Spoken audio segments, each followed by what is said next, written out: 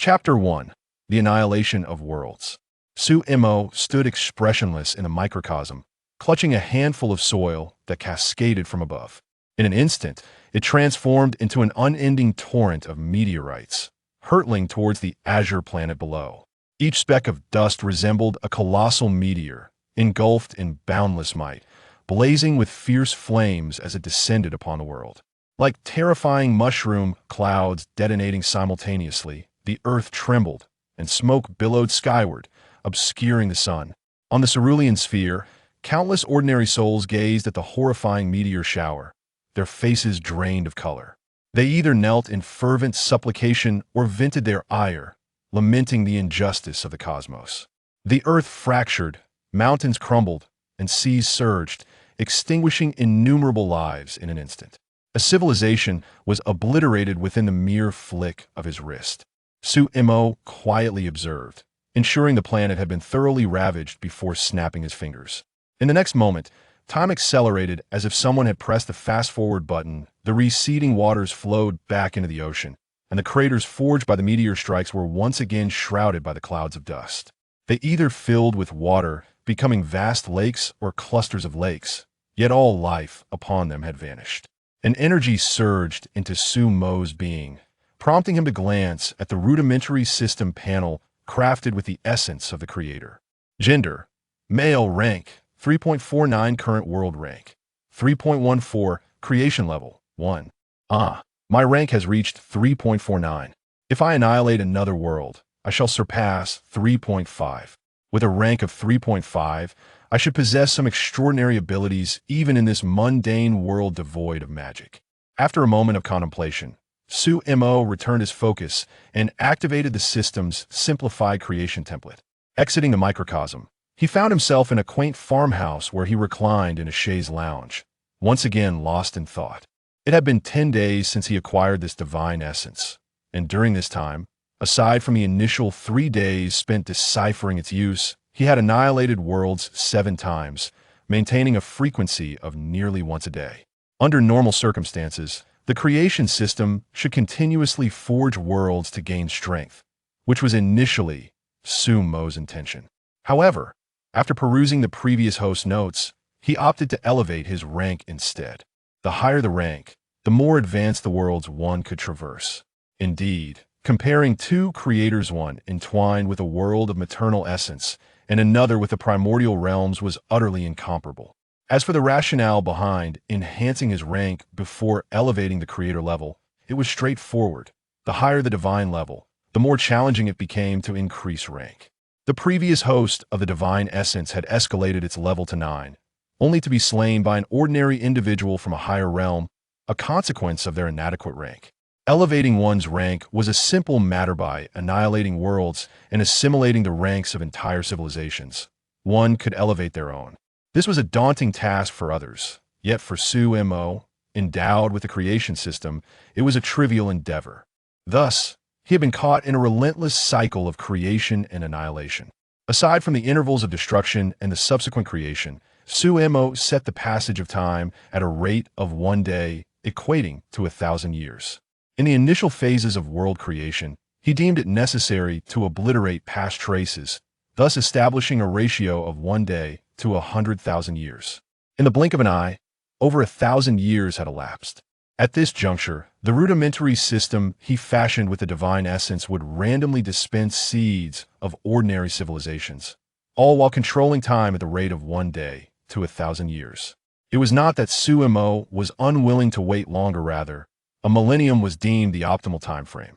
In a span of 1,000 years, even the most rudimentary civilization, provided it possessed intelligence, could ascend to a level 0.5 civilization, akin to Earth's ancient societies. Yet, even if he continued to wait, these civilizations seldom had the opportunity to reach level 1. Thus, it was far swifter to obliterate them at the 1,000-year mark. Reclining in a lounge, Su-Mo perused short videos until he gradually succumbed to slumber. The seasonal lethargy swept over him, and before he knew it, afternoon had arrived. Within the microcosm, not only had a new civilization emerged, but 300 years had also passed. This latest civilization comprised beings with red and white skin, adorned with horns and possessing 3 eyes. Their third eye facilitated communication, leading to a society devoid of lies and deception, where all could swiftly collaborate to advance their civilization. In just 3 centuries, they had attained the steam Aegea remarkable rate of development, unprecedented by any civilization. Yet, upon reflection, their immediate possession of complete intelligence upon emergence had expedited their evolution, making such rapid advancement plausible. In the microcosm, 3-eyed beings dashed through the streets, clutching newspapers while exclaiming, "Breaking news! Breaking news!" Another archaeology professor has committed suicide after studying the ominous tablet. Don't miss out. The surrounding crowd halted their tasks, engaging in conversation as they approached. This marks the 7th archaeology professor to have taken their own life after examining that cursed tablet. I wonder what drives these scholars. Is it truly necessary to study such a foreboding artifact? Indeed, if the tablet is so ominous, why persist in its study? Actually, King Alter previously declared that the tablet should be sealed away, yet these archaeology professors have obstinately resisted. They insist on their research, leaving even King Alter powerless. Do you recall 2 months ago when Professor Bay Chief fervently addressed the king, claiming that only cowards shy away from confronting history, vowing to uncover the truth behind the tablet? Alas, look where we are now. In the capital, within the residence of Professor Bei Chi, a newcomer lay sprawled on the ground, clutching his third eye at the center of his forehead. The madness and disbelief in his remaining 2 eyes were palpable, yet he had succumbed to death. Around him, a swarm of guards combed the room, interrogating those responsible for the professor's safety, demanding to know what transpired the previous night. It's undoubtedly a suicide. Based on the evidence at the scene, Professor Bei Chi extracted his own soul's eye at 3 in the morning and chose to end his life. We discovered numerous notes he left behind like the others. He penned extensively, only for all to be destroyed. From the evidence, it appears he obliterated everything himself. Therefore, we can conclude that Professor Bei Chi, like other archaeology professors, successfully translated the tablet, but ultimately chose death to conceal the truth. King Alter, after absorbing this information, turned to his guards and inquired, "Do you truly believe there exists such a thing as a cursed tablet in this world?" Chapter 2. The Tablet of Destiny. The guard bowed his head, murmuring, "Your Majesty, I do not know." King Alter had not expected any profound insights from him. He simply closed his 3 eyes and spoke softly. "The tablet is merely a vessel. The significance lies in the words inscribed upon it. The purpose of language is to convey information." At this point, his 3 eyes snapped open, radiating a terrifying brilliance. What sort of information could compel 7 esteemed archaeology experts to translate it, only to choose death thereafter? What secrets lie inscribed upon it? I had always believed our lives to be more precious than the ancient information that endures, hence my desire to seal the tablet. Yet, it appears I may have erred. Immediately issue a decree summoning all archaeology experts and ancient script researchers worldwide to convene in the capital. A single individual may find it unbearable to shoulder the weight of such information, yet I cannot fathom how so many others would struggle with it. With the decree of the great king resounding, archaeological experts from around the globe hastened to the capital to commence their studies on this ominous slab. The slab was meticulously transcribed and distributed to each expert, who were accompanied by guardians at all hours to ensure their safety. Daily, they convened in the largest research facility to share their findings and insights. Under the collective efforts of all archaeological scholars, the information inscribed on the slab was deciphered in merely 3 days. However, upon revealing the contents they had unraveled, a profound silence enveloped the room. In the year 730 of the solar calendar, we unearthed numerous relics from the ocean. My sovereign, deeply aware of the fragility of civilization, commissioned the creation of a record stone slab, so that even if our civilization were to vanish in the future, this slab could attest to our existence. Although the previous civilization has perished, my sovereign benevolently documented the knowledge we acquired. The prior civilization, tentatively named the Cave Dwellers, ultimately succumbed to a millennium-long meteor shower. It endured for a millennium. 5th civilization revision, 6th civilization revision, 7th civilization transcription, and revision below are the original records of the 2nd civilization's lifestyle, civilization, and culture. In the year 670 of the Earth calendar, upon observing this slab, my sovereign inscribed words of lament for the solar civilization, which faced an unprecedented deluge. It lasted for a millennium, our Earth lineage. 5th civilization revision, 6th civilization revision, 7th civilization transcription, and revision below are the original records of the 3rd civilization's lifestyle, civilization, and culture. In the year 1002 of the Age of Yama, my Prometheus lineage received this fateful slab. In the year 103 of the Great Calendar, however, my sovereign deemed it ominous and sealed it away, preserving it for 9 centuries. Today, a great flood descends, shattering all. In this life and death moment, I reflect on the first 3 civilizations inscribed on the slab and the striking similarities they share. The first civilization faced a millennium-long meteor shower. The second civilization encountered a deluge unseen for a millennium. The third civilization fell to meteors, and now our Yama civilization faces yet another flood. In the future 5th civilization revision, 6th civilization revision, 7th civilization transcription, and revision, there are no further records below.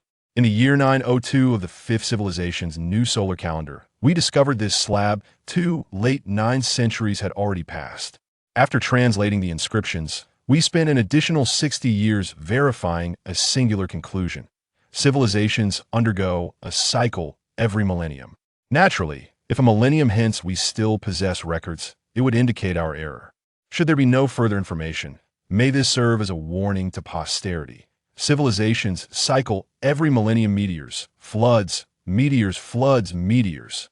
In the year 190 of the 6th civilization's Firestone calendar, the 5th civilization left behind a multitude of slabs, and despite the devastating blows of meteor showers, we managed to recover many. Upon viewing the information inscribed on this slab, our civilization was thrown into disarray. Countless individuals could not accept the reality of civilizations perishing every millennium, leading many ordinary folk to choose suicide. In the year 389 of the Firestone calendar, after enduring 2 centuries of chaos, our civilization began to stabilize once more. My sovereign diligently governed, and the populace united in purpose, believing that as long as we remained steadfast, even the flood of 700 years hence could not obliterate us. In the year 509 of the Firestone calendar, we recognized the impending deluge and altered our way of life, relocating from the basin to the plateau. We excavated rivers and constructed countless reservoirs. Such endeavors will continue, and we shall prevail against the great flood 5 centuries hence. In the year 802 of the Firestone calendar, we repurposed the excavated earth to further enhance our plateau, even constructing our homes within caves to withstand the impending deluge. In the year 970 of the Firestone calendar, we, the Firestone people, remained united, with just 30 years until the Great Flood would arrive. While we believed in our success, we yearned to leave behind a record of our history. This may be the final testament of our civilization. 7th civilization repairs, transcriptions, replicas. In the year 460 of the Blazing Sun calendar, the flood's erosion led us to discover these slabs with great difficulty. After verification, it became evident that 6 civilizations had preceded us, all of which had perished. Following 3 decades of debate, we resolved to etch our mark upon this slab. Due to the chaos that ensued in the 6th civilization after the discovery of the slab, we refrained from publicizing it, leaving the masses in ignorance. In the year 609 of the Blazing Sun calendar, the slab's information was disclosed, plunging the populace into turmoil. Some fervently proclaimed that the prior civilization's demise was due to their disrespect towards the deities. Even upon receiving this revelation, we were engulfed in profound skepticism. Every millennium, a civilization meets its end, and every 2 millennia, this cycle repeats. Could it truly be that a deity gazes down upon us? In the year 703 of the Blazing Sun calendar, we began relocating underground, as a significant portion of the populace started to embrace the teachings of the divine. In the year 709 of the Blazing Sun calendar, after years of research, we finally arrived at a crucial realization. Our civilization is distorted, manipulated by unseen forces. The natural evolution of a civilization requires tens of thousands, if not hundreds of thousands, of years to gradually develop intellect and culture. Yet, the information gleaned from this fateful slab indicates that each civilization's demise occurs within a millennium, succeeded by the rise of a different race with distinct genes, all within the same time frame. Although the previous 6 civilizations followed this pattern, we remain incredulous could it be that an omnipotent deity watches over us? In the year 6 of the new blazing sun calendar, the irreverent blazing sun people have been eradicated. We are now disciples of the divine. As long as we maintain our faith, meteors shall not fall. O great deity of creation and destruction, we are your most devout followers. Irreverence towards the divine shall ultimately lead to annihilation. After perusing the translated information inscribed upon the slab, a heavy silence enveloped the assembly. One could almost hear a pin drop. Though they had long discerned that they were not the sole civilization upon this planet, they had never anticipated that 7 distinct civilizations, each with its own culture, ideology, and even races, had existed and thrived for a millennium. Chapter 3. Discovery of the Traveler. In the dead of night, Su-Imo slowly opened his eyes. After a brief moment of discomfort in his stomach, which produced a low growl, he rose and made his way to the kitchen. He held little concern for the events transpiring within the microcosm. Or rather, it could be said that he was indifferent at this moment. Initially, when he first acquired this newfound ability, Su-Imo was deeply invested in the lives of those within the microcosm. In the preceding days, he had even devoted himself to constant observation. However, as time passed, with a day in the heavens equating to a millennium on earth, the myriad tales of life and death, joy and sorrow, began to lose their allure. Furthermore, it was crucial to note that the majority of these beings were not of the human race, which rendered him devoid of any sense of empathy. After preparing a modest dinner that was merely passable, he finished eating by 8 o'clock in the evening. Following the washing of his dishes, he reclined on his bed, casting a glance at the remaining balance of over 3,000 yuan in his bank account. His thoughts drifted to the impending apocalypse. Once he elevated his status to level 3. 5. He could conjure small marvels in the real world, cash, gold, diamonds, and the like. However, upon reflection, he concluded that it would be wiser not to create cash, as even the most convincing counterfeit would be deemed worthless without state recognition. The excessive use of such currency would inevitably attract governmental scrutiny. Thus, he resolved to procure gold instead, allowing himself to lead a life that, albeit barely, resembled that of a creator deity. At the very least, he wished to be a creator who did not have to wash dishes or prepare meals. With these thoughts swirling in his mind, Su-Imo gradually succumbed to slumber once more. In the microcosm, 500 years had elapsed, marking the halfway point to the millennium of impending doom. During this interval, information regarding the Stone of Destiny had been leaked. Humanity had bifurcated into 2 distinct factions. One, under the leadership of the Fifth Otter, was industrious and proactive, tirelessly constructing their underwater fortresses. They believed that the primary reason for the failure of the Sixth Civilization lay in the nature of the cataclysmic floods, which were no ordinary deluge. While conventional floods could be managed with appropriate measures, these were apocalyptic torrents descending from the heavens. The higher one dwelled, the greater the impact of the flood. They could scarcely fathom the sheer force of the cosmic deluge. Even the Sixth Civilization, having sought refuge in caves, had calculated that the impact of such a cataclysm would be akin to that of a meteor strike. The high-altitude peaks and the mounds of earth they had assembled could not withstand such overwhelming pressure. This was a unanimous conclusion among them. Yet there remained an unspoken truth. These floods were artificially created. They could be as vast as desired, and if there was a genuine intent to obliterate them, all efforts would be in vain. Such thoughts were not uttered aloud, for they feared that to voice them would align them with those who had chosen to surrender. The Third-Eyed Clan possessed the ability to communicate swiftly, sharing information instantaneously. Over the years, they had evolved their capabilities, enabling them to connect with and utilize the cognitive power of others, thus forming a primitive biological computer. The more minds they gathered, the greater their computational strength. Conversely, the second faction indulged in hedonism, engaging in reckless driving, excessive drinking, and brawls. Ironically, this indulgence was not purely for pleasure. They relinquished a significant portion of their cognitive capacity to civilization. In a mere 2 centuries, they had harnessed controllable technological explosions, propelling themselves from a steam-driven society into an era of advanced technology. These two opposing factions contributed to a world steeped in cyberpunk aesthetics, with towering fortresses emerging amidst a landscape of vibrant, flamboyantly dressed individuals indulging in debauchery. Within the Otter Palace, a new conference commenced, attended by the leaders of the current radical factions. The fifth Otter, seated at the head of the assembly, addressed the gathering, stating, "Today marks our decade-long summit. Feel free to express your thoughts. By the way, the construction of the initial underwater fortresses has reached a significant milestone." A nondescript man from the vice seat rose to speak.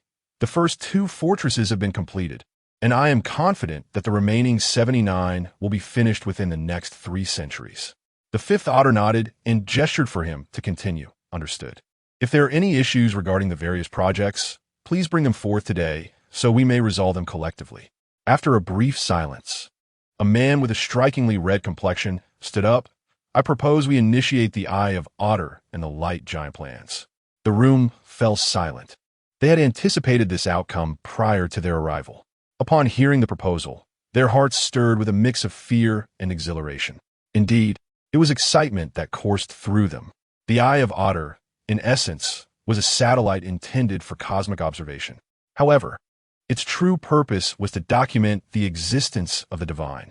The Light Giant was ostensibly developed to mitigate the destructive impact of the apocalyptic deluge by shattering it before it could strike the fortresses, thus lessening the force of the impact. Yet the underlying goal was to capture the divine. Their presence in this assembly signified that they were among the most intelligent, wise, and indeed, the most deranged individuals of their civilization.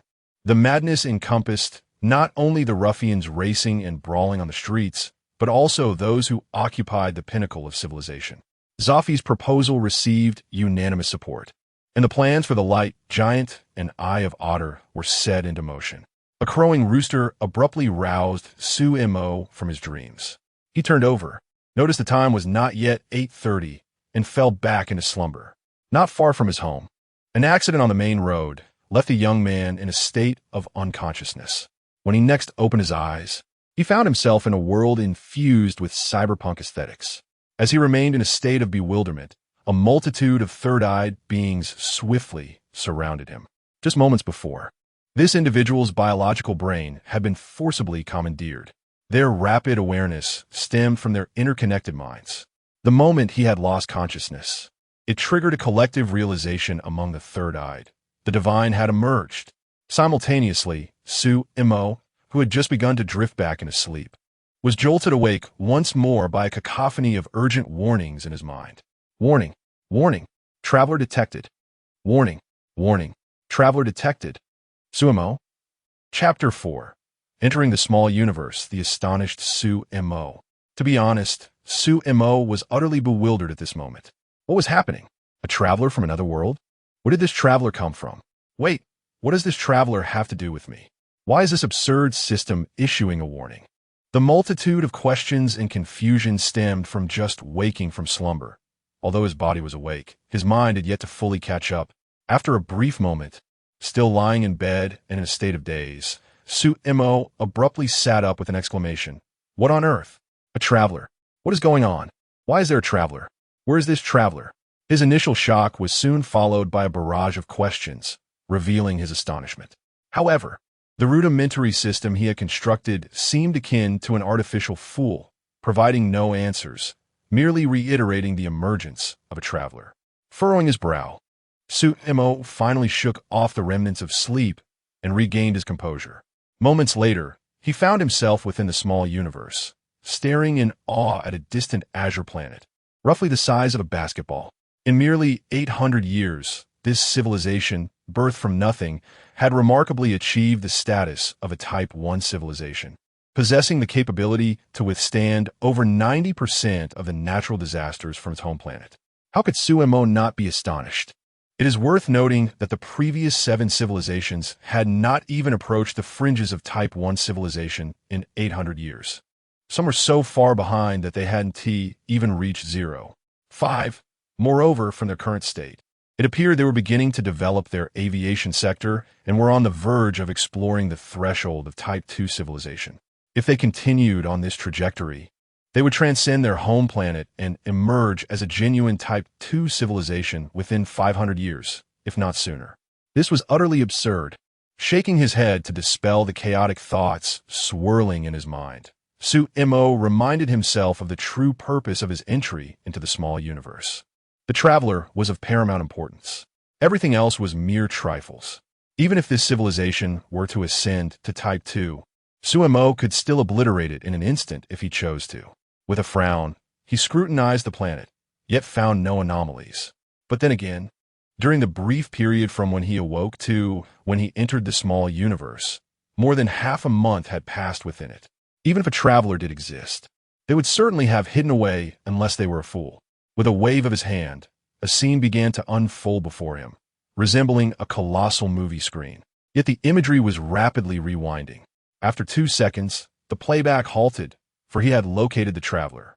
In all honesty, had it not been for the appearance of this traveler, Su-Mo would have wished to rewind time to witness the very inception of this civilization, to understand how it had ascended to the status of Type 1 civilization in such a short span. But this was merely curiosity. There are myriad ways for a civilization to rise swiftly, be it through discovering alien technology, excavating remnants of a previous civilization, or experiencing a technological explosion. However, within Su-Mo's small universe, only the latter 2 possibilities held true, for it currently housed but this single civilization. Thus, the notion of aliens was utterly implausible.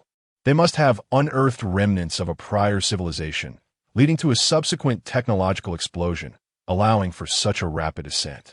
While this phenomenon would typically captivate Su-Mo's interest, the presence of the traveler diminished its significance. He was solely focused on understanding the nature of this traveler. The evolution of civilization allowed for countless possibilities, but the traveler fell outside the realm of his acceptance. Having perused numerous web novels, Su-Mo was acutely aware that typical travelers often came equipped with extraordinary advantages. If it were a mere ordinary advantage, he could easily obliterate them, and they would perish alongside the civilization. However, he feared that this individual might be accompanied by an immensely powerful and indestructible system, which could jeopardize the very existence of his small universe. If that were the case, even the creator of this universe could potentially meet their demise at the hands of such a being. Hence, this was an absolute impossibility. Yet Su-Mo needed to ascertain the capabilities of this individual. If they were easy to deal with, he would annihilate them. If they proved formidable, he would consider eradicating this entire universe, and, if necessary, invest time in creating a new one. 20 days prior in the small universe, afternoon, Liu Dajuan had just arrived in this cyberpunk-styled world and was instantly taken aback, pinching his thigh to confirm he wasn't dreaming. However, if memory served, he had been driving just moments ago. Had he perished? The sharp pain in his thigh assured him he was indeed awake. But if this wasn't a dream, what was happening? Was the underworld adopting a cyberpunk aesthetic? A flurry of questions erupted in his mind as he glanced at his crimson hands. Initially, he assumed the redness was blood from a car crash, but upon closer inspection, he realized it was his own skin. After thoroughly examining himself, he confirmed one undeniable truth. He had traversed to another world. Yet, before he could fully comprehend his new reality, he found himself surrounded by a group of peculiar beings with 3 eyes and red and white skin. These creatures, rather than attacking him, encircled him and began speaking in a language he could not comprehend.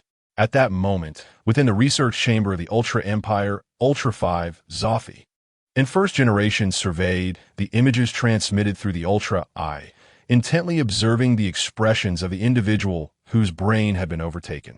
Ultra 5, Zophie, what is your assessment? Zophie, based on his actions and demeanor, I suspect he is not the god we anticipated. He may be a being from another civilization. And I even entertain the possibility that he's experiencing a mental breakdown, which seems more plausible than him being a deity. First generation, indeed.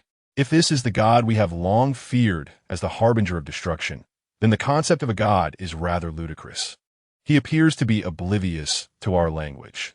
Let us attempt to connect with his biological brain and engage him in dialogue, regardless of his identity. The message was swiftly relayed, and moments later, Lu Dajuan, still encircled, sensed a strange consciousness infiltrating his mind. Outsider, who are you? And why have you occupied the brain of a citizen of the Ultra Empire? Chapter 5. Conversations of Civilization. In a moment of bewilderment, Lu Dajuan's mind faltered once more. Having perused countless novels, he found himself grappling with the reality of his transmigration. Although initially alarmed, he managed to come to terms with his new circumstances.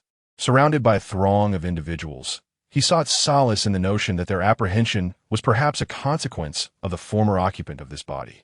After all, in the myriad of tales he had encountered, none depicted a protagonist being discovered immediately upon arrival in a new world. Even when faced with peril, such characters often relied on their wit and knowledge from their original realm to navigate their trials. Yet here he was, ensnared by a multitude, besieged with inquiries regarding his presumed invasion of their citizens' consciousness. What a bizarre predicament. Within mere moments of his arrival, he felt the weight of attention upon him. Would they dissect him like some specimen? Just as these thoughts raced through his mind, a voice echoed once more. Rest assured, we have no intention of dissection. We simply wish to ascertain your origins. Lu Dajuan was taken aback, a cold sweat beating on his forehead as his mind raced. How could they possibly know his thoughts? Was this the fabled phenomenon of telepathy? No, this was not a world governed by magic. Such abilities should not exist here. Our brains are interconnected within the Ultram Empire. Thus, comprehending your thoughts is not a formidable task. However, if you continue to exert such mental strain, you risk immediate cerebral failure, prompting us to take necessary precautions. Hence, we request your cooperation. Upon hearing this, Lu Dajuan finally regained some composure. However, given the present circumstances, remaining calm was hardly feasible. Since his every thought was laid bare before them, he realized that engaging in dialogue might be more prudent than futile resistance. After all, he had already faced death once. What more could he fear? Thus, as he contemplated these matters, he was escorted to a towering edifice exceeding 30 stories, only to descend over 20 floors. The labyrinthine journey left Lu Dajuan disoriented, unable to decipher the alien script adorning the walls. In a room brimming with technological marvels, 3 individuals with crimson skin and 3 eyes sat opposite him, interfacing directly with his consciousness. Greetings, outsider. I am Mengbiu, the architect of the Ultram Empire's mind network. Our sovereign is quite intrigued by your existence. Would you be so kind as to introduce yourself? Though it was phrased as a question, Lu Dajuan understood he had no right to refuse. He internally replied, I am Lu Dajuan, hailing from Earth, age 26. His words traversed the neural network to the Ultram Empire's highest laboratory. Ask him what Earth is and how he arrived here, commanded the 5th Ultram. Mengbiu nodded gently, a warm smile gracing his lips as he addressed Lu Dajuan once more. Hello, Lu Dajuan. It is a pleasure to meet you. However, we are eager to learn how you came to be here and why you have invaded the minds of our citizens. I don't know. I was driving. Then a car accident occurred, and I awaken here. What is a car? A mode of transportation for my world. What is your purpose for being here? I don't know. I woke up here after the accident. I have no idea how I arrived. Thus, a dialogue unfolded between the 2 parties, eventually descending into shock and silence. Initially, Lu Dajuan sought to conceal his knowledge, even attempting to mislead them. For they were extraterrestrial beings, creatures capable of capturing him upon his very arrival. If they could apprehend him, did that imply they possessed the means to traverse his world? The thought of revealing too much loomed ominously, as he could become a pariah on Earth. Yet, confronted by entities capable of directly accessing his thoughts, he found himself powerless. The queries posed were deceptively simple, and answers appeared in his mind instantaneously, requiring no verbal articulation. This connection unveiled a wealth of information about their civilization, devoid of deceit. Lu Dajuan was astounded to learn that this society had ascended from nothingness to such heights in merely 8 centuries. a staggering contrast to the 5 millennia it took for his own civilization to achieve comparable advancements. He surmised that if they continued on this trajectory, they might surpass Earth within a mere 500 years, leaving it far behind, unseen in its rear view. Moreover, he learned of a god within this realm, a deity that annihilates worlds every 1,000 years. Alarmingly, less than 2 centuries remained until the next cataclysmic event. While 200 years may seem a lengthy span on Earth, it was a fleeting moment in the Ultram Empire, which actively encouraged procreation to augment their biological computing resources. In a bid to prolong the life of their biological computers, they had extended the lifespan of their citizens to 500 years. Thus, even if this world accepted him, he would ultimately face the impending deluge of destruction.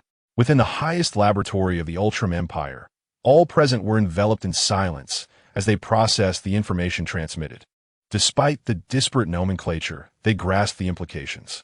The planet named Earth, home to over 200 nations and a population exceeding 10 billion, possessed weapons capable of obliterating its surface, a force akin to an apocalyptic meteor.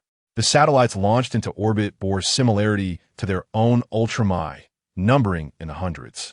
In terms of population, combat capability, and technology, the Ultram Empire found itself at a stark disadvantage. Upon realizing their counterparts were not divine, but rather denizens of another civilization, their initial instinct was to seize control of the foreign world. After all, a planet doomed to cyclical annihilation every 1,000 years could hardly sustain fruitful development. The most astonishing revelation was that the longest surviving civilization in this realm boasted a history of 5 millennia. If only they could claim such a legacy, they would not be compelled to race against time, nor would they need to subject their civilization to such extreme measures. Their progress could have unfolded gradually, leading them down a path of perfection. Yet, with the impending cataclysm looming less than 2 centuries away, they found themselves forced into a frenzied pursuit of advancement. Chapter 6. Behold the Divine. In the ensuing fortnight, both parties endeavored to understand one another. Lu Dajuan, after several futile attempts to return to Earth, ultimately chose to relinquish his efforts and sought to assimilate into this new realm. Meanwhile, in the vast expanse of the cosmos, Su Imo, having perused all information regarding this traveler, turned to gaze at the diminutive azure planet that resembled a basketball, extending his hand hesitantly. Should this traveler possess any extraordinary abilities or systems, Su Imo would unhesitatingly opt for annihilation, perhaps even forsaking this universe altogether. However, upon discovering that this individual was merely an ordinary person, one who had traversed from this world, his resolve wavered. According to the information he had just acquired through his cosmic privileges, Lu Dajuan had been transported due to an accident occurring within a mere 2 kilometers of his village. His weakened soul had been drawn into this realm, yet in reality, he had not perished, for this was an ordinary world devoid of magic or martial energies. Had his corporeal form truly succumbed, the notion of traversal would be moot. Thus, Su Imo found himself in a quandary, contemplating whether to proceed with the obliteration of existence. After much deliberation, he ultimately decided against it. After all, the end of the world was merely hours away, and this was but an ordinary traveler devoid of any remarkable advantages. He would permit this individual to linger a while longer within his cosmic domain. Moreover, having confirmed that this traveler posed no threat, Sumo's curiosity was piqued regarding what contributions he might bring to this world. Simultaneously, he was intrigued by how this civilization had advanced to its current state within a mere 8 centuries. With these thoughts in mind, Su Imo pivoted and exited his small universe, intending to recline outside and observe, since he had no intention of commencing annihilation prematurely. He likewise had no desire to remain within the confines of his cosmic realm.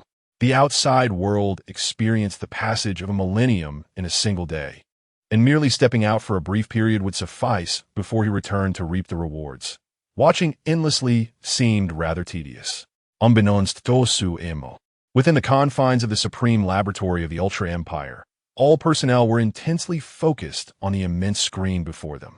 The display revealed an enormous pillar, seemingly without end, adorned with countless irregular folds reminiscent of fabric creases. They endeavored to adjust the perspective of the Ultra-I to discern what it truly was. Yet even the Ultra-I could not unveil its full form. This was partly due to the proximity of the object to the Ultra-I, and partly because of its sheer magnitude. From the moment this entity manifested, their hearts were filled with trepidation, yet no one dared to vocalize their suspicions. After a prolonged silence, Zophi finally spoke, his voice trembling. "Is this a god? No, I believe it may be the hand of a god." Upon uttering this, silence enveloped the room once more. The first generation pressed a button ahead, causing a colossal model of a light giant with red and white skin to materialize, alongside a plethora of numerical data.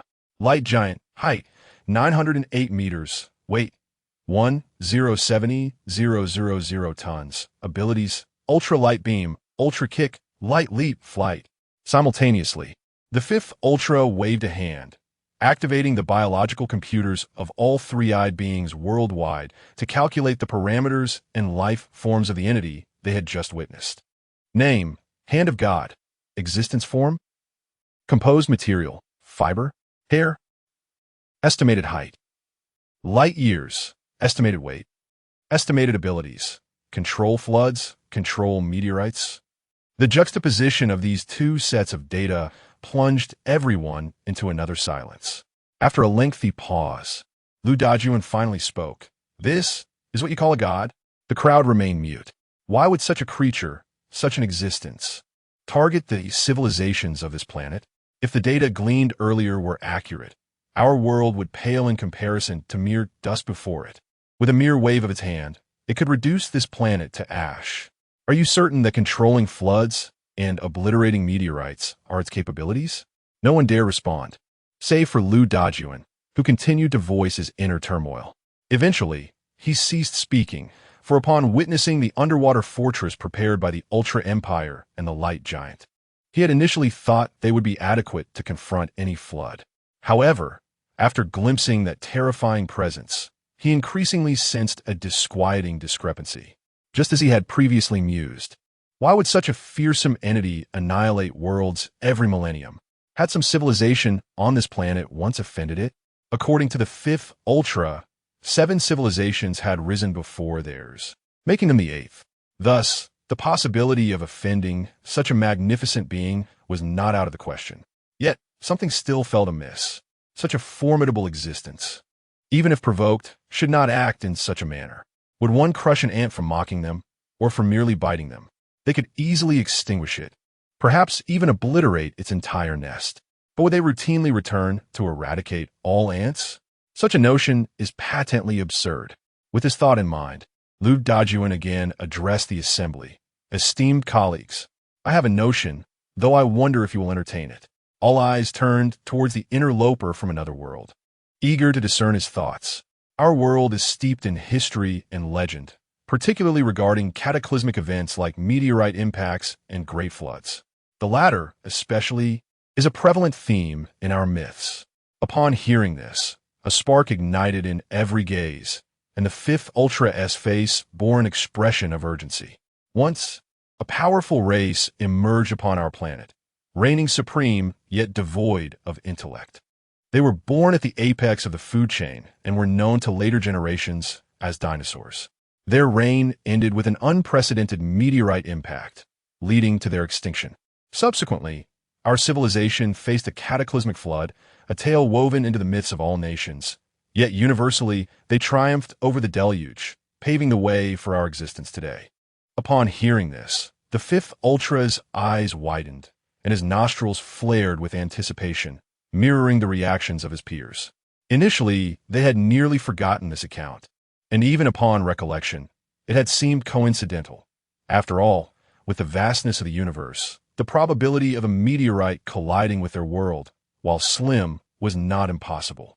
The dinosaurs were merely unfortunate victims of fate. As for the Great Flood, many dismissed it as mere fabrication, given the exaggerated and horrific depictions. In the most absurd of myths, it was stated that all but 2 individuals perished in the flood, and all current people are but descendants of those 2. Thus, contemporary society deemed such records implausible, contending that even if a flood had indeed occurred, it could not have been as catastrophic as portrayed. Chapter 7. Diga. At this juncture, Lu Dajuan cast a glance at the assembly, where every individual was now breathing rapidly, their thoughts converging yet unspoken, merely awaiting Lu Dajuan to elaborate further. After a moment of silence, Lu Dajuan resumed. However, in light of your circumstances, I have conceived an alternative notion. The fundamental purpose of the apocalypse is not annihilation, but rather a test. If you can endure this trial, you shall survive. The multitude of civilizations that have emerged in your world primarily failed this test. My own civilization has thrived for over 5 millennia because it persevered through the deluge. In the corporeal realm, Su Mo observed Lu Dajuan, who resembled a cult leader fervently rallying his followers, and shook his head. You speculate astutely, but refrain from further conjecture. I have never suggested that survival from the flood guarantees your safety. Escaping the deluge is merely a fleeting thought, and the potential for extinction via meteorites hinges equally on one's mindset. The historical pattern of civilization's demise, floods and meteorites, has become somewhat monotonous to me.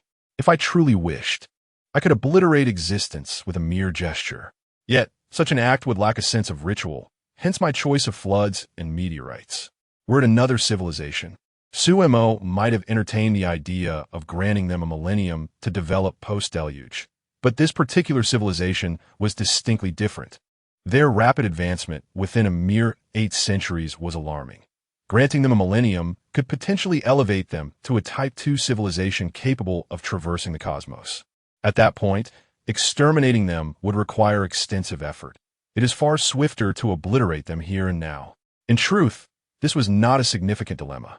The entirety of this microcosm was crafted by Su Mo, and traversing it was merely a matter of thought. The crux of the matter was that he had just reviewed the entire developmental history of this civilization, and these beings he had created had the audacity to attempt to ensnare him. Had he been oblivious, it would have sufficed, but now that he was aware, he could not simply let them go. Although these individuals posed no tangible threat to him, Su Mo would not dismiss their actions lightly. He resolved that should they survive the flood, he would unleash a meteorite catastrophe upon them. If they could endure both calamities, he would concede. If fate itself does not wish for your extinction, then I shall grant you another millennium to evolve. However, all of this was contingent upon their ability to withstand the impending apocalypse. Casting a glance at the time, it was now 8:40, and less than 4 hours remained until the millennium's end. It would soon reveal how they navigated this crisis. Having awakened, Su Mo had no intention of returning to slumber. He rose to prepare breakfast and to organize the means for the impending apocalypse, planning to deliver a more formidable blow. Upon hearing Lu Dajuan's words, AOV, filled with excitement, inquired, "Are you certain?" Lu Dajuan shook his head. "Not certain, but does uncertainty preclude action? What if the inability of others to survive the apocalypse stemmed from their lack of unity and strength? Yet, you have achieved remarkable technological advancements in a mere 8 centuries. I refuse to believe you cannot succeed." Under Lu Dajuan's motivating words, the previously disheartened individuals regained their spirits. Nonetheless, this discourse buried their prior doubts deep within. After all, the colossal light giant they had developed appeared laughable against that deity. With 200 years remaining, our current creation of 81 underwater fortresses is sufficient to accommodate our populace. However, should the flood prove excessively formidable, our light giants may still fall short. Therefore, I propose we mobilize more biological brains to develop additional light giants. Aute if countered. That is still insufficient. I urge you to integrate the Ultraman Eye into the light giants as well. In 200 years, I expect the creation of 7 light giants infused with the Ultraman Eye. After finishing breakfast and preparing a bucket of water along with a large scoop of soil, Su Mo returned to his chamber. Intrigued by the forthcoming events, he refrained from indulging in video calls and instead directed his attention to his microcosm. Eager to see what surprises this civilization, having attained Type 1 status in 8 centuries, would unveil. As he gazed upon a microcosm, Su Mo was utterly astounded, exclaiming, "What on earth? This is Diga. Initially, he had surmised that Lu Dajuan, a traveler from Earth, might conjure something remarkable, yet he never anticipated that this individual would manifest Diga. Behold, on that azure planet, 5 colossal statues towered, each nearing 1,000 meters in height, strategically positioned at the cardinal directions. Yet, what truly astonished Su Mo was that these giants were crafted in the likeness of Diga. These light giants were tall and well-proportioned, their muscular contours exuding an aura of strength. Their heads were sharply defined, adorned with a blue diamond crystal embedded in their foreheads, their eyes radiating with a silvery glow, and their crowns extending backward, appearing both sharp and divine. This was the Ultraman eye they had incorporated. Originally, the plan was to install only one, but Lu Dajuan insisted on adding another to the chest. Moreover, the colors of these 5 light giants were designed to mirror Diga-S forms: red, blue, ordinary form, dark form, and the central radiant form. Lu Dajuan had effectively cast himself in the role of a monster. Very well, you wish to play this game. Diga, is it? If you regard me as a monster, how could I possibly deny you a monster of your own? With that thought, Su Mo promptly exited, heading to the garden to catch a caterpillar. Observing the large green caterpillar in his hand, he felt it lacked something. He then collected a few ants from the ground and fortuitously caught a dragonfly at the entrance as well. Chapter 8. The Beginning of Annihilation. Chapter 8. Young man, are you stirring up trouble? The giant of light, Diga, right? Have you paid the copyright fee? If you haven't, messing around like this could lead to serious consequences. Do you know that wherever Diga appears, monsters will inevitably follow? Since you enjoy playing so much, today I shall indulge you. Let's see if your Diga is truly the real Diga. Had it been before, Su Mo would have dismissed such antics, but glancing at the time, it was already past 10. Converted to the time of the small universe, it had already been 900 years. In 2 hours, the annihilation would commence. Thus, tossing these items in now would pose no issue. Just as he was about to throw everything from the plastic bag into the mix, Su Mo paused. After all, these objects were too recognizable. If they were merely the indigenous creatures of the small universe, it would not matter. But there was now a time traveler who had even managed to summon Diga among them. Ants, caterpillars, dragonflies, and the like would likely be identified the moment they were introduced. Even if their sizes varied, discerning them wouldn't be overly difficult, so he needed to modify them. As for how to alter them, Su Mo swiftly turned and entered the small universe. This time, however, he did not appear near the azure planet, for he was aware that these beings could deploy satellites. Proximity could lead to detection. Although even if discovered, they could do nothing to him. As a god and a creator deity, maintaining a semblance of dignity was essential. The ordinary caterpillar from reality transformed into a colossal creature over 3,000 meters upon entering the small universe. With a mere wave of his hand, a layer of rigid armor enveloped the caterpillar's green skin. Its massive mandibles sprouted a row of fearsome fangs. The ants morphed into terrifying beasts stretching a kilometer long, shifting from 6-legged crawlers to bipedal walkers, with their remaining 4 limbs becoming enormous weapons.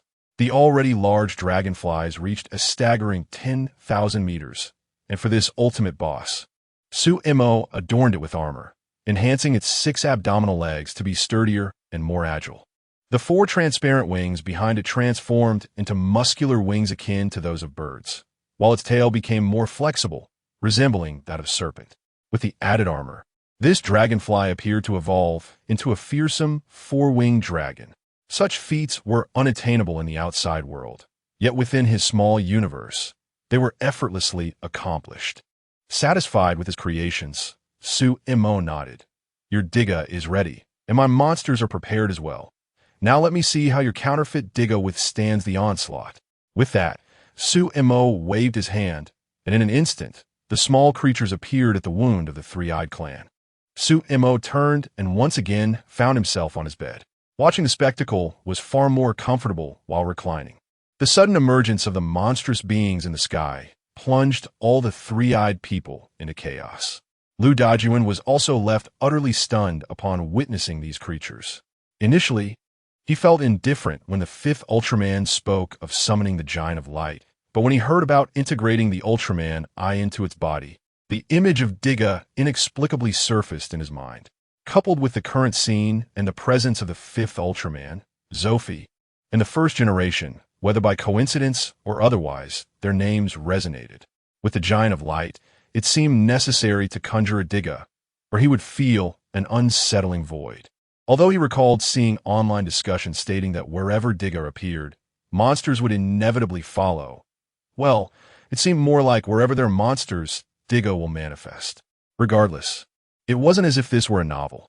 Such absurdities did not occur in reality. If he were to summon Digga and a monster appeared, he would be left to consume that very beast. Thus, driven by his own initiative, he finally secured the task of designing the Giant of Light. When the fifth Ultraman assigned this responsibility to Lu Dajuan, he cautioned Zophie to provide ample guidance, as Lu Dajuan hailed from another civilization, and their aesthetic sensibilities could vastly differ. A design deemed unacceptable by all would be an awkward situation. However, upon viewing the design titled Digga Ultraman, the fifth Ultraman was instantly captivated by its likeness. The name also resonated well with him. The royal lineage of the Three-Eyed clan had always been Ultraman, as evidenced by their previous satellite named Ultraman I, indicating that the fifth Ultraman was somewhat image-conscious. Though he did not understand why the term man was appended to Ultraman, it was, after all, a creation of another civilization, and thus a lack of comprehension was somewhat forgivable. Given that the design was so aligned with his preferences, he decided to overlook this minor flaw. Consequently, after over a century, 5 Digga Ultramen were finally brought to fruition.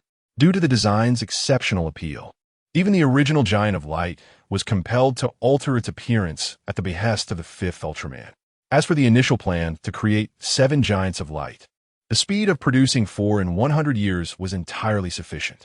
They had even devised a plan to manufacture the final 2 Giants of Light within 50 years, followed by a 30-year period for testing the underwater fortress. In the last 20 years, all three-eyed people would enter the fortress in advance and activate it, awaiting the impending deluge of annihilation. However, while imagination is beautiful, reality is harsh. On this day, 5 monsters descended from the heavens. Their colossal forms cast shadows over a significant portion of the planet. The ordinary three-eyed people were terrified, while the upper echelons, including the 5th Ultraman, exchanged bewildered inquiries about the nature of these creatures, their sudden appearance, and the reason for their existence. Only Lu Dajuan found himself in a state of shock. Monsters? How could there be monsters? Why was this happening? Could it be true what those online claimed, that wherever Digga appeared, monsters would follow? But why now? With 100 years until the cataclysm, if anything went awry with these Digga, would he not become the scapegoat for the entire civilization? He had resided in this world for over a century, longer than his time on Earth, and he had even married and had children here. If this world were to face destruction, he would undoubtedly perish.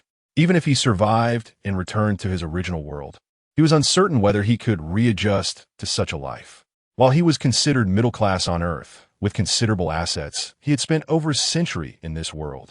In the highest laboratory of the Ultraman Empire, under normal circumstances, Lu Dajuan should not have been present. After all, he was a being from another civilization, and others feared he might cause trouble. Yet, because he hailed from a different civilization, the 5th Ultraman and his peers had consistently kept him close. Nevertheless, Lu Dajuan had conducted himself with utmost propriety, even sharing stories of Earth's civilization and offering motivational words of encouragement. Coupled with a widespread admiration for his design of Digga Ultraman, he naturally found himself within the inner circles of the Ultraman Empire's elite. At this moment, everyone was deliberating on how to handle the situation, yet Lu Dajuan remained motionless, his behavior drawing the attention of others. Zophie approached Lu Dajuan, placing a hand on his shoulder. Lu Dajuan, what is the matter with you? Lu Dajuan shook his head.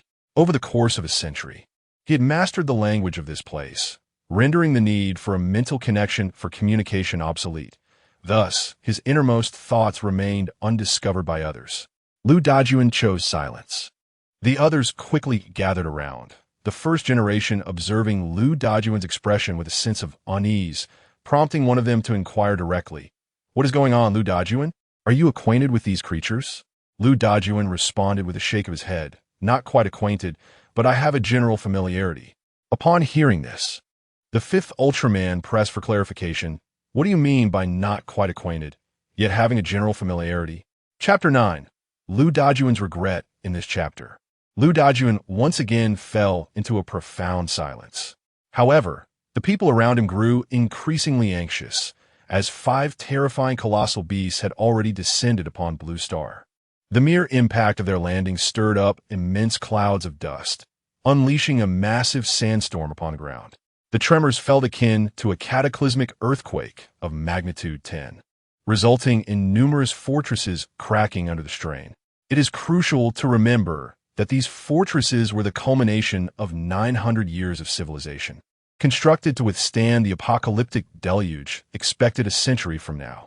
Yet, the impending catastrophe had not yet arrived, and such issues had already surfaced, leaving them in disbelief. Within the highest laboratory of the Ultraman Empire, alarms blared incessantly, with cries for help resonating from all corners. Ultraman V, gritting his teeth, issued a direct command: "Activate the Giant of Light. We must halt those creatures from damaging the fortresses. If possible, eliminate them." Upon hearing this, Lu Dajuan opened his mouth to speak, but ultimately fell silent. After all, was it not routine for Ultraman to confront monsters? What more could he possibly say? His hesitation did not escape the notice of others. After issuing his orders, Ultraman V turned his gaze to Lu Dajuan once more. "Speak. Reveal everything you know." With Diga already deployed and events unfolding, Lu Dajuan realized that even if he remained silent, it would make little difference. Thus, he reluctantly began to explain. "I know these creatures collectively as monsters, yet I am unfamiliar with them individually, as they hail from different galaxies, civilizations, and races, each possessing distinct names." Upon hearing his words, everyone furrowed their brows, except for Zoffy, who immediately grasped the crux of the issue. "How do you possess this knowledge?" "In my civilization, we have accounts of such beings," Lu Dajuan responded.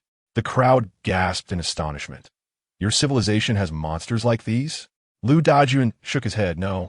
In our world, these monsters exist solely in stories, and they share a common foe, the Giant of Light, Ultraman Diga."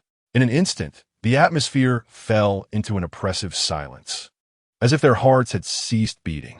Even the incessant flow of information from their third eye came to a standstill. With a resounding thud, the original Ultraman struck Lu Dajuan squarely in the face, sending him tumbling. "You fool!" he shouted, ready to deliver another kick, only to be restrained by Zoffy and others. Ultraman V demanded, "Tell me, was this intentional? What is your true purpose? Speak. Disclose everything you know." Lu Dajuan, sprawled on the ground, was filled with remorse. "I did not mean to. I truly did not intend for this to happen. You can link to my mind, I swear. I had no intention of causing harm. These monsters are merely characters in our stories, and even Ultraman was a well-known figure in my world. When the Ultraman King spoke of creating the Giant of Light, I merely envisioned this character from our folklore. I had no idea these monsters were real." As he spoke, tears streamed down his face, and he pounded his fists against his cheeks, utterly bewildered by the turn of events. At that moment, Ultraman V and the others connected to Lu Dajuan's mind, confirming the truth of his words. They all realized that this was merely a misunderstanding. However, in the current circumstances, even an unintentional blunder could not be easily forgiven. After absorbing the entire situation, the original Ultraman clenched his fists, the sound of cracking knuckles echoing in the tense silence. He longed to strike Lu Dajuan again, but ultimately snorted disdainfully and turned away. Zoffy sighed heavily, offering no words as he too departed. Ultraman V approached Lu Dajuan, helping him to his feet, but ultimately remained silent. Left alone, Lu Dajuan stood in a daze, feeling as though the world had played a cruel joke on him, burying his life, his world, and everything he held dear in that moment. Outside, the battle raged fiercely. The resplendent Diga, the first and strongest of his kind, faced off against the colossal dragonfly demon. Dark Diga confronted a terrifying worm over 3,000 meters long, clad in a hardened exoskeleton. The remaining three fought against three monstrous ants, their sizes seemingly comparable. While the one-on-one encounters appeared fair, in reality, they were anything but. The dragonfly demon and the ant monsters, despite their similar sizes, were far from equal opponents. This was not solely due to the oppressive atmosphere of their homeland, where they struggled to unleash their full potential. It was also because the primary purpose of these Ultramen was not combat. Although during the initial crafting of the resplendent Digga's primitive form, there had been thoughts of using the Giant of Light to capture deities, the sight of a single divine arm had led them to abandon that notion entirely. Thus, apart from the resplendent Digga, the others were devoid of combat systems. Even with their astonishing speed and formidable strength, their capabilities were not designed for battle. Their speed was intended for swift arrival to protect the fortresses, while their immense strength was meant for handling emergencies such as landslides or shifting fortresses when necessary. Their defensive capabilities aimed to ensure Digga's resilience against the impending apocalyptic deluge. Consequently, except for the initial surprise attack on the monsters, the Ultramen were soon overwhelmed. Even within their home, amidst boundless energy resources, they struggled against the monstrous onslaught. Moments after the battle commenced, all Ultramen found themselves at the mercy of the creatures, particularly the resplendent Digga against the formidable dragonfly demon. Despite possessing a combat system, his attributes were not significantly different from those of the other Ultramen. Confronted with a terrifying foe 10 times his size, he found himself utterly powerless, especially as the opponent soared gracefully through the air with remarkable agility. Dark Digga faced a similar fate, contending with a massive adversary 3 times his height, devoid of any combat systems. Watching the harrowing scenes relayed through the monitors, Ultraman V and the others wore expressions of deep concern. Meanwhile, Lu Dajuan finally emerged from his despondence, approaching the screens to assess the dire situation, filled with regret. After a brief moment, he spoke up. Actually, when designing Ultraman Digga, I whimsically included a cockpit.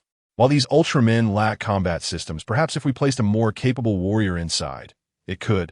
The original Ultraman turned sharply to Lu Dajuan. How do we operate it? Lu Dajuan quickly input a series of commands into the biological computer before responding. Select an Ultraman, and simply transmit your consciousness into it. Without hesitation, the original Ultraman transferred his consciousness into the resplendent Digga, just as the latter was on the brink of being dismantled by the colossal beast. As the mightiest warrior of this empire, he believed that no one else, apart from himself, possessed the qualifications to wield the resplendent Dark Tiga. Without a moment's hesitation, Zafi beside him directly transmitted his consciousness into the body of the Dark Tiga. The remaining 3 ordinary low-level beings were accompanied by Ultraman 5, who brought along 3 guards, thus commencing a battle between Ultraman and the diminutive monsters. Su-Mo reclined on his bed, thoroughly engrossed, contemplating that this traveler certainly knew how to stir things up. The narrative of Ultraman battling tiny monsters was indeed unfolding. Had he known it would be this entertaining, he would have refrained from pursuing other distractions. Perhaps next time he might even introduce a couple more travelers for added amusement. Chapter 10. Intentions. As long as, after this cataclysm, it is confirmed that those who traverse from Earth do not possess any terrifying advantages. Allowing a few time travelers is not entirely unreasonable. Not only could they bring forth more intriguing events, but perhaps they could also expedite the civilization's return to its rightful path. The benefits of annihilating a level 0.5 civilization versus a level 1 civilization are as disparate as heaven and earth. At present, Su-Mo has yet to ascertain the extent of what can be gained from this endeavor, nor whether there might be lasting repercussions. He also needs to apply several patches to his microcosm to prevent similar issues from arising in the future. Henceforth, any appearance of time travelers will only be permitted with his consent. The reason for not allowing those civilizations additional time to develop is simple. Even granting them a mere day, or even 3 days, would not guarantee their ascension to a level 1 civilization. Should these individuals truly survive this impending apocalypse, Su-Mo is indeed considering granting them a day as reprieve. After all, as long as the opposing force lacks the star-destroying power to become a level 3 civilization, His own status as a creator god will remain unchanged. Elevating his status as a creator god is, in fact, rather straightforward, at least in the preliminary stages. He merely needs to nurture 2 level 2 civilizations or 1 level 3 civilization to attain the rank of a level 2 creator god. At this level, he would genuinely wield the formidable power of a creator god, even in the real world. However, Sumo is not in a hurry to elevate his status. If he so desired, he could cultivate 2 level 2 civilizations within this 10-day span. Yet, he has consistently chosen to cleanse those civilizations instead. Ascending in rank is far more challenging than merely increasing one's creator level. Countless great beings have sought to elevate their status, yet have been unable to achieve it. He certainly does not wish to follow in the footsteps of the previous individual, who reigned as a tyrant in a lower world only to be vanquished by those from above with 2 swift strikes. Given this opportunity and ability, he must strive to reach the pinnacle and become the strongest. However, he cannot solely focus on elevating his rank in a lower world without enhancing his power. He has resolved that once his rank reaches 4.0, he will elevate his creator god level to 2.0. Otherwise, possessing rank without strength could easily draw him into the higher realms, akin to an ascension. Thus, he must also possess sufficient strength to resist this force. With these thoughts swirling in his mind, Sumo shook his head, casting aside these distant concerns and continuing to observe the events unfolding within his microcosm. The narrative of Ultraman battling the monsters unfolds rapidly. The ants exhibit astonishing strength. A moment's neglect from Digga could see him sent flying. Every strike Digga lands upon the ant's hard exoskeleton ignites terrifying sparks, with the sounds of their collisions resonating like thunder across the sky. However, once the seasoned and battle-hardened Ultraman 5 enters the fray, the tide of battle begins to shift. Though the ants possess immense strength and formidable defenses, they are ultimately mindless insects. After consistently being outmaneuvered by the Ultraman, the ants are swiftly dismantled, their joints rendered useless before being obliterated into a mist of blood by the Ultraman's light. The so-called Ultraman light is merely a name concocted by Liu Dajuan. At its essence, it is a high-energy ray requiring prolonged charging and precise aim. The rationale for not employing this technique from the outset is threefold. It requires considerable charging time, its power is immense, and a misfire could potentially breach the fortress. Additionally, the cooldown period is lengthy. If the first attempt fails, one must wait a significant time before attempting again. Originally intended for dismantling the structure of the apocalyptic flood, it has now found application in combat. Observing the ants being dispatched with ease, Sumo mused, "I hastily crafted these monsters. Otherwise, I would have devised a more formidable entity to contend with you. Ultraman battling monsters must involve a fair exchange. Next time, I shall improve upon it." Once the 3 ants are defeated, the remaining 3 Diggas join the fray against the worm and the dragon. Despite their colossal size, even with the assistance of these 3, the battle remains dire. However, these monsters are ultimately nothing more than a horde of mindless beasts. Through a concerted effort, 3 fortresses are utterly annihilated, and 11 suffer damage, finally bringing these 2 titans to their end. Yet, the defeat of the monsters does not elicit the jubilant cheers of the Ultraman Empire citizens as seen on television. Instead, a heavy silence descends. The 5 damaged Digga Ultramen stand resolute in the distance. After a prolonged silence, accompanied by a distant wail, the entire Ultraman Empire is enveloped in a somber atmosphere. The total destruction of 3 fortresses and the damage to 11 has resulted in casualties exceeding 100 million. They have a century to replenish their numbers, but the fortresses, which took over 400 years to construct, are now in ruins. According to the original estimates, each fortress housed 100 million citizens of the Ultraman Empire, meaning the loss of 3 fortresses equates to 300 million citizens losing their sanctuary when the flood arrives. Had those 11 fortresses remained intact, they could have rapidly constructed 3 new ones within the century. However, as it stands, the fortresses require repairs. The Giants of Light need maintenance, and subsequent testing phases render the next 100 years insufficient. Ultraman 5 struck the laboratory table with a fist, producing a resounding thud. Zoffy and the others finally withdrew their consciousness from the giant of light, gazing silently at Ultraman 5. After a lengthy pause, Ultraman 5 appeared to resolve himself and spoke. "Retrieve the Stone of Destiny. Your Majesty, this is unthinkable. We still have opportunities." "Yes, we..." Ultraman 5 shook his head. "Opportunities certainly exist. With our advanced technology, I believe that the apocalyptic flood is insufficient to annihilate us. Even in the face of today, as unforeseen events, as long as a glimmer of hope remains, we shall not surrender. However, should we fail, we must leave a warning for future generations." The original Ultraman departed silently, followed closely by Zoffy, who had much work to assign.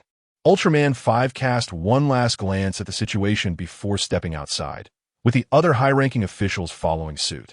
Left behind, Lu Dajuan stood in a daze, until Ultraman 5 was nearly at the laboratory door when he finally spoke.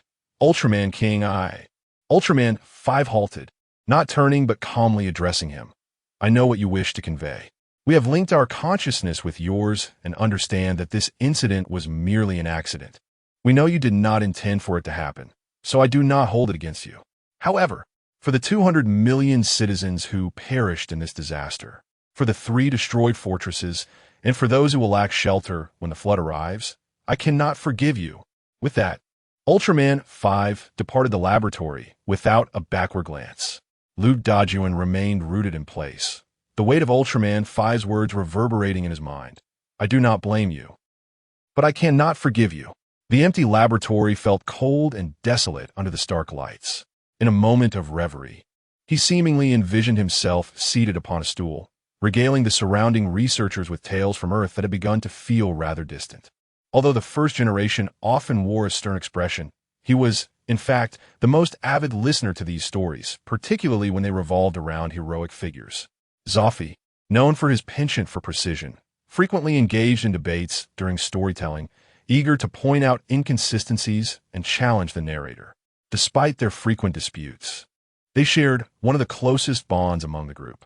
He even introduced his sister to Lu Dajuan, whom she would eventually marry, a testament to their camaraderie. Lu Dajuan wandered aimlessly through the desolate laboratory, lost and uncertain of what he should do or could do. He meandered through the familiar space that usually provided him solace. His gaze shifted, and he caught sight of the newly developed laser gun, a product of his own proposal. If the inhabitants of this world were not capable of connecting through brainwaves, given the actions I have undertaken, I would likely have met my demise long ago. No, perhaps I have been dead since my arrival, having already perished in a car accident in my original world. Hence, I should not even exist here. If I had not created Ultraman, if I had never come here, perhaps they could have weathered the cataclysmic flood. With their talents and abilities, they might have evolved into a formidable race within the cosmos. Lu Dajuan muttered to himself, unconsciously grasping the laser gun and pressing it against his forehead. Bang! Zoffy, returning to retrieve something, did not hesitate to deliver a swift kick, sending Lu Dajuan and the laser gun flying. It was not until Lu Dajuan's body collided forcefully with the wall that he regained his senses. Yet, in the next moment, a figure lunged at him, forcefully pinning him to the ground. Bang, bang, bang. As dozens of punches left Lu Dajuan's head spinning, Zoffy seized him by the collar, glaring fiercely into his eyes. "What do you intend to do? Tell me, what are your intentions?" Lu Dajuan remained silent. "Suicide? Do you not think you've already caused enough trouble for everyone, stirring chaos within our Ultraman empire?" Bang! With that, Zoffy struck Lu Dajuan again. "Your life was granted by our Ultraman empire, yet you choose to end it like a coward. Do you hold no regard for us? For me? For your family? For those ordinary lives lost due to this incident?" Bang! In a fit of frustration, Zoffy landed another punch on Lu Dajuan. "Let me make myself clear. You are now a sinner in the eyes of our entire Ultraman empire. Do you think that death will absolve you of your transgressions? From this moment forth, your life belongs to our empire. Without our permission, you shall not even die.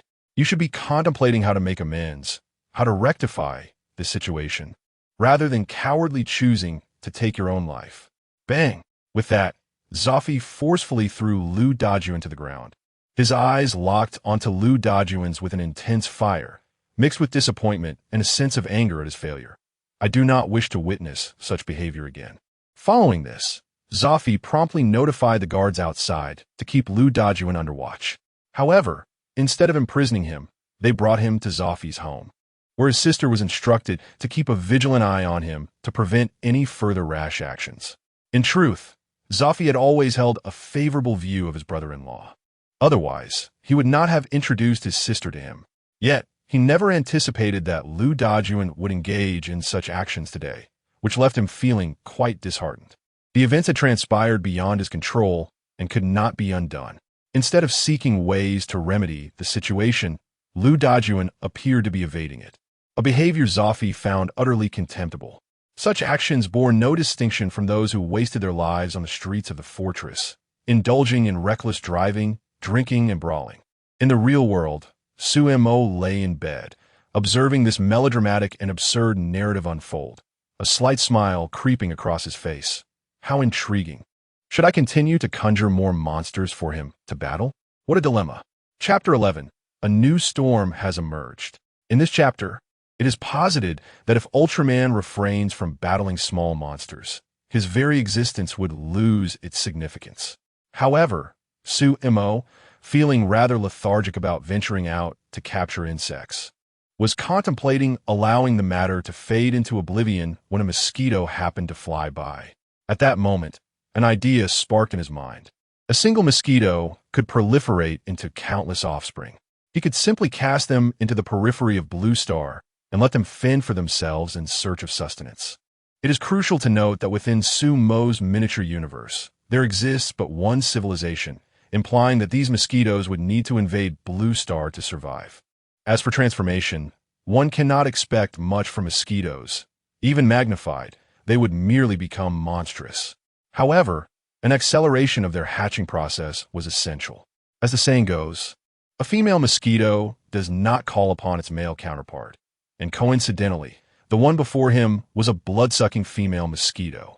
Without a moment's hesitation, Sumo captured it and tossed it into his miniature universe.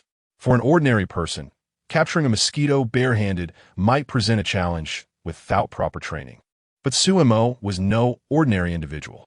Although he lacked formal training, having faced annihilation numerous times and with his rank rising, his physical prowess had steadily improved. Grasping a mosquito was a trivial task for him. Once the mosquito was introduced into the miniature universe, time accelerated, and within an instant, the female mosquito hatched over 300 offspring. Each mosquito measured over 300 meters in length, with the largest female exceeding 600 meters. Typically, the growth of these mosquitoes would require sustenance and energy. However, Sumo provided for them this time. Yet, they would need to find food independently thereafter. As for their survival in this universe, that would be their concern.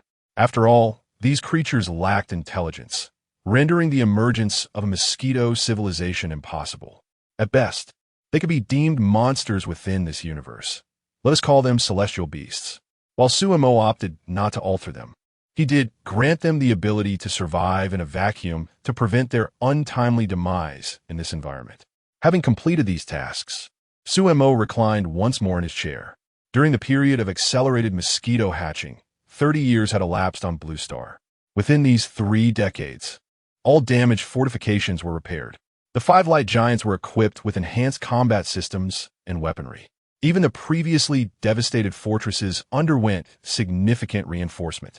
Moreover, the 3 completely destroyed fortresses were reconstructed halfway through the tireless efforts of the Three-Eyed People. They believed that, with united determination, they could complete the remaining half within another 2 decades. It appeared that everything had returned to a semblance of normalcy. Meanwhile, in the real world, Lu Dajuan lay in a hospital operating room, gravely unconscious due to a vehicular accident, undergoing desperate attempts at resuscitation. Within the miniature universe, Lu Dajuan experienced a persistent sense of unease, as if something were incessantly tugging at his very soul. He often fell into prolonged stupors, feeling as though time itself had slowed, akin to adjusting a temporal disparity, sometimes remaining in a daze for the better part of a day. Despite the incident remaining undisclosed to the public, all citizens of the Ultraman Empire believe the monsters to be mere coincidences. However, the higher echelons of the Empire and his family were aware of the truth, so when Lu Dajuan frequently lapsed into stupors, no one intervened, assuming he was merely burdened by guilt over past events. One day, Zoffy visited Lu Dajuan as usual, and upon seeing him lost in thought on the sofa, he shook his head and chose to leave.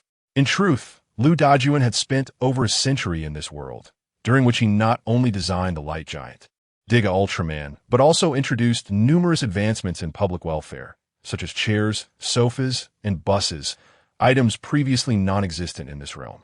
The inhabitants of this world were primarily focused on confronting the cataclysmic events that transpired once every millennium, rendering such matters trivial to the upper class, while the lower strata indulged without concern. However, Lu Dajuan's presence catalyzed significant changes. The numerous amenities he introduced not only provided a semblance of warmth to the desolate lower class, but also allowed him to deliver speeches that enlightened them about the actions and motivations of their superiors, fostering a newfound unity among those who had previously been indifferent to upper-class affairs. Thus, Lu Dajuan found himself standing alongside Ultraman 5 and others in the highest echelons of the Ultraman Empire's research facility, having taken charge of designing the light giant, Giga Ultraman. His voice resonated even more profoundly among the lower classes than that of Ultraman 5. While Lu Dajuan remained in a daze, Zoffy cast a glance at him before departing. What initially seemed to be an ordinary day soon revealed itself to be the harbinger of a new storm. Dozens of terrifying behemoths, each exceeding 300 meters in length, descended upon the skies of Blue Star. The moment they appeared, they were detected by the satellite, Ultraman I. The 5 light giants were immediately activated, and formidable cannons rose within the fortresses. These defenses were implemented following the previous incident. The 5 light giants soared into space, engaging in battle with the monsters. Yet even the mightiest fists struggled against sheer numbers, especially when pitted against over 30 mosquitoes. Although the size of these mosquitoes paled in comparison to the light giants, measuring only 1/3 of their stature, their overwhelming numbers proved to be an insurmountable challenge. Initially, the light giants encountered only a handful of mosquitoes, approximately 10 in total, and they believed that no reinforcements would arrive. This realization momentarily eased their minds. However, they soon recognized the grave error in their assumptions. Rather than assisting their beleaguered comrades, the monsters were heading straight for Blue Star. Their purpose was to prevent the incursion of these creatures into Blue Star, yet now they were advancing towards it. Consequently, the light giants were compelled to engage these monsters in battle, and as the conflict raged on, the number of adversaries continued to swell, characterized by their remarkable speed and agility. Although their defenses were weak, and a direct hit could easily incapacitate or annihilate them, the sheer volume of foes rendered victory elusive. The original Ultraman furrowed his brow at the unfolding scene and ultimately commanded, "Lead them towards the oceanic zone. We will provide artillery support." Under the guidance of the original Ultraman and Zoffy, over 60 mosquitoes were eradicated in the depths of the ocean. Faced with the reemergence of monsters, a profound silence enveloped the room. The words of Lu Dajuan echoed in their minds. Where there are Ultramen, monsters will inevitably appear. The weight of this statement grew increasingly significant. After a prolonged silence in the laboratory, Zoffy finally spoke. Although the current monsters are numerous, they are not particularly formidable. Moreover, we are not the same as before. All fortifications have been fortified with powerful weaponry, even without deploying the light giants. We could eliminate such creatures using only our fortress firepower. Just assist your brother-in-law. It is not as if Lu Dajuan acted with malice. Ultraman 5 interjected sharply. Enough. Lu Dajuan did not intend for this to happen. Let us refrain from discussing this matter any further. Someone summon Lu Dajuan and ascertain his knowledge of these monsters. After a brief moment, Lu Dajuan arrived at the laboratory, gazing at the enormous mosquito depicted in the image, feeling somewhat dazed. It seemed vaguely familiar, yet he could not recall it at that moment. Memories surged within his mind, and after a short while, He finally realized that this was indeed a picture of a mosquito. However, he pondered where this image had come from. Did this world also have mosquitoes? Fortunately, he was merely looking at a picture. Had he encountered such a gargantuan creature, over 300 meters in length, in reality, he might not have even recognized it as a mosquito. The recent monster invasion had not directly manifested within the boundaries of the Empire, leading many, including Lu Dajuan, who had been isolated at home, to remain unaware of the occurrences. Just as he was about to voice his recognition of the creature, he suddenly felt his consciousness being drawn away, as if distancing itself from both his body and this world. To others, it appeared as though Lu Dajuan was once again lost in thought.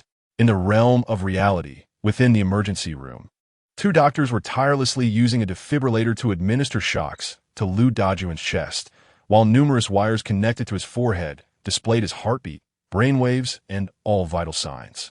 There was a flicker of activity. His brainwaves began to stabilize, signaling that he was on the verge of awakening. One doctor exclaimed with delight, acknowledging that they had never encountered such an absurd situation before. Despite Lu Dajuan's injuries not being particularly severe, merely a blow to the head without any internal bleeding or wounds, he remained in a state of unconsciousness. They had almost given up hope and intended to notify the family, believing he had become a vegetable, yet every time such thoughts crossed their minds, his brainwaves would exhibit a notable fluctuation. Whenever they resumed their efforts, the waves would return to tranquility. Such occurrences were unprecedented in their experience.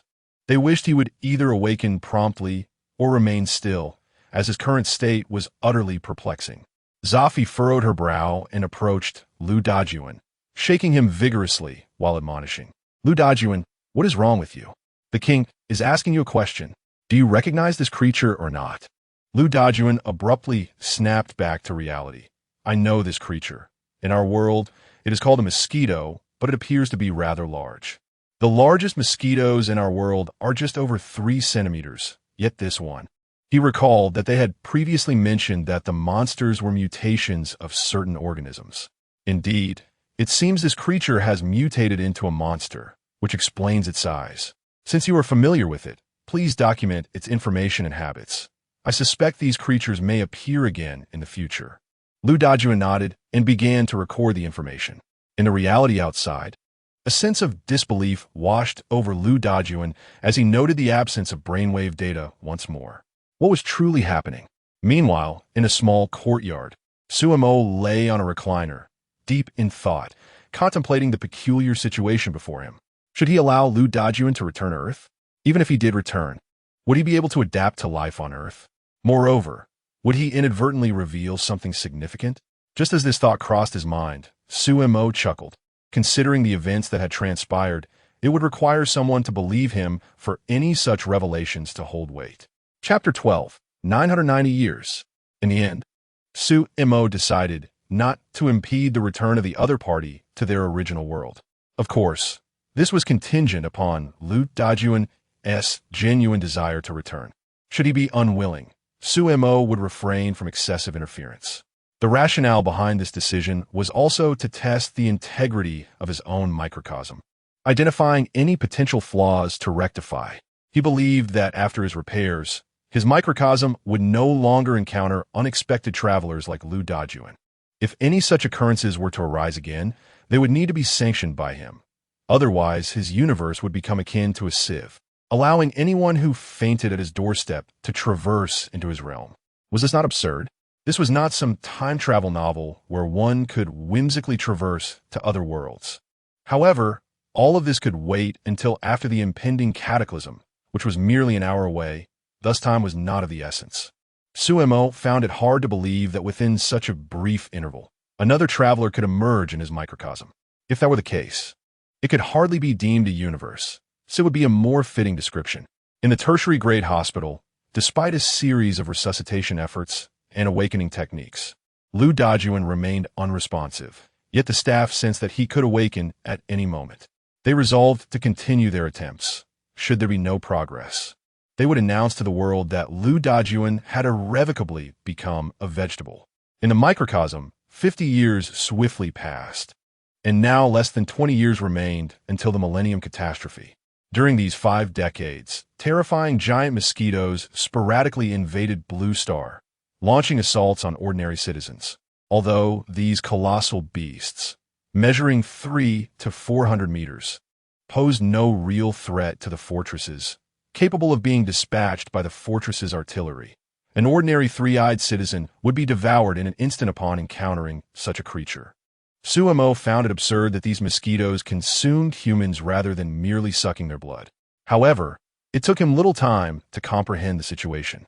In the real world, mosquitoes feed on blood due to their biological limitations, but in the microcosm, their size rendered ordinary humans mere morsels. Life was already arduous. The mosquitoes fled from the cosmos to Blue Star seeking sustenance, only to be thwarted by the light giants or the fortress's overwhelming firepower. Capturing a human outside the fortresses was an arduous task. Even if they managed to seize one, it would hardly provide enough nourishment, and they would quickly regurgitate the bones. For the scant blood was insufficient to fuel their flight. Moreover, after consuming one, they had to flee immediately, as the light giants would swiftly pursue them. A moment's delay could spell death. Though the mosquitoes had not attained sentience, they were not devoid of instinct. Having survived for 80 years in this world, they had witnessed countless iterations of civilization. Were it not for their astounding reproductive capabilities, they would have long been extinct. Given the challenges they faced in finding food and the periodic onslaughts from the Otter Empire, who wielded immense firepower against them, their survival was also attributed to Suemo, who had secretly intervened to preserve them. After all, he intended for them to serve as wild creatures within his microcosm. One civilization could potentially be utilized by the next. Finding themselves in such dire straits, Suemo ultimately chose to safeguard the mosquitoes, providing them with resources to ensure their survival and propagation. Perhaps due to mutations within the microcosm or prolonged hunger, many mosquitoes had begun to subsist on soil. However, this diet did not guarantee their survival. An excessive consumption could hasten their demise. The Otter Empire was formidable. Ordinary mosquitoes had no hope of returning once they ventured into Blue Star. They had attempted large-scale offensives. But after learning from Lu Dajuan about the mosquitoes' habits and their aversion to flames, even their grand attempts were thwarted by the Otter Empire. Following the annihilation of a significant number of mosquitoes, the Empire dispatched forces into the cosmos to locate their nests and eradicate them entirely. Had it not been for Suemo's intervention, the mosquito army would have faced total annihilation. Witnessing such a scene, Suemo could not help but shake his head. Truly, it was a pitiable fate for the mosquitoes. In the real world, they could be swatted, yet occasionally they managed to feed. Yet in the microcosm, they transformed into monsters reliant on consuming soil, nearly facing extinction multiple times, a disgrace in the realm of beasts. As 50 years unfolded, the Otter Empire felt an increasing sense of urgency, prompting a concerted effort that led to a series of technological breakthroughs. Today, the Otter Empire had not only fully restored its former glory, but had also replaced the ranks of those who had perished. The 81 fortresses stood intact, and their arsenal had expanded significantly due to the mosquito threat. Remarkably, even the light giants had opened their design blueprints in response to this challenge. According to the decree of Otter V, given their possession of Diga and the emergence of monsters, why not increase the number of light giants? Within the 81 fortresses, each was now equipped with a light giant, albeit in a simplified version, their sizes reduced to approximately 1/10 of their original. Nonetheless, they were still capable of dealing with mosquitoes. To differentiate them, each fortress light giant was bestowed with a unique name, such as Taro, Ace, Leo, Gaia. Most of these names were suggested by Lu Dajuan at the behest of Otter V.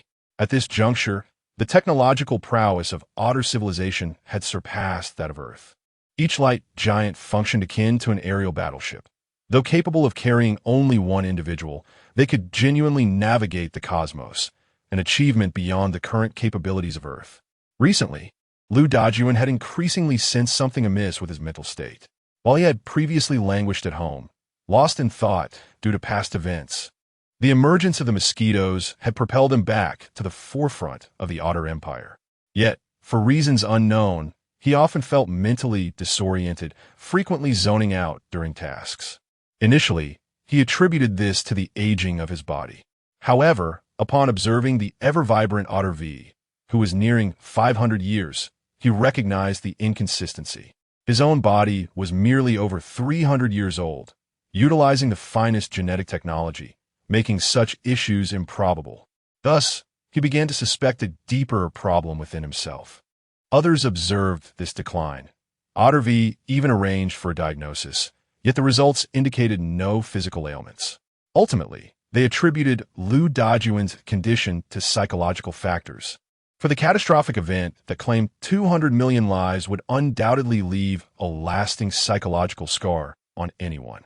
After meticulously documenting the habits of mosquitoes and naming the light giants of other fortresses, he was assigned by Ultraman V to undertake the task of recording. Indeed, he was chronicling the Destiny tablets. As the final moments approached, Ultraman V's heart grew increasingly restless, leading him to resolve to inscribe the entirety of Ultraman civilization's history upon these tablets, much like other civilizations had done. Should the Ultraman civilization fall to this apocalyptic crisis, future generations would still bear witness to the splendor of their empire. Although, given the current technological prowess of the Ultraman Empire, even a mere flood, let alone the entire blue planet submerged, might not pose a threat. His heart could not find peace. Lu Dajuan stood before a machine, Ultraman V's words echoing in his mind. Lu Dajuan, you have been with our Ultraman Empire for over 160 years. While we have embraced you, you remain a being of another civilization. Therefore, I hope you will record our history in the manner of your people. For only the histories penned by others hold true authenticity. From this moment forth, you shall represent your earthly civilization in chronicling the history of our Ultraman civilization.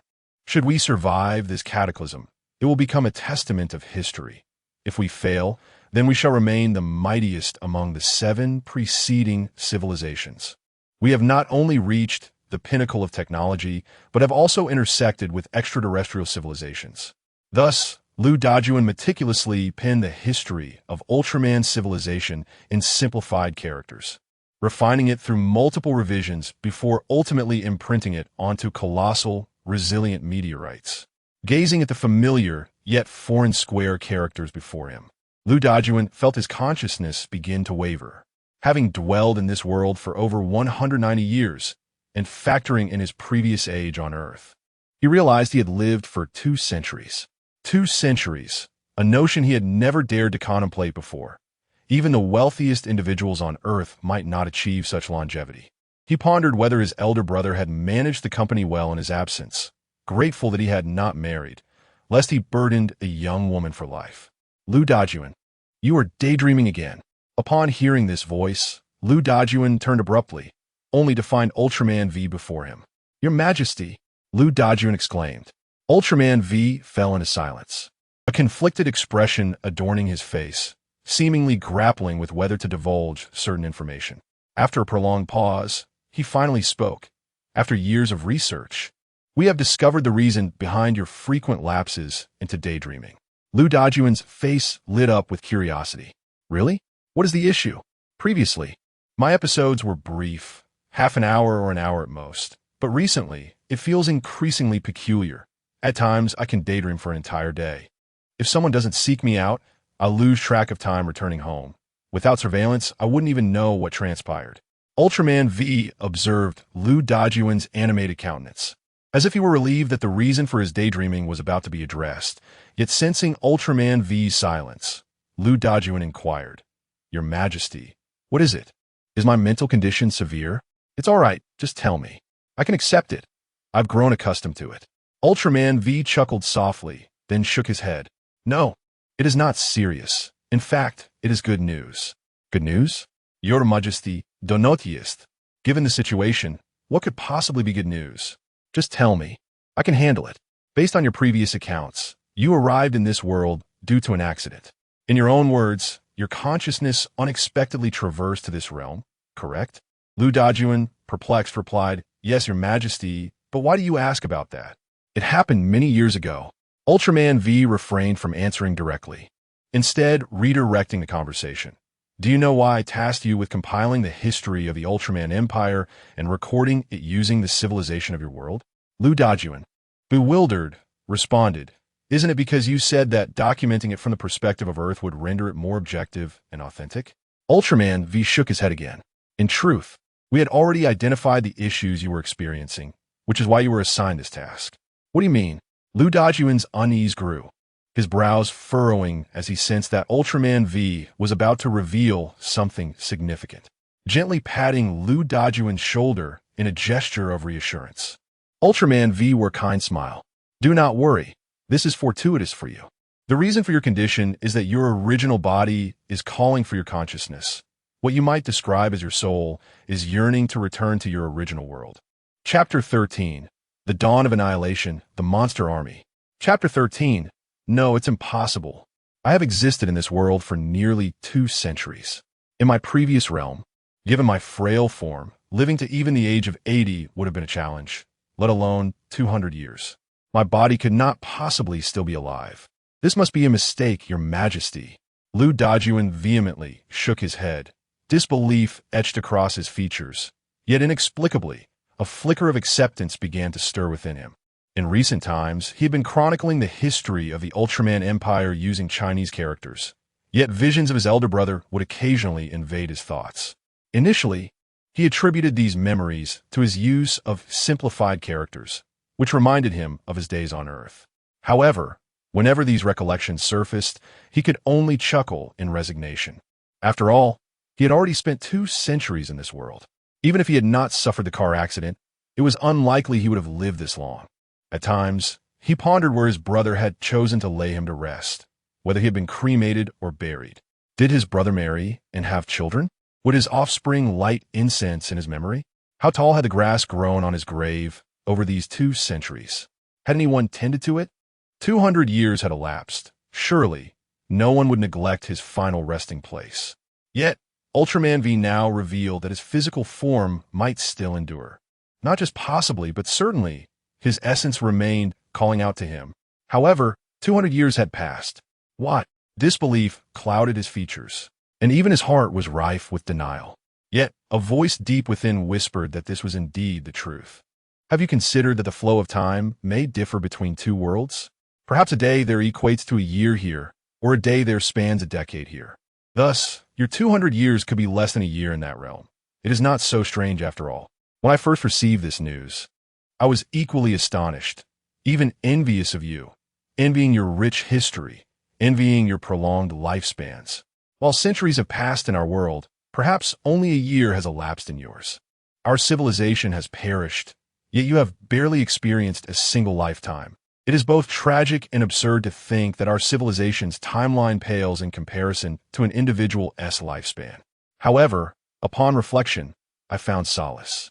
Though you appear to possess longevity, your passage of time is equally slow. In truth, it balances out. We are gifted with lifespans exceeding 500 years, while you remain limited to less than a century. As Lu Dajuan gazed upon Ultraman V, whose visage bore the marks of time, yet radiated a serene acceptance, he hastily interjected, "Your Majesty, that is not what I meant." Ultraman V smiled, gently interrupting Lu Dajuan. "No need for explanations. I'm already aware. Have you forgotten our ability to connect through thought waves?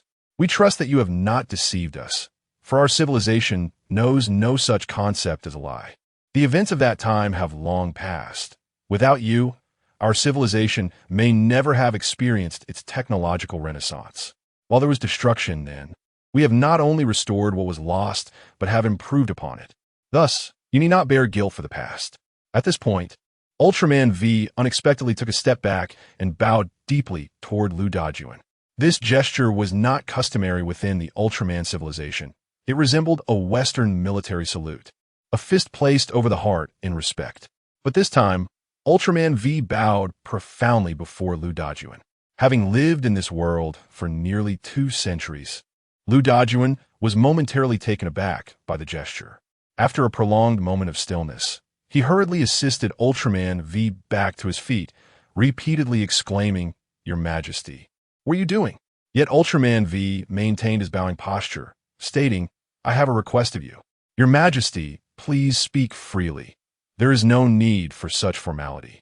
Lu Dajun insisted, attempting to lift him up. I fear that our civilization may not survive this impending cataclysm. Therefore, before Ultraman V could finish, Lu Dajun interrupted vehemently. That is impossible. With our Ultraman civilization's technology, a mere deluge cannot possibly threaten us. We shall endure. Very well. Let us assume your optimism is warranted. However, regardless of whether our civilization survives the deluge, I implore you to share our history with your world upon your return.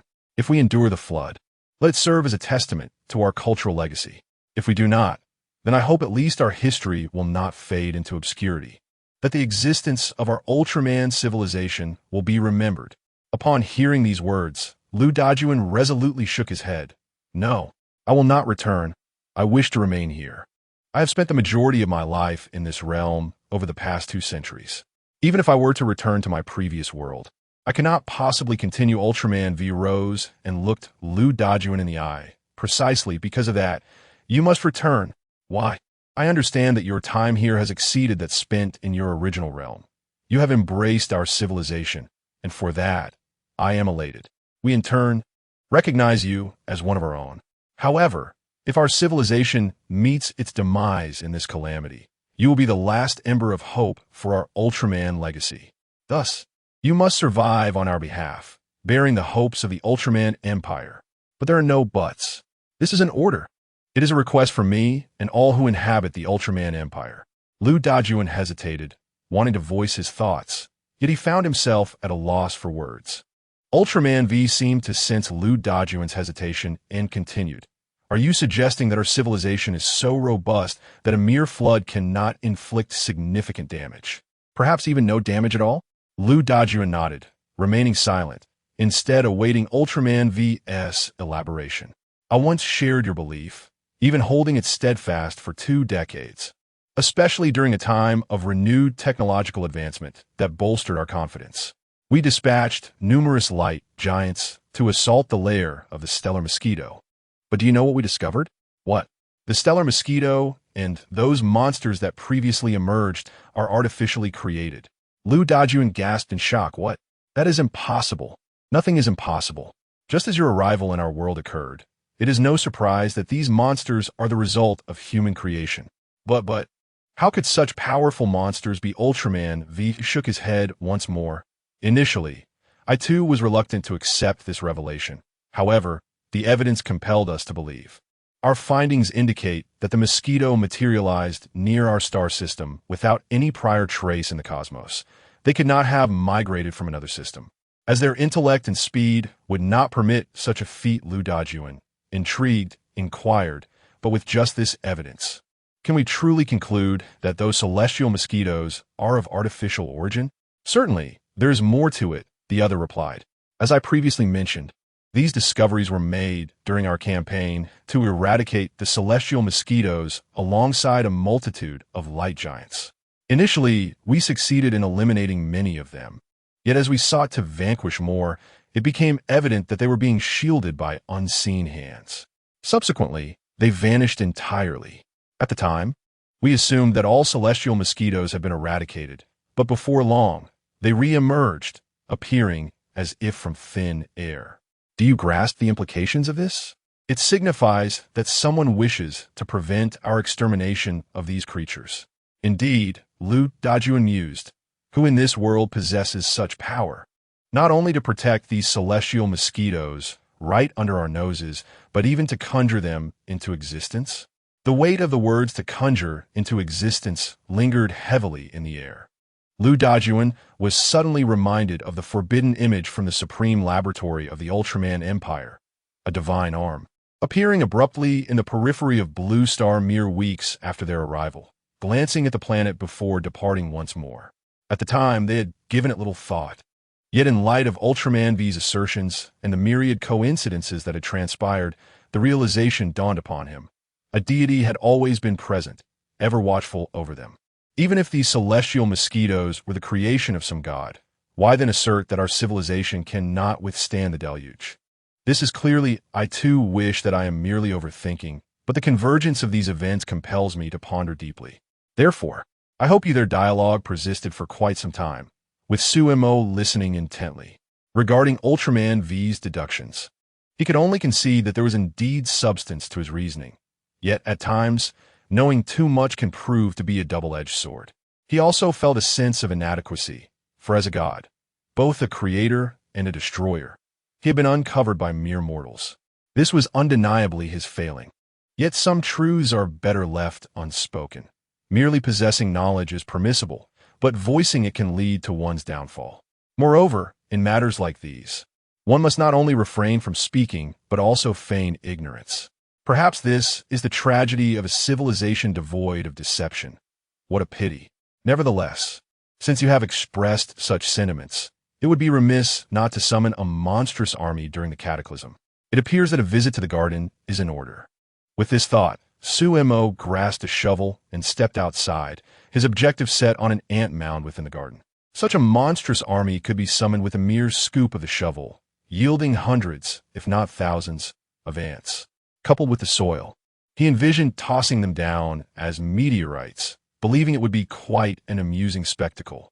Thus, it seems, one ought not to be overly clever. As Sumo mused this, he plunged the shovel into the ant mound, collecting a mixture of ants and soil into a bucket. He subsequently sealed this bucket within his microcosm, ensuring the ants could not escape. By the time he completed these actions, a millennium had passed. Chapter 14. Two Choices. The previous incident of a monster invasion, while catalyzing a remarkable technological advancement for the Ultra Empire, also consumed an inordinate amount of time. Plans to test the fortress's capabilities and to facilitate the early relocation of all citizens into the fortress were only gradually completed over the past 2 years. As the millennium approached, a palpable tension enveloped the populace. Regardless of their prior confidence in the robustness of their civilization, they now faced an impending calamity that had obliterated 7 civilizations before them, despite having prepared for 7 centuries. It would be disingenuous to claim that anyone was unafraid or unconcerned. This anxiety permeated all layers of society, from the ordinary citizens to the elite ruling class. As the fateful hour drew nearer, the Ultra Empire found itself polarized into 2 extremes. The common citizens had all entered the fortress, choosing to confine themselves within sleep chambers to alleviate any potential burden on the nation and to contribute further towards its efforts. These sleep chambers, a recent innovation, were essentially large iron boxes capable of automatically supplying nourishment. While this may sound simple, equipping 80 billion citizens with such chambers was no trivial matter. Unlike Earthlings, who would simply await their demise upon entering a sleep pod, these individuals had the option to contribute their biological consciousness to the state for greater good. Thus, despite the daunting task, Ultra V announced that anyone willing could receive a sleep chamber. Consequently, the once boisterous youths, known for their brawls, reckless driving, and heavy drinking, vanished entirely. The 81 fortresses of the Ultra Empire were enveloped in an unusual silence. Previously, even the nights had never been this tranquil. Yet, this tranquility only served to amplify the unease within. It felt like the calm before an impending storm. Within the highest research chamber of the Ultra Empire, the scene of the entire empire was projected through the eye of Ultra, revealing the 81 fortresses resembling large inverted bowls resting upon the blue planet. This eerie stillness made the empire appear as if it had succumbed to death.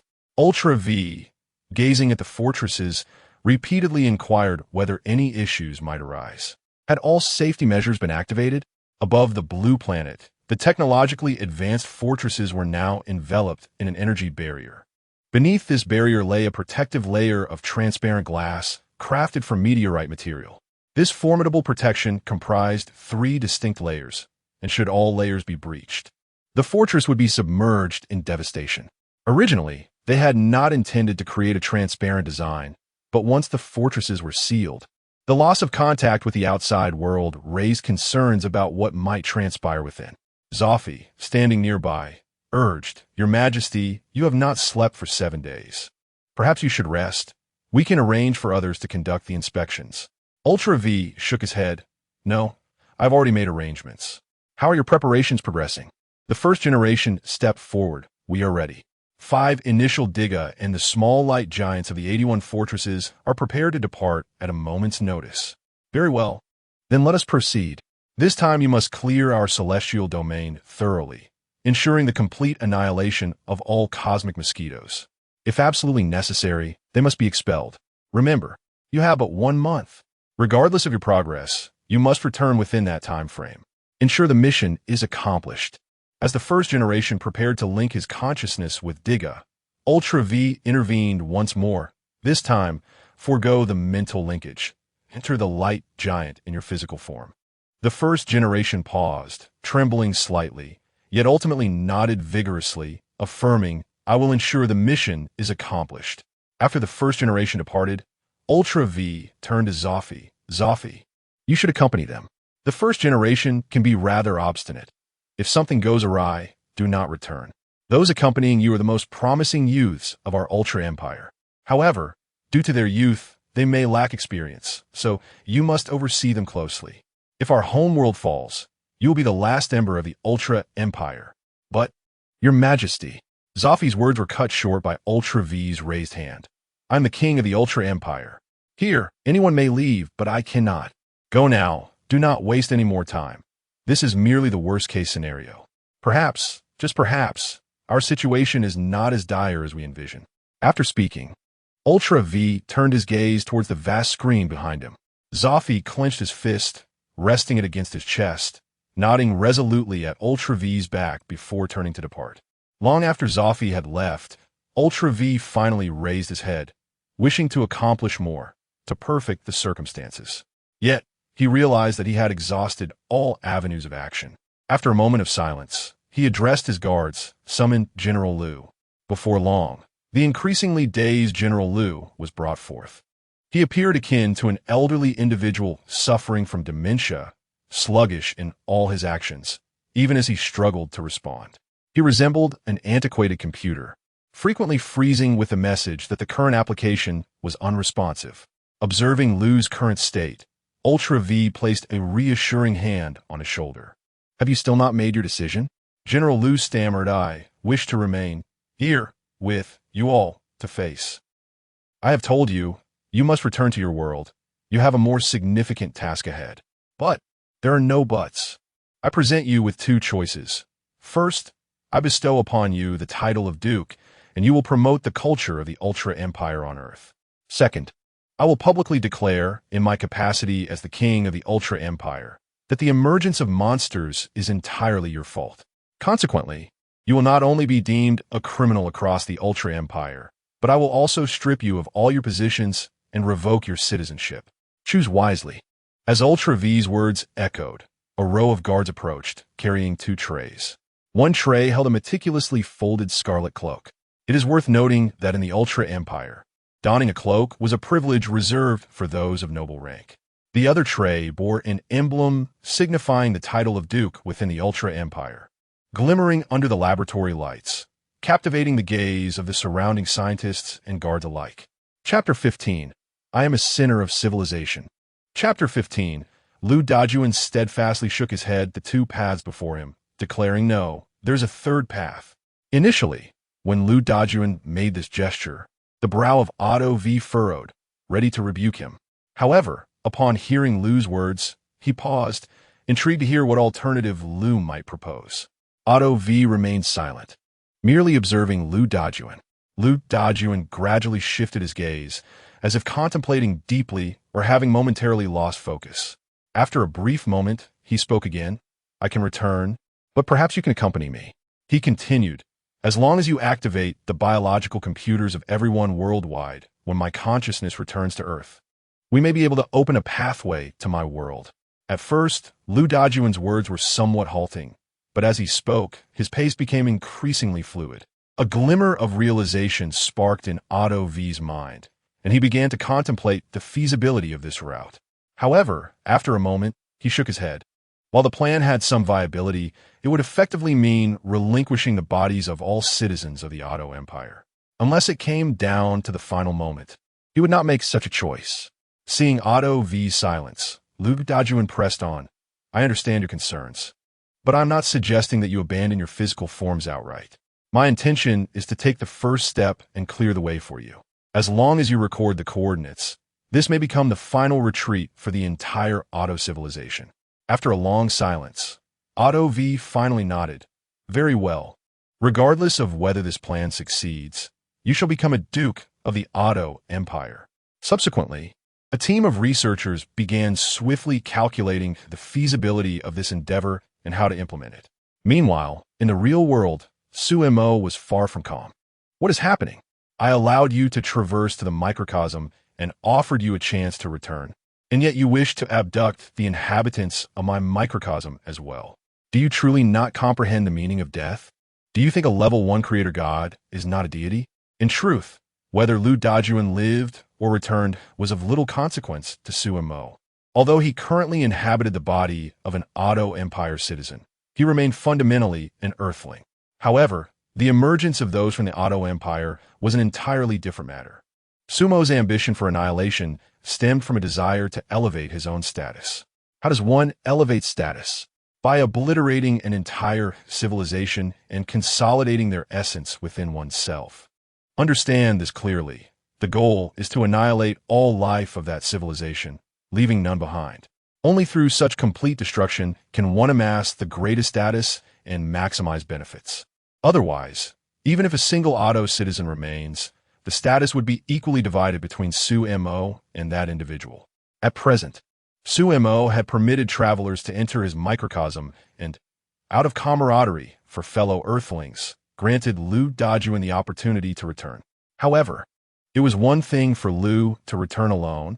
It was utterly unacceptable for him to attempt to take others from the microcosm with him. Casting a glance at the time, he noted it was 11:58. 2 minutes in a microcosm equated to nearly 40 days. Originally, Sumo had intended to grant them a full millennium, but since they sought to stir trouble, he would not hesitate to accelerate the annihilation. With this thought, Sumo rose from his reclined position, and with a single step, he vanished from the rustic courtyard. Alongside him, 2 small buckets also disappeared, one half filled with water, the other half filled with earth mixed with countless stones. During the brief interlude of Sumo's entry into the microcosm, several days had passed within. They had completed all preparations and had activated the biological brains of all citizens of the Otto Empire. Once Lu Dajuan returned to the real world, they would record the coordinates as the final retreat for the Otto Empire. Lu Dajuan sat cross-legged in a hall adorned with numerous high-tech instruments. Behind him draped a crimson cloak, symbolizing his status, and the Duke's medal on his chest shone resplendently. Outside the hall, everyone monitored the events through surveillance. As soon as Lu Dajuan's consciousness detached from his body, they would mark the coordinates. If feasible, they wished to maintain this pathway in an open state. Lu Dajuan closed his eyes, aligning himself with the deepest guidance of his heart. He felt his consciousness gradually blur, his body becoming weightless. In his ears, a voice echoed from the depths of his memory, familiar yet tinged with strangeness. "Brother Dajuan, how are you? Don't scare me." It was his brother's call. It seemed the Otto king had spoken truthfully. The flow of time differed on both sides. Otherwise, it would be impossible for him to have experienced 200 years while his brother remained alive. However, the Tur brother felt so foreign. It had been 200 years since they last met, and he wondered how much time had passed on Earth and what his brother was like now. As these thoughts swirled, everything around him began to fade into obscurity. His body felt as if it were soaring, and in that moment, Lu Dajuan's consciousness abruptly sharpened as he turned to take one last look at the world he had inhabited for 2 centuries. Yet the instant he turned, his mind went blank. Before him unfolded a world that seemed to be accelerated. He had long been prepared for the differing flow of time, so he was not particularly surprised. However, what truly astonished him was the sight of an enormous, terrifying creature observing him from the cosmos. In the moment their gazes met, he saw the creature raise a hand towards him. Yet he did not interpret this gesture as a greeting. Rather, in that instant of the wave, a revelation dawned upon him. Due to the Otto Empire's attempt to open a pathway to other worlds, the annihilation mode has been activated. This voice was authoritative, solemn, yet cold and merciless, as if spoken by a machine devoid of emotion.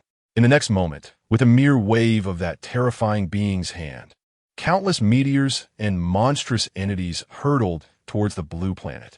Lu Dajuan's face drained of color as his soul trembled uncontrollably. Once again, he had led the Otto Empire down a path of no return. Chapter 16. Extraordinary Artifacts, Tears of Despair.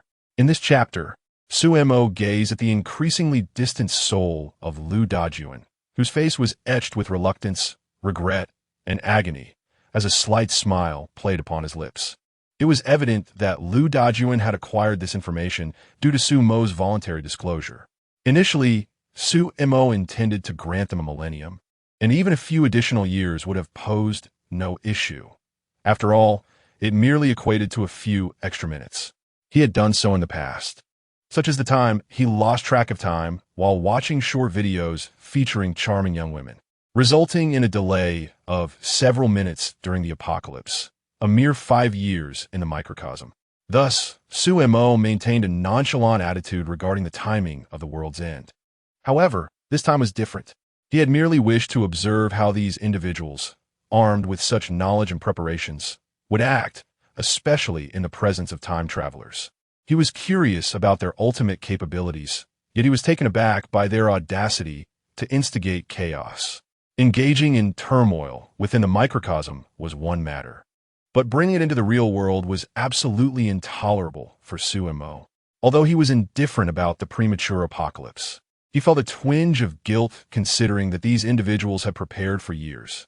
Given that they were aware of the cyclical nature of catastrophic events occurring every millennium, and with only 2 months remaining until the next, Su Mo felt a pang of remorse.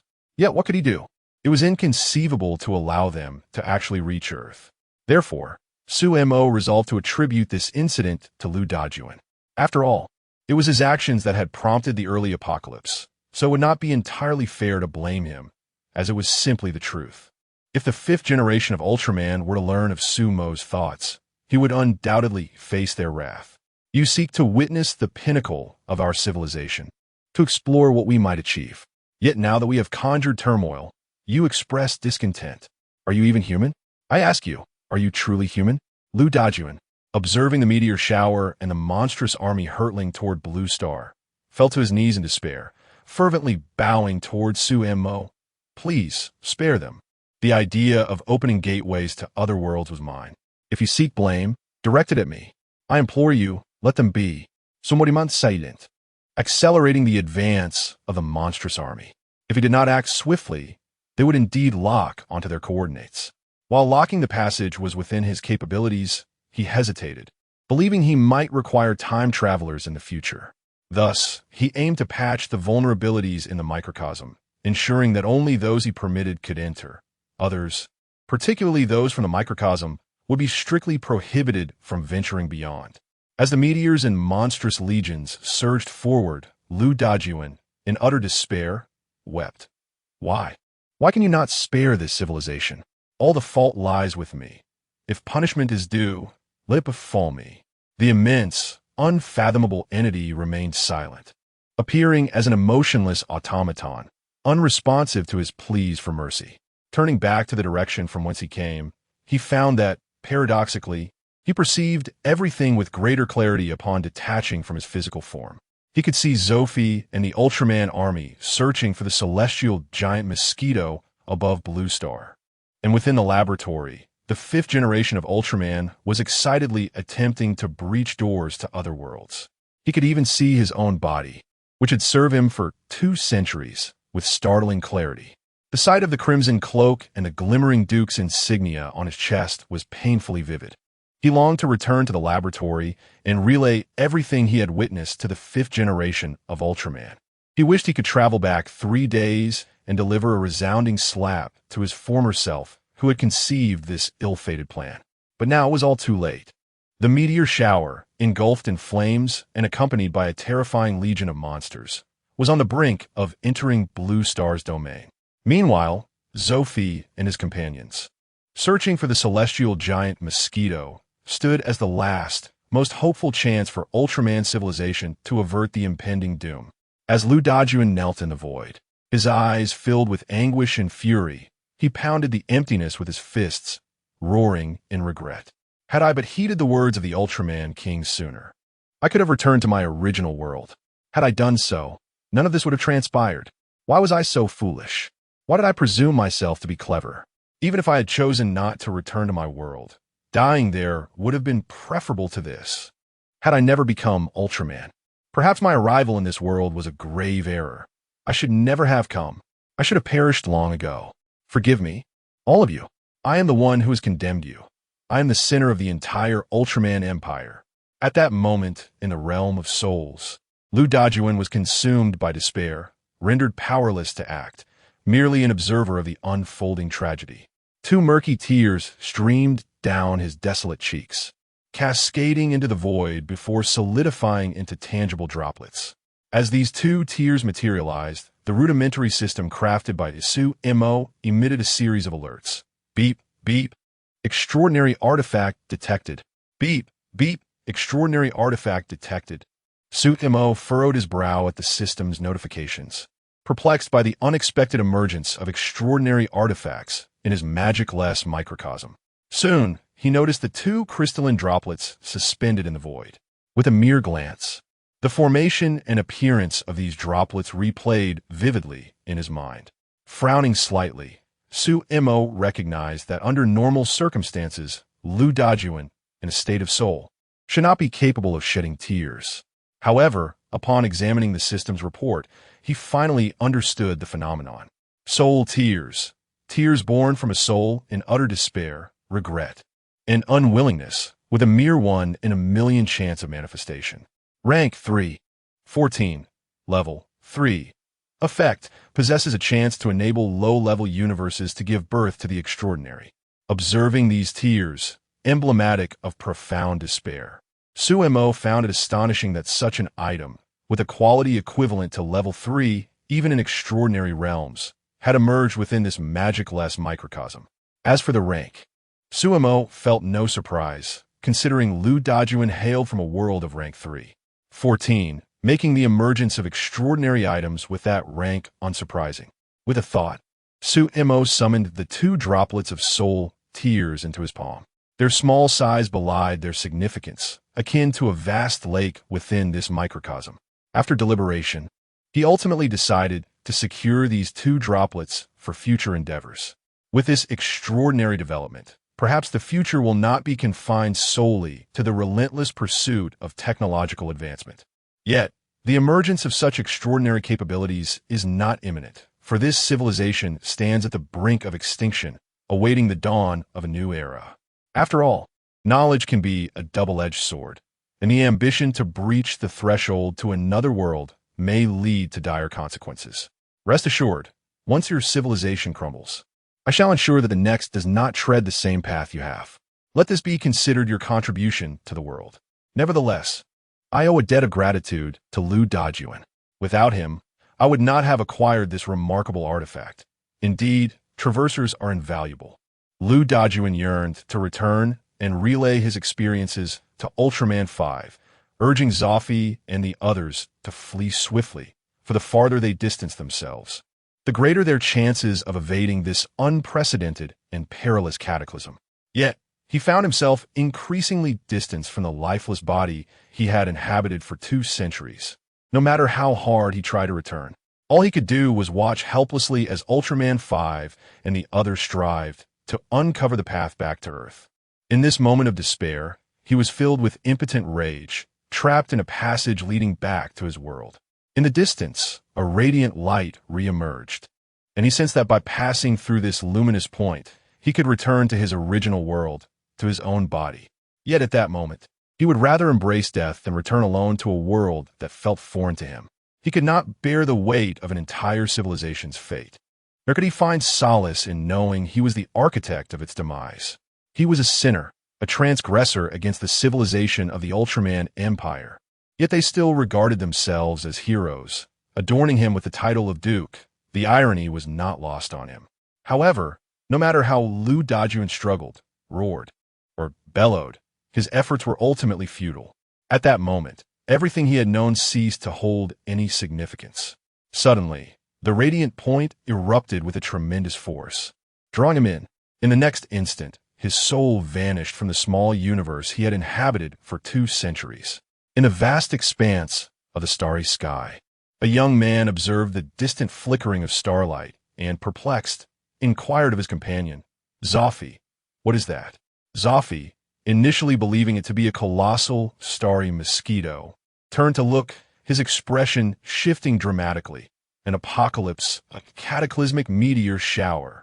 The first generation, upon hearing this, also turned to gaze, his superior vision revealing not only countless meteors, but also monstrous creatures with 6 legs and hard shells.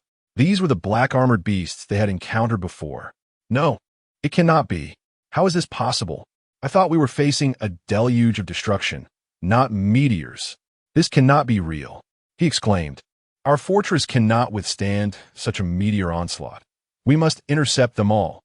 Before he could finish, Zoffy covered his mouth, disregarding the first-generation struggles, and commanded, "By the decree of Ultraman 5, I hereby assume the role of Supreme Commander of the Light Giants. All personnel, heed my orders. Abandon Blue Star at once." Chapter 17. The Last Stubbornness of Civilization. The Land of Light. Bang! As Zoffy finished speaking, the first generation abruptly pushed him aside, his face etched with fury.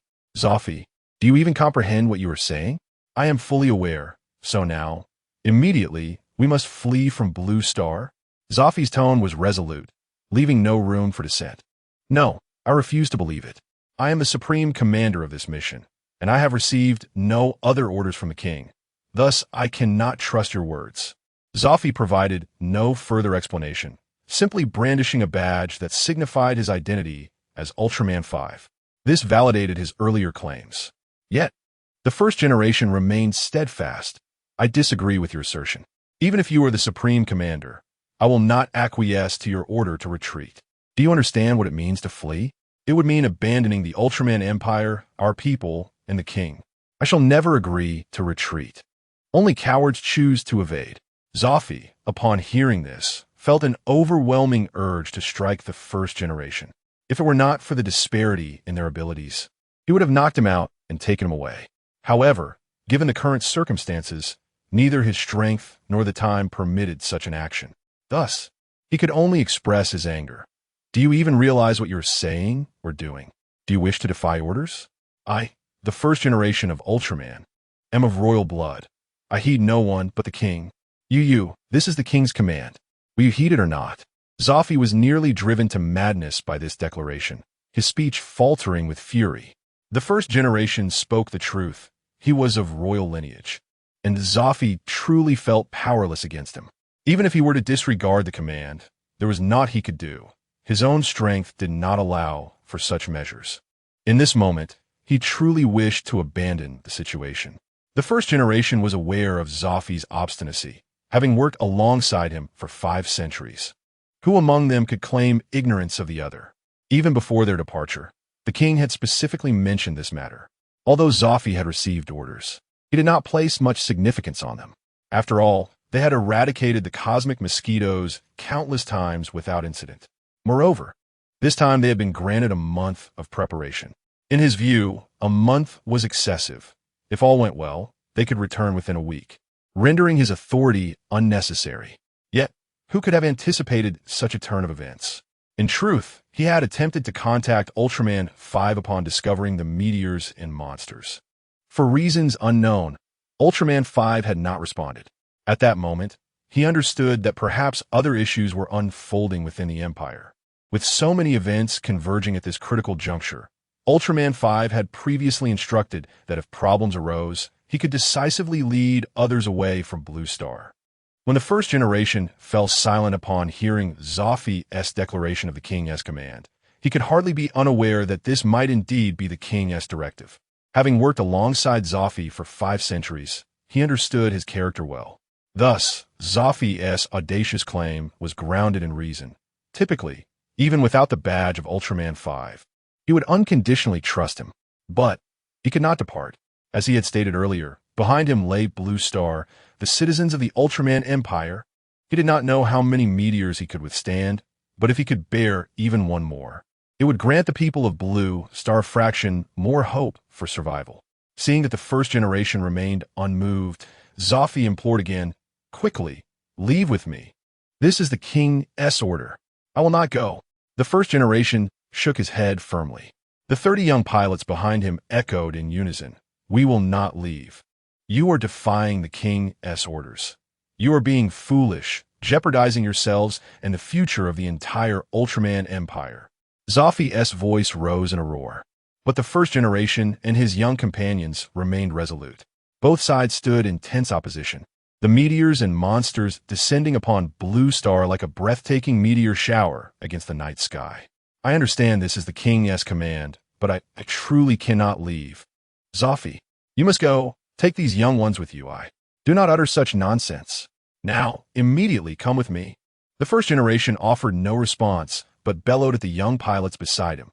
"Form up." In an instant, the 30 young ones assumed a defensive formation. The remaining 50 exchanged glances before another 20 joined their ranks. Zoffy was nearly beside himself with rage, disregarding everything as he charged forward, landing a left hook on the first generation. The latter did not resist, instead twisting to face the looming meteors and roaring, "What do you see there? Tell me what that is." "Meteors and monsters. Then tell me, after 7 centuries of preparation, what cataclysm are we about to face? A deluge? Do you truly believe our fortress can withstand these meteors? Or do you think your body can shield against them? If you wish to perish, do so alone. Do not drag these young ones with you. They are the future of our Ultraman Empire. Do you wish for our civilization to perish here today?" Zoffy's furious shouts caused the young pilots to glance at each other, momentarily uncertain of whom to follow. Used. Before the first generation could finish, Zoffy suddenly received a projection communication from Ultraman 5. Without hesitation, he connected, revealing Ultraman 5 and a host of researchers diligently immersed in their work within a vast laboratory. They were oblivious to the imminent meteors, engrossed in pinpointing the coordinates of Lu Dajuan's world. They had summoned all available biological calculators and had just detected the complete disappearance of Lu Dajuan consciousness. Concurrently, they sensed a unique spatial fluctuation, confident that with a little more time, they could research and identify this anomaly. This was why they had failed to notice the meteors. With the current technological prowess of the Ultraman Empire, they would have discovered them long ago, even without Zoffy's warning. Ultraman 5 straightened his slightly crumpled cloak and inquired, "Zoffy, what has transpired?" "Your Majesty, the cataclysmic meteors have appeared." "What?" Ultraman 5 visibly staggered at this revelation, questioning if he had misheard. They had prepared for 7 centuries to face the Great Flood. Why had it morphed into meteors? Moreover, they were acutely aware that their civilization was still over a month away from a millennium. Why had this occurred prematurely? Not only meteors, but also monsters. Many monsters. They are already approaching the Blue Star star system and will enter its atmosphere in no more than 20 minutes. Ultraman 5 staggered once more, nearly collapsing without the support of his guards. At this moment, Ultraman 5, disregarding everything else, urgently turned to the researcher beside him and inquired, "How much longer until we can lock onto that spatial coordinate and the peculiar spatial fluctuation?" The researcher, having overheard the dialogue between Ultraman 5 and Zoffy, promptly replied, "Your Majesty, if we utilize all the biological calculators in the nation, we will still require 3 days to pinpoint that coordinate. Moreover, this does not account for." Ultraman 5, unable to bear the delay, waved his hand dismissively. 3 days was far too long, and time was of the essence. Moreover, this was merely to establish the spatial coordinate. Without having developed the means to navigate through that unique spatial fluctuation, they would be utterly incapable of reaching Lu Dajuan's world. "Zoffy, you must lead everyone away from Blue Star immediately. Depart from the Blue Star star system and never return." "Yes, Your Majesty, but the first generation." Zoffy's words were cut short by Ultraman 5. "I am aware. I will speak with him and establish a communication link." Moments later, the image of the first generation appeared on the screen. Ultraman 5, with a grave expression, addressed him, "Ultraman First Generation. From this point onward, You are to unconditionally obey Zoffy's commands until you have vacated the Blue Star star system. Once you find a planet where our Ultraman Empire can thrive, you shall sever all ties with the Ultraman Empire and establish a new nation, the Land of Light. You will become the 6th king of the Ultraman Empire and the 1st king of the Land of Light. For now, you remain a citizen of the Ultraman Empire, so immediately, without delay, comply with the orders. The first generation clenched his fist to his chest and shouted through the communication device, "I vow to fulfill the command." As he spoke, tears streamed down his cheeks. The communication was swiftly terminated, and Zoffy led everyone rapidly toward the left. Their pace was swift, yet each member could not resist glancing back at the Azure planet, their homeland, where their families awaited. They understood that this departure might mean they would never set foot on this planet again. Meanwhile, after issuing the command, Ultraman 5, who had stood tall for 500 years, finally succumbed to despair. He realized that their civilization was bereft of hope. They had spent 7 centuries preparing for the cataclysmic flood, only to discover they had been mistaken. Generations had upheld a belief for 700 years, which now shattered the resolve of Ultraman 5, who had led the Ultraman civilization through reform and strength. "Your Majesty, we now." Ultraman 5 remained silent for a moment, straightened his back once more, and his third eye glimmered with a terrifying and captivating light. "Cease the spatial research project. Activate the highest defensive light wave and initiate the strongest protective form.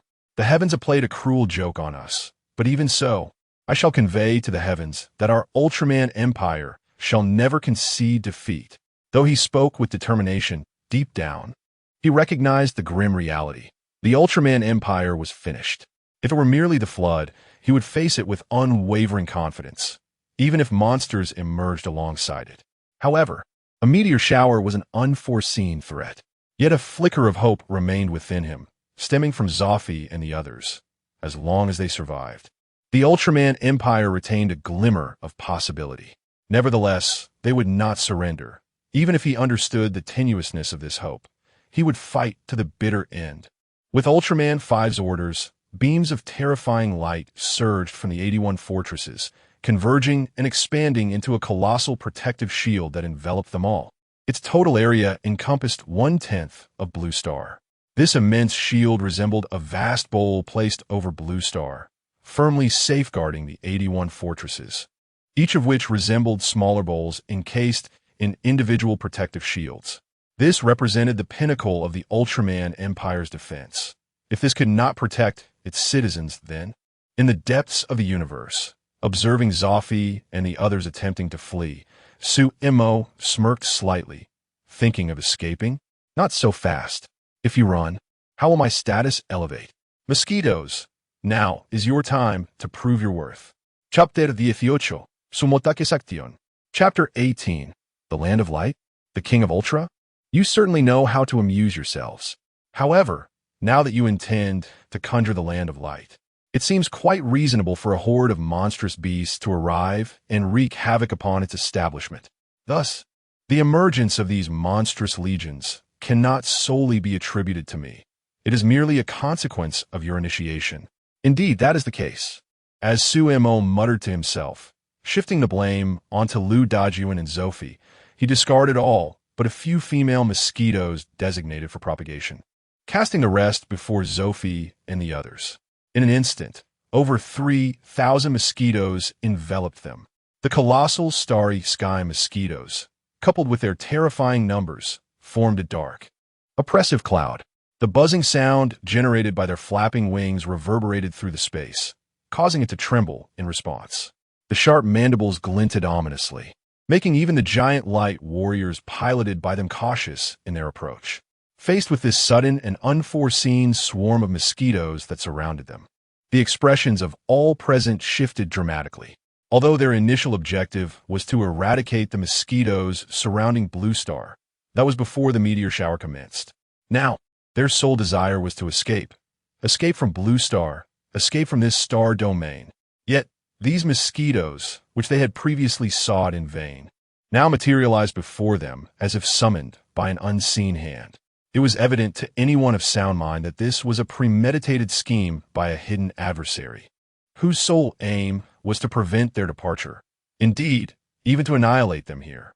Zophi's face darkened at the sight before him. Over 3,000 starry sky mosquitoes, each no smaller than 300 meters, loomed ominously. In contrast, their smaller light warriors measured a mere 100 meters. Although these mosquitoes lacked intelligence and possessed a singular mode of attack, they were matched against warriors equipped with formidable combat instincts and an array of specialized high-energy weaponry. Yet, the sheer numbers were overwhelming. Previously, they would not have feared such a multitude, for these mosquitoes were disorganized and would scatter upon confrontation. They could have coordinated to divide and conquer, systematically eliminating their foes. The original warrior turned to Zophi. "Zophi, what shall we do now?" Zophi clenched his fists tightly, ultimately commanding, "Triangle formation, prepare the ultralight wave, and charge forward with me." As Zophi's command echoed, 3 colossal Digo warriors assumed a triangular formation at the forefront, while the remaining 81 smaller light warriors positioned themselves behind, mirroring the triangular arrangement. The last 2 large Digo warriors stood as rearguard. Simultaneously, all light warriors crossed their arms over their chests, channeling their formidable powers, ultimately unleashing 86 terrifying energy beams toward the oppressive mass of starry sky mosquitoes. Wherever the light waves passed, the starry sky mosquitoes either erupted in a violent explosion or were cleaved in two. In a single strike, over 300 starry sky mosquitoes fell, achieving a remarkable feat of decimating 1/10 of the enemy's strength in a matter of moments. However, Zophi's countenance remained grim, for their attack had failed to breach the formation of the mosquitoes, which in the past would have scattered at the slightest provocation. Though he had anticipated this outcome, witnessing it firsthand was disheartening. Moreover, the ultralight wave was not something to be unleashed at will. It demanded immense energy and time to gather. The inability to penetrate the mosquito formation signified that they would now need to force their way through. Under normal circumstances, he would not have feared such an endeavor. But their current objective was not to eliminate the starry sky mosquitoes, but rather to escape. As Zophi and his companions formed their ranks, the mosquitoes simultaneously launched their assault, a relentless tide surging toward them. Despite the ultralight wave's onslaught, the closest wave of mosquitoes had been eradicated, yet the remaining swarm still posed an overwhelming threat. When confronted with the starry sky mosquitoes, Zophi had contemplated reporting to Ultra 5, but ultimately dismissed the notion. They could not burden Ultra 5 with further pressures. Moreover, given the current circumstances, even if they transmitted information, Ultra 5 could offer no substantial assistance. Thus, it was better to adhere to the orders previously issued by Ultra 5 and carve a path through the bloodshed. One Digo warrior surged ahead, felling 2 mosquitoes with a powerful punch, igniting the surrounding insects in a blaze of fury. Yet, he was swiftly kicked aside by 2 larger Digo warriors, leading the smaller light warriors, barely exceeding 100 meters in height, onward. However, the mosquito horde was undeterred. While they could not contend with the towering giants, they targeted the smaller light warriors with ferocity. The vast starry sky mosquitoes, both colossal and numerous, relentlessly infiltrated their ranks. Every warrior present had weathered countless battles. They could easily defeat 1 or 2, even 3 or 4 starry sky mosquitoes individually. It merely required more time, and the disparity in size was a significant hindrance. Yet now, confronted by an overwhelming swarm, they were relegated to a defensive stance. The elongated, slender legs of a starry sky mosquito ensnared one light warrior, its sharp mandibles thrusting toward the cockpit with lethal intent. Simultaneously, another light warrior drew a luminous sword, severing the mosquito in 2, but his comrade was lost forever. The light warriors possessed 2 critical vulnerabilities. First, the energy core in their chests. Once depleted, they became mere heaps of metal, and an explosion would ensue if the core were breached. Second, the cockpit served as the control center. Should a light warrior fall, it would lose all power and functionality. In a single charge, the starry sky mosquitoes suffered losses exceeding 700. 500 had perished to the ultralight wave. while subsequent melee encounters resulted in further casualties among the mosquitoes, as well as the light warriors of the Ultra Empire. Faced with such a multitude of starry sky mosquitoes, especially under human control, even the three leading Digga warriors found themselves unable to stem the tide. Push through. Stay close to my lead. The exit lies ahead. My energy system has collapsed. Brothers, I will hold the rear. With each explosion and furious roar, the hopes of the entire Ultra Empire gradually fell upon this path in search of a new sanctuary. Meanwhile, within the Ultra Empire, Ultra 5 rallied his spirits, resolutely directing the operations of the entire empire. Constantly adjusting strategies, they endeavored to utilize everything at their disposal to confront the impending meteor shower. Reports indicated that the meteorites had entered the attack zone, with a mere 15 minutes remaining before they breached the atmosphere of Blue Star. Should they proceed with the assault? Upon hearing this, Emperor Oder-V relaxed his furrowed brow. 15 minutes, then let us attack. At all costs. We must annihilate as many meteorites and monstrosities as possible before they penetrate our atmosphere. Your Majesty, after meticulous calculations, we believe that if we detonate that satellite, the resulting explosion might redirect the meteor shower away from Blue Star. Is it feasible? Perhaps, if the light giants are still present. Oder-V pondered for a moment. If we concentrate all our firepower, is there a possibility of destroying that satellite, or alternatively, employing other methods to directly alter Blue Star's trajectory to evade these meteorites? Calculations suggested a 16% chance of success, but there was a staggering 79% likelihood that the satellite's explosion would render us unable to control the shockwave. Detonate, Oder-V declared, his tone resolute. However, if we chose to destroy the satellite, we would have no time left to combat the meteor shower. Detonate. Yes. Ensure the mission is accomplished. Meanwhile, Su-Mo, who had been closely monitoring the situation, was taken aback. Damn it, I merely wish to eliminate you, and you intend to blow up my moon. Are you even human? Do you have any idea how troublesome it is to destroy a moon? Its destruction would lead to countless calamities. As he contemplated, Su-Mo began to deliberate whether he should intervene to protect the moon. If any other celestial body were obliterated, he would be utterly indifferent, as those planets were insignificant, merely resource-rich realms exploited by advanced civilizations. However, the moon was different. Its disappearance would destabilize Blue Star's magnetic field, resulting in catastrophic natural disasters, such as tsunamis, earthquakes, and typhoons. If such phenomena were to persist, how could Blue Star civilization hope to flourish? Reconstructing a moon is no trivial matter.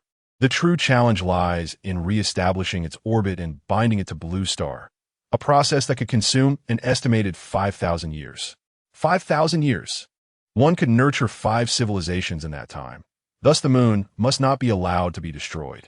Just as Su-Mo was lost in thought, the meteor shower reached the moon's periphery. Simultaneously, a terrifying radiance erupted from Blue Star, aimed directly at the moon. As Su-Mo grappled with how to intervene, he observed that the assault had already commenced. With little time to spare, he extended his hand to intercept the menacing glow. Within the highest laboratory of the Oder Empire, all eyes were fixated on the monitoring screens.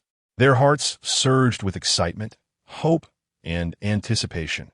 If they succeeded, the threat of meteorites and monsters would be averted. Yet, in the next moment, astonishment gripped them, and the atmosphere fell into a profound silence. Chapter 19. The Cataclysmic Deluge. Chapter 19. Before them stood an immense, boundless behemoth. It appeared so abruptly, thwarting their most formidable assault, which had been launched with the combined might of the entire Ultraman civilization. It also extinguished their final glimmer of hope. In that moment, silence enveloped them all. The monitors failed to reveal the nature of this sudden manifestation that had obstructed their attack, leaving them bewildered as to how it had materialized. The Ultraman, I could not fully comprehend this entity, nor could it capture its entirety. They could only vaguely discern the colossal chasms, reminiscent of mountains and ravines, along with the interminable fissures that mar the earth. When magnified, it indeed resembled mountains, hills, and valleys. Yet on the screens of the Ultraman Empire, These formations appeared more akin to the divine fingerprints of a deity, or perhaps a new continent, or a celestial chasm, a barrier that the Ultraman Empire could never surpass, starkly positioned between Blue Star and that satellite, effectively snuffing out their last hope. The laser beams, unleashed with tremendous force by the Ultraman Empire, carried the power to obliterate all in their path. This strike represented their most potent offensive, capable of annihilating an entire planet, even if it was merely a satellite, the one closest to Blue Star. The terrifying energy warped the very air within a 5,000-meter radius, rendering it charred and distorted. Even the most minuscule of bacteria fell victim to this overwhelming force. The vacuum shattered, reality twisted. Yet this cataclysmic energy collided with a suddenly manifested chasm without stirring a single ripple. After a prolonged silence, Ultraman V stumbled and collapsed, acutely aware that the Ultraman Empire was doomed. This time, it was truly over. Previously, he had comforted himself with the notion that all of this was mere coincidence, an accident, that the apocalypse was merely a divine trial. Even though he did not entirely believe these reassurances, he had shared with others the notion of a terrifying presence watching over their civilization. Yet, deep down, he yearned for those thoughts to be mere figments of his imagination. When he grasped or conjectured the reality of the situation, his heart resembled that of a gambler, incessantly warning others of inevitable defeat, while simultaneously convincing himself that their civilization still held a glimmer of hope. For they could never hope to contend with that being. From the moment Lu Dajuan had first materialized, and he glimpsed a fragment of this existence through the Ultraman eye, he had known the answer. Nevertheless, he wagered the entirety of his civilization, placing it on a losing gamble. He fervently prayed that his suspicions were unfounded, yet he was correct. The deity had never intended for them to emerge victorious from this trial. Civilization exceeding a millennium would not arise on this planet. He understood that he was finished, and with him, the entire Ultraman civilization had met its end. He had lost the gamble, the price being the lives of 8 billion souls. Now, all he wished for was that Zophie and the others would discover a new sanctuary, never to return to this wretched place. This was the final wish of Ultraman V. As Ultraman V's form fell heavily to the ground, those surrounding him finally regained their senses and rushed to support him. Calls echoed through the highest laboratory of the Ultraman Empire. Your Majesty, Your Majesty, what has happened? Someone quickly. The king has collapsed. However, Ultraman V could no longer hear them. This sovereign, who had reigned for 5 centuries, who had always strived for strength and led the Ultraman Empire towards prosperity, who had aspired to challenge the heavens and guide his civilization into the future, had finally succumbed. Even in death, he continued to pray, hoping that Zophie and the others would find a new home. The chasm that had abruptly appeared to thwart the Ultraman Empire's mightiest attack vanished. In the sky, 2 points of light flickered, not stars but meteors, or perhaps a meteor shower. No, that was incorrect, for the meteors grew larger, trailing terrifying flames as they descended rapidly towards Blue Star. They breached the atmosphere, causing the entire planet to tremble. In the laboratory, no one paid heed to the unfolding spectacle above. The shock of what they had just witnessed overwhelmed them. And even if they had chosen to pay attention, what do they possibly do? Hope had evaporated the moment Ultraman V opted to destroy the satellite in a desperate gamble. Perhaps there had never been hope to begin with. Ultraman V had repeatedly instilled a sense of hope, albeit a fragile one. Simply because he existed, he was the very backbone of the Ultraman Empire. As long as he remained, the citizens of the Ultraman Empire would trust him unconditionally, for he embodied their hope. But now, with the fall of their beacon, hope had dissipated. A resounding roar echoed across the skies of the Ultraman Empire, and the very earth began to tremble.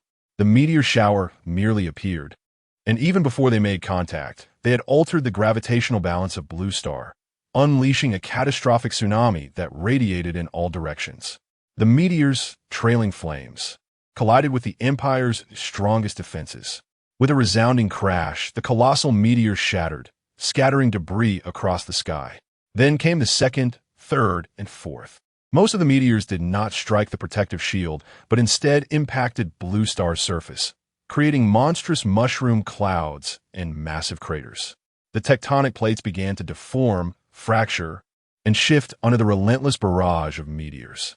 Water surged, volcanoes erupted, seawater reversed its flow, and smoke engulfed everything. In mere moments, the sky became obscured by a veil of dust, transforming the once azure planet into a muted hue. Outside, the 81 fortresses still shrouded in protective barriers. The world had morphed into a hellscape.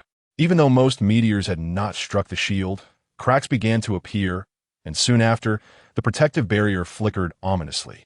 Finally, with a resounding explosion, the Empire's ultimate defense mechanism shattered.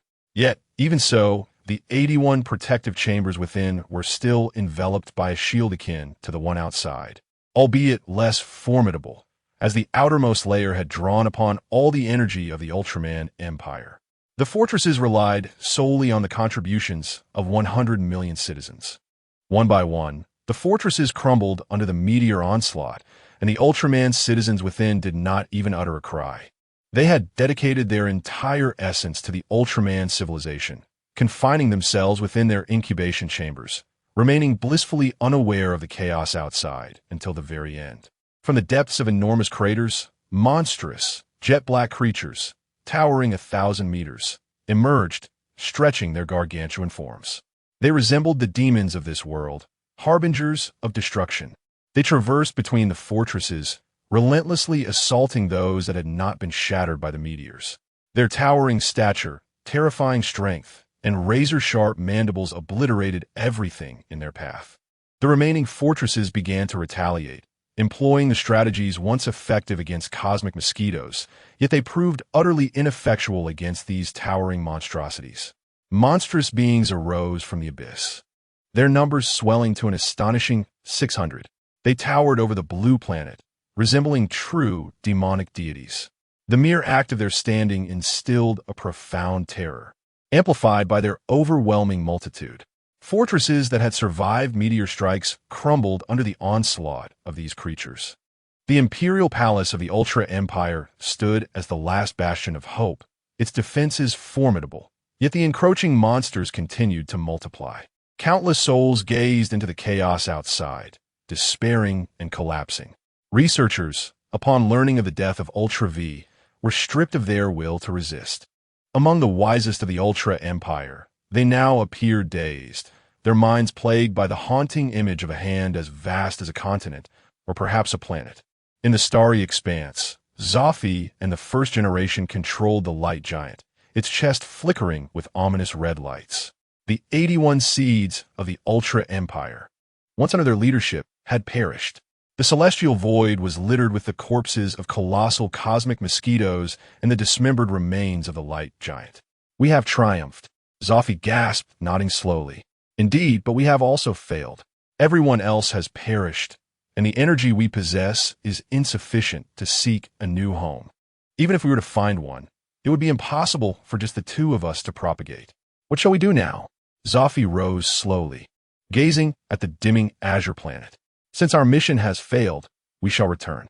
Better to die in our homeland than perish here." The first generation nodded in agreement, flying towards the blue planet without further discourse. As he beheld the once vibrant planet now tinged with a dusty hue, he yearned to hasten his return, even neglecting the bodies of fellow Ultra beings they had brought along. In his heart, he clung to the hope that a swift return could yet salvage Ultra civilization. They flew in silence, and half an hour later, they had returned to the blue planet's star domain. At that moment, the first generation spoke. "You must go back." "I cannot." Zophie turned sharply, only to find the energy light on the first generation's chest extinguished. "First generation, what has happened to you?" The light giant he controlled remained unresponsive, propelled forward by the momentum of its previous flight. Zophie's heart shattered at this sight. They were so close to home, so close to returning, yet this companion, this very being yearned to go home. He wished to carry the first generation back, believing that perhaps there was still a chance for salvation. Maybe, just maybe, the light giant simply needed energy replenishment to revive. However, glancing at the dwindling energy reserves of his own dark Digga, he was once again engulfed in silence. If he returned alone, he might yet reach the blue planet. But if he took the first generation with him, the possibility loomed that neither would return. Finally, he shook his head vigorously and flew once more towards the blue planet. Upon his entry, he was met with a scene of swirling dust, dilapidated fortifications, terrifying behemoths, and the beleaguered capital of the Ultra Empire, which was valiantly resisting the onslaught of hundreds of monsters. As Zoffy entered the blue planet, Su-Imo, who had been observing all, produced a bucket of water. The last straggler has returned, so the cataclysmic deluge is about to commence. The promised apocalypse shall indeed unfold. I, the Creator, do not deceive. Though these words are not mine, they matter not. Are you prepared to face the coming deluge? Chapter 20. Despair After Hope. Zoffy gazed upon the scene before him, his eyes blazing with determination as he summoned the last vestiges of energy within him, plunging directly towards the final stronghold of the Ultraman Empire. His enormous form carried with it an indomitable spirit, and the speed of his descent generated a terrifying shockwave that dispersed the dust and smoke that had shrouded the sky. The air around him roared with a cacophony reminiscent of thunder, resonating with the force of his movement. In midair, Zoffy deftly adjusted his trajectory, targeting the enemy, and executed a spectacular Ultraman kick, dispatching 3 ant-like monsters in a single blow. Boom! Simultaneously, the Dark Digga under Zoffy's command crashed to the ground, creating a colossal crater on the already battered blue planet. The tidal wave unleashed by the impact sent dozens of ants flying, with several succumbing to the force of the blast. Zoffy yearned to rise once more, but he had exhausted all energy within the Giant of Light. He had finally returned to the Ultraman Empire, yet it appeared he could no longer endure. In the Imperial City, the citizens of the Ultraman Empire, who had long since lost hope and awaited their demise, felt a renewed spark of hope ignite in their eyes upon witnessing the descending Giant of Light. Though Ultraman V had perished, and their civilization dwindled to less than 100 million souls, it seemed they had weathered the cataclysm. If they could eliminate these monsters, the Ultraman Empire might indeed have a chance at survival. In that moment, countless thoughts echoed in the minds of the populace. Previously, before the return of the Giant of Light, such thoughts had eluded them. But now, the situation was different. Although they had only one Digga, and it had already depleted its energy, they were still in the Ultraman Empire. If Digga could buy them some time, combined with the fortress's firepower, united in purpose, they could vanquish these beasts and secure victory for the Ultraman Empire. The millennia-long cataclysm would be behind them, granting them endless time without the looming threat of annihilation. In an instant, the hearts of all within the Ultraman Empire were ignited with fervor. As the first orb of energy emerged from the third eye of an Ultraman citizen, it required no words. Soon, countless orbs of light surged rapidly into the Dark Digga. Bathed in this newfound energy, the once dim Digga radiated an even more blinding brilliance. At that moment, he outshone even the radiant Digga. Zoffy, who had been lying in the cockpit awaiting his fate, suddenly noticed the energy lamp on Digga's chest flickering back to life. In an instant, clarity washed over him, and without hesitation, he sprang to his feet, casting aside 2 ants that had climbed upon him. In that moment, Zoffy felt an unprecedented surge of strength, more potent than ever before. Yet, an immense pressure bore down upon his chest, for he was the last hope of the entire Ultraman civilization. His adversaries were over 300 monsters, formidable in size, clad in impenetrable armor, and endowed with great strength. But this time, he must prevail. He had already let Ultraman V down once. He could not allow others to suffer the same disappointment. In the cosmos, Su-Imo, poised to unleash a cataclysmic flood, paused at the sight of this scene. These creatures possessed an indomitable will, indeed. However, since they wished to play, he decided to indulge them for a while longer. Zoffy unleashed a fierce roar, drawing the attention of the attacking ant monsters. Instantly, over 300 towering beasts surged towards him. Undaunted by this onslaught, Zoffy raised his arms, tracing a semicircle in the air, and struck a cross pose. Boom! A torrent of terrifying energy surged forth, carrying the weight of annihilation towards the monstrous horde. Bang! Bang bang. Where the Ultraman light passed, ants exploded in an instant. In a single confrontation, over 30 ant monsters were obliterated by Zophi's might. Following this, without a moment's hesitation, Zophi launched into the fray once more, executing an Ultraman kick into the heart of the enemy ranks. Boom! 3 ants were instantly annihilated by his strike. What followed was an unparalleled battle of Zophi against 200 foes, though both Ultraman and the ants were colossal. In reality, Zophi faced only a handful of ants at any given time. Each ant matched Digga's size, yet Zophi's combat systems, weaponry, and years of training, coupled with his unwavering resolve, spurred him onward without a hint of retreat. Despite their size, the ants lacked intelligence. They only moved towards Zophi due to Su'Mo's manipulation from behind. Otherwise, they would have dismissed him entirely. If an ordinary person were to confront 200 men of similar stature, even if he could initially fend off 10, he would inevitably succumb to exhaustion. Yet Digga, as long as he had the ability, could persist indefinitely.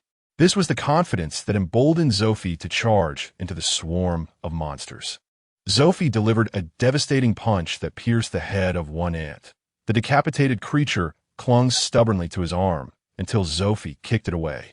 The headless ant flailed aimlessly, colliding with several of its brethren, before finally succumbing to stillness. Zophi, as if possessed, relentlessly swung his fists and kicked, ready to unleash his weaponry the moment it cooled down or recharged. Again and again, he fought with unyielding endurance, even as he was knocked to the ground by a throng of ants. Each time, he rose resiliently, undeterred. Meanwhile, Su'Mo pulled up a chair from the cosmos, relishing the unfolding battle below. This spectacle was far more exhilarating than scrolling through mundane videos. Observing the dwindling number of ant monsters on the blue planet and Zophi, grievously wounded yet still fighting, Su'Mo pondered what expressions would grace their faces if the cataclysmic flood descended upon them amidst their triumphal cheers. He found himself somewhat anticipating the outcome. As time passed, one of Digga's legs was bitten off by an ant, yet through Zophi's reckless fighting style and frenzied energy attacks, he obliterated another ant's head. Looking around, he found no more ants in sight, only the massive carcasses of the fallen and a devastated fortress. The protective shield of the Ultraman Empire's royal city had inexplicably shattered. Although the inhabitants had long taken refuge within, the devastation still claimed a staggering number of casualties. "We have triumphed." A cheer erupted from an unknown source, and suddenly, the entire Ultraman city was engulfed in a thunderous roar of jubilation. This cacophony was interwoven with joy, exultation, and sorrow. The Ultraman Empire, once home to 8 billion citizens, now found itself with fewer than 10 million. A lamentable fate indeed. One by one, the citizens of the Ultraman Empire emerged from their sanctuaries, tears streaming down their faces as they rushed to share the news of their victory with one another. The fervent cheers poured forth, releasing the pent-up emotions within them. Zophi gazed skyward, seemingly catching a glimpse of Ultraman 5 smiling down and nodding at him. "You have succeeded. You have saved the Ultraman Empire and preserved our civilization. I am proud of you." He also seemed to see Lu Dajuan giving him a thumbs up. "This is the highest honor we bestow." The original Ultraman gently nodded to himself. "I always knew you could do it." At that moment, Zophi felt a wave of fatigue wash over him, and the colossal figure of the light giant collapsed heavily to the ground. Observing the jubilant crowd below, Su'Mo smiled as he rose from his recliner. "It is over. And that is well. Let me bring this to a close, for it is time to conclude.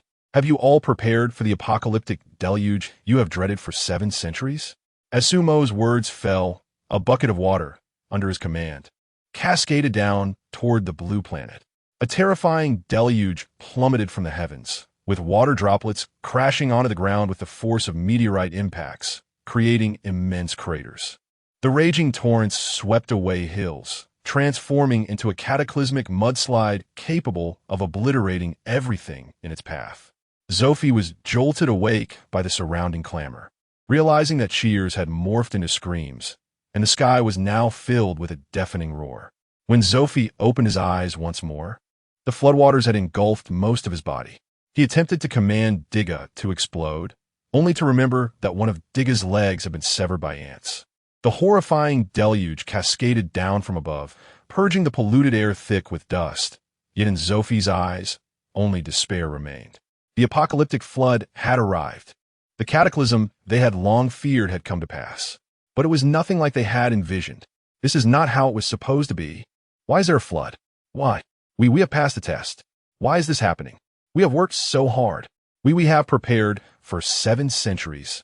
Why? Why must this be our fate? Zophie cried out, questioning the heavens, but received only the rising tide and surging mudslides in response. He struggled to control the limping Digga, staggering to his feet against the relentless floodwaters. He wished to rescue those swept away by the torrent. Yet standing firm in the flood proved a daunting challenge, let alone saving others. You treacherous heavens, speak to us. Why must you treat us thus? God, reveal yourself. I know you have always been here, watching us. Come forth, come forth. Chapter 21. You say my new civilization was annihilated by ants. Amidst the cries and roars, witnessing the kin swept away by the flood, uncertainty clouded his heart, igniting a fierce inferno within. The radiance enveloping Digga began to fade, once again revealing its original dark form. Dark luminescence emanated from the deceased citizens of the Ultraman Empire, merging into the body of Dark Digga. These lights were imbued with resentment, death, and hatred, embodying the destinies of all within the Ultraman civilization. At that moment, only Zophie remained, representing the entirety of the Ultraman civilization. The essence of the entire civilization coalesced within him, yet it was laden with animosity towards the divine, transforming into the current state. Zophie's already exhausted body, under the onslaught of this energy, regained vitality. However, it was not only Zophie who benefited from this elevation. Suemo too experienced an enhancement in status. Although he was not a native of the Ultraman civilization, as its creator, his rank ascended alongside Zophie's. Yet, due to his role as both the creator of the Ultraman civilization and this universe, the emotions attached to his status could not taint him, as they would be purged by the universe itself. In the past, numerous world-ending cataclysms, whether through a deluge or a meteor strike, had resulted in total annihilation, leaving no remnants to witness such phenomena. Thus, it was with surprise that Suemo encountered this situation for the first time. As he pondered further, he felt his own status elevate. Though his curiosity about these dark entities lingered, it was of little consequence. In this miniature universe, as long as no extraordinary beings emerged, he was invincible. He decided to assess the current gains. Name, Suemo. Gender, male. Status, 3. 61. Current status, 3. 14. Creation level, 1. Suemo gazed at the slight increase of 0. 12 in his status, his brow furrowed. It was perplexing. The Ultraman civilization had grown so formidable, yet remained classified as a level 1 civilization. They had already ventured into the cosmos. They were on the brink of colonizing other planets. Although their attempts at extraterrestrial colonization had been thwarted by him, their strength was sufficient for such endeavors. Was the certification standard for civilization levels truly so stringent?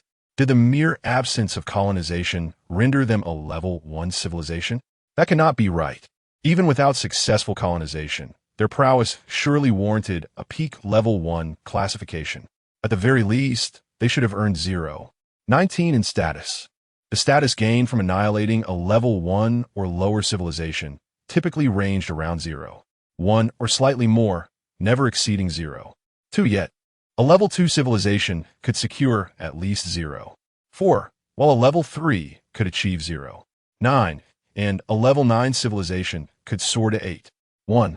The calculations resembled multiplication tables. Destroying an 8th level civilization would catapult Suemo's status directly to level 9. However, once a civilization surpassed level 6, it would no longer be bound by cosmic constraints. At that juncture, they would traverse the universe freely. Moreover, the emergence of a level 6 civilization would elevate Suemo's creator god status to at least level 5. For a level 5 creator god, the status gained from the destruction of civilizations would be reduced 5-fold. Contemplating this, Suemo felt uncertain when his status might reach level 9.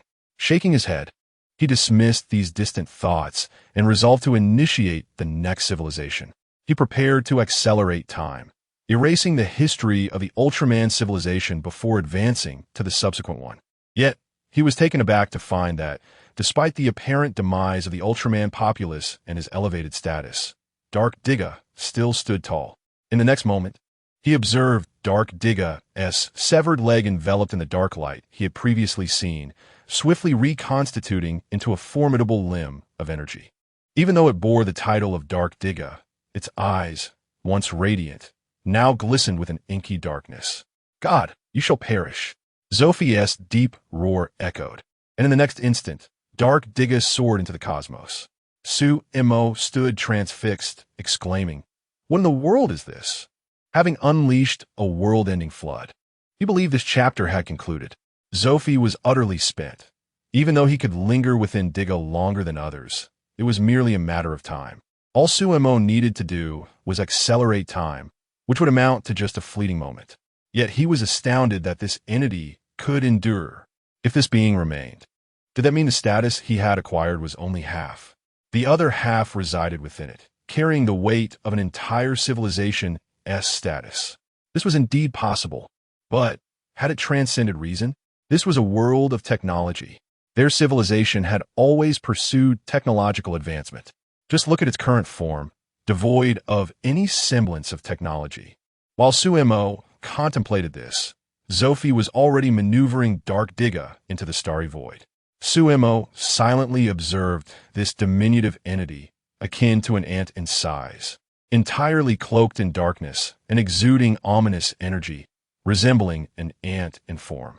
Zophi raised his obsidian gaze, confronting the vast, terrifying presence before him. Merely standing there exerted an immense pressure upon him. An inexplicable fear welled up from within, a primal terror experienced by lower-tier beings in the presence of higher-tier life forms. It was the weight of facing his creator, the god of creation. Suemo quietly regarded this small being, intrigued to see what it might express or do. It was indeed a novel experience, having locked eyes with a life form within this miniature universe after countless cycles of creation and destruction.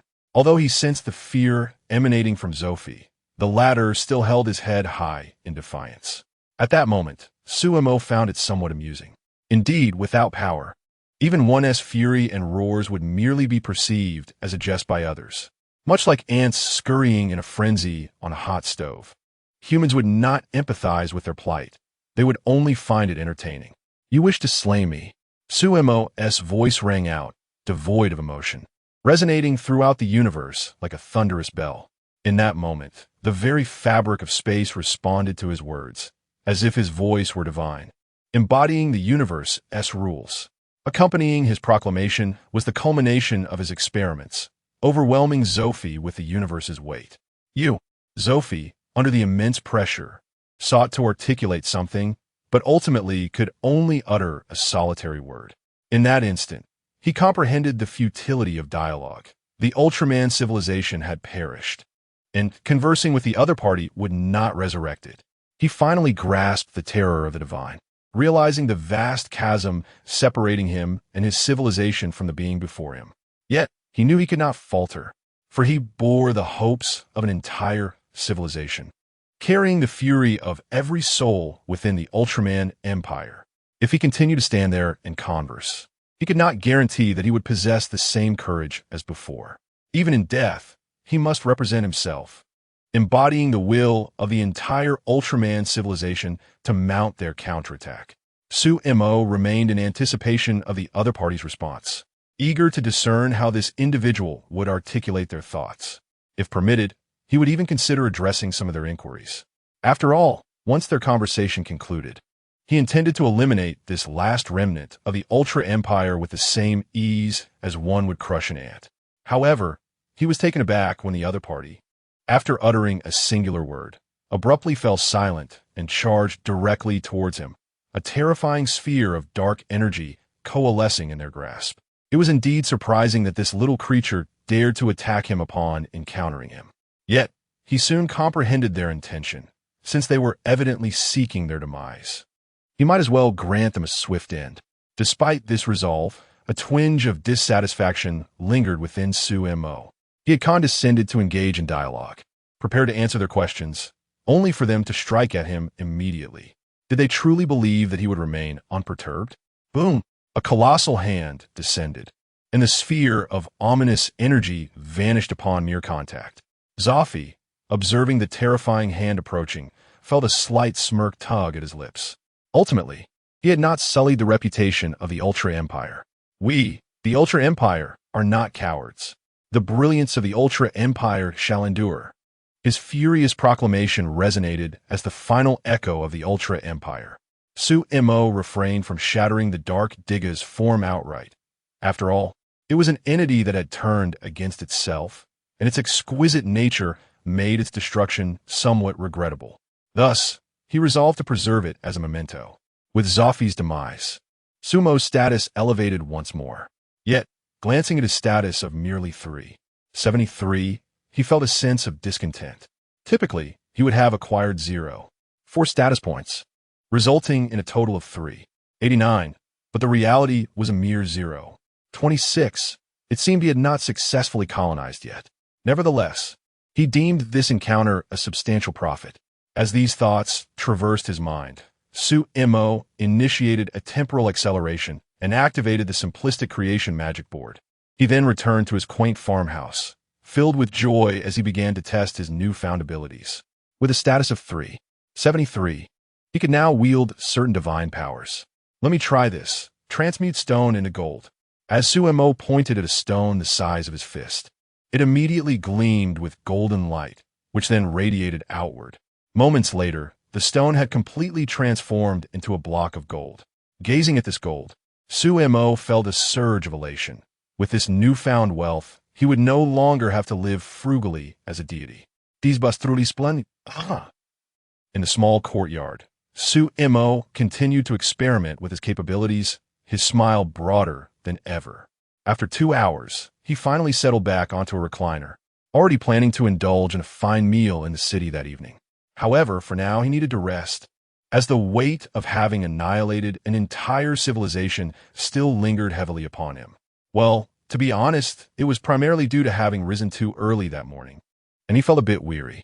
Yet, when he awoke in the evening and beheld the notification from the rudimentary system indicating that a new civilization had perished in less than 300 years, he felt as if the sky had fallen. What on earth happened? Who intervened? How did it happen? You mentioned mosquitoes and ants. I curse your celestial beings.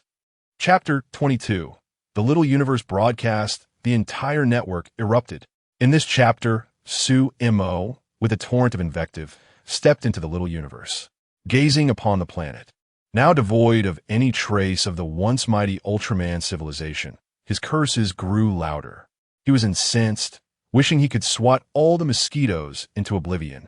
And the ants, how infuriating it was that in the face of the Ultraman civilization, they had been toyed with. Had it not been for his clandestine interventions to safeguard these mosquitoes, they would have faced annihilation long ago. After nurturing so many civilizations, this was the most aggravating experience he had ever encountered. Just as he had obliterated the Ultraman civilization, these creatures began to prance about. The very civilization he had just fostered was now being quietly dismantled. Moreover, this civilization was utterly disappointing. The Ultraman civilization had nearly reached level 1 civilization after 300 years. Yet, these beings faced extinction in the same span. Truly absurd. Sumo grumbled as he activated the time replay within the little universe, eager to uncover the details of this debacle. With a mere wave of his hand, a screen materialized before him, gradually revealing the events of the past 300 years.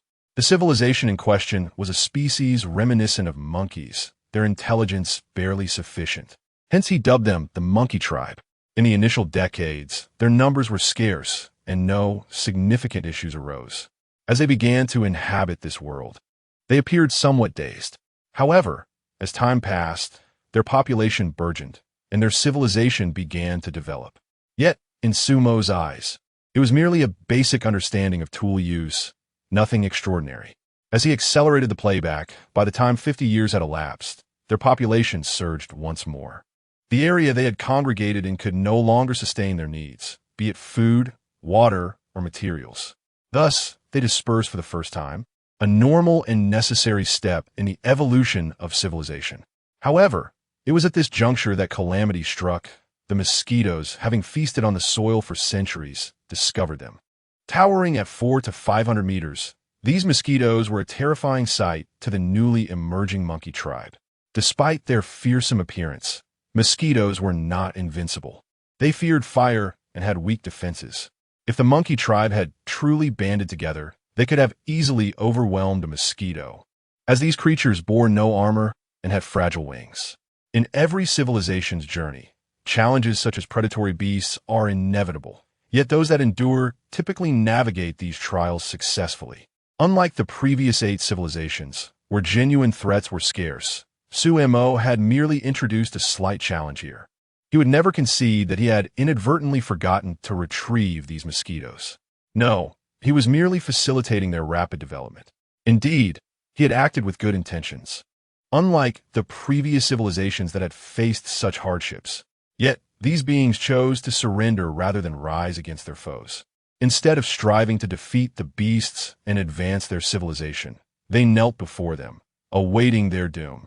After the mosquitoes feasted on a few of them, they simply flew away, having had their fill. But how many of them could offer themselves as sustenance? A single mosquito could produce hundreds of offspring, while their own numbers paled in comparison. If they continued to feed the mosquitoes, they would surely face extinction within a century. Sumo foresaw this outcome with a mere glance, prompting him to hasten the playback. He was keen to witness how this civilization managed to persist for 300 years under such dire circumstances. It was indeed ludicrous. Their civilization had barely emerged after 50 years, a prime period for growth. Instead of capitalizing on this opportunity, they developed a culture of sacrifice, seeking to appease the mosquitoes with their own kin. They even sought to predict the arrival of mosquitoes. Sumo was incensed as he watched the monkey tribe engage in such folly. Yet, amidst this absurdity, some individuals dared to oppose the sacrificial practices. Sumo felt a flicker of hope, but the subsequent scenes were even more outrageous. Each time dissenters stood against the status quo, they were ruthlessly suppressed. While this was somewhat expected, after all, differing ideologies often lead to conflict. The courage it took to resist was commendable, especially when compared to those who simply bowed before the mosquitoes. However, Sumo's thoughts turned grim as he observed how those who cowered before the mosquitoes unleashed their fury upon their own kin. Using their numbers and fearless disposition, the opposition was vanquished. Although a few were captured as sacrifices, both sides suffered heavy losses. The mosquitoes, initially sluggish from years of inactivity, began to thrive following this unexpected nourishment. Though lacking the intelligence to form a civilization like humans, mosquitoes instinctively understood the cycles of abundance and scarcity. With ample food, they multiplied exponentially. Conversely, during lean times, they focused solely on reproduction. After this feeding frenzy, the mosquitoes began to proliferate wildly, with many migrating from the cosmos to inhabit the blue planet. Sumo shook his head in disbelief at such ignorance. While they had the sense to study the mosquitoes' habits and even utilize the opposition as sacrifices, they lacked the courage to confront the very creatures they fed. Given just 50 years to develop, had they not done so, they would have been devoured long ago. Undeniably, despite their general lack of intellect, the monkey tribe had some astute individuals who recognized the burgeoning mosquito population as a dire threat. They realized that if this continued, they would all be consumed. Thus, they devised a plan, dedicating 5 years to locate an ant. Upon witnessing the emergence of this ant, Sumo was utterly flabbergasted. How had they survived this long without any intervention from him? As he scrolled through the timeline, he discovered that during his earlier bombardment of meteorites, some unhatched ant eggs had inadvertently survived. Yet, Sumo would never admit to this being his oversight, and he promptly moved past the circumstances surrounding the ant's survival. In this world, ants, with their colossal size and formidable exoskeletons, represented an almost invincible force. However, he did not consume meat, primarily because there was none available to him at that time. Thus, he survived by grazing on grass and gnawing at large trees. Subsequently, these individuals discovered ants and began to venerate them. Originally, ants are omnivorous insects.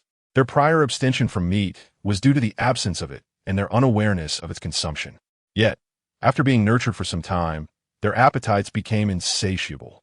Initially, under the protection of the ants, mosquitoes indeed refrained from attacking them. However, after they commenced their rituals of worship towards the ants, they realized that the ants consumed more than the mosquitoes. To clarify, ants do not eat indiscriminately. Rather, they have a penchant for hoarding food. They consume whatever is provided, and if nothing is given, they incessantly demand it. If denied, they will take matters into their own hands. Thus, through the collaborative efforts of mosquitoes and ants, this civilization was completely devoured within 3 centuries. Indeed, it was consumed entirely. This was the aspect that struck Su Mo as most absurd. Gazing upon a colossal ant on Blue Star, which was significantly larger than an ordinary ant, standing a staggering 1,600 meters tall, Su Mo felt somewhat at a loss for words. He contemplated exterminating this creature, yet acknowledged the difficulty of its growth to such an immense size. Additionally, with only one existing, it seemed a waste to destroy it. Since this civilization had already faced extinction, eliminating the ant would only exacerbate the loss. Should a civilization akin to the Ultraman emerge again, this ant could serve as a formidable boss. While the ant could be spared, the mosquitoes certainly required eradication. With this thought, Su Mo brought down his hand, resulting in a cacophony of crackling sounds as countless mosquitoes met their demise. After accomplishing this, Su Mo contemplated initiating creation once more. However, after some reflection, he decided to confine this ant within a small space to prevent any future disturbances. He then cast the soul tear, which he had previously obtained from Lu Dajuan, into Blue Star, transforming it into 2 vast lakes. This time, Su Mo intended to experiment with the possibility of generating a transcendent civilization. In the early stages of such a civilization, crises are essential. Hence, he retained a portion of mosquitoes for the time being. Lastly, and most importantly, he needed to seek out a traveler from another realm. Without a guiding figure in the initial stages of civilization's development, it is all too easy to veer off course, akin to this absurd civilization. However, if they had a leader to navigate them, such issues could be entirely avoided. Nevertheless, Su Mo was resolutely unwilling to undertake such a role himself. Thus, he had no choice but to find a traveler to do the labor. As for how to locate a traveler, it had previously posed a challenge. But once Su Mo's status reached 373, it became remarkably simple. All he needed was to construct a device linked to the microcosm and generate a string of code to send out as if it were a game. Much like the supreme deity, he could randomly select a few companions. With this thought, Su Mo promptly began his operations, and 2 hours later, he launched a game entitled My Civilization beta version. Simultaneously, the creation mode within the microcosm was reactivated, and a species with 4 arms began to emerge on this planet. In the real world, a well-known gaming streamer on a certain platform, named Big Pineapple, opened a game titled My Civilization beta version. Initially, everything seemed normal. However, the abnormality lay within the game file, created by Su Mo. In truth, it was not an advanced technology, but rather a series of runes designed to lock onto the opponent's soul. The moment the game was launched, it would manifest like a logo, subsequently ensnaring the individual's soul and drawing it into the microcosm. It is true that he had locked onto only one individual capable of entering the small world. Yet he was unprepared for the fact that this mechanism also read the current device's information, transforming it into something akin to a live streaming system that entered Big Pineapple body. At that moment, the entire online audience erupted. Peace. Many have inquired about this matter. It was originally explained in Chapter 2, but I shall reiterate. The live stream pulls everyone's consciousness into the microcosm, yet they can only observe, unable to take any action. They may exit if they wish. And as for how the live stream operates, I recommend exploring science fiction. This is fantasy, and I cannot articulate the principles behind it. Chapter 23. Lu Dajuan's Astonishment. In this chapter, Big Pineapple gazes around in bewilderment, taking in the fresh air, and then raises both hands to scratch his head, still somewhat disoriented. The reason he raises both hands is that he possesses 4 in total, 2 on each side of his body. While Big Pineapple is still trying to comprehend his situation, the live chat is already in a frenzy. Wow, Big Pineapple is up to something again. What game is this? Is it VR? The technology has become so incredible. Indeed, it looks so real, almost indistinguishable from reality. Brother Pineapple, what game are you playing? The graphics are stunning. Can you share more details? As he reads the barrage of comments floating before him, Big Pineapple's mind gradually clears, and suddenly, as if struck by a revelation, he leaps up and exclaims, "I crossed over." The chat erupts with a flurry of question marks. Wait, dude, take it easy on the novels. The graphics are great, but claiming you've crossed over is a bit much. Exactly. Just look at yourself. Even if someone crosses over, they at least resemble a human being. What on earth are you? All right, Brother Pineapple, stop joking around. Please tell us about this game. Yeah, the visuals are striking, but I'm curious about gameplay. Is the map extensive? Is there interactivity? If it's just a wallpaper game faced with the overwhelming comments, Big Pineapple feels on the verge of madness. Yet his mind races to make sense of everything. In mere moments, he gathers his thoughts and urgently shouts, "Brothers, can you please refrain from spamming the chat? Listen to me, please." Seeing Big Pineapple suddenly erupt on screen, the audience is left in confusion, unsure of what is happening. However, most of the viewers in the chat are longtime fans, and they obediently cease their spamming. Of course, not everyone follows suit, and some continue to flood the chat, expressing their discontent with the streamer's antics. Listen, everyone, I may genuinely have crossed over. Let us hold off on the spamming. I can prove it. Big Pineapple, noticing the chat picking up again, quickly interjects. He realizes that the incessant comments are obstructing his view, making it difficult to navigate. He cannot simply drive away his audience. After all, his crossing over is a reality now, and the only support he has lies with these viewers. Skills like fire starting, crafting gunpowder, and survival in the wild. Without the assistance of his online companions, he could easily find himself in dire straits. Do you remember? I was just talking about playing a game, an open one called My Civilization, beta version, and now I'm here. With the current technology, do you think such a transition is feasible? As his words linger in the air, Big Pineapple notices the chat beginning to surge once more and hastily continues, "Brothers, please help me out. Can you hold off on the comments for a moment? I seem to have a unique ability, which is live streaming. Indeed, as you see, the comments you send appear right before my eyes. If they become too numerous, I can't even see the path ahead." The audience watches as Big Pineapple jumps and shouts, momentarily silencing the chat. Many of his longtime fans start to sense something is amiss and begin to ponder whether what he says could be true. Yet, despite this, some remain skeptical, convinced that Big Pineapple is merely joking or trying to entertain.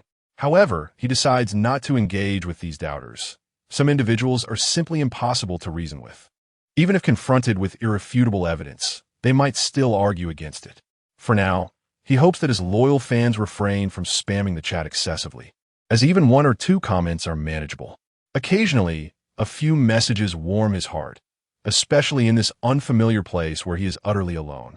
Knowing he has crossed over, a more timid person might have crumbled under the pressure. Big Pineapple remains composed, likely due to his long career as a streamer, which has fortified his mental resilience. Another factor is the large audience watching. If he were to break down, it would be quite an embarrassment. He cannot, and should not, lose face in front of so many viewers. Seriously, dude, are you for real? We were just joking. You didn't have to actually cross over. Bro, did you really cross over? Why don't you shout a bit? See if their essay system or something like in those crossover novels. Are you out of your mind? If the streamer had no system, how would we even see him? That is clearly his unique ability. But doesn't it seem like this ability isn't helping him much? Just look at him. His appearance could scare a child. And with those muscles and forearms. None of that seems like something suited for streaming. Did the system choose the wrong person or send him to the wrong world? This lengthy, forceful comment drifts past Big Pineapple, leaving him feeling somewhat disheartened. He too wonders if the system has misdirected him or mistakenly bestowed upon him an inappropriate ability. Yet, no response comes from the ethereal realm he calls upon. Even as he calls out for the system or some guiding force, it yields no result. In truth, if given a choice, he would prefer not to have crossed over at all. After all, he is a prominent streamer, not lacking for sustenance, and thus has no need for such an experience. But now, he finds himself powerless. Even begging to return proves futile. After regaining his composure, Big Pineapple resolves to explore this new world and assess his surroundings. He says, "Brothers, please keep an eye on things for me and remind me if anything happens. I intend to investigate the situation here." With that, Big Pineapple begins to cautiously scout his environment, ignoring the live chat for the moment. Although the audience finds the situation bizarre, they are intrigued and continue to watch. On the desolate grassland, Big Pineapple treads carefully. At the viewer's request, he occasionally plucks a blade of grass or digs a small hole. After walking for 5 or 6 minutes, he suddenly hears a series of distant calls. The syllables are muddled, but he can faintly discern the words Azura being shouted. Azura! Azura! Hearing the sounds, Big Pineapple becomes alarmed and quickly drops to the ground, hiding in a patch of grass, wary of making any movement. Meanwhile, the live chat explodes with excitement. Whoa, whoa, oh my god, what a huge mosquito. Dude, the streamer is in trouble. I sincerely hope he is just joking with us. Streamer, hurry and tell us you are playing a VR horror game, or I genuinely fear for your safety. The large pineapple trembled slightly as it gazed at the barrage of comments before him, yet he dared not utter a sound. Instead, he incessantly gestured with his eyes, urging everyone to clarify what was transpiring. Not far in front of you, 5 individuals, each with 4 arms like yours, are swatting mosquitoes. Came a response. The large pineapple thought, "What madness is this? Though I am currently rendered speechless, do you not see the absurdity of your words? 5 beings like me, swatting mosquitoes. Is that truly strange?" Seemingly sensing the broadcaster's incredulity, another comment quickly followed. Mosquitoes larger than houses. The phrase was repeated incessantly, cascading like a flood of comments that obscured the large pineapple's vision, causing him to shiver uncontrollably. His mind raced with the horrifying image of what a mosquito larger than a house might look like. Yet, despite his efforts, he could not conjure a clear picture. Or perhaps he simply dared not to imagine it. In the distance, the 5 figures, muscular and endowed with 4 arms, coordinated their efforts to combat a mosquito that measured over 400 meters in length. Despite having sustained injuries, with one wing already severed, the mosquito's slender, sharp claws remained formidable. The force with which it flapped its wings was akin to a violent collision. With a roar reminiscent of an engine, the mosquito surged forward once more. The 5 men scattered, but one unfortunate soul was caught by the mosquito's long legs and was lifted off the ground. The scene reminiscent of a disastrous collision in the real world, blood splattering everywhere. In a live stream, comments erupted. "This is fit to be broadcast? Good grief. There's blood everywhere. I want to report this. Is this even permissible?" Though the large pineapple could not witness the chaos unfolding, he could surmise the gravity of the situation. "Run! Streamer, flee! Run!" As the comments flooded the screen, the large pineapple's heart raced. He initially wondered if these individuals were jesting with him, but the next moment, he sensed something rapidly approaching his vicinity. The ground itself began to tremble. Without a moment's hesitation, the large pineapple summoned every ounce of speed within him, seeking refuge and fleeing in haste. "Streamer, hurry! Yes, run, it's right behind you. Quickly, it's about to bite me. Streamer, please, I'm terrified." Amidst the torrent of comments, the large pineapple shouted in frustration, "Be quiet. I can't see the path." With that, he tumbled down a slope. To his surprise, rolling proved swifter than running, and upon descending the hill, he managed to evade the monstrous creature he lacked the courage to even glance at. Ignoring the pain coursing through his body, the large pineapple rose and sprinted forward. "Streamer, slow down. I think I just saw something massive fly over your head. I suspected the dragon. Is there really a dragon in this world? Could this be a Western fantasy realm? Wait, a Western fantasy world cannot have mosquitoes this large. You must be mistaken. Mistaking a mosquito for a dragon." The large pineapple paused to glance around, suddenly feeling something obscure the sunlight above him, causing him to shudder. Without hesitation, he leaped into a nearby river. The viewers watched as he was swept to the riverbed by the murky waters. In the muddy depths, the audience anxiously scanned their surroundings, fearing that at moments like this, trouble was imminent. If a terrifying creature lurked above, would the river suddenly reveal a monstrous tentacle? As these thoughts raced through their minds, they were startled to see a massive architectural complex emerge below. In the real world, Su Imo, watching the live stream on his phone, shook his head in disbelief. This young man is rather inept. He was just taken down. But perhaps it's for the best, as this situation seems rather grand. I wonder if they will be able to trace this back to me given my creative abilities. Contemplating, Su Imo sighed. The inhabitants of the real world would undoubtedly be unable to locate him. Yet the spectacle he had conjured had spiraled into chaos, leaving him uncertain about how to proceed. If the participants viewed this as a mere game, it might be better not to seek them out at all. Thus, a plan was necessary. If all else fails, perhaps he should consult Liu Dajuan. Meanwhile, Liu Dajuan lay on a hospital bed, staring blankly at his phone, seeking distractions to alleviate his inner turmoil. Coincidentally, he too was among the viewers of the live stream. Upon witnessing the mosquitoes, he sensed something amiss. However, he had brushed it off as he was there to unwind.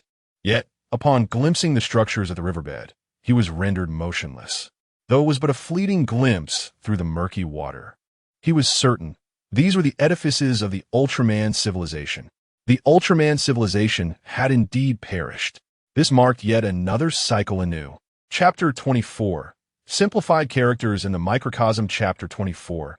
In the realm of reality, within the room of the Great Pineapple. The team responsible for assisting with the live broadcast found themselves utterly bewildered by the scene before them. What on earth was happening? Just moments ago, they had mentioned starting a new game, yet now he had turned and fallen asleep. While the cameraman remained in a state of confusion, another staff member, who was tasked with enhancing the emotions in the broadcast room, suddenly lifted his head and shouted, "Quick, call the police. Brother Pineapple may already be dead." Upon hearing this, the two nearby staff members were stunned, and one of them exclaimed a traditional exclamation of disbelief. "What the hell?" As they spoke, the two turned their stiff necks to gaze at the motionless Great Pineapple slumped before the computer, their eyes wide in shock. "No way, are you joking? Brother Pineapple is just sleeping, right?" One suggested, while another added, "Yeah, don't scare me. He must just be a bit tired. I don't have time for jokes. Call an ambulance immediately. Until the ambulance arrives, don't move him." One young man insisted, his urgency palpable. "Look, if something has happened, calling an ambulance should suffice. There's no need to involve the police. This doesn't concern us. Of course, I know it doesn't concern you, but if this truly relates to you, I'll kneel and call you father right here. Hurry, call the ambulance and notify Brother Pineapple's family. Stop the nonsense." Ignoring the other two, he dialed the emergency number. As the pleasant ringing ceased, a deep voice answered, "Hello, this is XXX Police Department. How may I assist you?" "I'm reporting a possible death," the caller blurted out. The initially casual tone on the other end turned serious upon hearing his words. "Where are you? What has happened? Is someone harmed? What is the victim's condition? Have you called for an ambulance? Remain where you are and do not disturb the scene. We will arrive shortly." Listening to the rapid-fire questions, the young man fell silent. He had intended to report an incident, yet now he was uncertain how to articulate the bizarre situation. How could he explain that their streamer had just traversed into another realm, complete with a live streaming system? Moments ago, the stream had gone dark. Could he really report that he suspected the streamer was deceased? If he voiced such absurdity, he would likely find himself confined to a psychiatric hospital. Yet, fabricating a story to summon the police was also illegal. Confronted with the dilemma, he steeled himself and stated, "We are located at XXX Road, XXX Garden Community. The individual is unresponsive. The situation is quite complicated. We hope you can come quickly. Stay put and do not move. Ensure the scene remains undisturbed and keep the line open. Our nearest officers will arrive within 5 minutes." The police department assured him before hanging up. The young man's hands trembled as he processed the unfolding chaos. Meanwhile, the online community erupted in turmoil. Following the moment when the Great Pineapple had jumped into the river and then gone silent for over 10 minutes. A collective sense of dread settled over the viewers. Brother Pineapple might be truly lifeless. Yet, disbelief lingered, leading some to speculate that he was merely playing a prank. As they witnessed the screen fade to black, many opted to explore other streams. However, moments later, they were taken aback. They distinctly remembered having watched over 40 minutes of the Great Pineapple S stream, yet upon exiting, only mere seconds had elapsed in real time. This revelation did not go unnoticed. A multitude of viewers shared the same realization. As they returned to the stream, they began to flood the chat with comments. Brother Pineapple might have genuinely crossed over.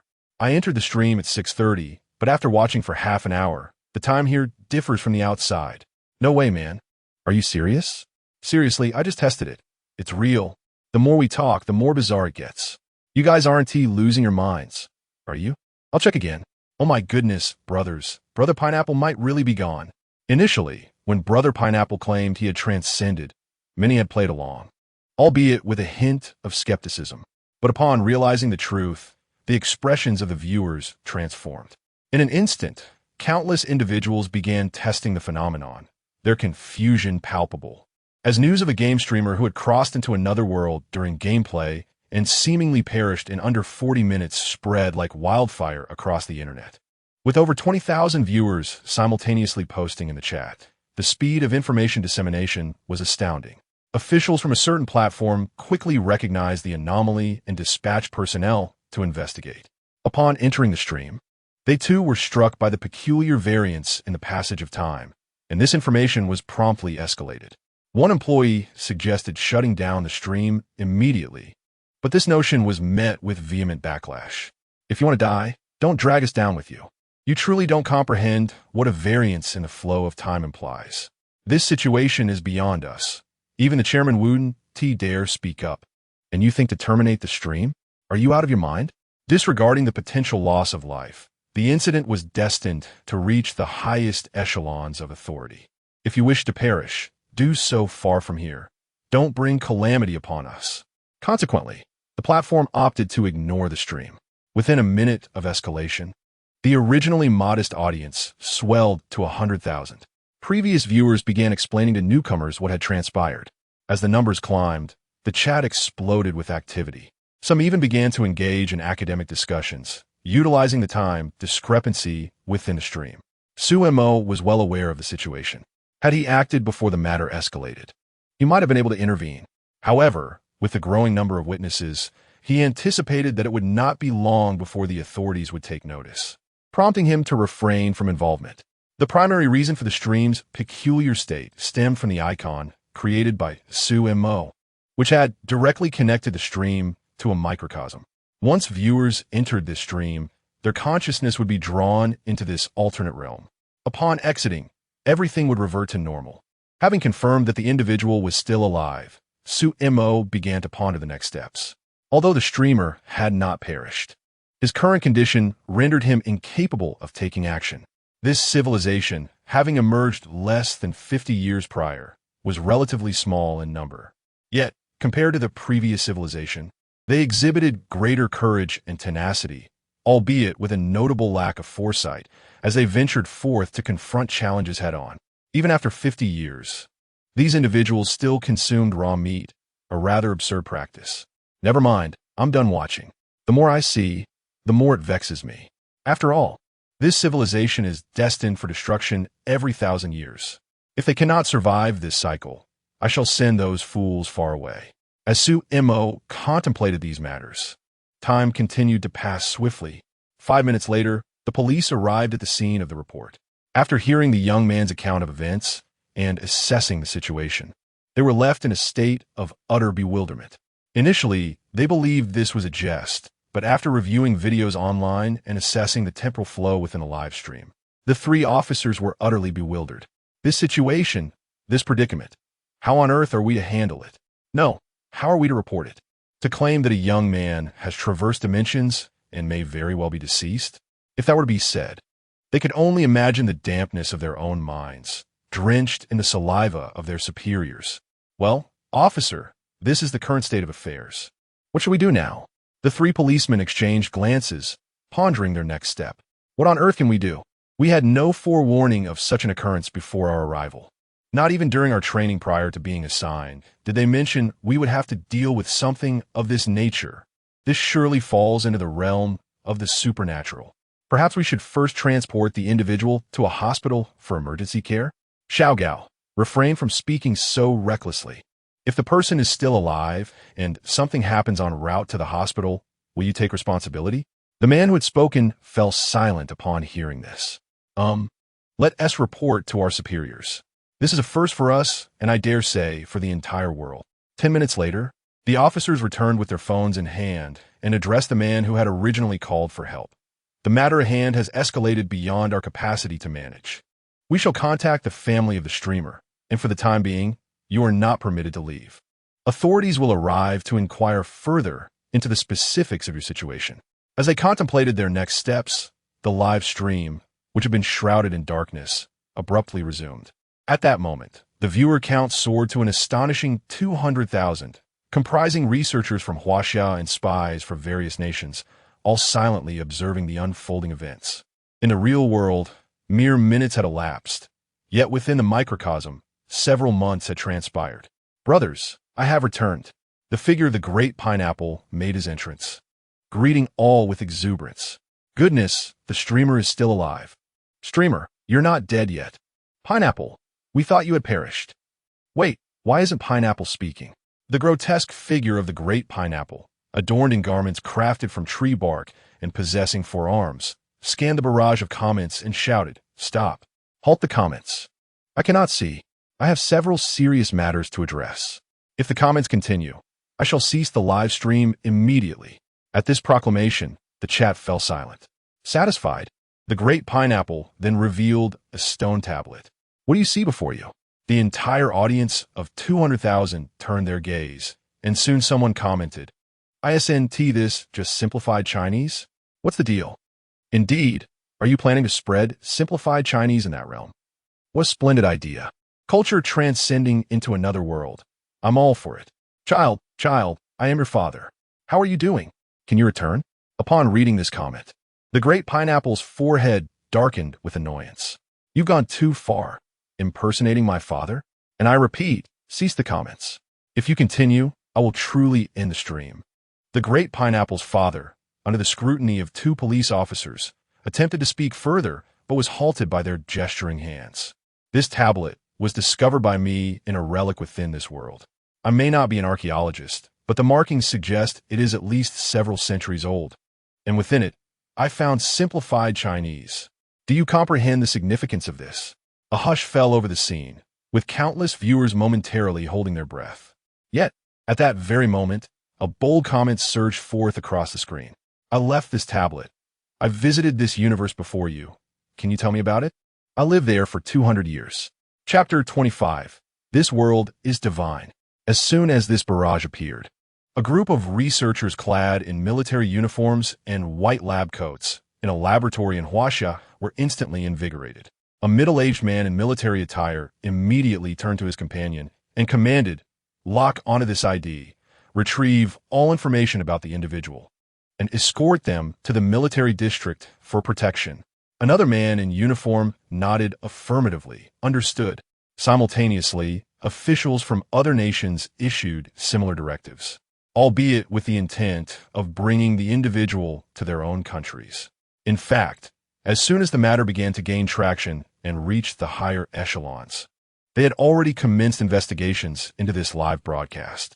They discovered that upon entering the stream, their consciousness would synchronize with the time within, and diverting their gaze would revert them to their original pace of time.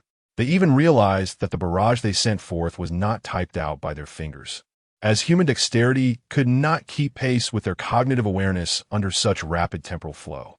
The multitude of messages seen within the stream was actually generated by their consciousness. The reason they continued to mistakenly believe they were typing was simple. Their subconscious mind operated under the assumption that this was the only method to send messages, creating an illusion that they could only use their hands to do so. In truth, should they alter their mindset, they could just as easily believe that the messages were being sent via their feet. Initially, They attempted to send messages, but after comparing results, they found their hands had remained motionless. After numerous trials, they arrived at this conclusion. With this newfound understanding, they sought to exploit the temporal disparity for research and study. However, typing in the comment section was impractical, as all participants could see the messages, and the sheer volume of viewers resulted in a rapid barrage that often obscured their own contributions. Thus, they devised a different strategy. They utilized the laboratory's supercomputer, connecting it to a massive screen for collective viewing of a live stream. Following tests, this method proved effective, leading to a remarkable scene. Yet, the duration of this live stream was still too brief, and many aspects remained to be explored.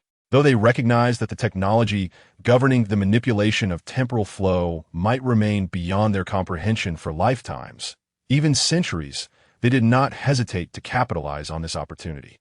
Their initial mindset was to pursue research into this temporal flow as long as feasible, and should it prove unmanageable, they would revert to their familiar studies. Reassured that the disparate temporal flow would facilitate even communication, saving them countless hours. Then, they witnessed the reappearance of the host, previously presumed dead, as he resumed broadcasting. Despite their focus on the screen, their attention was primarily directed towards mutual communication, with the screen serving merely to anchor their consciousness within this altered temporal state. Their curiosity propelled them to observe, for they knew they could not traverse into this alternate realm.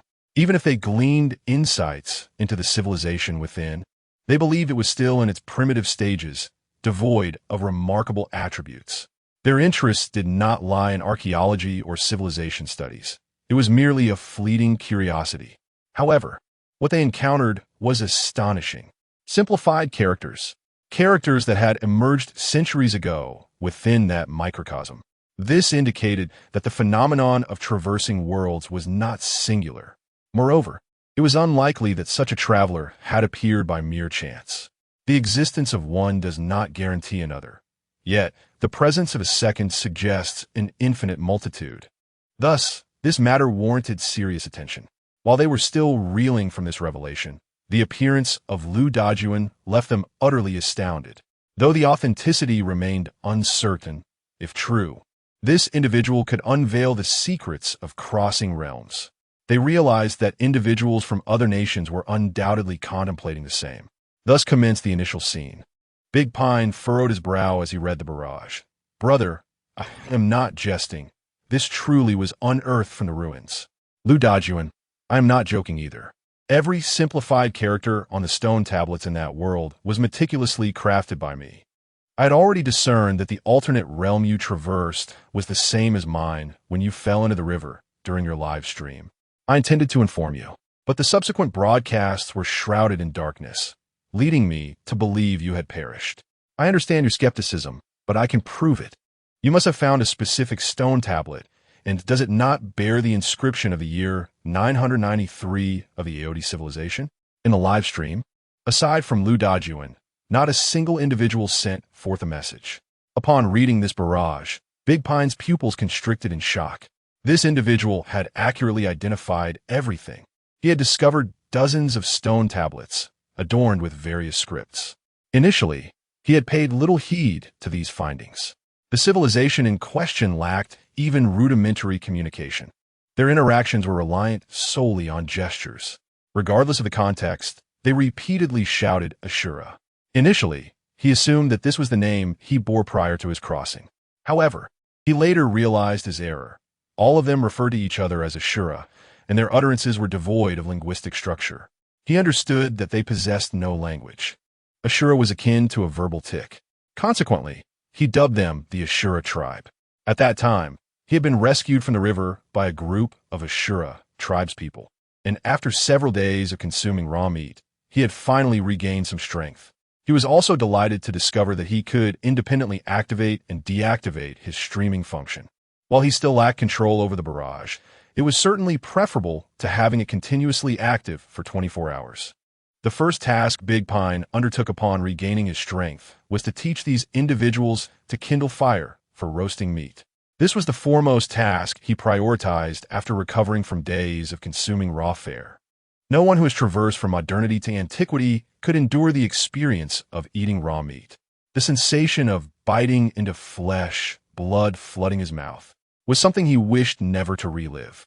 Although he was not adept at fire-starting techniques, he possessed theoretical knowledge. Furthermore, the tribespeople were robust and strong. After an extended period of gesticulating and shouting Ashura, he finally garnered assistance. Following half an hour of effort, the first flicker of flame emerged. It was indeed the strength of the Ashura tribe that facilitated this success. Otherwise, in the real world, even enlisting Tyson might not have guaranteed success. Ultimately, however, success was achieved, marking the dawn of civilization's first flame, the genesis of the Ashura tribe's culture. As previously noted by Su-Mo, this race possessed great physical strength and resilience, but their intellect was lacking. Typically, newly emerged civilizations demonstrate a degree of wisdom from inception, swiftly progressing to communication and tool use. Yet, this civilization was different. 50 years had elapsed, and their exchanges still relied on roaring calls. Their survival, perhaps, was attributable to their sheer brute force. As the last civilization had chosen to kneel before mosquitoes, ultimately succumbing to them, they observed that regardless of size, mosquitoes were relentlessly attacked, even if it meant sacrificing dozens of comrades to vanquish a single one. Upon slaying a mosquito, they would feast upon it, as one mosquito could sustain them for an extended period. Initially, they would crush the insects with their fists, until 2 decades later, when a sage among them discovered that striking with wood was far more painful.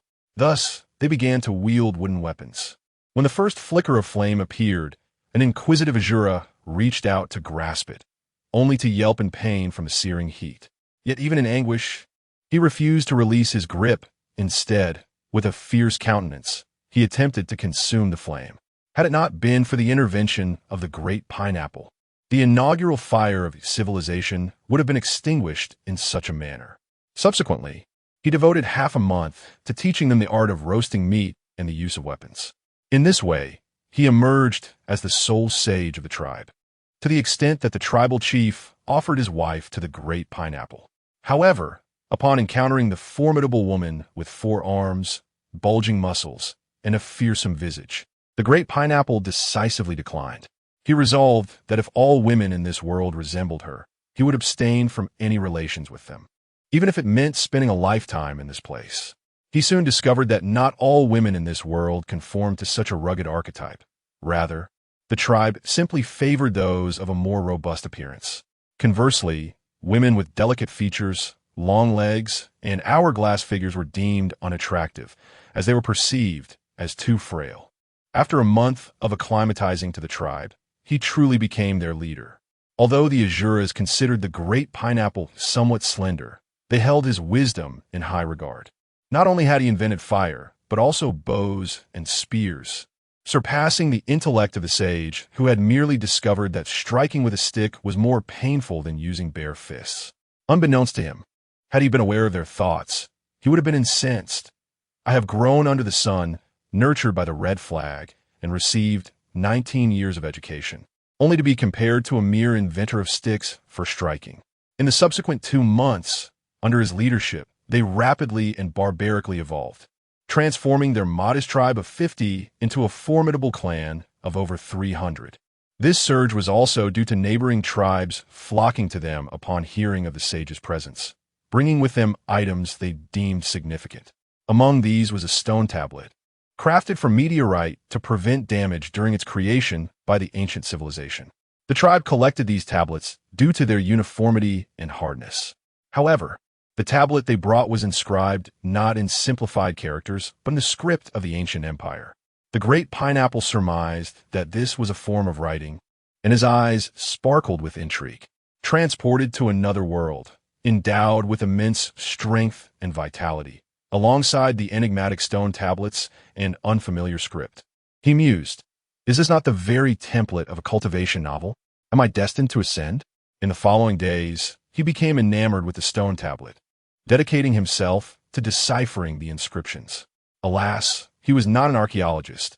Even a true archaeologist would struggle with such unfamiliar text. In a futile attempt to ascertain if this truly was the realm of cultivation novels, he resorted to various methods: blood oaths, soaking, burning, and striking with stones, none of which yielded results. However, due to their meteoric origin, the tablets proved exceptionally resilient, and he was unable to destroy them. Upon witnessing the sage's fascination with the tablets, members of the tribe sent additional tablets, including one inscribed with simplified characters. The great pineapple was ecstatic and ventured to the location where numerous tablets were stored. Yet, he found only a limited number of those with simplified characters, and the information contained within was scant. Consequently, he opted to initiate a live broadcast, leading to a chilling revelation from Lu Dajuan. This world is inhabited by gods. Chapter 26. Lu Dajuan discusses history. In the previously silent live broadcast room, the atmosphere became palpable once again. After a brief pause, the big pineapple hesitantly spoke. "Is the deity you speak of the same as the one I understand?" At that moment, the audience had swelled to an astounding 300,000, yet not a single soul uttered a word, captivated by the dialogue between these two travelers. Lu Dajuan replied, "I cannot ascertain the nature of the god as you perceive it, but I can assert that he may be infinitely more formidable and terrifying than you can imagine." Without a hint of hesitation, Big Pineapple knelt in reverence. "I beseech you, esteemed elder, for guidance. When I departed from that realm, I glimpsed that deity in a spectral form, and you cannot fathom the sheer scale of his being. He spanned the cosmos, with planets in his grasp appearing as mere specks of dust. Merely standing there, the entire universe trembled in his presence. He seemed to be both the nucleus and the sovereign of all existence." Big Pineapple was left utterly speechless. This is a bit exaggerated, is it not? The other viewers in the live room, upon hearing such implausible claims, began voicing their dissent. Indeed, this seems a tad far-fetched. How could such a colossal entity possibly exist? Even a god could not be so vast. I am beginning to suspect he is merely a madman spouting nonsense. Heavens, it would be quite the jest if we were all duped by a lunatic. Let us not dismiss it so quickly. After all, Pineapple has already traversed realms, and the existence of a deity is not entirely out of the question. Even if there were a god, it could not possibly be of such an absurd magnitude. God should be do not employ your human reasoning to conjecture about an existence you have never encountered, especially one that is divine. Big Pineapple found himself conflicted. Initially, he believed that the god of this world was akin to a figure who attained divinity through cultivation. Much like when he first acquired those stone tablets, he thought they contained methods of ascension, entities capable of soaring through the skies, wielding swords against malevolent forces. Although he now appeared monstrous in every conceivable way, it did not hinder his imagination. The disparity between his expectations and what was being described was as vast as the sky is from the earth, and he dare not even contemplate such a being. Indeed, with his limited imagination, he found it impossible to envision what manner of existence this could be. Lu Dajuan continued, "Let me clarify. The previous civilization was a highly advanced technological society, far surpassing Earth. I trust you have gleaned this from the remnants of those stone tablets. However, that is inconsequential. The crux of the matter is that this civilization was obliterated by that deity." Upon hearing this, Big Pineapple's face turned pale, and he quickly inquired, "What transpired? Why would such a terrifying being annihilate your civilization? Did you offend this formidable entity, prompting its wrath upon you?" The questions posed by Big Pineapple echoed the curiosity of all viewers in the live room. While many still regarded this self-proclaimed traveler as potentially deranged, as others pointed out, Big Pineapple had indeed traversed realms, making the existence of another such traveler conceivable. Furthermore, given that Big Pineapple appeared to believe, what purpose did their disbelief serve? Moreover, many of Lu Dajuan's earlier statements could be validated by Big Pineapple's reactions, raising the question, how could one who had never traversed realms possess knowledge of other worlds? "For I am the harbinger of this world's destruction," Lu Dajuan elaborated, annihilating civilizations at intervals. On this very planet, 8 civilizations have emerged. You are the 9th. Yet, the only remnants you can witness are faint echoes of their existence. Many ancient civilizations have left no trace at all. Subsequent societies merely collect the records of their predecessors, inscribing them onto new tablets. Should you manage to gather all the tablets, you will uncover the truth. Big Pineapple's expression darkened. Just as he had begun to establish a foothold in this world, he was confronted with the revelation that a terrifying entity would periodically bring about annihilation. How could he possibly accept such a notion? Despite his inner resistance, he found himself voicing the question that plagued his mind. Why? This inquiry was not solely Big Pineapple's. It resonated within the hearts of all present. Why? They yearned to understand. He had previously questioned the tests purportedly set by the divine. For Earth, too, was rife with apocalyptic legends, often mirroring the circumstances of their destruction. For instance, the former rulers of Earth encountered a cataclysmic meteor, leading to the extinction of the dinosaurs. Subsequently, tales of great floods had emerged, yet they had miraculously endured. The moment these words left his lips, both Big Pineapple and the 30,000 viewers fell into a profound silence. Contemplating Lou Dajuan's remarks, memories of the extinction of the dinosaurs and the myriad flood myths flooded their minds. An absurd thought erupted within them. Could there be a god in their world? Might it trigger a cataclysmic trial after a civilization had persisted for a certain duration? Only those who survived such trials will be deemed worthy of existence in this realm. The reason for their continued existence could be that they had weathered a great apocalyptic crisis. In that instant, pride surged within them for their ancestors. For while other civilizations had faltered through 9 trials, Earth had triumphed.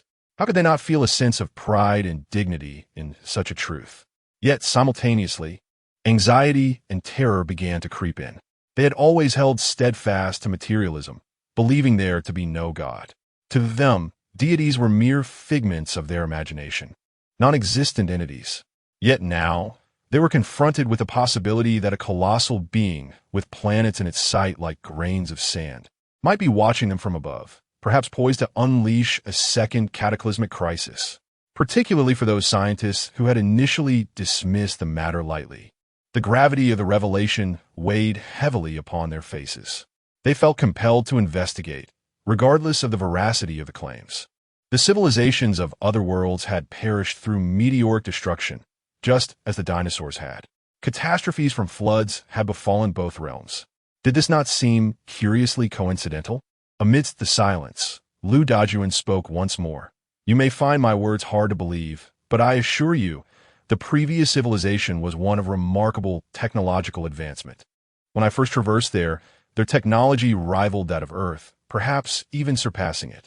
I lived there for 2 centuries and can affirm that in their final days, their technology had transcended the cosmos.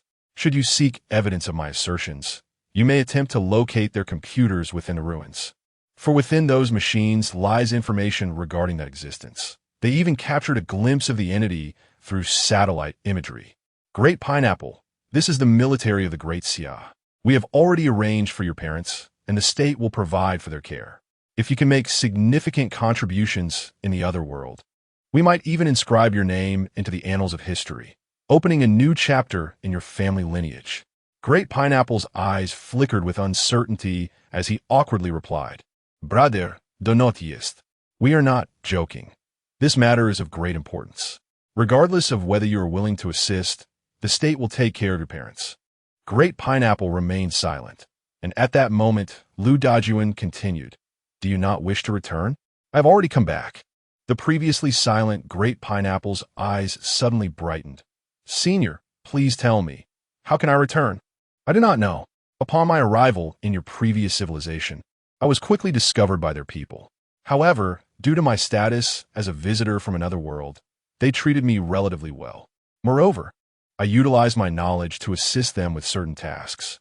Although the outcomes were not favorable, ultimately, they used their technology to send me back. If you wish to return, perhaps you could seek out the supreme laboratory of the Ultrate Empire. Great Pineapple, who had been hesitating about whether to agree to assist the international affairs, suddenly displayed a resolute expression, raising both hands to his temples and shouting, For the service of the nation, I would gladly face 1,000 deaths. The audience in the live stream could not help but twitch at this scene. Lu Dajun remarked, I do not know where you acquire these tablets, but if you found them in the wilderness, perhaps you could seek out the relics of the previous civilization. They possess numerous high-energy weapons. If you manage to acquire them, self-preservation in that world should not pose a problem. Great pineapple, if possible, our nation also requires some technological products from otherworldly civilizations.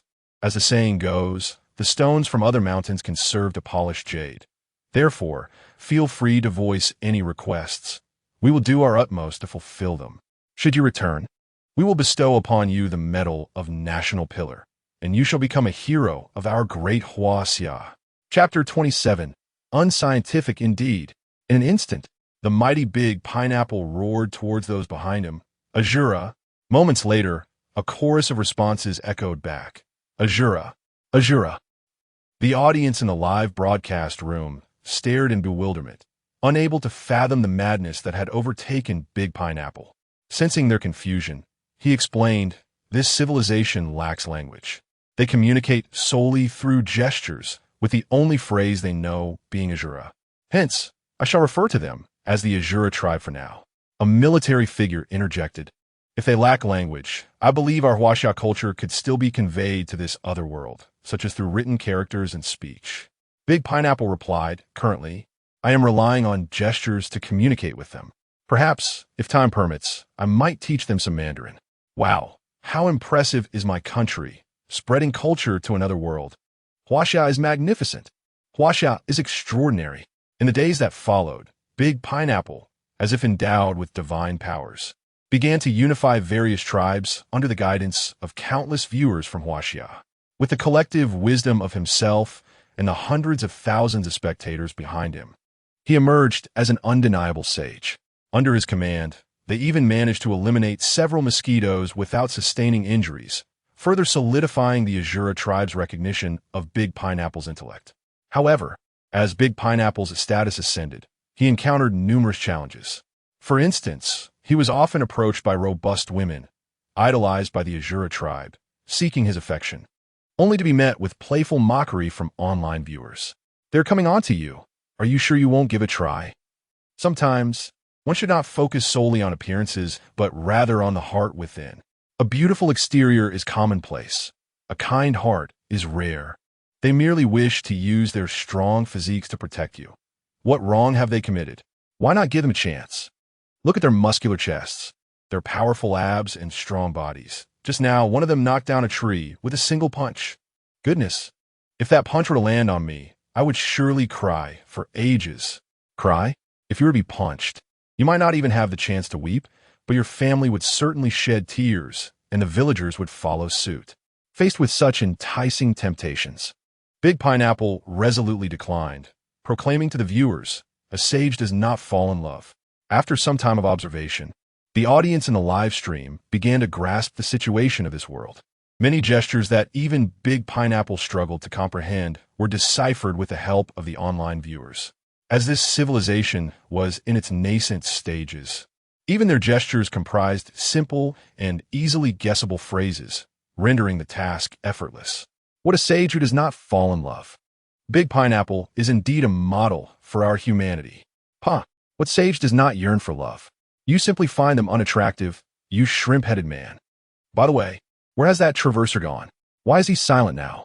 He seemed to mention something about taking medicine before exiting the stream. Medicine? Is he unwell? However, this back and forth might take considerable time, given the flow of time here. Indeed, but there is nothing to be done. His health is paramount. My brethren, our Yinhuang tribe has grown to over 1,800 members, and the food supply in this area is dwindling. Just moments ago, some group leaders from neighboring tribes inquired where we might find sustenance. Please offer me your suggestions. Before Big Pineapple, several towering leaders of the Azura tribe looked on in trepidation as he spoke to the heavens, fearing to interrupt. To their ears, his words were a cacophony of illogical and obscure syllables, yet they felt an undeniable sense of sophistication emanating from him. Every time they witnessed the sage in such a manner, they were certain he would reveal the optimal path forward. I am a geographer. Based on your coordinates, the previous Traverser S remarks, and the sun's trajectory, you should head either east or west. Either direction may yield an abundance of food. Additionally, I must add that while the western region may offer more food, it is also likely to be swarming with mosquitoes and other ferocious beasts, so. Big Pineapple furrowed his brow, pondering for a moment before speaking. The east may not be viable. A large tribe has already established itself there, and those who ventured out originate from that very tribe. Food scarcity is also beginning to arise in their vicinity. Moreover, the ruins lie to the west, and I have already dispatched individuals to excavate. I believe that within a few days, we shall uncover a pathway. Initially, the audience intended to offer counsel, but upon hearing the word ruins, they fell silent, as all were eager to witness what these ruins might entail.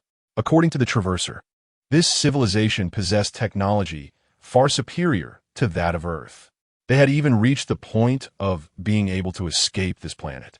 While the reasons for this civilization's demise remained shrouded in mystery, and the Traverser was reticent to divulge any details, they were resolute in their belief that simply witnessing it would provide clarity. If they could extract useful technology from within, Huaxia's advancements would soar once more. The sole predicament now was how to expel the spies lurking within the live stream. Meanwhile, officials from various nations gazed at the broadcast with keen excitement. Regardless of whether it was the Traverser's mention of laser cannons, high-energy beams, defensive mechanisms, or technologies for traversing the cosmos, even a glimpse of any of these would yield immense benefits. Upon receiving Big Pineapple's command, over 1,000 Azura tribe members set forth in a grand procession towards the west. Along the way, they shot down several mosquitoes with bows and arrows, subsequently dismantled by warriors wielding 4 stone axes. In a world where food was scarce, although the mosquitoes were menacing, they were also a rare source of sustenance. Initially, Big Pineapple found the creatures rather repulsive, but he gradually grew accustomed to the idea. After 5 days of travel, upon reaching a vast lake, he was suddenly seized by an overwhelming discomfort, a wave of anguish. A tempest of emotions surged within him: sorrow, regret, and guilt, as though he were the center of this world. Dizzy and disoriented, Big Pineapple scanned his surroundings, only to realize that none of the Azura tribe members exhibited similar symptoms. In that instant, he understood that something was amiss in this place. The Azura tribe, carefree and unconcerned, remained oblivious. Yet the viewers in the live stream immediately detected that something was wrong with Big Pineapple. "Pineapple brother, what is the matter with you? Could it be a cold? Your Azura tribe is so robust. Can you really catch a cold?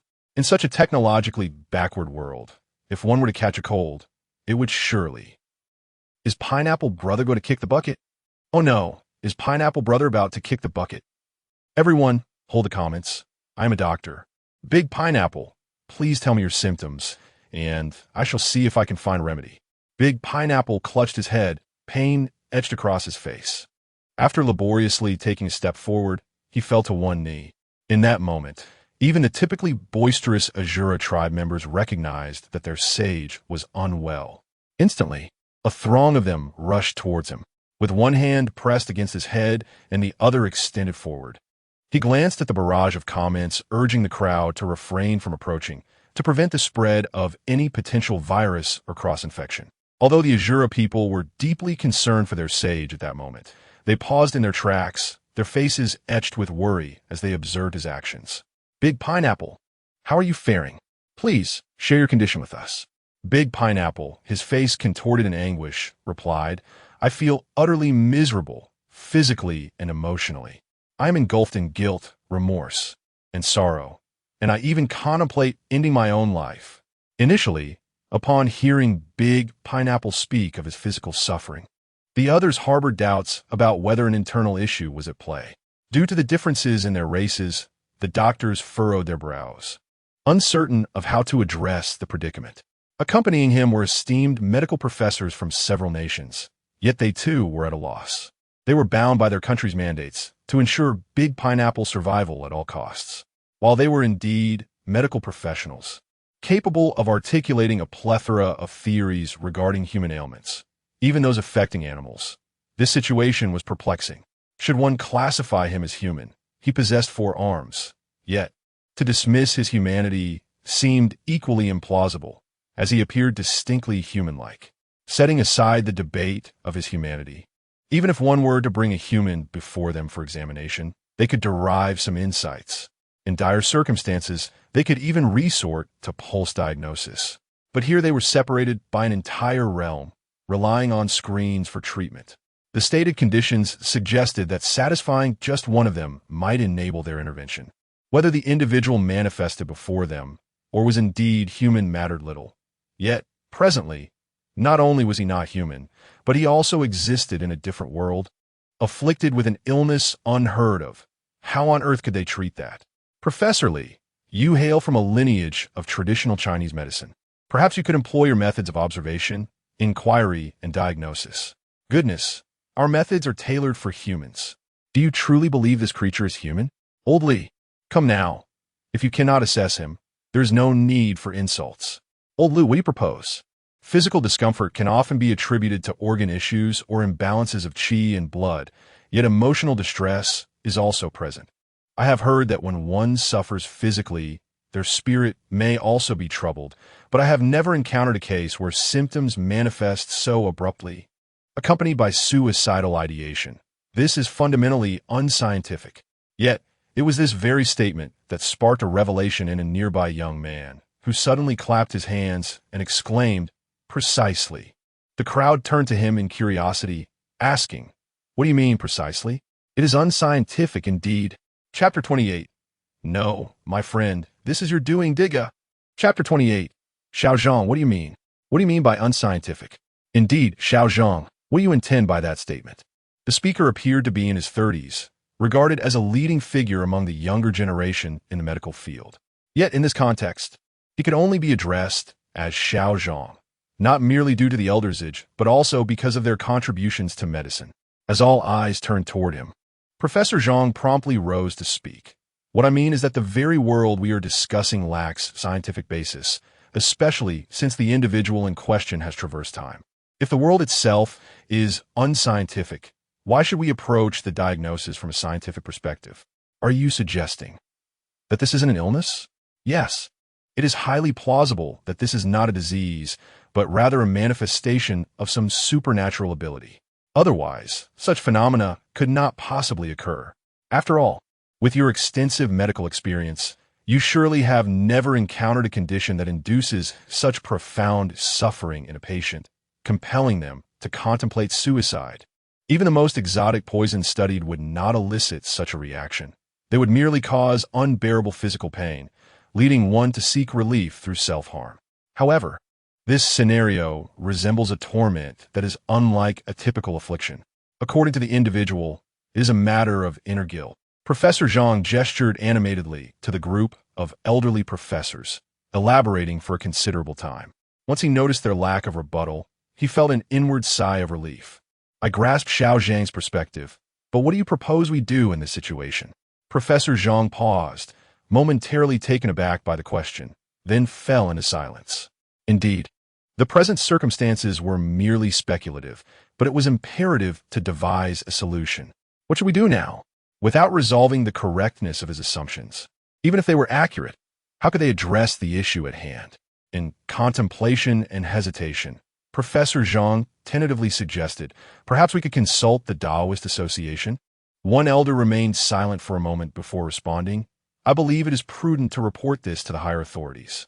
However, your foremost task now is to communicate this matter to that individual.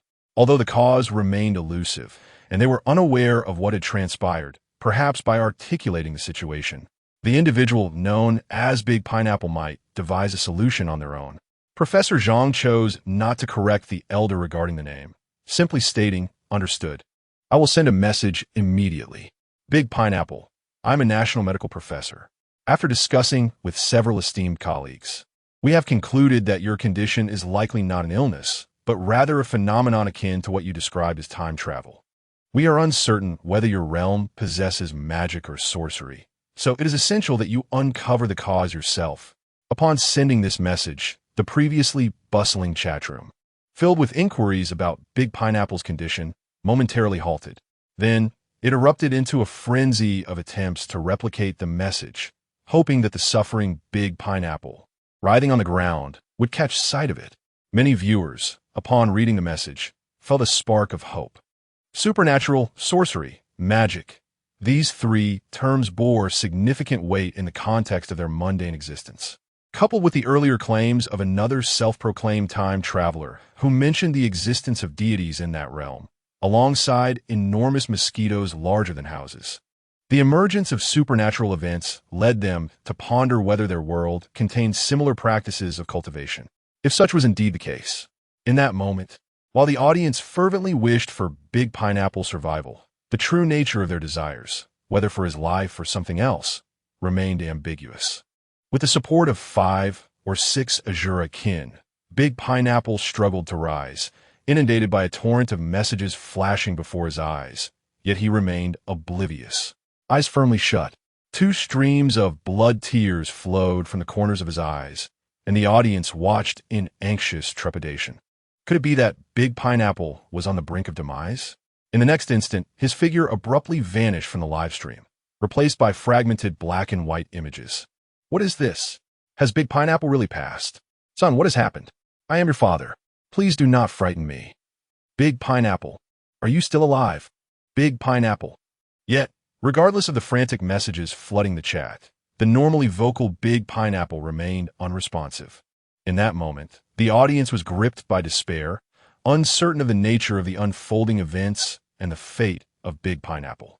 As the black and white images gradually sharpened, a world of astonishing technological advancement, replete with towering skyscrapers, materialized before the viewers. However, the architectural style and script were entirely unfamiliar to them. In every street corner, figures with horns and 3 eyes ambled about. Due to the monochromatic nature of the visuals, other colors remained indistinct. What is this? Where we ended up now? Could Big Pineapple have traversed time again? Big Pineapple, respond. Are you still with us? While ordinary viewers continued to flood the chat, the researchers present bore expressions of grave concern. An elderly man with a head of white hair gazed intently at the screen and remarked, "The previous time traveler mentioned that the technology of the last civilization was incredibly advanced.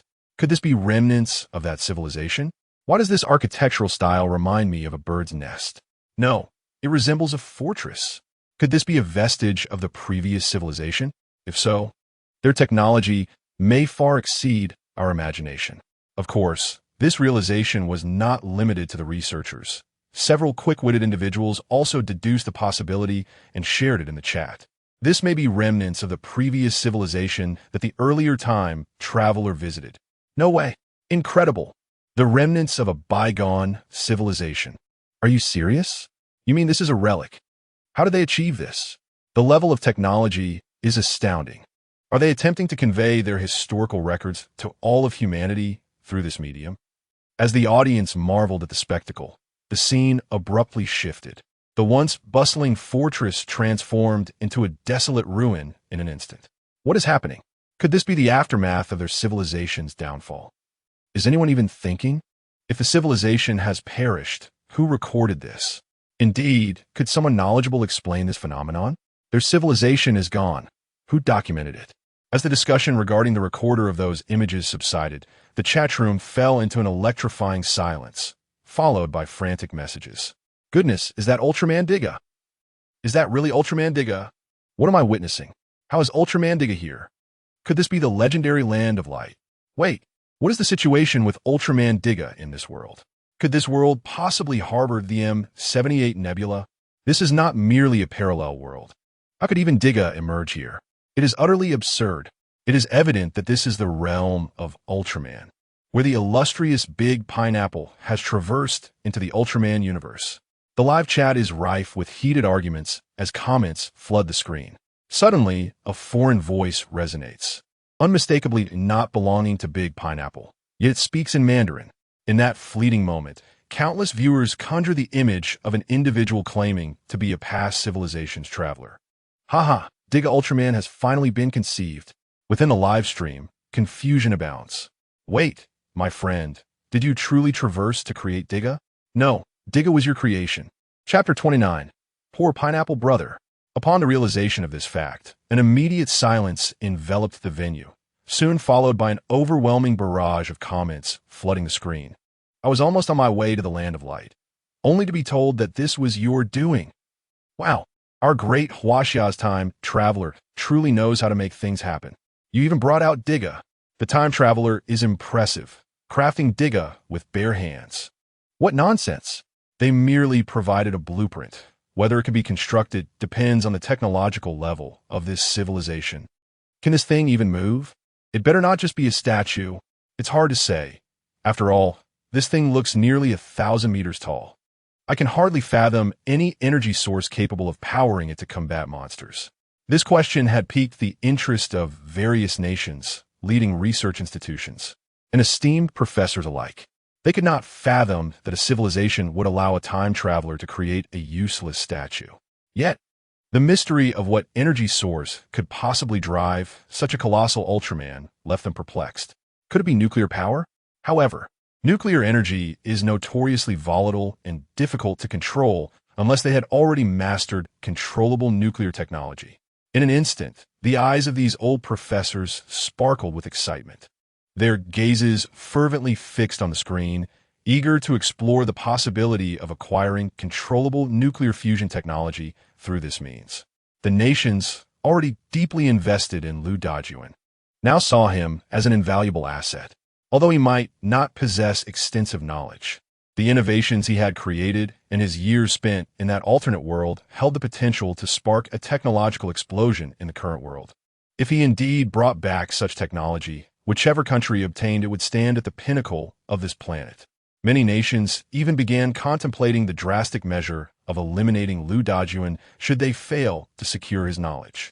As they mulled over these thoughts, the scene shifted, showcasing 5 Diga battling a monstrous creature. Faced with such a massive opponent, it was evident that the Diga Ultramen were struggling to cope.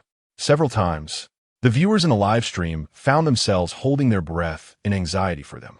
Yet in the next moment, the previously stiff movements of Diga transformed into a fluid and graceful display, almost as if infused with newfound vigor. Some even claimed to see the influence of military martial arts in their performance. Ultimately, the live stream of the Ultraman battling the small monsters concluded, reflecting a narrative not dissimilar to that of a certain nation in the real world. It began with initial struggles, but when the situation appeared dire, a surge of power led to a triumphant counterattack against the smaller monsters. At this moment, the live stream boasted an audience of millions, comprising countless elite figures, magnates, and influential individuals, all attentively witnessing a spectacle of Ultraman versus small monsters, rendered in monochrome. This occurrence, with a time traveler present, seemed almost unbelievable, as if it were a tale too fantastical to be real. Many viewers familiar with Ultraman were unfazed by the unfolding scenes, as the plotlines often followed a familiar pattern. Each episode typically featured Ultraman initially overwhelmed but ultimately unleashing a sudden burst of strength. However, those unfamiliar with Ultraman's narrative found themselves puzzled. Just moments ago, Diga had appeared to be on the verge of defeat, nearly succumbing to the monsters. How could it suddenly exhibit such formidable capabilities?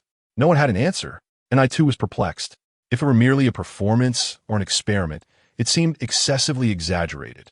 I had clearly witnessed the devastation of 3 cities during that battle, with countless lives lost within.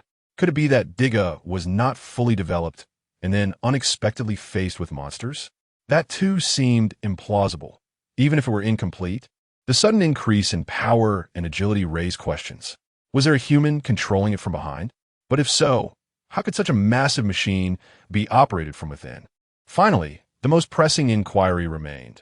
What energy source was capable of powering such a colossal robot? The debate in research labs across the globe raged on, while only the nation of Japan swiftly ordered the containment of the company responsible for creating Diga Ultraman upon discovering this event. The scene quickly transitioned, showcasing the time traveler engaging in conversation and giving speeches. However, due to language barriers, they remained oblivious to the content of his discourse. Only upon locating the time traveler would they glean such insights. At that moment, the visuals shifted yet again. this time revealing a vast expanse of starry sky. Countless gigantic mosquitoes swarmed, as Ultramen of varying sizes launched an assault against them.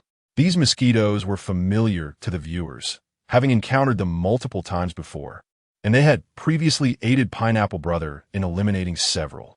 Although, even with the support of many and the valiant efforts of the Ashura clan, slaying these mosquitoes was no simple feat. It took several days of grueling combat to bring down just one, given their imposing size. With terrifying physiques measuring 300 to 400 meters, humans appeared minuscule in comparison. Only the Ashura clan, unafraid of death, could muster the courage to engage such formidable foes. Ordinary Earthlings would scarcely dare to imagine wielding spears and clubs against monsters towering 300 meters high. Yet before the Ultramen, these mosquitoes seemed like children facing adults, with the heroes even pursuing their adversaries back to their lairs.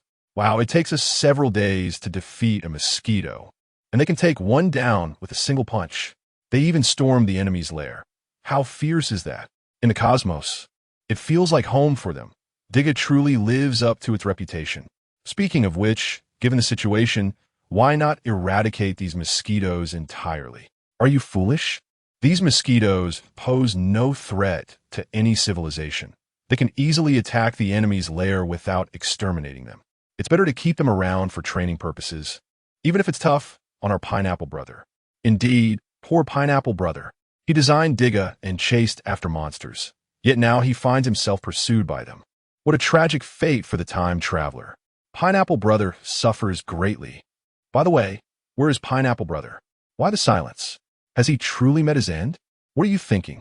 This is the legacy left by the previous time traveler. Clearly, he has gone to accept a legacy. Bad news. Pineapple Brother has come under unknown attack. Good news. The attacker is one of his own. While the audience engaged in banter, convinced that Pineapple Brother was safe, the next image caused everyone to gasp in astonishment. A colossal, indistinct figure loomed in the starry void, indifferent to all that transpired around it. Chapter 30. Su-Mo and his mischief across the world. Chapter 30. The rules pulsate around him. The laws encircle him. He embodies the end of the universe and the point of its inception. Merely by standing there, he seems to be the very epicenter of existence. The countless spectators, upon beholding him, are struck by an overwhelming sensation that the entirety of the world exists solely because of him. He is the sovereign of the cosmos, the supreme deity, all-powerful, all-knowing. In this moment, as the multitude in the live broadcast witnesses this scene, their hearts are filled with uncertainty, fear, and horror. In a quaint farmhouse courtyard, Su-Mo reclined on a chair, watching the live stream with a series of question marks slowly forming on his forehead. This is me. This is how I appear in the microcosm. But soon, realization dawned upon him. The reason for such a depiction stemmed from a single tear of soul essence. This droplet encapsulated all of Lu Dajuan's anguish, frustration, regret, sorrow, and fear. The images the viewers beheld were projections emanating from this tear. The manner in which they perceived themselves was entirely a product of Lu Dajuan's imagination. However, observing his current appearance in the broadcast, Su-Mo stroked his chin, finding it rather amusing. He resolved that henceforth he would present himself in this guise. After all, he is the creator deity of this universe. How could he make an entrance without any semblance of grandeur? This is a god. This is the deity referred to by that previous traveler. Someone tell me this isn't real. Oh my God, how can such a terrifying existence even be possible with a figure so immense? One swipe of his hand would surely cause some pain. It wouldn't be too painful. At most, there would be a few tears, of course. I mean those of your loved ones. Tears. Forget about his family. With a single swipe, one wonders if Earth would still exist, let alone crying. As Su-Mo listened to the accolades directed at him, a faint smile tugged at the corners of his mouth. Though his expression remained placid, deep within, he felt an exhilarating thrill. In this peculiar situation, no fool dared to speak carelessly in the live stream. They were all still trembling in fear from Su-Mo's formidable presence, their hearts unsettled. Yet at that moment, Su-Mo seemed to ponder something and murmured, To be surrounded by so many spectators as a grand creator deity seems rather unbecoming. With that thought, a smile graced his lips. He activated the pathway he had previously forged to connect to the microcosm, which was this very live streaming system. Being observed as a deity was not a trivial matter, and with such generous praise, it would be remiss of him not to put on a display worthy of their admiration. In the next instant, the monochrome world of the live broadcast began to shimmer with color. Color has emerged.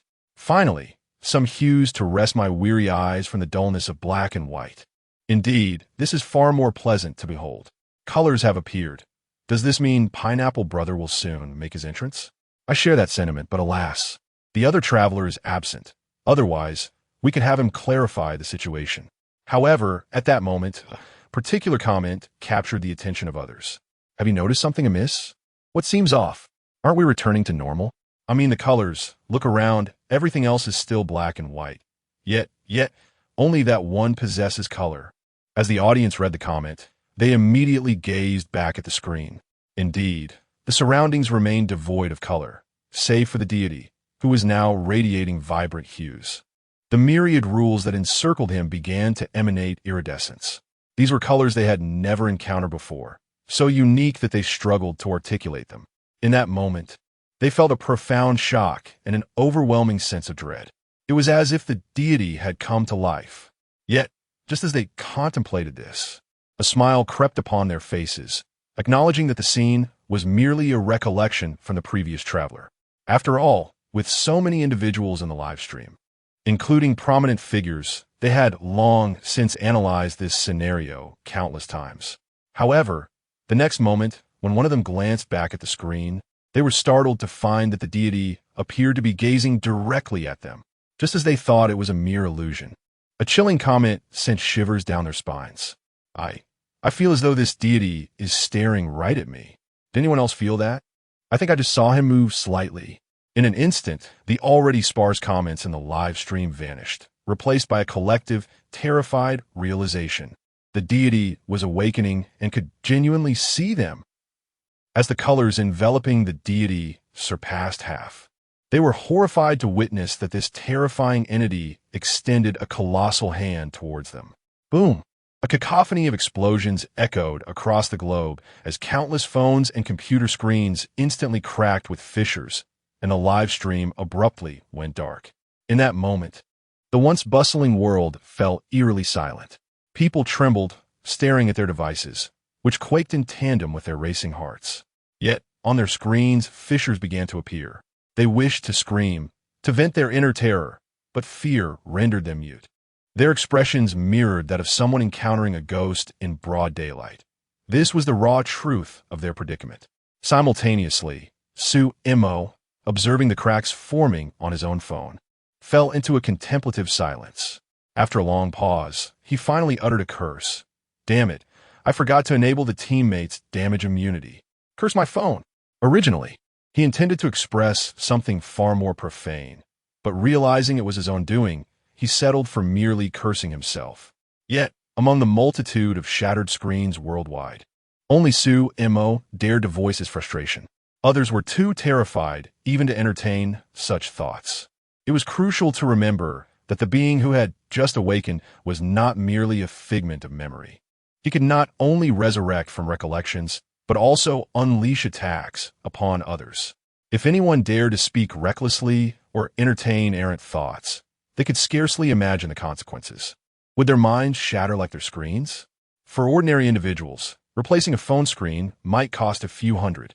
Meanwhile, those using supercomputers to watch the live stream stood frozen in their laboratories, gazing at their darkened screens, grappling with an overwhelming sense of dread, rendered speechless for an extended period. Chapter 31. The divine cannot be gazed upon, superpowers. At this moment, a single phrase materialized in their minds. The divine cannot be gazed upon. Initially, they dismissed it as mere jargon concocted by charlatans or overly imaginative youths. Yet, in the face of their current predicament, skepticism was no longer an option. Just as this thought crossed their minds, the researchers vigorously shook their heads. Casting aside such chaotic notions, they dared not to entertain further speculation. In the laboratory, a group of esteemed professors stared at the shattered screen of the supercomputer, exchanging glances without uttering a word. The impact of this revelation was monumental for them. Having devoted their lives to the tenets of science, they now confronted the notion of a divine presence, one they had never before considered. The mere resurgence of a fragment of power from memory had endowed them with such terrifying abilities. They could scarcely fathom what might occur if they were to confront one of these entities directly. No, they could not allow their minds to wander further down that treacherous path. After a prolonged silence, a relatively younger man retrieved a new phone and inquired, "Shall we take a look?" The group, still mute, gradually leaned in closer, their curiosity piqued about whether the live stream had persisted. Would that being choose to terminate the broadcast? If it were indeed shut down, their only avenue to understand that world would be through another traveler who had returned. Internally, their emotions were in turmoil. They simultaneously hoped the live stream would vanish, fearing the repercussions of an entity traversing through their devices to unleash cataclysmic devastation upon their world. Yet, they also yearned for its continuation, as it was their sole means of gleaning insights into an alternate realm and the technological advancements of its former epoch. The unscientific aspects were momentarily set aside, given their lack of samples or the capacity to conduct research. Even if samples were available, they remained uncertain of their utility on Earth. On that fateful day, millions across the internet witnessed their screens shatter, yet none dared to speak out, not even to voice grievances to the manufacturers. How could they possibly articulate, "Your screens malfunctioned while I was watching a video"? Why would a video cause such destruction? The answer was clear: the overwhelming power of the divine. Thus, who would dare claim that the divine was anything less than formidable, even if it merely resulted in the shattering of their screens? The once thriving livestream, which had boasted millions of viewers, was abruptly reduced to zero, only to see a handful of individuals trickle back in before leaving once more. This pattern of cautious re-entry continued until they confirmed that the entity was absent from the broadcast, at which point the numbers began to swell. This may well have been the most drastic and absurd audience drop since the inception of live streaming. After all, it was unlikely any other channel could employ physical means to disconnect millions in an instant. Given the gravity of the situation, they were reluctant to discuss it openly, even refraining from laying blame on the entity. Some of the more timid individuals resorted to burning incense and praying for solace. Su-Mo stood in silence, gazing at his shattered phone. It was only due to his elevated status that he had transcended the extraordinary barriers of this world, enabling him to create. Had it been the previous version of himself, impoverished and living a meager existence, what would he have done while waiting for civilization to mature and reap its rewards? Would he have idled away like a swine, merely eating and sleeping? After all, he considered himself a creator god. Surely, a creator god should have some dignity. Must he forsake enjoyment for the sake of his divine identity? As Su-Mo quietly lamented, he casually picked up a clod of earth and transmuted it into gold. He had intended to dine out that evening, and now he could also replace his phone, opting for a superior model with a larger screen. In truth, he could conjure food out of thin air. However, since he could transform stone into gold, why should he bother creating food for himself? Would it not be simpler to let others handle that chore? With a leisurely demeanor, Su-Mo closed the door of his rustic abode and set off to procure a meal and new phone. The world remained tranquil, almost eerily so. The online atmosphere mirrored this calm. Despite the shattered screens of millions, not a single voice was raised in protest. Typically, even minor events prompted an outpouring of opinions online. But this time, an unusual silence prevailed. In the Great Pineapple's live stream, the audience, which had plummeted to zero, was now recovering, reaching over 50,000 viewers. However, these spectators now behaved like refined gentlemen. Their comments transformed into expressions of courtesy. Yet this decorum was short-lived. Moments later, as the monochromatic image faded, the Great Pineapple reappeared on screen, surrounded by a throng of Azura warriors fleeing in haste. Behind them swarmed a multitude of colossal mosquitoes, each over 300 meters long, their sharp proboscises glinting ominously. The rhythmic beating of their wings resonated like the roar of engines, filling the air with an ominous thrum. Though there were only 50 or so mosquitoes, their massive size rendered them a formidable presence. It must be said, the Azura were quite reckless. Initially, armed with over 1,000 fighters and rudimentary spears and bows, they boldly charged into battle. It was only after suffering the loss of 500 comrades that they recalled the sage's advice to retreat when faced with insurmountable foes. Had the great pineapple not previously instructed them to flee in the face of overwhelming odds, they likely would have charged headlong into the fray, risking their lives against the mosquito horde. The tumult of their escape finally roused the great pineapple from unconsciousness. Though he still felt immense pain coursing through his body, he discovered he had acquired a new ability. This newfound power felt as innate as a natural instinct, allowing him to soar into the air right before the astonished eyes of the remaining 600 Azura and the 50,000 viewers in the live stream. The previously polite chatter in the comments erupted into chaos. What the heck? What's happening? He can fly. Oh my god, superpowers. Suspended in midair, the great pineapple slowly opened his eyes, a fleeting shadow of a third eye flickering at his brow. Today, you shall experience the torment I have endured. Kulme. Embrace the pain. How many floors must a bag of rice be carried? Oh, for heaven's sake, quit flooding the screen.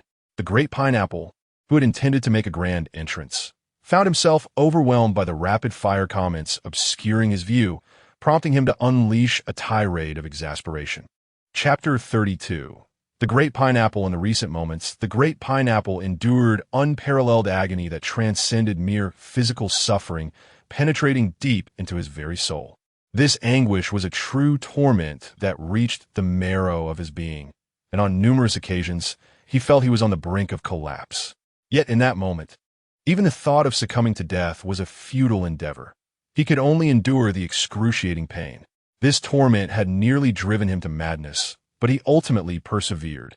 Simultaneously, a tinge of regret lingered in his heart, for upon acquiring his extraordinary abilities, he gained clarity regarding his previous circumstances. It was a trial where death was not an option and madness was averted. One would be forcibly expelled when approaching the brink of true despair. Though death was not a threat, the pain was undeniably real.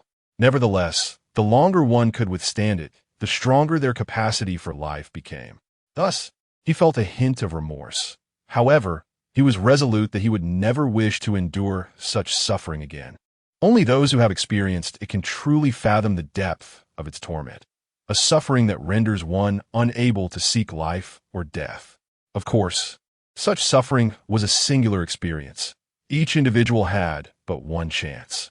He could not comprehend which fool had left such a trial in this world. If one seeks to attain the extraordinary, they could have merely devised methods to temper the body or cultivate immortal abilities. Worst case, they could have utilized martial spirits or combat energy. Yet, here he was, compelled to endure pain to obtain extraordinary powers. It was as if, having weathered the rain himself, he was now to shatter the umbrellas of others.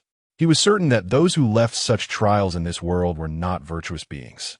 However, these thoughts remained unspoken in his mind, for according to the past traveler's words, this world was inhabited by deities. Moreover, those capable of leaving behind such extraordinary seeds were undoubtedly formidable. Thus, it was prudent to keep certain thoughts to oneself, for reckless speech could lead to dire consequences. After enduring this unparalleled and nearly despairing suffering, he became acutely aware of his surroundings. With several hundred Azura compatriots at his side and 1 million spectators outside, he realized that having acquired such powers, it would be a disservice not to showcase them. In that moment, the great pineapple felt a surge of pride and thought. If this power is not for showmanship, then it is utterly meaningless.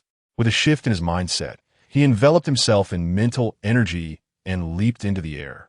The mere thought of such a scene filled him with anticipation, imagining the astonishment of millions of viewers in the live stream. Coupled with an impressive quip, he mused, "I'm simply extraordinary, am I not?" However, as often is the case, the chasm between imagination and reality can be vast. His moment of grandeur was abruptly curtailed as he opened his eyes, only to find himself amidst a barrage of insults. Despite being scolded, the flood of comments in the live stream showed no signs of abating. How did you fly, Brother Pineapple? Can you tell me what it feels like? I wish I could fly too. Please teach me, I'll send you gifts. Can you share this ability with others? I want to learn. Stop. Brother Pineapple is angry. Yes, stop spamming, he can't see. Don't spam. Brother Pineapple, don't be mad. The mosquitoes are coming for you. The mosquitoes are coming. Faced with an overwhelming wall of comments obscuring his view, the great Pineapple was driven to the brink of madness. He contemplated shutting down the live stream, but the thought of missing out on the impending display of his prowess was unbearable. Yet, the incessant comments made it impossible to showcase his talent. Enough. You keep spamming about the mosquitoes, and I can't see. If you continue, I will end the stream. Instantly, the chat fell silent, and the great Pineapple thought to himself. Indeed, threats were the only effective means of communication with these individuals. Just as he contemplated this, a deafening roar echoed in the vicinity, less than 50 meters away. The powerful gust from the flapping wings of the mosquitoes rustled the crude garments he wore, crafted from animal hides and wild grasses, and they were blown away. The audience in the live stream, eager to comment, hesitated, remembering the threat of a live stream shutdown, resulting in a remarkable silence among nearly 60,000 viewers. As the mosquitoes approached, the great Pineapple smirked disdainfully at their grotesque forms and clenched his fist, declaring, "Ah, perfect timing. Now you shall witness my might. Feel the sting of my spicy heavenly punishment." The viewers were left in a state of shock, their minds racing with thoughts. Could it be? Is he really going to bring down a meteorite upon them? To possess such power right after gaining extraordinary abilities, if he can indeed summon a meteorite, he would be akin to a walking nuclear bomb. Countless eyes widened in awe as they fixated on the newly transformed screen. In the next moment, as the great Pineapple tightened his fist, all the mosquitoes that had approached him fell into convulsions, their wings flapping wildly as they plummeted to the ground. With a thunderous crash, over 50 colossal mosquitoes, each measuring over 300 meters, crashed down, creating a tremendous uproar. Dust and debris filled the air. And according to the law of smoke without injury, one of the fallen mosquitoes once again soared into the sky. Anticipating this, the great Pineapple pointed at the ascending creature, and in an instant, it plummeted back to the ground. This particular mosquito fell into unconsciousness, yet its massive form continued to twitch violently like a malfunctioning engine. The audience was momentarily stunned. Wait, where's the promised spicy heavenly punishment? What happened to the meteorite? Although this is impressive, did he misread his lines? The great Pineapple remained suspended in midair, hands on his hips, a blend of pride and awkwardness etched upon his face, as he signaled for the viewers to resume their comments. Among the 60,000 viewers, some astute individuals quickly discerned the great Pineapple's current mindset. Though he yearned to voice his frustrations about the absence of the meteorite, they began flooding the chat with praises. Brother Pineapple is amazing. Brother Pineapple is formidable. As the first comment ignited the chat, a cascade of praises followed suit. Brother Pineapple is incredible. Brother Pineapple is the best. Amidst the flood of admiration, the great Pineapple waved his non-existent sleeves, a smile creeping upon his lips. He was about to erupt in laughter and humbly dismiss the accolades with, "It's merely a sprinkle of water." Yet before the words could escape his mouth, he succumbed to a fit of agonizing screams. "Ah, it hurts so much. I'm in agony. It's unbearable." Accompanied by his lamentations, he lost control of his extraordinary powers and plummeted from the air. The livestream audience was left speechless. Chapter 33. The Ruins of a Previous Civilization. The once frenzied barrage of comments instantly vanished, but at this moment, the protagonist, Big Pineapple, had no time to engage with such trivialities. He was unable to bear the sight. His attempt at bravado lasted no more than 3 seconds before he was laid bare. He could already envision the thoughts swirling in the minds of the audience, and rather than dwell on that, he preferred to observe. He contemplated shutting down the live stream. Yet the pain coursing through his body was unbearable. It was a heart-wrenching agony, penetrating to the very marrow of his bones and resonating within his soul. This was the price of wielding extraordinary abilities. To acquire such power, one must endure extraordinary suffering. If one wishes to grow stronger, then one must exchange pain for power. This was the most fitting answer to the enigma of his newfound abilities. The more pain he felt, the more vehemently he cursed the individual who had bestowed this extraordinary seed upon him. He dared not voice his complaints aloud, relegating his frustrations to the confines of his mind, a most vexing predicament. Even with two abilities at his disposal, he still felt the urge to express his ire. In truth, he was unsure whether he possessed one ability or two. His first power was telekinesis, akin to those depicted in novels. Not only could he manipulate objects, but he could also lift himself into the air. However, the aftermath of using such abilities left him in his current state of torment, the intensity of which was proportional to the duration and strength of his exertion. As for his second ability, he questioned its legitimacy. It allowed him to inflict pain upon others. He had not been boasting. He genuinely had made others feel anguish. Though, to be fair, that entity was not human. But such distinctions mattered little. Initially, he had intended to engage these formidable foes with his telekinesis. But upon reflection, he realized that with his limited power, even swatting a mosquito would be a Herculean task, compounded by the agony he was enduring. Thus, he decided to project the suffering he had experienced onto his adversaries. Remarkably, the results were potent and decisive, resulting in the annihilation of 50 mosquitoes in one fell swoop. This marked the most formidable achievement since the emergence of the Azura clan. As Big Pineapple plummeted from the air, the surrounding Azura warriors rushed toward him, shouting Azura as they hurried to assist the writhing figure on the ground. Remarkably, he bore no visible wounds. It was uncertain whether this was due to his naturally robust physique or the effects of his transcendent transformation. He understood that the pain he felt was not a consequence of his fall, thus no injuries marred his body. At that moment, Big Pineapple appeared utterly disheveled, the sweat brought on by his suffering clinging to the dust on his skin. Once aided to his feet, he gritted his teeth against the pain and commanded the Azura warriors to eradicate the fallen mosquitoes. These creatures were not yet deceased. They had merely lost consciousness. If they were not swiftly dispatched, they would soon revive. The Azura clan lacked a spoken language, and even if Big Pineapple had wished to instruct them, he had not yet managed to impart any knowledge in such a short span of time. Thus, despite his agony, he continued to shout Azura while gesturing until they finally comprehended his orders. Once he witnessed them rushing forward with weapons drawn, he promptly terminated the live stream. In the streaming room, the abrupt black screen elicited a profound silence. No one dared to speak, though they were all eager to know the fate of Big Pineapple. Was he alive or dead? What had transpired to bring about such a transformation? What were the true nature of his powers, and how had he acquired them? A myriad of questions haunted the minds of the viewers, yet with the stream abruptly closed, they were left powerless. After a lengthy pause, a comment appeared. It seems Big Pineapple has ended the stream. He likely is unharmed, though I suspect he feels a bit embarrassed and ashamed. Let us not mention this again next time. Regardless of the situation, wasn't Brother Pineapple incredibly dashing at that moment? Even standing there in midair and screaming after 3 seconds. He was still quite handsome.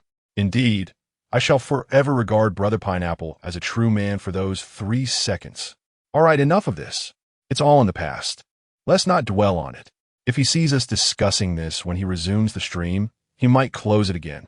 In a certain laboratory, a group of individuals stared solemnly at a small pop-up window within the darkened streaming room. This was their own recording of the moment Big Pineapple had showcased his powers. Initially, they had captured even more footage, but after one individual shattered all their screens with a single slap, they hurriedly deleted everything. It was only after confirming that this individual would not appear in the stream that they resumed recording. Can we discern what his abilities truly are? Observing through video seems rather inadequate. It pales in comparison to the anime watched by my grandson, where characters exhibit skills with visual effects. Here, we simply witnessed Big Pineapple extend his hand, and those creatures plummeted from the sky. I did notice something peculiar. When the mosquitoes fell, they convulsed as if experiencing immense pain. Perhaps this is his ability. Did he not exclaim to feel pain? As for the flight aspect, can one truly inflict pain from a distance? What kind of ability is that? In the real world, discussions continued regarding the nature of Big Pineapple's powers. In the microcosm, After enduring 2 hours of excruciating pain, the agony finally subsided. The mosquitoes had all been dispatched by the Azura clan. In the following hours, he began to contemplate the nature of his extraordinary abilities. Why had he acquired such power? Was it due to being a transmigrator? Was there a means to grant others extraordinary abilities as well? This question, if posed to the viewers in the live stream, might yield swift answers. Yet for now, Big Pineapple knew that resuming the stream was out of the question, absolutely impossible. Unless a significant event occurred, he had no intention of returning to the stream. He had suffered a tremendous loss of face. His dignity had been cast out of this world, out of the universe itself. He lacked the courage to face the judgments of those in the streaming room. For the ensuing 6 months, Big Pineapple indeed adhered to his vow of silence, refraining from streaming even once. However, he did not remain in that place. It was the site where he had acquired his extraordinary powers. Yet he deemed himself too weak for further exploration. Thus, he resolved to return later. Accompanied by the Azura clan, he ventured forth to the location where he had discovered the stone tablet, seeking the weapons of the previous civilization of a bygone era. After months of excavation, they finally unearthed an underground city that had long since succumbed to ruin. Chapter 34. The discovery of the Ultraman egg during the past 6 months, aside from excavating ruins. Big Pineapple was not entirely idle. He devoted his time to teaching the Apollo tribe the intricacies of language, particularly spoken communication. While the subject of written language could be set aside for now, the challenge of conveying spoken language was beginning to drive him to the brink of exasperation. After half a year of relentless instruction, one would expect even a child to utter a few phrases. Yet, these individuals remained woefully incapable of comprehending or articulating anything beyond the word eat. Big Pineapple could not help but feel a surge of frustration, wondering how they had not starved to death yet. It was worth noting that the youngest among them was already akin to a teenager, and despite his tireless efforts over the past 6 months, they had yet to achieve the linguistic prowess of an infant. The situation was even more dire with written language. Nevertheless, he persevered, recognizing the paramount importance of communication. Moreover, due to their possession of weapons, flames, and the presence of their so-called sage, other tribes had flocked to join them. The Yanhuang tribe, which had dwindled to fewer than 500 after the last battle, had now not only replenished its ranks, but had astonishingly swelled to an impressive population of 5,000. However, with an increase in numbers came the challenge of management, a source of significant concern for Big Pineapple, who bore the title of sage. He often wished he could live stream his experiences to seek advice from individuals in the real world. Yet, the thought of the barrage of comments he would receive and the embarrassment of past failures held him back. During this period, he also collected numerous stone tablets from the vicinity of the ruins. Most of these inscriptions were in languages unfamiliar to him, with only a few instances of simplified characters. Yet, this exploration provided him with insights into the world around him. He learned that cataclysmic events occurred every 1,000 years. Initially, he approached this knowledge with indifference, as he was not a native of this world. His primary concern was survival. The fate of the world was of little consequence to him. A millennium felt like an eternity, and while he was uncertain how long this civilization had existed, he was confident that it had not surpassed 2 centuries, a generous estimate. As he contemplated these matters, he found it more prudent to focus on enhancing his own existence within this world. Such was the mindset of Big Pineapple until he encountered a small tribe, which shifted his perspective entirely.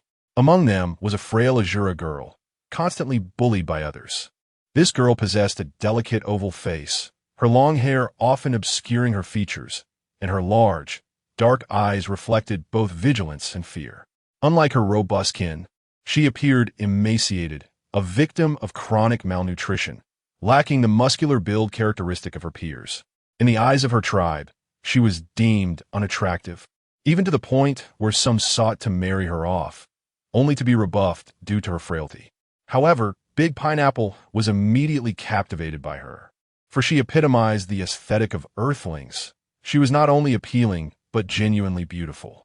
The Azura tribe struggled to comprehend their sage's affection for such an unassuming girl, and while they did not overtly disrespect him, they were perplexed. Several times, tribe leaders suggested introducing their more physically imposing daughters to Big Pineapple, only to have him decline each offer. This left the girl with an overwhelming sense of admiration and affection for him. Initially, he believed that the time allotted for excavating the ruins would be insufficient. However, recent events had escalated dramatically. Incidents of mosquito attacks had surged. In the initial months of his arrival in this world, he had scarcely noticed any mosquitoes, but their numbers had since increased significantly. Uncertain of the cause, he was nonetheless prepared to lead his followers into the ruins, intending to establish a stronghold for future development. The rise in mosquito populations was attributed to the resurgence of civilization. Though mosquitoes were oblivious to the concept of civilization, they recognized the increase in available food. In times of scarcity, they had subsisted on soil, but with ample nourishment now present, they began reproducing voraciously until resources dwindled once more. This civilization had existed for over 50 years, and the first generation of mosquitoes had fully hatched, with a second generation already showing signs of emergence. Thus, their demand for sustenance increased. While Big Pineapple's forces were numerous and well-armed, allowing them to handle small swarms of mosquitoes effectively, their growing numbers posed a significant challenge. He was particularly reluctant to use his own abilities. Since he had first acquired his powers, he had only employed them once, and the agony associated with that experience was something he wished never to endure again. The ruins offered not only a place to dwell and multiply, but also the potential to acquire formidable weaponry. He had long coveted the weapons described by the previous traveler and inscribed on the stone tablets. Equipped with such armaments, he would be able to deal with the mosquitoes effortlessly, ensuring safety while avoiding the use of his cursed abilities, a truly advantageous scenario. Thus, the notion of relocating to the ruins took root in his mind.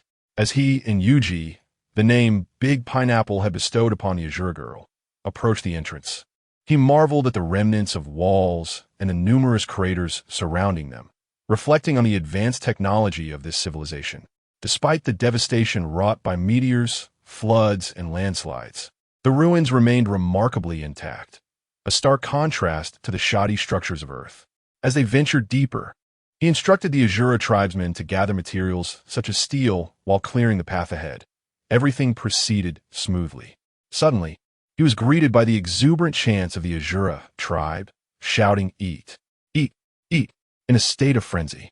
Bewildered, Big Pineapple wondered what edibles could possibly be found in these ancient ruins. Yet, curiosity compelled him to follow. In one of the excavated craters, a throng of Azura tribespeople surrounded a large, oval, white stone, animatedly exclaiming, "Eat! Eat! Eat!" Upon seeing the object, a sudden realization struck him. Could this be the Ultraman egg? Chapter 35. Is Ultraman oviparous? Chapter 35. Why does one suspect this is an Ultraman egg? Primarily because our protagonist, Big Pineapple, once overheard a predecessor mention that this world is home to Ultraman. Additionally, from the incomplete information gleaned from ancient tablets, it is evident that this civilization once harbored Ultraman. Names such as Dinah, Zero, the First, Zoffy, and Mebius resonate through history. These Ultramen once thrived here. The previous civilization was even named the Ultraman Civilization, home to the Giants of Light. Pray tell, if this is not the civilization of Ultraman, what is? As for why Big Pineapple is so certain this is an Ultraman egg, the reasoning is quite simple. This site is a relic of the Ultraman civilization. What else could be discovered here but an Ultraman egg? Are we to believe that during battles with monsters, Ultramen suddenly lay eggs? Surely that would be absurd. An Ultraman egg, if nurtured properly, could bestow upon him the powers of Ultraman. Imagining himself effortlessly dispatching monsters with a mere punch fills him with exhilaration. The more he ponders, the more jubilant he becomes, to the point where he nearly bursts into laughter. Destined for greatness, he traverses this alternate world, ascends to the role of a leader among primitive folk, acquires superpowers, and now discovers an Ultraman egg. Does that not signify a fated individual? He envisions a live broadcast where he transforms into Ultraman, or possibly commands Ultramen as his subordinates. The mere thought ignites a fervor within him. However, as he contemplates these grand visions, The Azura clan members in the crater have already begun to strike the egg with stone hammers.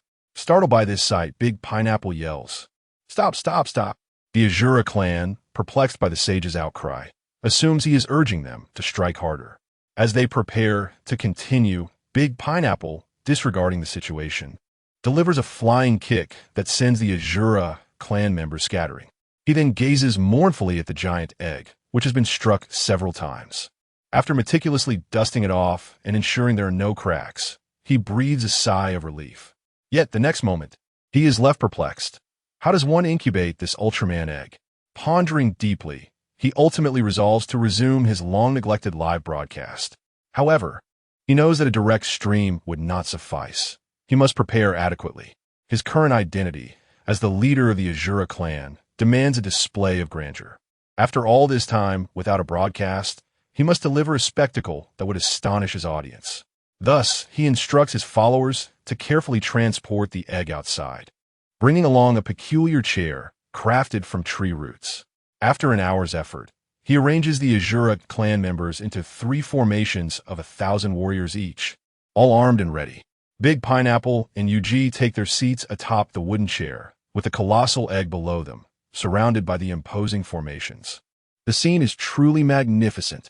Big Pineapple admires his creation. As he gazes at the sun above and embraces Yuji, he initiates the live stream.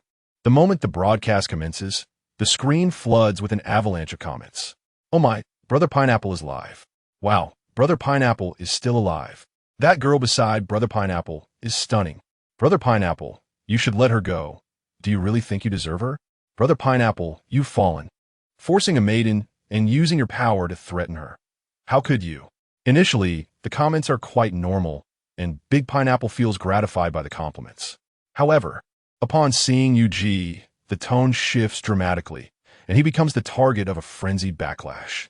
His expression darkens, and he nearly loses his composure. How dare they imply he is unworthy? How dare they accuse him of coercion? What do they know? In this world, he is a paragon of beauty. Just as he prepares to respond, the barrage of comments intensifies, leading him to abruptly shut down the live stream. The audience is left stunned. "See, I told you not to speak recklessly. Brother Pineapple is upset. Are you all out of your minds? Brother Pineapple has found a beautiful girl in a world filled with hideous creatures. Shouldn't you congratulate him? I suspect you're just here to stir chaos. Everyone, we are the Chinese military. We have recorded all your IDs. If you persist in your reckless comments, we will arrest you for espionage." The comments flood in, reaching tens of thousands, until silence falls over the stream. After 2 minutes of simmering anger, Big Pineapple, who had previously resolved not to resume the broadcast, gazes at his carefully constructed scene and the egg. Ultimately, he decides to restart the live stream, having prepared a retort for the naysayers. Upon reopening the broadcast, he anticipates a barrage of comments, but is surprised to find an unexpected calm. Just as he contemplates whether to restart the stream, a comment floats by. "Big Pineapple, you and your wife are truly a match made in heaven. If you need, we can help you arrange a wedding certificate from afar. Congratulations, Brother Pineapple. It's rare for Brother Pineapple to find such a beautiful girl in that world." Big Pineapple is taken aback. He had prepared to unleash a torrent of scorn. Yet this is what he receives? The situation feels akin to striking a fist against cotton, nearly causing him internal injury from the absurdity. Though they're offering compliments, he finds himself irked and uninterested in their flattery. He states directly, "I have discovered an Ultraman egg in the ruins of the Ultraman civilization. Can you assist me in figuring out how to incubate it?" "An Ultraman egg? Brother Pineapple, I haven't read much. Please don't joke with me. Are Ultramen actually hatch from eggs? Illiterate. It's called oviparous. Are Ultramen oviparous? Or could they possibly be viviparous?"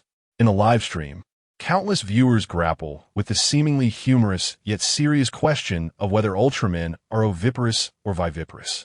Only a biologist in a certain laboratory recognizes the egg as somewhat familiar, though its massive size leaves him hesitant to confirm.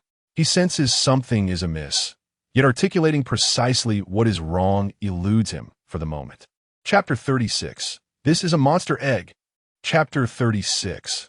Not only did this particular biologist seem familiar, But others from various countries who were also observing the scene felt something was amiss. However, the enormous egg before them, nearly 100 meters in diameter, was a far cry from the diminutive creatures they had envisioned. Moreover, considering this was a different world, they dared not make any assumptions. The thought remained buried in their minds. While the knowledgeable refrained from speaking, ordinary netizens were unrestrained in their remarks. The online audience, upon gazing at the colossal egg, initially expressed confusion and disbelief, which soon escalated into heated debates over whether the Ultraman was viviparous or oviparous. Had this event not been a live broadcast, Big Pineapple suspected that some might have resorted to physical confrontation. Ultraman is actually categorized by gender, and he resembles a human. I firmly believe Ultraman must be viviparous, just like humans. Stop talking nonsense. Have you ever seen Ultraman give birth? If not, keep your opinions to yourself. Exactly. If this is not an Ultraman egg, then what on earth is it? I've seen Ultraman lay eggs. The fellow above, if you're referring to that, then I've seen it too. Please share. As the comments spiraled out of control, Big Pineapple could no longer contain himself and exclaimed, "Please stop." Shut up. Did Big Pineapple just ask for a share? Yes, I heard it too. Big Pineapple, message me privately. I have not only Ultraman items, but also many super warriors and armored heroes. If you're interested, to the one above, we have recorded your ID, phone number, and registration details. After the live broadcast, we hope you voluntarily report to the nearest police station. Upon this comment, the previously chaotic barrage of messages suddenly fell silent. They had become so engrossed in their discussion that they momentarily forgot the presence of these influential figures in the chat. Panic set in. Would they be registered too? One by one, they began to reflect on their earlier comments, suppressing any illicit thoughts with the mantra of strength and democracy. Meanwhile, the seasoned viewers and official personnel on the live stream began to sense something was amiss. Wasn't Ultraman a creation of that time traveler? Wasn't he a robot? Why was there an egg? Did Big Pineapple not know about this? Did this suggest that what Big Pineapple witnessed when acquiring superpowers was different from their experiences? A message appeared from a laboratory. Big Pineapple, could you share what you saw when you acquired your superpowers? Perhaps I can enlighten you about this egg. Big Pineapple responded. This is clearly Ultraman's egg. What is puzzling? I didn't come here to debate whether this is Ultraman's egg, but to seek your guidance on how to hatch it. Besides, I prefer not to relive the painful memories of acquiring my superpowers. By the way, what about that time traveler? It has been over 6 months. Have you found him? I need him to explain how to hatch this egg. Though Big Pineapple had not provided explicit confirmation, they had already surmised that what he witnessed during his acquisition of superpowers was indeed different. If it had been the same, he wouldn't have spoken of pain and reluctance to remember. Furthermore, a crucial point emerged. Big Pineapple still did not realize that the flow of time was different on both sides. A participant commented, "Unfortunately, we have yet to locate that time traveler. The primary reason is the disparity in the flow of time. Over 6 months have passed for you, while less than 20 minutes have elapsed in our reality. Thus, we have had neither the opportunity nor the time to search for that traveler." Big Pineapple was taken aback. "What did you say? 6 months have passed for me, and you have only experienced 20 minutes. The previous time traveler mentioned that he spent 200 years there. If the flow of time were consistent with the technology we possess, he would have turned to dust after 200 years. Now, regarding your egg, during your acquisition of superpowers, we witnessed the exploits of that time traveler. Ultraman was his creation." Big Pineapple glanced at the massive egg he had carefully brought forth. Disbelief etched on his face. What? Ultraman was created? Wasn't he always a part of this world? Regrettably, that is not the case. Ultraman was conceived by your time traveler for amusement. Thus, he is a robot, and robots do not lay eggs. Once again, Big Pineapple examined the gigantic egg, his eyelids twitching. If it's not Ultraman's egg, then what is it? You guessed correctly. It is likely the egg of some monster. In the universe, 3,000 towering Azura clansmen stood in orderly ranks, their expressions solemn, fixated on a figure before them, a sage, babbling away in fervent communication with the heavens, their eyes filled with admiration. The sage's communion with the divine always brought them benefits. The sage was truly magnificent. They would willingly offer everything, including their lives and wives, for the sage. Some longtime viewers in the live stream recalled this matter and quickly chimed in. Indeed, I witnessed it too. I even saw that individual. Merely seeing him, I surmised he caused losses amounting to billions for our planet. Are you out of your mind? Don't say things that could get you in trouble. Do you not understand that the divine watches over us? Oh God, I did not utter those words. I have never blamed you. The money on the screen is on me. Consider it a tribute to you. I hope you spare me your wrath, Jade Emperor, and all the heavenly deities. Protect me. Big Pineapple watched the barrage of comments, perplexed, unsure why they were so frantic, claiming that a live broadcast had caused billions in losses for Earth. Perhaps some stocks had plummeted. Nevertheless, he chose not to dwell on this matter. Since it was not Ultraman's egg, it could only be a monster's egg. Though it was indeed a monster's egg, he found the enormity of the situation somewhat disheartening and mused aloud. What if I manage to hatch this egg and am the first to appear before it? Would it regard me as its mother? It might just devour you whole. Just look at the size of the egg. In comparison, you would barely fill its gaps. And even if it recognized you as its mother, it would be unlikely. Is there truly no way? If we could raise a monster, it would greatly benefit our civilization. Have you considered how much food such a massive creature would consume in a day? And what would it eat? If it requires meat, where would you procure enough to feed it? Big Pineapple fell silent, recognizing the validity of their points. Indeed, it was a pity for such a large egg. Upon realizing it was not Ultraman's, he began to fantasize about what kind of egg it might be.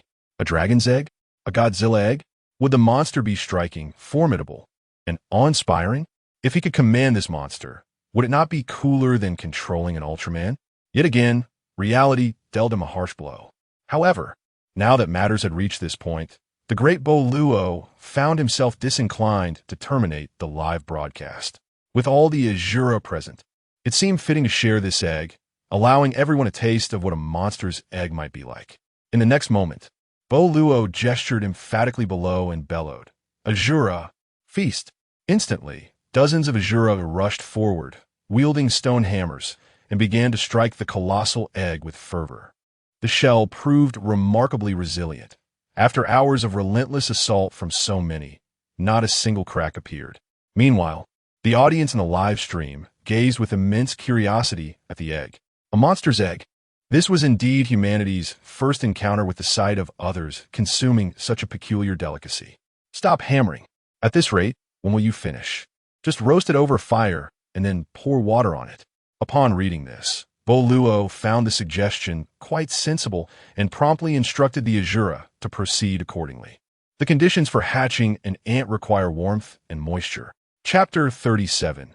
Ding. Detection of extraordinary life forms in a microcosm. Upon reading these words, the great Pineapple felt a profound sense of reason and promptly instructed the Azura clan to commence their operations. The incubation conditions for the ants, warmth and humidity, were met under the combined application of fire and water, leading to the appearance of tiny cracks in the eggshell. Witnessing this scene, both the great Pineapple and the Azura clan, as well as the audience in the live stream, were filled with anticipation. This was indeed a monster egg. A genuine monster egg. It was the first time anyone on Earth had witnessed a live broadcast of cooking a monster egg. Who could possibly remain indifferent? The great Pineapple was quite elated. Although this was not an Ultraman egg, discovering a monster egg and flaunting it before the world brought him immense satisfaction. The Azura clan, in turn, held their sage in the highest esteem, marveling at his cleverness and ingenuity in devising such plans. Seated in his exclusive chair with one arm around Yuji, the great Pineapple began to boast to the audience in the live stream. Brothers, who among you wishes to taste a monster egg? Just come over, and I'll ensure you're well fed. No need to pay me 50. I'll appoint you as a great general. What do you say? Brother Pineapple is magnificent. Tell me how to get there, and I'll set off immediately. Is it a round trip? If it is, I'll leave right away. By the way, Brother Pineapple, what else did you find in that relic? Just this egg? Brother Pineapple, can you share with us your superpower? Indeed, Brother Pineapple, please tell us about your superpower. What does it feel like to fly? Flying out of nowhere. Even in my dreams, I fall to the ground. Yet you have accomplished it. Truly impressive. I declare, Brother Pineapple is the first among our human race to fly without support. No objections accepted. Noticing the eagerness of the majority in the live chat to learn about his abilities, the great pineapple felt a tinge of embarrassment. However, he realized that they would likely discern his superpower when he eventually employed it. Furthermore, if he wished to grow stronger or eliminate its side effects, he would need their assistance. Thus, he spoke. As for my ability, I'm not quite sure how to articulate it. What do you mean you don't know how to say it? Is it that you cannot disclose it? What is the reason? As the barrage of comments surged once more, the great pineapple raised his voice. Stop spamming. Let me finish. He continued. The reason I'm unsure how to explain it is that I still don't know whether this ability constitutes one power or two. Wow, two abilities? How enviable. Shush. Listen to Brother Pineapple. Spamming further might attract Uncle Hat to pay you a visit. With that comment, the chat was instantly cleared, and the great pineapple nodded in satisfaction before revealing his abilities. While the crowd continued to analyze the merits and drawbacks of his power, another spoonful of water was poured over the already cracked gigantic egg, which then emitted a resounding crack. Everyone turned to look, and a massive creature, slightly pale in color and nearly 200 meters in length, crawled out of the shell. Instantly, those who had been eagerly anticipating feasting on the monster egg or watching others do so were left utterly astonished. It's still alive. Is this an egg that has hatched? What on earth is this? It looks somewhat familiar. It seems to be an ant. Have you ever seen an ant this large? The great pineapple was momentarily taken aback, but quickly commanded the Azura clan to arm themselves and attack. It was merely a monster. They had slain even larger mosquitoes before, so how difficult could it be to deal with this newly hatched creature? He believed that with the weaponry he had appropriated, vanquishing such a being would not pose a challenge. He even contemplated showcasing the valiant forms of the Azura clan in battle. However, he miscalculated this time. This monster was unlike the mosquitoes. Even though it had just emerged from the egg, it possessed a hard exoskeleton. The might of the Azura clan was insufficient to even breach its defenses. The great pineapple frowned, contemplating waiting a bit longer. If these individuals truly found themselves at a loss against this creature, he would have no choice but to intervene. 3,000 Azura warriors surged forward, wielding an array of weapons that clashed against the colossal ant, creating sparks. Witnessing this, the great pineapple's frown deepened. It seemed the Azura warriors were genuinely incapable of handling this foe. Yet, he was reluctant to utilize his superpower. As he pondered this, the creature violently flung aside the Azura warriors nearby, and with its transparent wings unfurled, it took to the skies. Upon seeing it flying away, the great pineapple finally exhaled in relief. Thankfully, he would not have to take action himself. Moreover, their forces had suffered little damage, just a bit of wasted time, and the situation appeared manageable. But just then, a comment flashed across his screen. Quick, pursue it and kill it. I observed closely, although its shape and size differ somewhat. I can assure you, it's an ant, a flying ant. So hurry and eliminate it. Flying ants? What is a flying ant? I know. This creature becomes abundant during the transition from spring to summer. Just place a light in a bowl of water, and the next day, you'll harvest a bowl full of ant wings. Nothing to fear, right? Don't you see how massive it is? It's not even larger than a mosquito. It's just that Brother Pineapple has taken action. Once he does, it'll be dealt with in an instant. Exactly, and it's only one. What is there to be afraid of?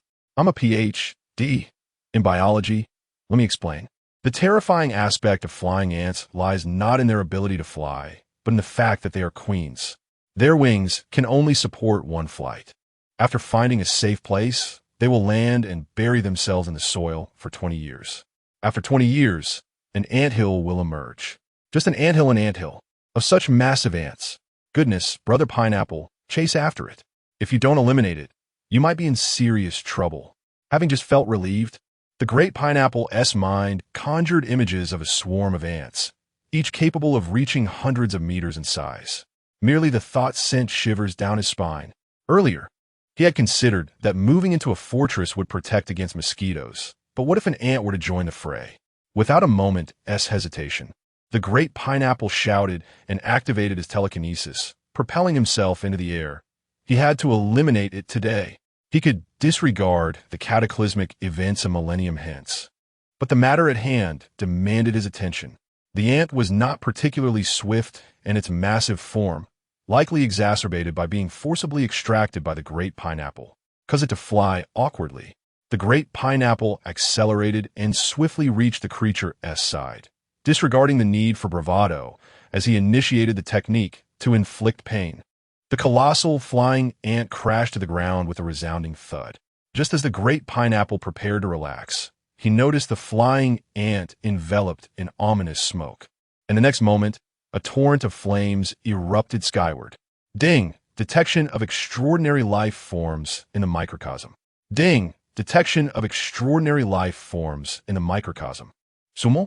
Chapter 38. The Extraordinary Ascendancy. In this moment, even the most dim-witted of creatures could discern the gravity of the situation. The beast had awakened. Much like himself, it had acquired extraordinary abilities. Without a moment's hesitation, he unleashed a wave of excruciating torment, abandoning any pretense of restraint. Then a terrifying force surged forth, manifesting as a transparent yet tangible blade, aimed directly at the adversary's head. This formidable weapon stretched an alarming 40 meters in length, though it paled in comparison to the nearly 200 meters of the flying ant. Nevertheless, should it strike true, it would suffice to sever the foe's head from its body. Enduring the agonizing pain coursing through him, he disregarded the debilitating sensations and the overwhelming emptiness in his mind. All that mattered now was to vanquish this creature. Setting aside the fact that this being was, in essence, a monster, the implications of it potentially being a queen ant were too horrifying to contemplate, especially now that it had awakened alongside him. The cataclysmic calamity of a millennium hence was a concern he could afford to ignore, for by then he would be long gone. Yet this immediate threat loomed large in his present reality. Thus, as long as he survived today, the creature would surely become their dinner. In the live broadcast, comments flowed rapidly. That's a 40-meter blade. Bro, charge at it. Make it your pet. Quiet, or he'll start berating you. The ant, writhing in agony on the ground, suffered not only from the pain inflicted by the pineapple's power, but also from the torment accompanying its own nascent abilities. Newly born, it could not comprehend the reason behind its suffering, yet it felt no fear, only a primal, instinctual yearning for survival. This desire fueled a flicker of hope amidst the depths of despair, a hope that clung to life even in the face of overwhelming hopelessness. As the blade descended, the ant abruptly raised its head. The clash of its massive mandibles with the ethereal blade resulted in a tense stalemate. Yet, the queen's form continued to convulse in agony, as the blade inched closer to delivering a fatal blow. Both combatants trembled violently, the pineapple no exception. Observers in the live chat felt a surge of anxiety for him, their encouragement silent as they watched his struggle. Clenching his fists, he let out another roar, conjuring a blade of just over 20 meters once more.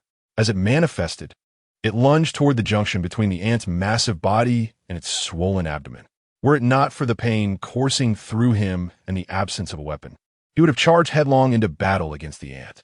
The protracted stalemate was unbearable. As the blade appeared poised to strike, the ant summoned all its strength, its mandibles snapping together with a resounding crack, shattering one of its own teeth. Yet the mental blade dissipated. In a desperate maneuver, it attempted to evade the descending weapon, but was too slow, managing only a feeble defense with its wings. The blade struck flesh, spraying white ichor. However, before it could reach the ground, it was vaporized by the searing flames emanating from the ant. Though the blade was smaller than its predecessors, the damage it inflicted nearly severed the creature in two. Yet, whether due to the flames or the extraordinary powers at play, the wound began to heal rapidly. While still grotesque, it seemed that this injury alone would not suffice to slay the ant. Standing at the roadside, Sumo had already delved into the depths of his microcosm. Observing the fire-wreathed ant, he recognized it as the extraordinary life the mindless system had referred to. Should he intervene? A first-tier extraordinary life form, endowed with primitive intelligence, this single ant represented an entire civilization. If he were to slay it, he would directly gain 0. One of a rank. Yet, was now truly the time to act? Once it was gone, it would be lost forever. But allowing it to live seemed equally futile. Should he nurture it instead? As he pondered, he observed the unfolding drama below. The pineapple, witnessing that his attack had failed to eliminate the ant, felt beads of sweat multiply on his brow. Though he remained suspended in the air, projecting an aura of authority, albeit trembling from pain, there was no sign of retreat. The ant, engulfed in fear, could not understand the cause of its agony. It had only just emerged from its shell and sought nothing more than to survive. Hearing cries of Azura from behind, it realized that time was running out. Without hesitation, it fled, dragging its wounded body swiftly into the distance. Though its severed wing hindered its flight, it nonetheless provided a burst of speed. The pineapple attempted to pursue, but he had already reached his limits. As the Azura clan approached, he plummeted to the ground, unconscious. This battle had resulted in mutual devastation. Suemo shook his head at the sight of the fleeing ant, which had begun to dig itself a burrow. The prospect of gaining only 0. One of a rank felt meager, especially considering the ant's potential for growth. As long as it remained below the threshold of a third-tier extraordinary being, it posed little threat. Rather than eliminate it now, it would be wiser to harvest its benefits tomorrow. As for the possibility of it evolving to a third-tier extraordinary being in the near future, Suemo held little faith. The height of a fountain cannot exceed its source. Their extraordinary origins lay in the tiers of souls. Thus, they could only aspire to reach the third tier, with the second tier marking their zenith. Unless they found an alternative path, it would be implausible for them to surpass the constraints of soul tiers within a mere millennium.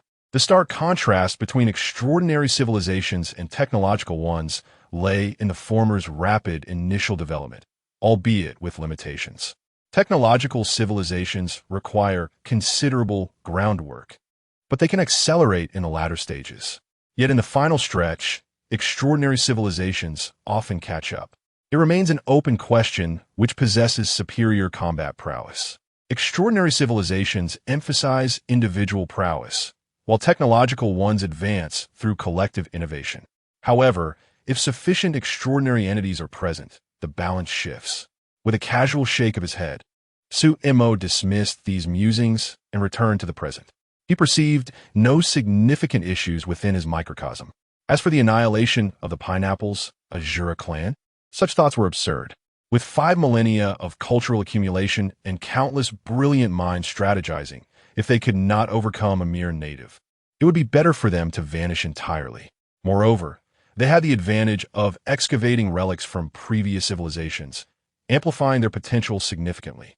If by tomorrow they could all ascend to a secondary civilization, he would then annihilate them, thus elevating his status to above 4.0, and even directly advancing to a secondary level akin to that of a creator god.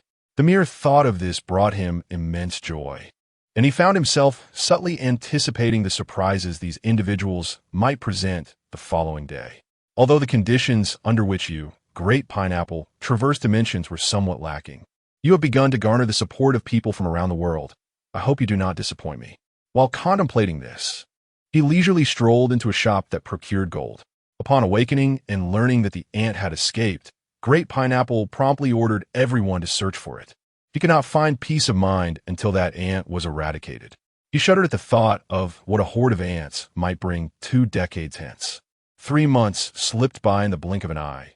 They had already settled in the ruins, but had yet to uncover a trace of the ant. He realized that this situation could not persist.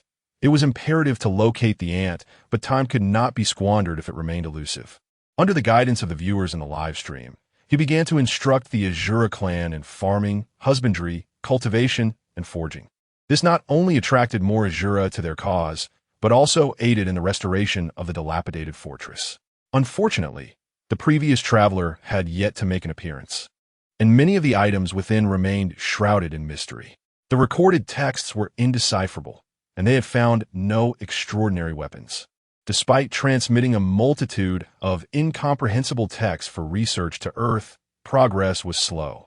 In desperation, he shifted his focus to studying the utilization of superpowers and how to bestow extraordinary abilities upon others. Ultimately, they pinpointed a particular lake. After 6 months of exhaustive experimentation, He discovered that Azura could gain extraordinary power simply by drinking from its waters, followed by channeling their internal suffering. This revelation propelled the Azura tribe, under the guidance of Great Pineapple and Earth-S civilization, into a period of rapid advancement. Within a decade, the fortress had been fully restored, and the population of the Yanhuang tribe soared to an astounding 300,000. In the context of primitive eras, this represented a remarkably significant figure. Over these 10 years, Mandarin began to circulate throughout this civilization. Notably, many individuals having acquired extraordinary powers experienced cognitive enhancement, and their learning capabilities flourished. This year, the starry sky giant mosquito, with its terrifying stature and overwhelming numbers, dominated the heavens, consuming everything in its path like a swarm of locusts. Chapter 39. Another cycle with two choices.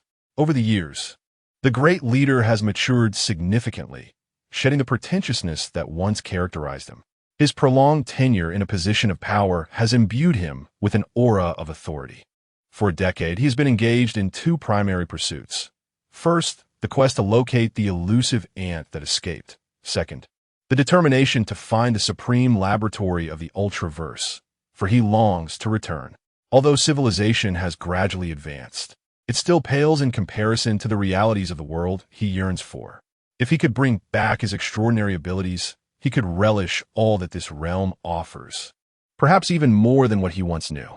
Not long ago, Lu Dajuan re-entered the live stream. By then, swarms of mosquitoes were already making their presence felt, hovering in the air and posing a formidable challenge to combat.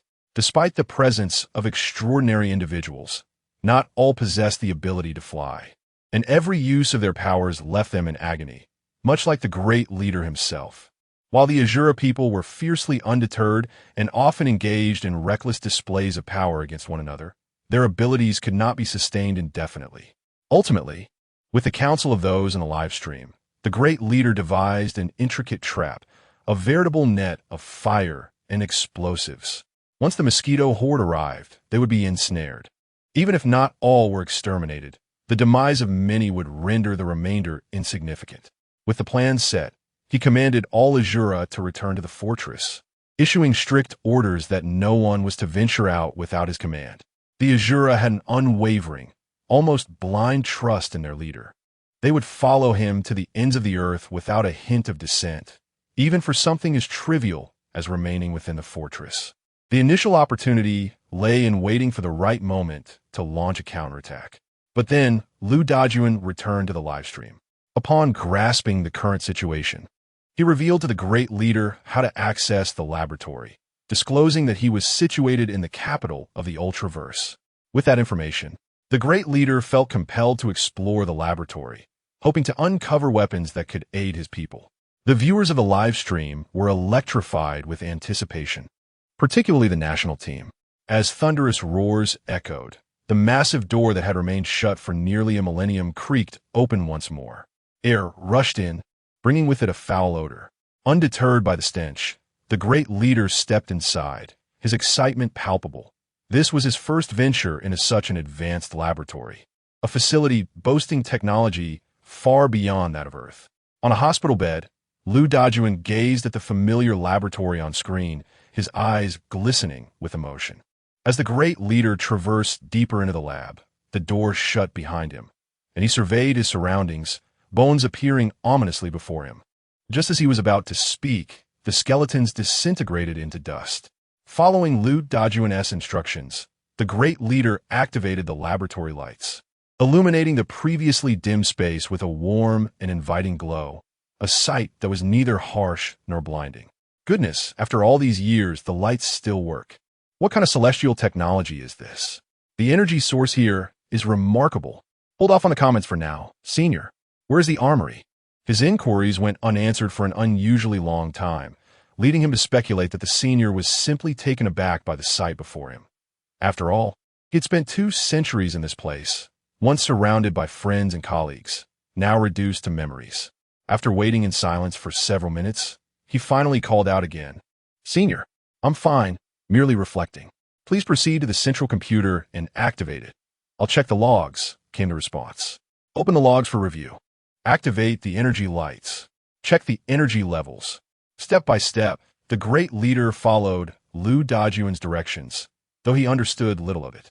The text on the computer screen was a mystery to him. He merely mimicked Lu Dajuan's commands.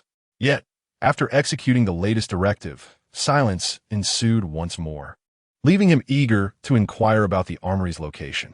He could afford to delay thoughts of returning until the mosquito threat was neutralized. After all, the trap had been meticulously set. It would be unsatisfactory to not witness the demise of the mosquitoes with his own eyes. Finally, after numerous calls, a single comment shattered his composure. "I just checked. If you wish to return, you have only 7 days left."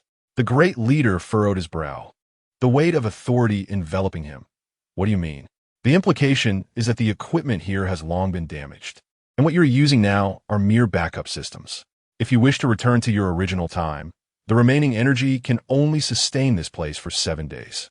Once that time elapses, the remaining energy will no longer support your return." Stunned, the great leader stood frozen, grappling with this unexpected revelation. For a prolonged moment, he resembled a statue, caught in disbelief. After what felt like an eternity, he managed to stammer. "So, what now?" "Thus you face two choices." At this juncture, Lu Dajuan hesitated momentarily, as if recalling a figure with large horns who once presented him with two choices as well. The current moment felt eerily reminiscent of that past encounter. The great leader anticipated what was to come, his body trembling with apprehension. Yet Lu Dajuan's message continued. "Either you remain here permanently, or you must return within 7 days." The great leader staggered, his resolve wavering. Had this been any other time, he would have departed without a second thought. But 3 months prior, Yu-Ji had become pregnant, his first child. The name he had chosen for the baby, as suggested by countless viewers, was Zhang Aimin.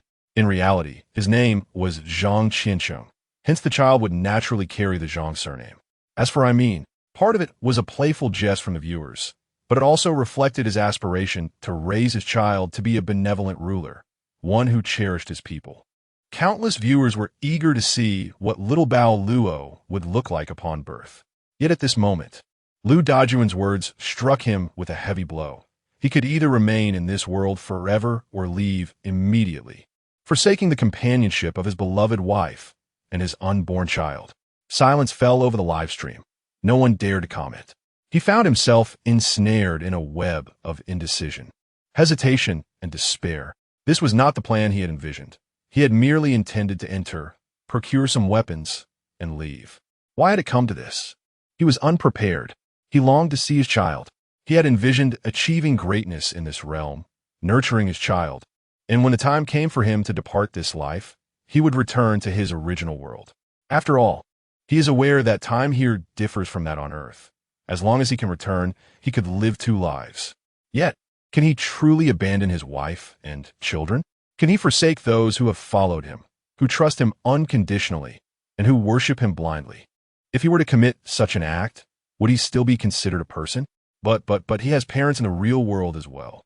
The turmoil and hesitation that plagued the BOLO were vividly etched upon his face. In the live streaming room, 1 million viewers were confronted with this unexpected situation. Yet none dared to utter a word. Each was inwardly grappling with how to respond to such a predicament. On one side stood his parents from his world, and on the other, his wife of 10 years and their soon-to-be-born child. Perhaps some would argue that these relationships are inconsequential, and there is no reason for hesitation. Yet, is a decade of affection merely an illusion? Even the bond with a dog nurtured for 10 years would be hard to sever. Moreover, the BOLO wandered out of the laboratory in a daze. Although the once dim space remained brightly lit, he felt an overwhelming darkness enveloping him. The guards at the entrance, upon seeing the BOLO, were filled with fervor in their eyes. It was he, the sage of the Ashura clan, who had bestowed upon them fire, language, writing, weapons, and shelter. He had endowed the Ashura people with extraordinary power. He was their supreme leader. This sentiment was not limited to a few guards, but was shared by the entire Ashura clan. As the BOLO meandered through the streets, countless individuals bowed their heads in reverence, their eyes ablaze with fervor. Even those engaged in combat paused to pay their respects before resuming their altercations. This demonstrated the immense respect he commanded within the Ashura community. Upon returning to his dwelling, Ug approached him with an additional garment, leaning against him with a radiant expression of happiness. To others, the bestower was a king, a leader, a sage. Yet in Ug's eyes, he was her everything. Once filled with uncertainty and confusion, he had now become the envy of the entire Ashura clan. For he was about to welcome a child with Ug. In his dazed state, the bestower felt someone grasp his hand, leading him to a round, warm place. Turning his head, he heard Ug say, "My king, I believe our child will one day be as remarkable as you, a man of great stature and boundless wisdom, destined to lead our people towards glory and a bright future." Chapter 40. In this chapter, the expression on Big Pineapple's face appeared somewhat rigid as he contemplated speaking. Yet ultimately, he merely embraced Ug in his arms. Ug rested her head on Big Pineapple's shoulder, her face radiating with a blissful smile, for she felt like the happiest woman in the world. Her husband was also the mightiest person on the planet. Countless viewers in the live stream were taken aback by this scene, feeling an inexplicable sorrow. "Big Pineapple, why don't you? Don't say what Shun TB said. Beware of Uncle Hat's wrath. You're urging someone towards despair." Alas, I can only express my respect for Big Pineapple's choice. Is there truly no other way for that traveler? Those things can't be sustained. You should tell Big Pineapple he can find the materials. Lu Dajuan lay by the hospital bed, observing the live stream and the barrage of comments. His expression wavered between hesitation and determination. He understood that it was a world devoid of a future. This had already been conveyed to him in 5 lifetimes prior. The divine would not permit a civilization to endure for a millennium. To survive for 1,000 years, one must escape. Escape from that planet, even from that universe. In their previous attempt, they had a chance to succeed, a chance to enter the real world. However, regrettably, some matters can be acted upon but not spoken of. Had they fled directly back then, it might not have drawn the attention of that entity. After all, to that being, they were merely a multitude of insignificant ants. Yet the divine is omnipresent. All that they utter would be known to the deity, and the Ultraman civilization harbored no falsehoods. In the span of 7 days, Zophie and the first generation, no matter where you are or if you're still alive, I trust you will receive the call from Blue Star. I have preemptively opened the passage that Ultraman 5 was unable to complete. Indeed, when Lu Dajuan made his decision, it was a gamble. He bet on Big Pineapple's turmoil, on his unwillingness to remain in that world. If so, he would shut down the machine. For leaving the machine would only amplify his lingering thoughts. This was the only way to render the plan flawless. It now appeared that his gamble had paid off. In the cosmos, a colossal statue began to glow with shimmering light. Receiving energy supply from Blue Star. Do you accept? Yes, no, receiving. Commencing automatic charging. Receiving urgent distress signal from Blue Star. Do you respond? Detecting the life status of the first generation. Life status. None. Initiating automatic return. The immense statue shook off the cosmic debris clinging to its form, revealing its original radiant Diggus state. It then adjusted its trajectory and soared towards the distant Azure planet. During this time, Big Pineapple appeared exceptionally busy, personally overseeing matters and patiently instructing his subordinates. He imparted all the technological knowledge he possessed and designed blueprints for various weapons from Earth, knowing he lacked the time to construct them. Among these were guidelines for the future development of civilization, which he meticulously documented in 2 large volumes, spurred by the attentive comments of countless viewers in the live stream. He found that only by immersing himself in work could he temporarily forget about his predicament, for he truly did not know how to choose, no matter the choice. His conscience would bear the weight of guilt. He could not abandon his parents or family, nor could he forsake Ug. Yet, why did fate play such a cruel joke on him? He was a loss. Ug, observant of Big Pineapple's busyness, recognized that her king was the pillar of the entire Ashura clan. All she could do was prepare his favorite meals daily. She also noticed a recent change in him. He would sometimes write feverishly and at other times sit in silence, lost in thought, even failing to notice her presence. At times, she gazed at her own burgeoning belly, but she merely attributed it to her king's fatigue from the burdens of the Azura clan and the external troubles, coupled with the impending arrival of their child. My king, you need not bear such hardship. You have lost weight recently. Yu-Ji leaned against Big Pineapple's chest, placing his hand on her abdomen, caressing the life they were about to welcome. After a prolonged silence, Big Pineapple smiled gently. I merely wish for our child to have a nurturing environment in the future. My king, you are wonderful. Our child will undoubtedly be just like you. Upon hearing her words, Big Pineapple felt a pang in his heart. Words lodged in his throat remained unuttered. Eventually, he could only respond to Yu-Ji, "All right, you may leave for now. I have matters to attend to." Obediently, Yu-Ji departed, but Big Pineapple, seated upon his throne, remained restless. "Senior, is there truly no other way? Can I take Yu-Ji with me?" Before he could finish, a comment burst forth in the live stream. "Some things cannot be spoken. If you voice them, you may encounter the divine." The audience, puzzled by this, wondered why it was forbidden to speak. Was it wrong for Big Pineapple to desire to bring his wife back? Yet, upon seeing the latter part of the comment, the image of that being loomed large in their minds. They even sensed that a hint of color began to manifest around that entity. My goodness! The moment this thought crossed their minds, they quickly cast it aside. Filled with trepidation, they began to mutter the names of deities, hoping to dispel the image of that being from their minds. Many shared this sentiment, and as someone echoed the comment, countless others chimed in, claiming to have seen it too. In truth, this was a product of their own imaginations, as they had previously witnessed that scene, embedding it deep within their minds. It was akin to when one fears the supernatural. The more one thinks of not encountering ghosts, the more they feel surrounded by them. At this moment, Su-Mo declared that he would not bear this burden. The national team, which had always regarded that being with utmost seriousness, turned pale upon witnessing these comments. If that entity were to awaken from the recesses of human memory, they could scarcely fathom the ramifications in the real world. Yet they currently had no means to confront that being. The more they wished to forget its existence, the more it seemed to manifest, and they perceived that the colors surrounding that being were intensifying. Not only in Huaxia, but across the globe, everyone who had witnessed the live stream and encountered the divine began to panic. Meanwhile, Su-Mo stared blankly at the empty display case, perplexed. "Are you closing up?" Indeed, they were, but you aren't here to buy a phone, are you? Su-Mo nodded yes. Then there's no help for it. Shortly before your arrival, some people went on a buying spree for phones. Not only were the phones in the store sold out, but even those being used were snatched up at a price 300 above retail. Buying a phone will likely be quite difficult. Sumo? Despite his bewilderment, Su-Mo ultimately had no choice but to leave in disappointment. Inside, he felt a mix of silence and melancholy, having surmised the reasons for his predicament.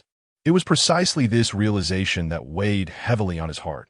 Had the matter been unrelated to him, he would have readily condemned the involved parties as madmen. Yet, he found himself resigned to seeking out another mobile phone store. In the confines of his inner universe, Lu Dajuan's comments went unchallenged by anyone. Thus, 5 days slipped by in the blink of an eye. During this span, Diaboluo felt as though he had exhausted all the endeavors possible in his lifetime.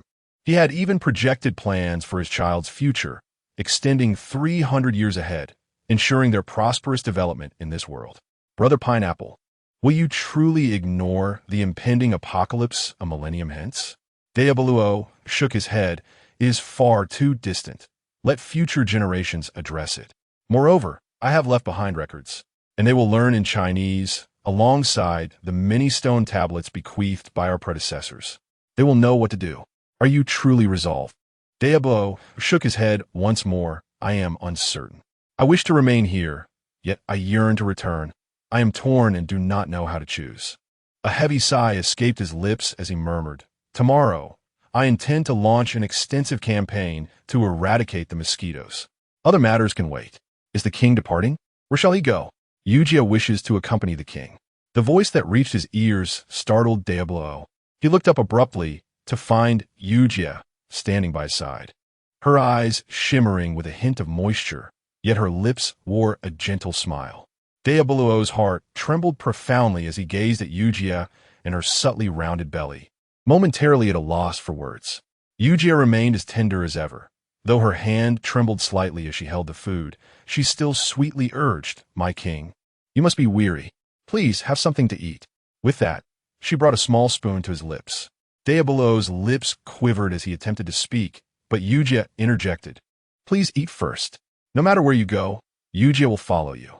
There is no need for concern."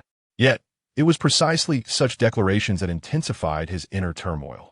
He longed to harshly push Yujia away, to knock the spoon from her hand, and to scold her, asserting that matters of men were not her concern. Ultimately, however, he opened his mouth and consumed the food she offered. One spoonful after another, Yujia fed him while he ate in silence. As night fell, Yujia drifted into slumber, and Diabolo found himself once more in the brightly lit laboratory. He gazed at the space in silence for a long while, before turning and leaving once again. In the sky, a meteor blazed forth, hurtling swiftly toward the atmosphere of Blue Star.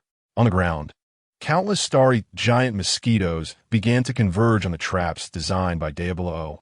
Chapter 41. Sumo, you have gone too far.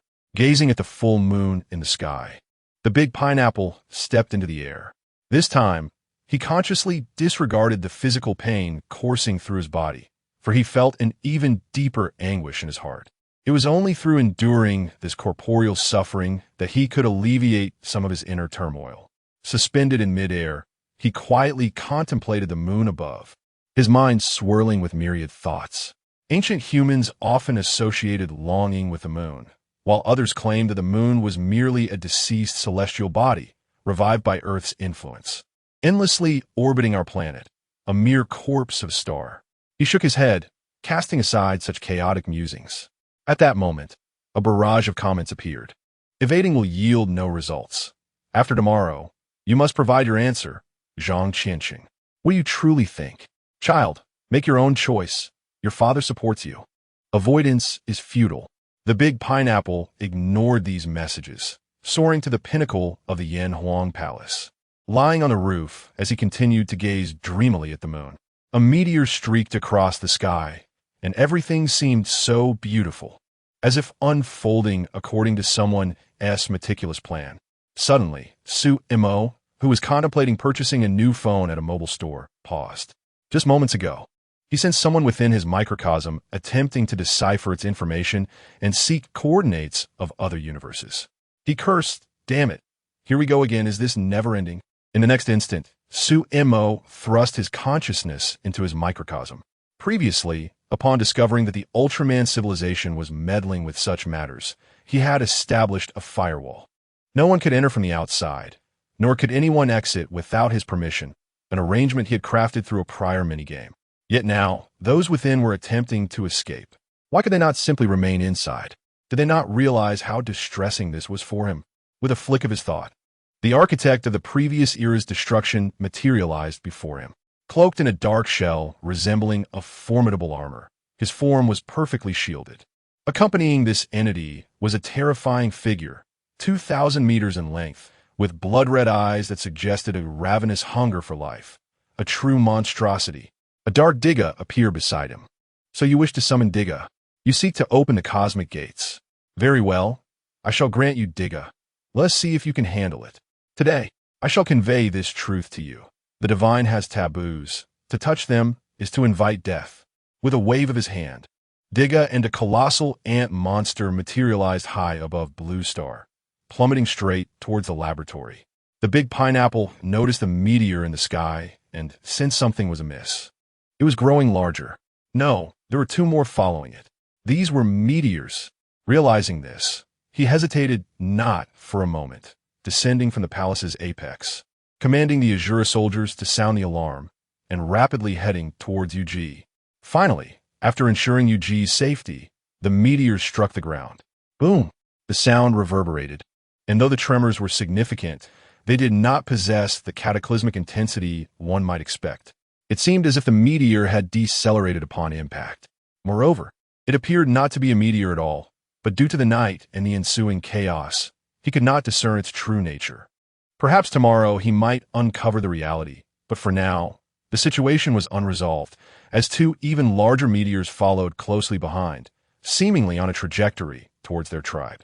Though he felt immense sorrow for the city he had painstakingly built over a decade, there was truly nothing he could do against such natural calamities.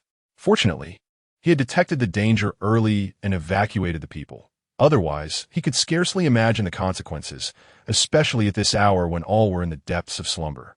While lost in thought, he suddenly noticed the fallen meteor beginning to stir. When he turned to look, he was taken aback. This was Shining Diga. The live stream erupted with excitement. "Oh my Diga Ultraman. No way, it's really Diga. The people from the previous civilization have returned. Dit is Diga. Surely the other two aren't also? With Diga here, who fears any monster? Pineapple brother, remember to take Diga with you to eliminate all those ants and mosquitoes. Are you foolish? If Diga has returned, does that not imply the previous civilization's people have returned as well? So what if they have? If they have returned, they can recreate a traversing device, allowing Pineapple Brother to avoid the dilemma of return time.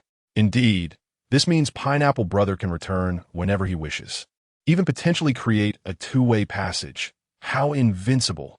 Ignoring the distractions, one wondered what the other two might be. That S shining. I suspect the other two are Zero, and Zoffy too. Couldn't they be monsters? Boom, boom. In the wake of the live stream S comments, two immense booms echoed, and they showed no signs of slowing down. A gigantic mushroom cloud erupted, and the storm it conjured nearly swept the big pineapple off his feet. Even as he lay prone on the ground, the earth shook violently, comparable to a catastrophic 8-point earthquake. Yet, due to the Ultraman civilization's ruins, the foundations were incredibly sturdy, designed to withstand such calamities. The structures that had survived the earlier disaster were unparalleled, for otherwise, the ground would have crumbled instantaneously. What is happening? Why did this one not decelerate? I see one figure. It appears rather large. Could it be that the crow's beak was correct? Oh my! There truly is a monster. Wait, Pineapple Brother, look in that direction. It seems to be the laboratory. Initially relieved that both he and the Azura tribe were unharmed, the big Pineapple-S expression shifted dramatically upon reading this comment. He immediately turned, and in the darkness, a terrifying cloud of smoke enveloped the sky, yet the light within the laboratory shone brightly, even more so than before. Seeing this, the big pineapple finally exhaled in relief. The Ultraman civilization's architecture was truly impressive. If it were Earth's shoddy constructions, he could hardly bear to contemplate the outcome. Just as he was engrossed in these thoughts, he suddenly noticed that, aside from the laboratory's light, two red glows flickered amidst the smoke. This must be the Ultraman's alert. Both are flashing. Otherwise, they wouldn't have descended without slowing down. I share that belief. After all, they are Ultramen, and this is their former royal city. So why has no one considered why the Ultramen would flash their red lights? At this, the barrage fell silent. The big pineapple's expression grew grave. Yet the smoke obscured his vision. Pineapple Brother, you should go see for yourself. If, and I emphasize if, something has occurred in the laboratory, this is your final opportunity. If you truly wish to return, you should investigate. Even if your sister-in-law discovers your absence later, she would likely think you perished in battle, not that you fled. You will remain the perfect being in the hearts of the Azura tribe. In a moment of indecision, Big Pineapple cast a fleeting glance at Yuji in his arms. Enveloped in silence, in the reality beyond, Lu Dajuan gazed at the screen, captivated by the sight of 3 meteors descending from the heavens, his heart racing with exhilaration. The moment he laid eyes on the original Shining Diga, an overwhelming sense of familiarity washed over him, prompting an internal smirk at the flamboyant nature of the original. It seemed he remained as ostentatious as ever, relishing in showcasing his prowess, even in his landing, which was distinctly unique. Yet, he pondered the identities of the other two. Their maneuvering skills paled significantly in comparison to the original. Nevertheless, it was a true delight to witness their existence once more. Astonishingly, they were still alive. This signified that the Fire Seed project initiated by Ultraman 5 had indeed succeeded. They had discovered a new sanctuary and survived. If that were the case, there would be no pressing need to return to Earth.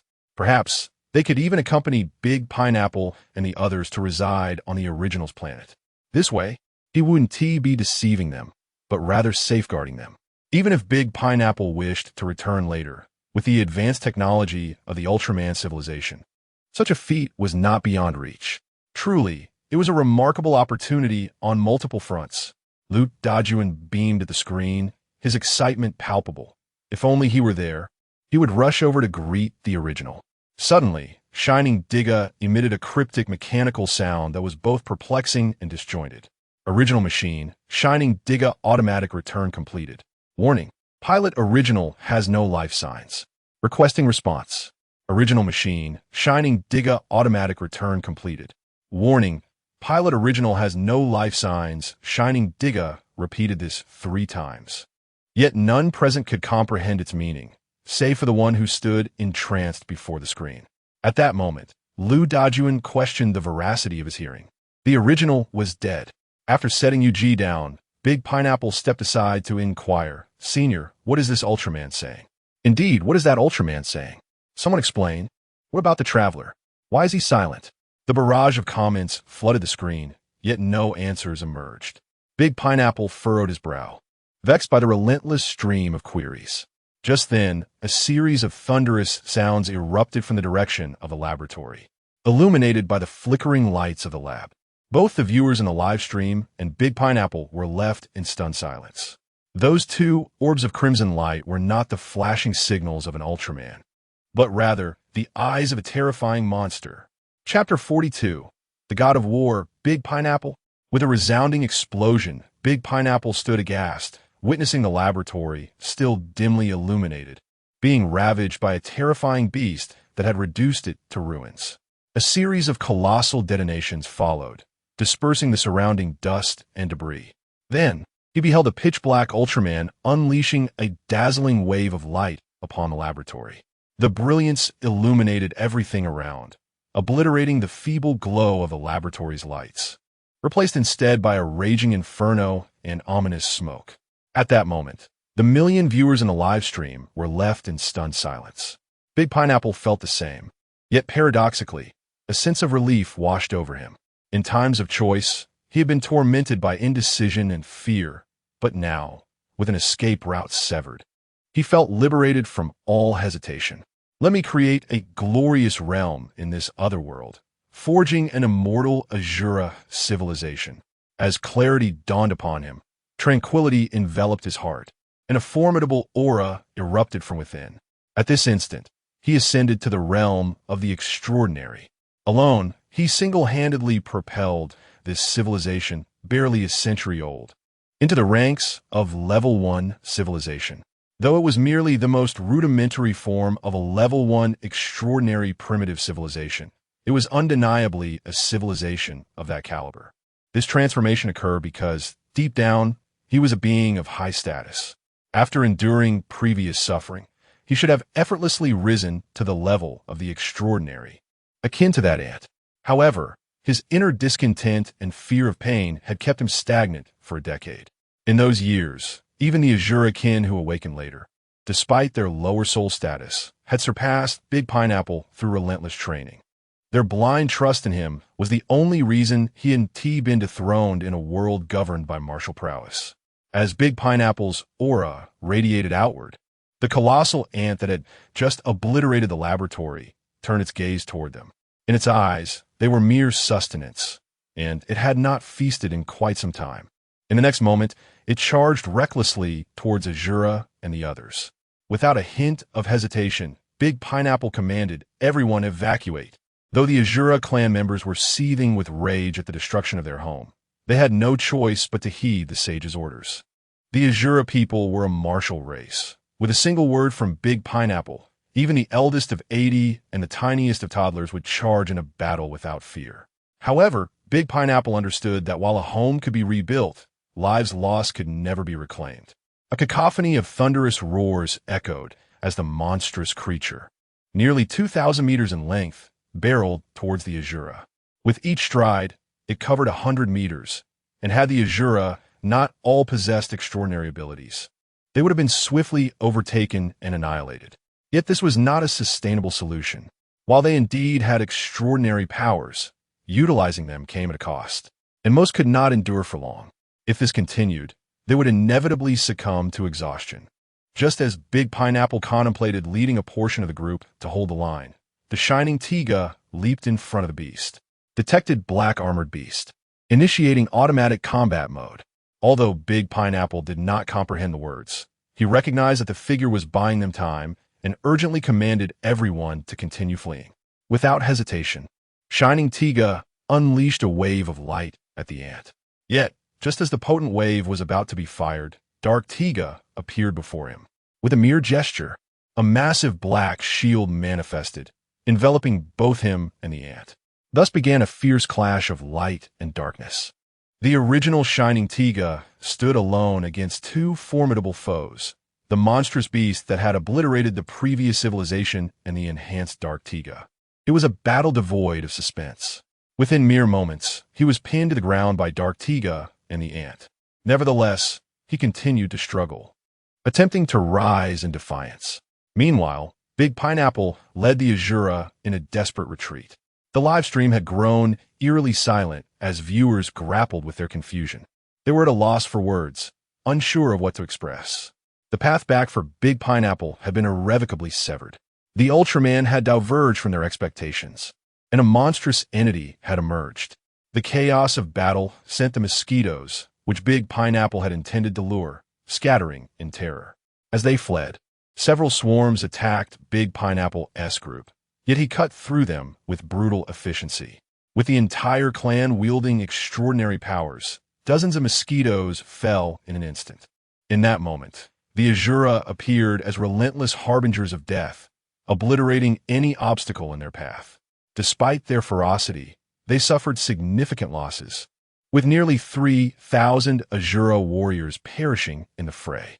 2 hours later, Big Pineapple led the remaining Azura into a subterranean refuge, a sanctuary they had prepared. Once everyone was settled, he stood alone on the surface, gazing at the shattered visage of Shining Tiga, his expression grim. How can Ultraman stand alongside a beast? That one is Dark Tiga. There truly exists a Dark Tiga. But isn't Dark Tiga supposed to fight monsters? Why is it allied with one? We should inquire of the previous traveler. Big Pineapple contemplated the barrage of comments before finally declaring, "Enough of this. This matter is now behind us. I'm not in the mood for discussions today." With that, he abruptly ended the live stream. Though he said nothing, a thorn lodged itself within his heart.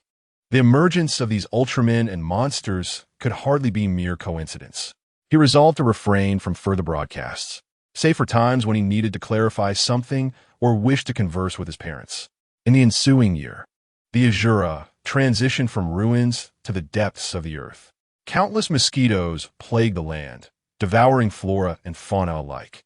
A colossal dark statue emerged above their former homes, and monstrous entities began to roam the surface, preying upon the mosquitoes. The Azura faced a food crisis, left with no choice but to hunt mosquitoes for sustenance. Yet, even for those with extraordinary abilities, sustaining 30,000 people solely through mosquito hunting seemed an insurmountable challenge. That year, 12,000 Azura perished from starvation. In the same year, Big Pineapple's child was born. On that day, emaciated and weary, Big Pineapple resumed his live stream. Big Pineapple is live again. Big Pineapple, you said you take a break. I've been waiting in this stream for half a year. You have no idea how many people come here to learn. It's driving me crazy. Indeed, Big Pineapple, I'm your devoted fan, and I've been here all this time. After half a year, I feel ready to take my entrance exam. Amidst the fervent barrage of comments, it was only after some time that the audience noticed the infant cradled in his arms, endowed with 4 arms. Ah, little Pineapple has been born. No wonder Pineapple Brother is live streaming, exclaimed the viewers. Congratulations, Pineapple Brother. They cheered. Gazing upon the multitude of congratulatory messages, the emaciated figure of Big Pineapple revealed a faint smile. Thank you all. However, the purpose of today's live stream is to convey a message to my parents. Dad, Mom, I'm doing well here, and your grandson has also been born. His name will be Zhang, I hope you can share this news with everyone. Rest assured, it will be conveyed. Came responses. My child, I see you. Your father is delighted. As long as you are well there, you need not worry about us. A voice responded. Son, you've lost weight. Pineapple Brother, what is the situation there? Why does it seem so dark? Is it nighttime? Big Pineapple shook his head. That's enough for today. I have many matters to attend to. I must take my leave. With that, he abruptly ended the live broadcast. Next, he needed to complete the tasks left unfinished from last year, namely, exterminating mosquitoes. The current mosquito population had increased tenfold compared to the previous year. Despite that monstrous creature continuously feasting on them, it could not keep pace with the rapid rate at which the mosquitoes were breeding. Previously, capturing a mosquito required only a few from the Azura clan using their extraordinary powers, but now, swarms of mosquitoes took to the skies in hundreds or even thousands. Looking up, one could hardly see the sky or the sun, but rather a cloud of mosquitoes. Even as they attempted to kill a single mosquito, their kin would consume it before they could carry it away. The Azura clan, sluggish as they were, faced dire threats from the relentless mosquitoes. On the ground, not a blade of grass remained. If they did not act soon, the entire Azura clan would face starvation. With his child now born and his parents having met him, it was high time for Big Pineapple to fulfill his responsibilities as the king of the Azura clan. On that day, Big Pineapple bid farewell to UG and set forth with 30,000 Azura warriors. With his first-tier extraordinary strength and a carefully selected army of 30,000, he waged relentless battles for 3 years. During this time, the number of Azura warriors dwindled to fewer than 10,000. Yet they continually returned with a bounty of mosquito corpses to nourish their clan. Having embraced fatherhood, Big Pineapple displayed unparalleled courage, suffering near-fatal wounds time and again. Yet each time he emerged victorious. He had transformed into a true god of war. By the 5th year, the mosquito population had drastically diminished, and the Azura clan's numbers had rebounded from a previous low of 100,000 to 150,000. It was also in this year that colossal ants, measuring over 300 meters in length, began to appear on the ground. Chapter 43, the live broadcast 20 years later. Upon the discovery of the ants, the countenance of Big Pineapple changed drastically. The previously devised plan to continue exterminating a wave of mosquitoes was swiftly abandoned, and he returned to their stronghold. This subterranean cavern was an inadvertent find, likely a remnant of a bygone civilization that had prepared for a millennium of calamity. Although much of the structure had collapsed, it could still accommodate over 100,000 inhabitants. As he approached the cave, the sounds of battle echoed within, and Big Pineapple's expression darkened. He rushed into the cavern. Upon entering, he finally breathed a sigh of relief. The scene was not one of rivers of blood. Although dozens of ants had appeared, they had been nearly annihilated. The few remaining ants were merely clinging to life. At this moment, he realized that amidst the clamor of battle, there were also shouts of jubilation. Seeing Big Pineapple return, UG leaped towards him. "My king, you have finally returned." Big Pineapple gently stroked her hair in silence. The other Azura people had successfully vanquished the remaining ants and gathered around him, their eyes ablaze with enthusiasm. "My king, we too can fight," they exclaimed. "Yes, my king, let's join you in battle." Their eyes were filled with fervor and anticipation. With a mere nod from Big Pineapple, they would seize their weapons and charge into the fray. "Father, I wish to fight like you," piped up a small figure, barely reaching Big Pineapple's knee, hoisting a sword taller than himself. Big Pineapple looked down and affectionately ruffled his hair. "No, your task now is to grow strong and become a king even greater than I." Turning to the others, he continued, "I understand your desire to fight and your fearlessness in the face of death. But if you all venture out, who will care for the children? What will become of our future? Now, everyone disperse." Though their eyes still sparkled with zeal, Big Pineapple was their king and their beacon of faith. Upon returning home, Little Pineapple clung to Big Pineapple, yearning to join him in battle, only to receive a stern reprimand. "You are destined to be the king of the entire Azura clan. If you only think of battle, how can you fulfill your role as a king? Have you finished reading the books I provided you?" But father, you're always out fighting too." Big Pineapple's eyes widened, his commanding aura and the weight of years of warfare emanating from him as he slammed his hand on the stone table. "Go, transcribe the development of civilization 10 times. I no longer wish to play with you." Little Pineapple cried, tears streaming down his face as he dashed outside. UG shook her head, somewhat helpless. "My king, why must you lose your temper with your subjects? He only cares for you." Big Pineapple shook his head. "I'm not angry. I merely wish for him to become stronger than I in the future." "Very well, go check on him. I'm feeling somewhat weary." Outside, Yuji sat beside Little Pineapple, recounting the tales of Big Pineapple's leadership in developing civilization, telling him that his father was a hero of the Azura tribe, narrating stories that Little Pineapple had heard countless times before. Seeing Little Pineapple remain silent, Yuji once again shook her head in resignation and departed. As night deepened, Little Pineapple diligently transcribed the book development of civilization with all four hands, when suddenly a figure approached slowly. He turned sharply, only to find it was his father, and quickly averted his gaze. "You're still angry with me, my son." Little Pineapple remained silent, continuing his task. "In truth, I am the sinner of our civilization." Little Pineapple spun around, yet still remained mute. "Do you know about that black statue outside and the enormous black armored beast?" Little Pineapple nodded, remaining silent. "It was I who led them here. They destroyed our homeland. That is why we now reside here, and why the mosquitoes have become so rampant, leaving us bereft of food. In the year of your birth, half of our Azura kin perished from starvation." Little Pineapple's face reflected shock. He could hardly fathom the concept of half the population succumbing to hunger. "There was also a monster that I personally hatched.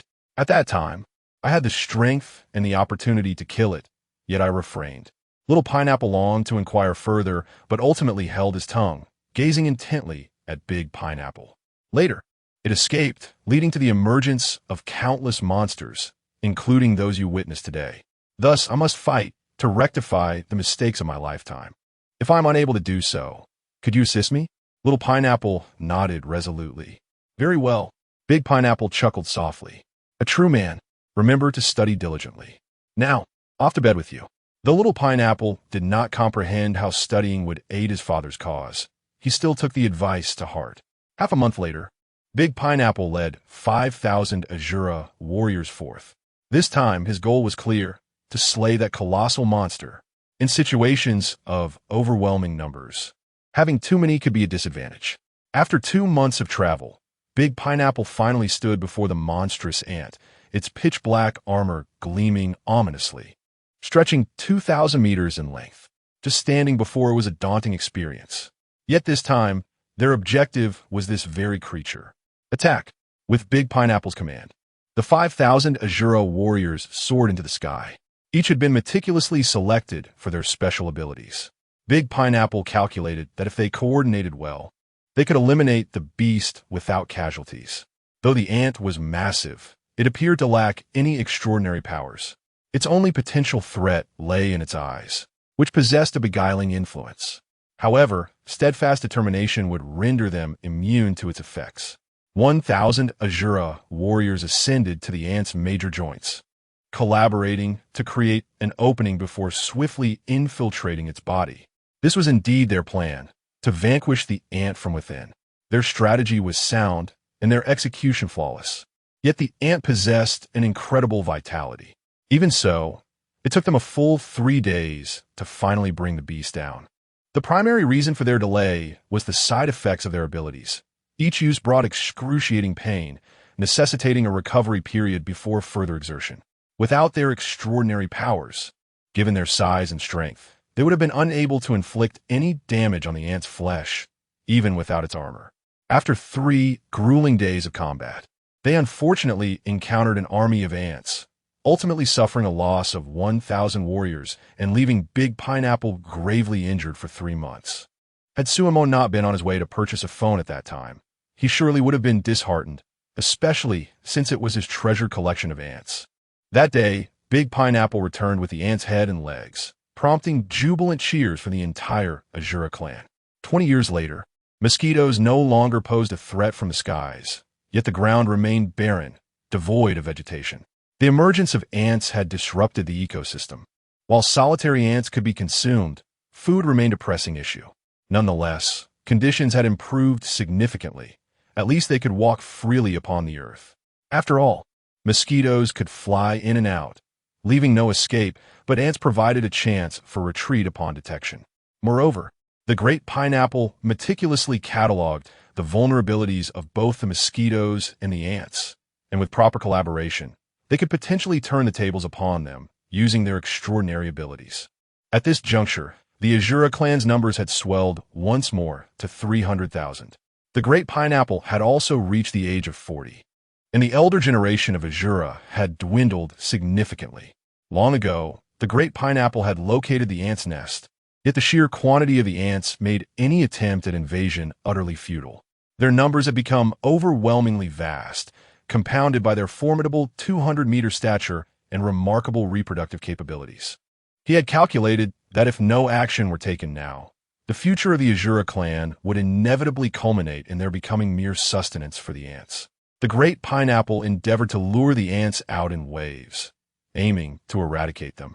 However, every time he ventured a certain distance away, the ants would promptly return. If he did not attain a sufficient distance, the moment the battle commenced, a multitude of ants would rush to their aid. He had also attempted a direct assault, but that time, he narrowly escaped with his life. Though he had contemplated surrendering, as time progressed, the ants' numbers continued to surge. While the Azura clan was also proliferating, their growth paled in comparison to that of the ants. After 20 long years, the long-awaited moment arrived when the Great Pineapple initiated a live broadcast. He could sense that due to his years of relentless combat, his physical condition had deteriorated considerably. Setting aside the issue of injuries sustained in battle, even without wounds, their abilities bore side effects. He felt that if he did not eliminate those creatures this time, it might be beyond his capacity to do so in his lifetime. The dire consequence of failing would be the Azura clan becoming prey for the ants, ultimately leading to their complete extinction. Beneath the moonlight, the Great Pineapple lay as he always did, gazing at the luminous orb in the sky. In truth, he had contemplated initiating a live broadcast over the years. However, since the notion of returning had faded, he had seldom thought about it again. He had even begun to perceive himself as a true member of the Azura clan, living in this realm for 2 decades. Upon commencing the live broadcast, it did not unfold in the silence he had anticipated, nor did he receive the warm welcome he envisioned from the viewers. Instead, an array of incomprehensible comments flooded the screen. Archimedes' principle. I truly don't understand the Pythagorean theorem, my heavens. Confucius once said. Today's company meeting concludes here. Remember to reconvene in this live stream next time. The Great Pineapple. Bewildered, the Great Pineapple stared at the barrage of comments, the 2 decades of primitive existence, rendering these once familiar phrases utterly perplexing. No, it seemed he genuinely could not comprehend them, until a sudden influx of comments surged forth, overwhelming his vision, only to be broken by the repeated exclamations of, "The Great Pineapple has returned," which finally imparted a semblance of reality to him. Chapter 44. The Pact Among Men.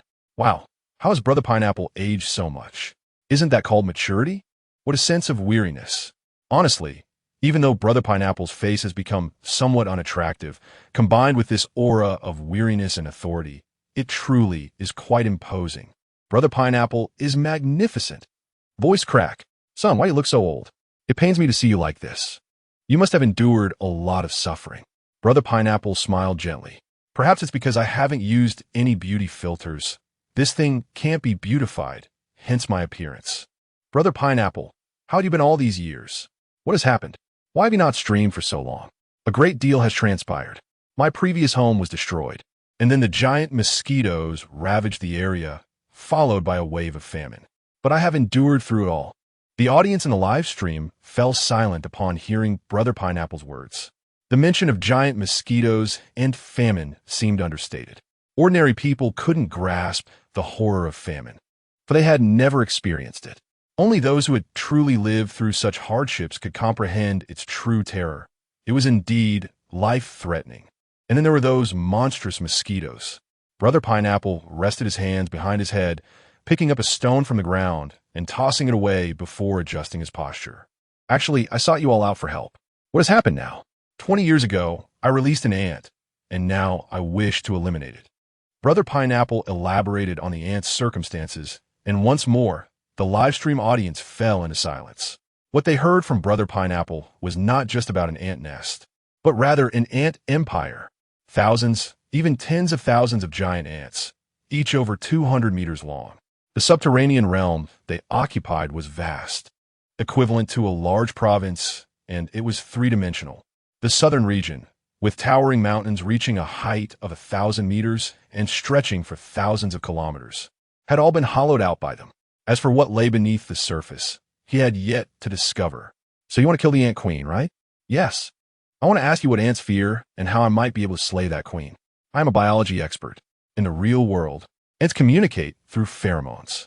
If you can find a stimulating liquid or gas, it could temporarily disrupt their communication, causing them to become disorganized. And perhaps you could take advantage of the chaos. That's easy for you to say, but have you forgotten how enormous those ants are?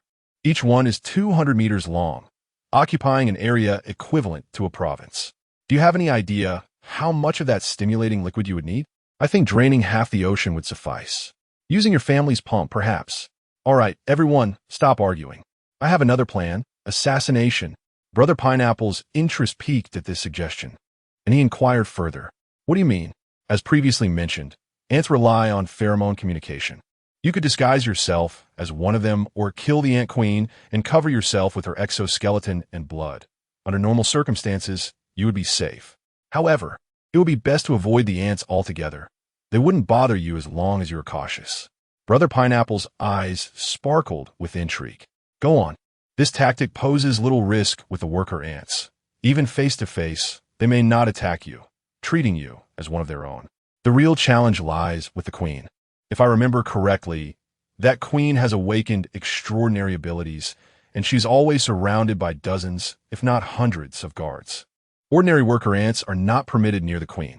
Therefore, to kill her, you must breach their defenses, as they are constantly protecting her. Don't think of using diversionary tactics. They won't work. Brother Pineapple sat up from the barren grassland, his arms crossed over his chest as he stroked his chin in contemplation. This indeed seemed like a viable strategy, perhaps the only one that would allow him to confront the queen and have a chance to eliminate her. Remember, you must act swiftly, and after killing the queen, you cannot spare a single guard. Otherwise, the entire ant nest will descend into chaos, and you may never escape. That may not be necessary. I have another method, similar to what was previously mentioned, but upon encountering the queen, I would release those substances that disrupt communication, creating confusion before swiftly striking down the queen. Do you have any idea how much of that substance will be needed to disrupt communication among dozens or even hundreds of those massive ants face-to-face? Exactly. And whether gas or liquid, the odor is overwhelming. You would be discovered before even entering. Can it be sealed? Sealed? With what? And how would you transport such a large quantity? You are supposed to disguise yourself as an ant. How would you carry anything? Brother Pineapple glanced at his current form.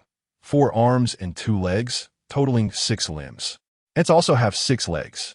If he donned the ant's exoskeleton, it seemed plausible, and the abdomen of the ant could be used to store the stimulating liquid. With this thought, Brother Pineapple eagerly asked, what can be used to obstruct their communication? The simplest would be plant liquids, perhaps the juice of foul-smelling plants. Brother Pineapple shook his head in dismay. Currently, on the surface, let alone grass. Even tree trunks have been devoured by the ants. There is nothing else to substitute. Are there no plants left? What do you eat? Brother Pineapple remained silent, but the audience in the live stream seemed to recall something and did not pursue the question further. Oil. If you can find oil, that would be a valuable resource. Gunpowder too. Remember when we made it? At the moment of ignition, it releases a large amount of stimulating gas. See what you can procure. After this night of streaming, Brother Pineapple chose not to end the broadcast. Instead, he led a group of individuals to search for oil with the guidance of the viewers in the live stream. They sought to extract the raw materials for black gunpowder. Both were highly flammable and explosive substances, making them excellent for dealing with ants. During the day, Brother Pineapple roamed about, digging and tunneling, and by night, he returned to teach the 10-year-old little pineapple. Thus, half a year passed, and the supplies were finally prepared. They had also slain 50 smaller ants, which would serve as their disguises. This time, they prepared a small group of only 50, as per the advice given in the live stream. A larger number would be easier to detect. On this day, Brother Pineapple rarely closed the stream, taking UG out for a day of leisure. Yuji quietly observed Brother Pineapple, saying nothing. She seemed to sense the turmoil within him and refrained from asking questions. As dusk deepened, Brother Pineapple gazed at the last sliver of the setting sun, inhaling deeply. Without looking at Yuji, he said, "Take care of the people." He offered no explanation, nor did he elaborate further, simply uttering those words. "My king." Yuji's voice was choked with emotion as she buried her head in Brother Pineapple's chest. Brother Pineapple remained silent, feeling the dampness against his chest. It was Yuji's tears. He gently patted her back as they sat together until late into the night, saying nothing. The night breeze rose, stirring the yellow sands beneath them, bringing a hint of coolness to the desert-like land. The great warrior cradled the slumbering Yuji, who had unknowingly fallen asleep upon his chest, and gradually made his way back to the camp, gently placing her upon the bed before departing. Once he had left, Yuji opened her eyes, and two glimmering tears cascaded down her cheeks, illuminated by the moonlight. "My king, once the beloved child is grown, I shall seek you out." Resolute in her heart, she closed her eyes once more. She longed to leap back into the embrace of her king, yearning for him to remain. Yet she understood that she could not, for he was the king, the sovereign of the entire Azura clan. In the deep of night, the young warrior had succumbed to sleep, while the great warrior stood quietly at the doorway, gazing at him for a moment. Just as he intended to rise and depart, he noticed the young warrior sitting up in bed. "Father, are you leaving?" The great warrior paused, a gentle smile breaking through his stern visage as he approached the bedside. "Indeed, father must attend to a matter that may require some time away." "Are you going to war again?" the young warrior inquired. "Yes. When will you return?" The great warrior shook his head softly, reaching out to caress his child's head. "When the ants have vanished, your father shall return. Of course, you may also come to find me once you have matured enough to truly lead the Azura clan." The young warrior was filled with excitement upon hearing his father's words, his eyes sparkling with enthusiasm as he nodded vigorously. "Father, you can rest assured I understand. I have already grown." The great warrior nodded in satisfaction. "Remember to take good care of your mother. This is a promise between men." Yes, I understand." With a smile, the great warrior turned to leave, but paused at the doorway to impart one last thought. "Remember, this is not only a promise between men, but also a covenant between kings." The young warrior, still bewildered by the unfolding events, nodded earnestly. That night, buoyed by the recognition of his usually stern father, the young warrior was unable to sleep, overwhelmed with excitement. From a young age, he had always heard tales of his father, the hero of the Azura clan. He had listened to these stories countless times, taking immense pride in his father. However, his father had always been strict with him, and at times he even found it difficult to meet his father's gaze. It was within this fervent excitement that he finally drifted into a deep slumber as the first light of dawn began to break the horizon. Chapter 45. The Burning of the Ant Nest, the Tragedy of the Great Pineapple. After 5 days, the 50 Azura warriors led by the Great Pineapple finally arrived at the ant nest. They concealed themselves within the exoskeleton of the ants, maneuvering the bodies using steel supports discovered in the ruins. Just as the viewers in the livestream had claimed, they were not impeded by other ants and smoothly entered the nest.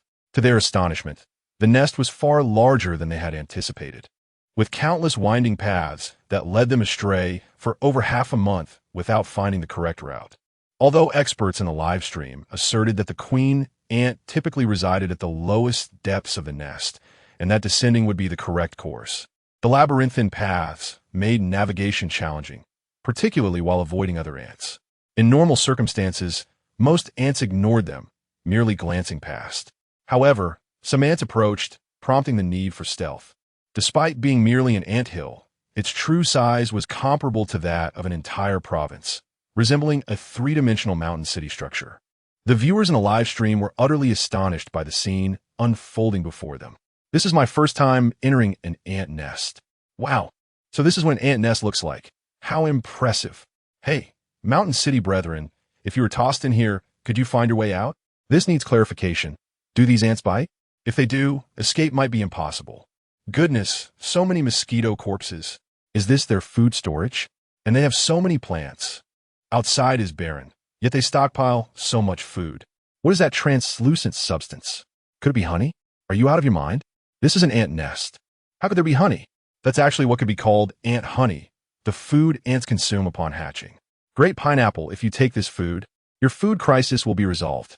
This is a food storage room. Great pineapple, look around. There may be a hatching chamber nearby for ant eggs. Following their guidance, the great pineapple searched for half a day and finally discovered a vast cavern filled with a multitude of ant eggs. The sight was unsettling for those with a fear of clusters. So many ant eggs. If they hatch, great pineapple, why not smash them all? Don't cause trouble. That would incite a riot among the ants. We can leave a pile of explosives here and ignite them later. The hatching chamber is here. The queen's lair isn't far. Be cautious, as the guard will not allow any unfamiliar ants near the queen. If you approach, you may be attacked, so observe your surroundings carefully. At last, after 3 more days, they encountered the queen ant. Once a mere 200 meters long, she had now grown to nearly match the colossal ant outside, with her abdomen measuring close to 2,000 meters in length.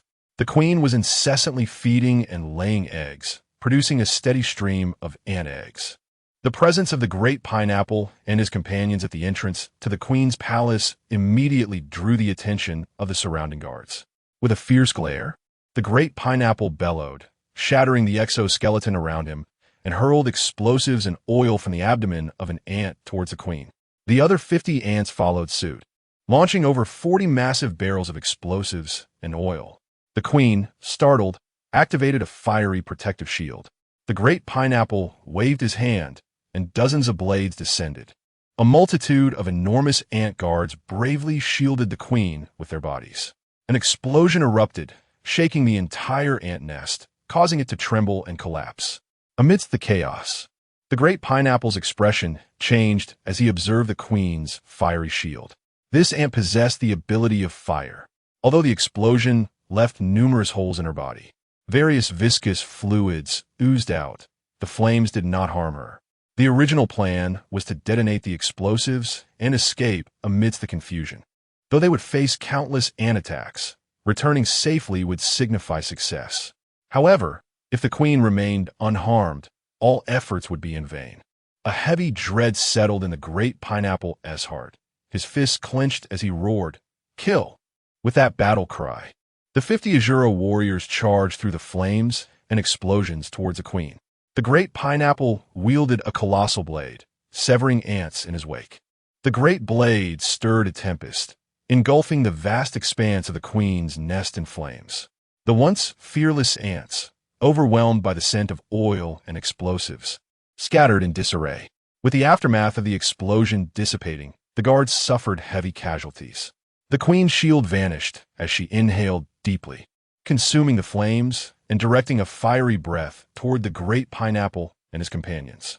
An Azura warrior stepped before the great pineapple, crossing 4 arms and unleashing a thunderous roar. "Protect our king." Defense.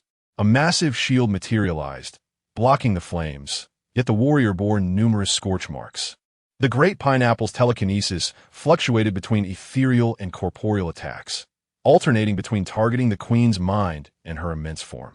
He had forsaken defense, solely intent on vanquishing the queen. The other Azura warriors fought valiantly to protect their king, fending off the queen's guards. A swarm of ants rushed towards the queen's nest, but upon reaching the entrance, they halted. Their instinct had drawn them, sensing a disturbance, yet the chaotic signals within left them uncertain about entering. With a piercing screech, the queen commanded, and the warrior defending the great pineapple coughed blood as the shield shattered. A multitude of ants surged inside, seemingly responding to the queen's order. "Goodness, the ants can scream. Great pineapple, run. The ants are charging in. Run, great pineapple, it's almost too late. Son, hurry and flee. Son, please go, I beg you." With resolve, the great pineapple understood that upon realizing he had failed to kill the queen, he had no path of retreat. This was reminiscent of previous encounters. He had no choice, no escape. Everything was forcing him down a path from which there was no turning back. Since retreat was not an option, he would fight until the bitter end. He had never known a retreat in his life. Ignoring the comments, the great pineapple stepped into the air, flames swarming around him. With a thunderous roar, a 1,000-meter blade manifested, cleaving through the flames as it surged toward the queen. That day, flames erupted from the ant nest, scorching the heavens. The inferno that erupted from the mountains burned for 3 days without cease. Thick smoke billowing into the sky as countless ants perished in the blaze. Amidst the remnants of the shattered nest, the queen, dragging her severed body, struggled to reach the charred remains of an ant and consumed it with great effort. Once again, I tread towards the next figure. On that fateful day, flames illuminated the sky, and the external world was thrown into disarray. Since that day, the great pineapple has never returned to the Azuric tribe's encampment. UG gazed into the distance, much like a stone waiting for a beloved, as the fierce blaze gradually extinguished, her heart incessantly praying for the swift and safe return of her king. Each time the great pineapple ventured forth, she would come here to offer her prayers, only returning home to await his arrival once she spotted his retinue returning from afar. As the inferno died down, the once organized and record-keeping ants, who frequently ventured out in groups, fell into chaos, no longer posing a threat. Meanwhile, UG's heart sank deeper with the passage of time. 1 day, 2 days, 3 days, a month, half a year. The faith of the Azura, their king, remained absent. In that moment, UG seemed to grasp something ominous, yet she was reluctant to accept it. He was the king of the Azura, the mightiest and wisest of their kind. He led the Azura to growth and prominence, inventing language and script, crafting weapons, advancing the extraordinary, and cultivating livestock. He was an omnipotent being, so how could he possibly be dead? Although long ago, the Azura had understood that battle inevitably leads to death. They had long recognized the essence of mortality. While the Azura tribe did not fear death, even considering dying in battle a mark of honor, he was different, for he was the king of the Azura, the embodiment of their faith, the entirety of UG's existence. With hollow eyes, UG gazed into the distance, recalling the moment when the king stood here, urging her to care for his beloved people. But, my king, do you not realize that if UG were to lose you, what purpose would life hold for her? My king, when will you return? Mother, it's cold. Please wear a garment. UG's vacant gaze fell upon the child beside her, now nearly of the same height. In that instant, she seemed to see her king. Tears streamed down her face uncontrollably. Within the dilapidated ant nest, a spectral figure floated in midair, its expression a portrait of distress. By the heavens, Brother Pineapple, you're not dead yet. Brother Pineapple, are you alive or not? Brother Pineapple, you Haven Tea turned into a ghost, have you? Be confident. Brother Pineapple has already risen. Brother Pineapple, what on earth is happening? Chapter 46. Wong, UG misses you. In this chapter, the spirit of the great pineapple floats in the air, bearing a visage of distress.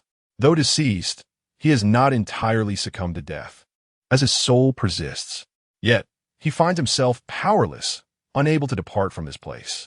However, what weighs heavily on his mind is the fact that the queen ant remains alive, despite her grievous injuries, which will take years to heal. Her survival signifies that the threat posed by the ants is not yet mitigated. Ultimately, he has failed, and his only hope lies in the Ashura clan's swift development during the years he has bought them. Alternatively, he wishes for someone to discover the situation and eliminate the ant queen. At this moment, the great pineapple harbors a fervent desire to vanquish the ant queen, yet he is rendered impotent. He can only drift in this limbo, unable to venture far. Perhaps this is what is known as a bound spirit. After a prolonged silence, he divulges his current predicament to the audience in the live stream. So, Pineapple Brother has become a bound spirit. Pineapple Brother, do you have any unfinished wishes? I've heard that only those with strong obsessions become bound spirits. I am a Taoist. Would you like me to perform a ritual for you, Pineapple Brother? I am a monk. Pineapple Brother's obsession is quite evident. It is the ant queen. Unless someone can slay her, Pineapple may remain in this state indefinitely. In the real world, I have never encountered a ghost, but I have heard that if one's obsession is too strong and lingers too long in the mortal realm, they may become a vengeful spirit. Wait, is that really a belief? It's quite simple. Even a person who stays in one place too long without speaking to anyone can become mad. Pineapple Brother, do not fear. We are here to chat with you. Just remember not to turn into a vengeful spirit. Is there any way for me to escape this place? According to ancient texts, there are two methods. The first is to fulfill your wish, and the second is to bury your body in a place of good feng shui. I cannot ascertain the truth of this, as it is my first encounter with a situation like yours. Perhaps I should recite a sutra for you. Try chanting it daily to see if it helps you transcend. The corners of the great pineapple's mouth twitch. What do you mean by transcending oneself? Thus, he spends his days conversing with the audience in the live stream, chatting with his parents. Occasionally, someone offers him psychological support, reciting sutras from afar to prevent him from becoming a vengeful spirit. Although he continues to worry about Yuji and Little Pineapple, he remains powerless to act. According to the audience, the most crucial thing for him now is to find peace, lest he truly transforms into a malevolent spirit. Originally, the great pineapple could have returned after death. However, not long ago, Su-Mo, upon discovering some individuals plotting, obstructed the path, such that now, anyone wishing to enter or exit must secure Su-Mo's explicit consent. Yuji wipes her tears and gazes once more at the setting sun in the west. Wang has not yet returned. She understands that Wang will never come back. Little Pineapple is perceptive, observing his mother's tears. He never inquires about when his father will return. He knows that his father is the hero of the Ashura clan and remembers the promise made when his father departed, to take care of his mother. After that day, Yuji ceases to wait here for Wang's return and begins to handle affairs of the Ashura clan alongside Little Pineapple. She has indeed sent people to search for the Great Pineapple, but the ant nest has utterly collapsed, and even now, they have not excavated a clear path. The disappearance of the queen ant has thrown the ants into disarray, and the decrease in mosquitoes has allowed greenery to re-emerge on the surface. The Ashura clan has also relocated from the underground caves. 5 years have passed, yet Wang still has not returned. Thanks to the favorable weather over these 5 years and the various texts left by the Great Pineapple, the population of the Ashura clan has surged to 500,000. Despite their continuous excavations of the ant nest, they have yet to uncover Wang's remains. Over these years, Yuji has kept herself busy, for only in this way can she suppress her longing for Wang. One day, Yuji gazes at Little Pineapple, who, much like the Great Pineapple, manages affairs from the throne, and she momentarily loses herself in thought. "Mother, you have arrived." Zhang Aimin stands and approaches Yuji. Hearing Little Pineapple's words and witnessing her son, taller than herself, she reflects, "Wang, Aimin has grown. He has truly become a worthy king, just like you. Wang, can you see this? Yuji misses you." Little Pineapple steps before Yuji, noticing a glimmer in her eyes. "Mother, what troubles you?" Yuji raises her hand to wipe away her tears, smiling as she shakes her head. "It is nothing. I merely reflect on how Aimin has grown. You too shall lead the Ashura clan into the future, just like your father." "Why do you say this, mother?" Yuji shakes her head again. "I'm just a bit weary. I wish to take a walk." With that, Yuji exits the Great Hall. "Wang, Yuji has fulfilled your request. Aimin has grown. Now I too can seek you out." Inside the hall, watching his mother depart, Little Pineapple remains silent.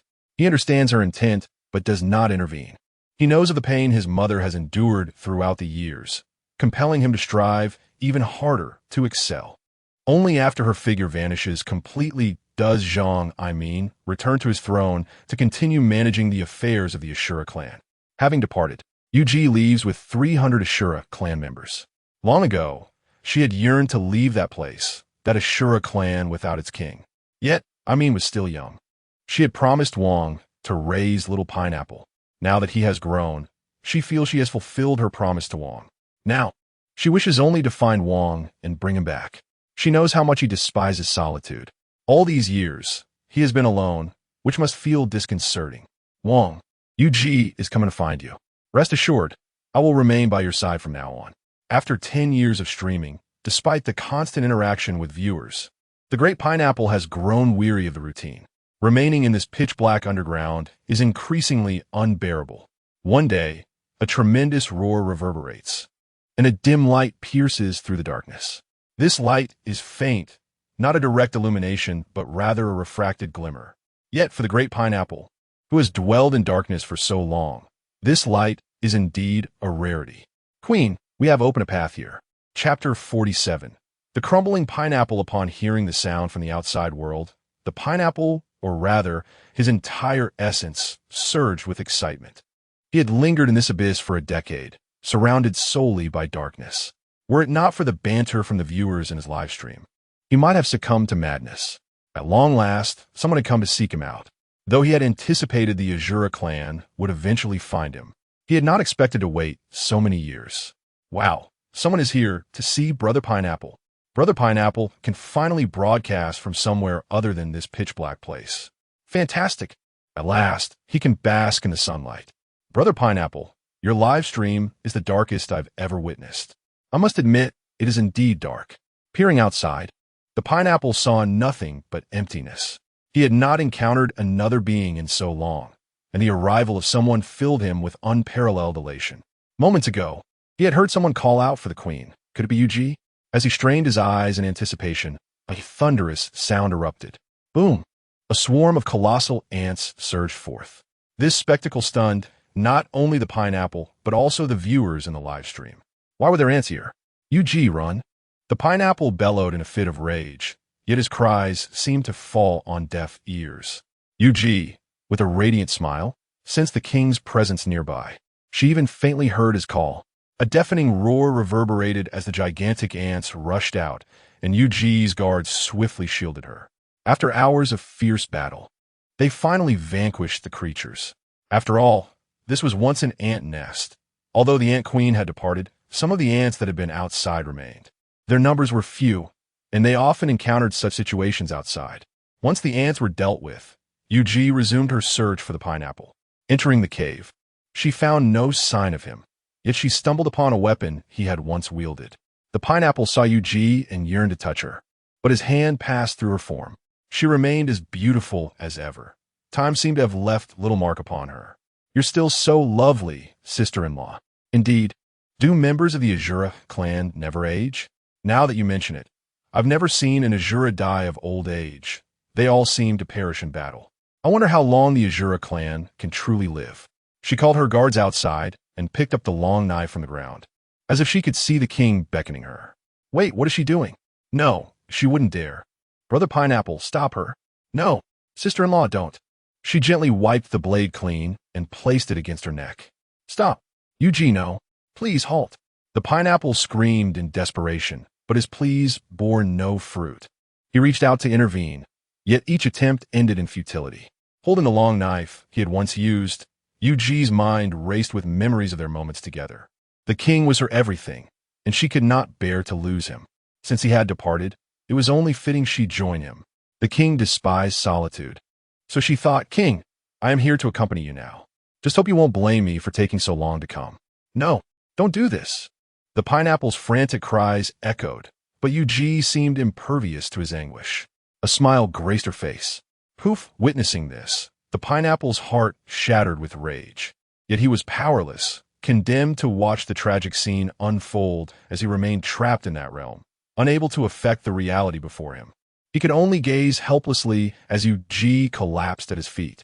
He was there, he was present, but why was she so foolish? With tear-filled eyes, the pineapple remained silent. The viewers in the live stream were taken aback, aware that the pineapple now existed as a mere specter. This felt akin to descending into madness. Yet, faced with such a harrowing sight, they were at a loss as to how to console him. Brother Pineapple, calm down, please. Brother Pineapple, don't act impulsively.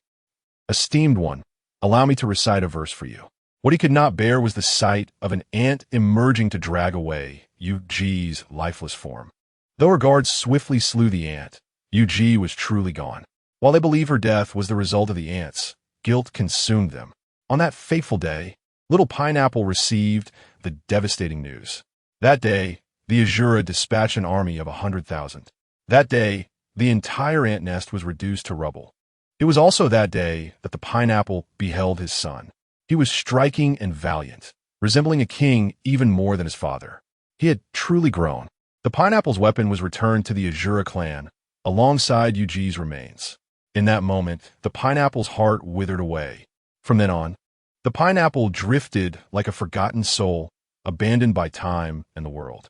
He often witnessed his son leading the Azura clan past him or nearby.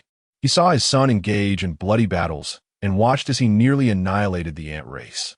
For 30 years, even after the Ant Queen regained her strength, she was relentlessly pursued and defeated by Zhang Aimin, who even breached her lair and severely wounded her again.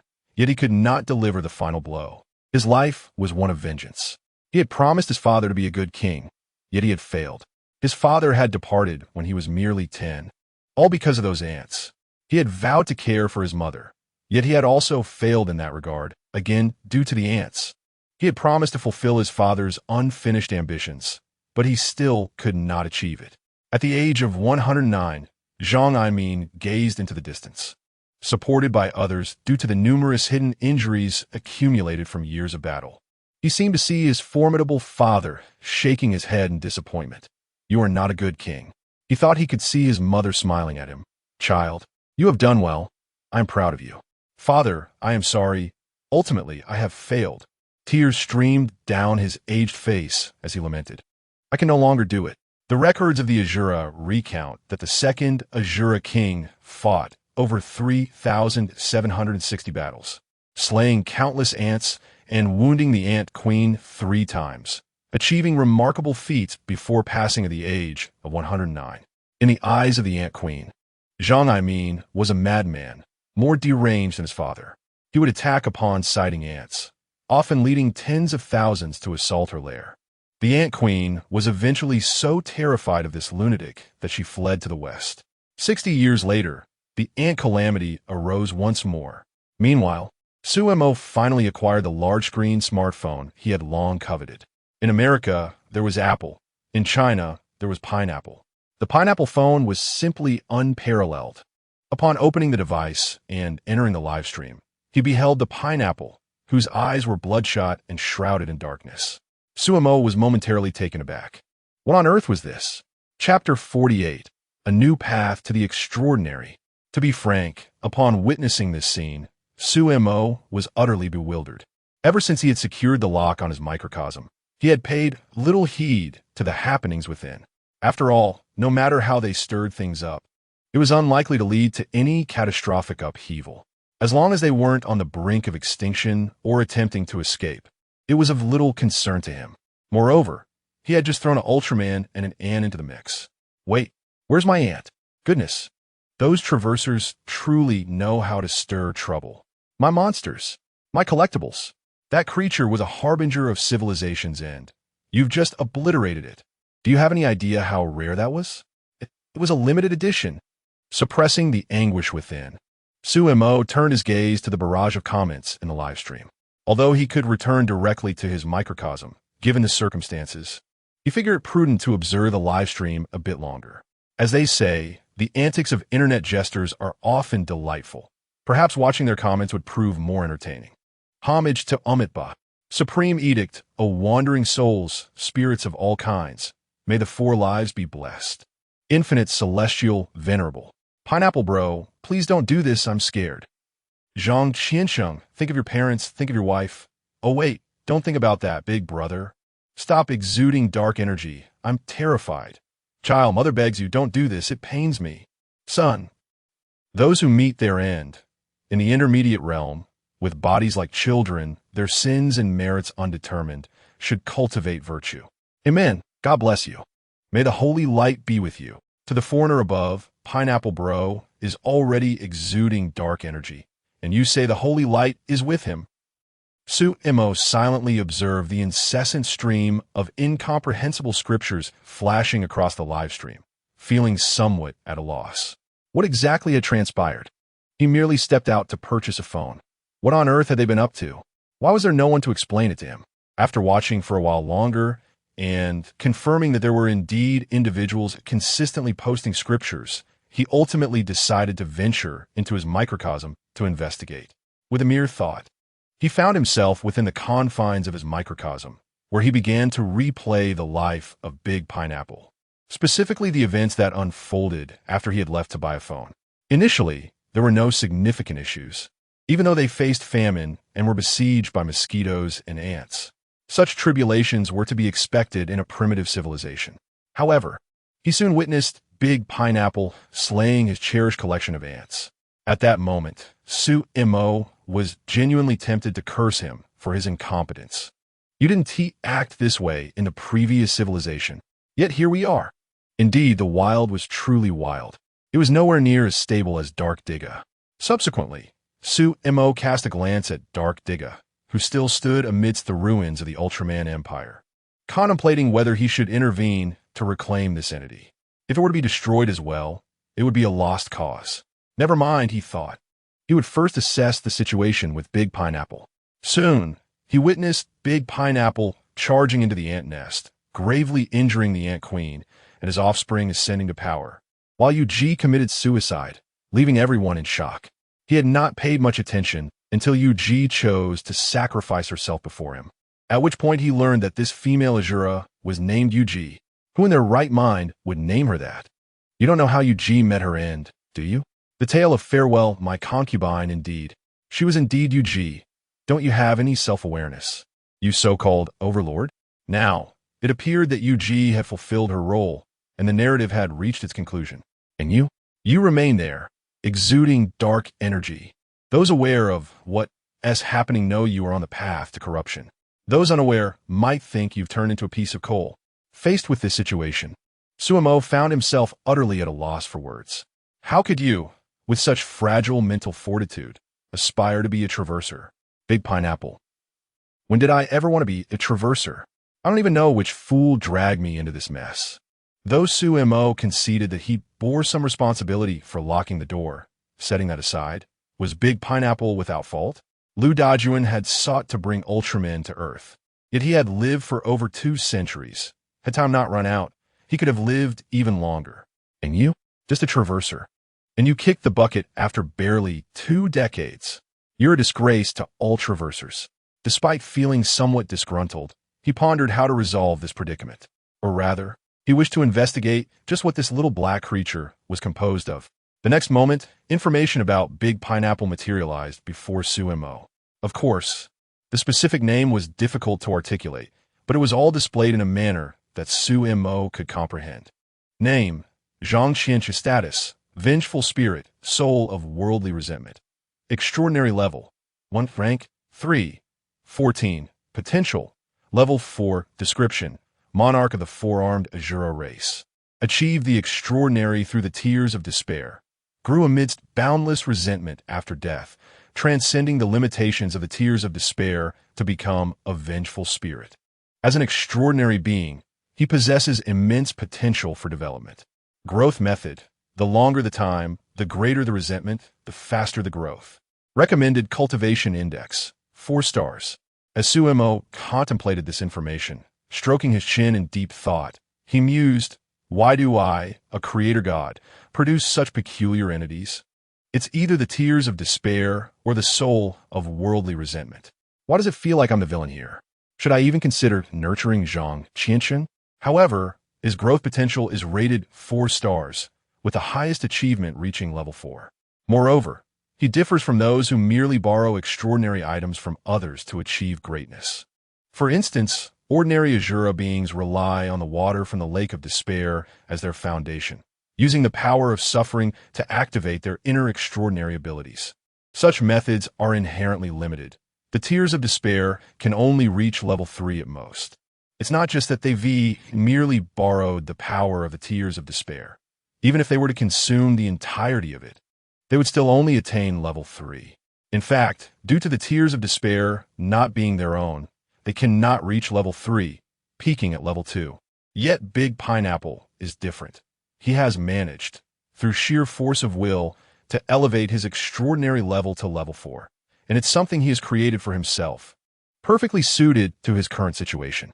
Thus, it is merely a matter of time before he becomes a level 4 extraordinary being.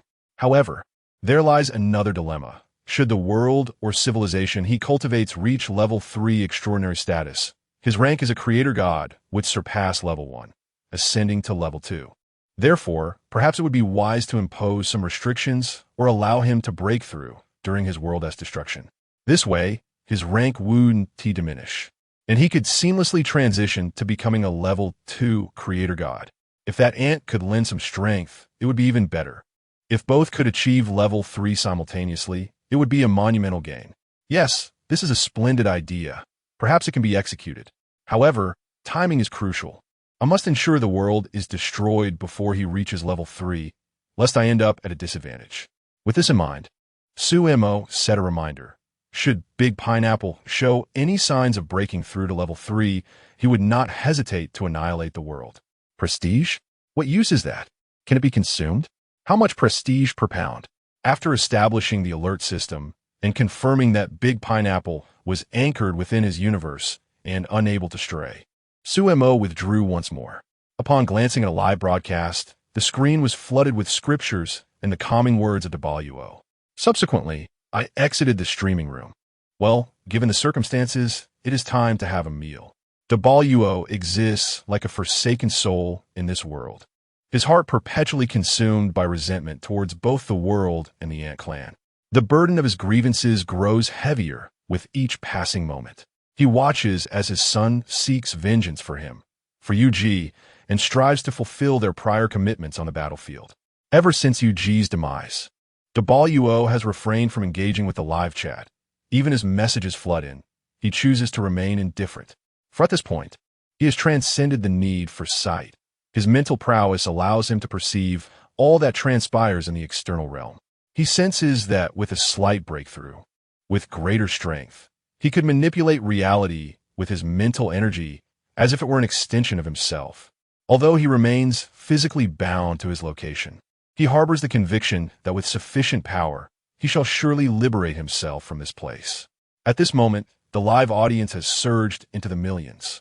Countless viewers, awed by the sight of Wo, shrouded in dark mist with crimson eyes, are enveloped by a chilling dread. Children, upon witnessing this, are frightened to tears.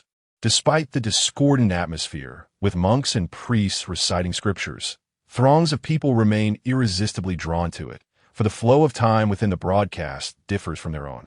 In this year, Zhang Aimin passed away. His early battles had compromised his fertility, resulting in only one daughter, whom he named Zhang Baogu. Unlike other members of the Azura clan, Zhang Baogu is neither towering nor robust, particularly when standing alongside the battle-hardened Zhang Aimin, where she barely reaches his shoulder, appearing rather slender. Nevertheless, her features bear a striking resemblance to her grandmother, Ug. This year, Zhang Baogu ascended the throne, becoming the third queen of the Azura clan. She steadfastly inherited her father's aspirations to eradicate the Ant Clan. Although the Ant Queen has fled to the west, this does not deter Zhang Baogu from pursuing her demise. For her father, Zhang Aimin, once lamented that it was his lifelong regret, as well as that of her grandfather, whom she had never met. From a young age, she had heard tales of her grandfather, heralded as a hero of the Azura clan, the true king who had led their rise through countless legends. Though she had never laid eyes upon him, she idolized him. In the 8th year of her reign, the Ant Clan had yet to manifest. Yet from the ruins of the ant nest, once obliterated by her father, a towering plume of dark fog erupted into the sky. Chapter 49. My father, Zhang Aimin. Chapter 49. What on earth, Brother Pineapple? What has happened to you? Are you about to explode? Brother Pineapple, why is your dark energy spreading so far? Brother Pineapple, don't scare me. It's just a joke among friends. Please don't turn dark. Only now do I realize it was a joke with Brother Pineapple. Where were we when Cuckoo was exuding dark energy earlier? Calm down, my friend. Perhaps reciting the Reincarnation Sutra twice would help. The Supreme Pure Sutra would suffice as well. Dear brother. Yet, amidst these comments, Big Pineapple remained unfazed. In the next moment, a terrifying wave of dark energy erupted, causing all plant life within 1,000 meters to wither instantly. A second-tier extraordinary, capable of shattering mountains. Although technological civilization can colonize the universe at Tier 2, the disparity in power is indeed substantial. However, to discuss strength without considering time is to engage in folly. It is worth noting that the Azura clan has existed for less than 2 centuries. A little over a century of second-tier extraordinary civilization is truly terrifying. Though he stands alone, with Big Pineapple's current strength, even an equivalent civilization from the same time would be utterly outmatched. His obsidian figure emerged from the void, blood-red eyes captivating and fearsome. He had finally escaped that ethereal realm. Though he could not leave this place, he could finally influence everything beyond. Yet why, oh why? Had it taken so long? If only he could have intervened before Yuji's arrival. None of this would have transpired. Even a single word with his son before his death would have sufficed. Why had it come to this? I am filled with rage. Big Pineapple's roar echoed like the wails of countless spirits, summoning gusts of ominous wind. The dark mist, swirling with his fury, sent ripples through the air, shattering stones and wilting all in its path. Brother Pineapple, please stop shouting. We are terrified. Brother Pineapple, we sympathize with you. But have you considered your parents? Ever since you became this way, they have been watching you on the screen, and you truly do not know how heart-wrenching it is for them to see their son in such a state. Zhang Qiansheng, come to your senses. Yes, Brother Pineapple, if you continue like this, you will truly cease to be human. Humans should be trapped here. Humans should endure endless torment. Humans should witness their wives take their own lives before their eyes, to see their sons live a life burdened with guilt over a trivial promise. If this is what it means to be human, then I refuse to be one. Big Pineapple's roar resounded through the ant nest mountains, his ferocious power obliterating everything around him. In the face of his outcry, the live stream fell silent. One cannot urge others to do good without having experienced their suffering. They merely watched Big Pineapple endure his trials, feeling a profound sense of despair. Yet Big Pineapple had lived through it all, the initial terror of his crossing, the spirited ascent to Azura King. In those days, he was just a brash youth, until the Queen Ant's escape forced him to adopt a more prudent demeanor. The choices of predecessors weighed heavily upon him, ultimately severing his retreat and compelling him to assume the responsibilities of a king. 10 years of famine, the calamity of the Mosquito Clan, the disaster of the Queen Ant. He endeavored to assassinate the Queen Ant for the sake of the Azura clan, failing to slay her, but buying 20 years of respite for his people, ultimately sacrificing himself in battle. Each event, each tale, could be deemed legendary in its own right. Up until this point, despite the twists and turns, his life could still be regarded as fulfilling. Yet, after his death, the narrative took a drastic turn. His once formidable life became a tale of downfall, trapped in a realm of despair, akin to a soul forgotten by the world. He could neither communicate with the outside nor intervene in worldly affairs, confined within a minuscule prison. He could only watch as his wife took her life before him, and his child lived a life steeped in guilt. Who could endure such a fate without succumbing to madness? Bang! Big Pineapple struck with a fist, seemingly met with an invisible barrier that obstructed his path, preventing his fist from piercing through the transparent void ahead. Let me out! Bang! His eyes blood-red, his form shrouded in darkness like a malevolent spirit. Big Pineapple furiously pounded against the transparent wall before him. The live stream remained silent. Even the psychologists specially invited by the national team found themselves at a loss for words. Their hearts resonated with a tinge of empathy. How tragic, how hopeless. They often pondered how Big Pineapple had managed to endure thus far. Even his father turned away, eyes red-rimmed, unwilling to witness his son's current state. Yet, amidst the live stream, one individual continued to flood the screen with messages. Son, please don't do this. It pains your mother. Son, I am your mother. Please respond. Son, I just want to talk to you. Son, dear heavens, let me out. Bang, bang, bang. Each furious shout, each strike, yet not a ripple disturbed the stillness. Naturally, Big Pineapple saw his mother's messages, but he did not know how to respond. All he felt was a surge of rage within. He wished to annihilate everything before him.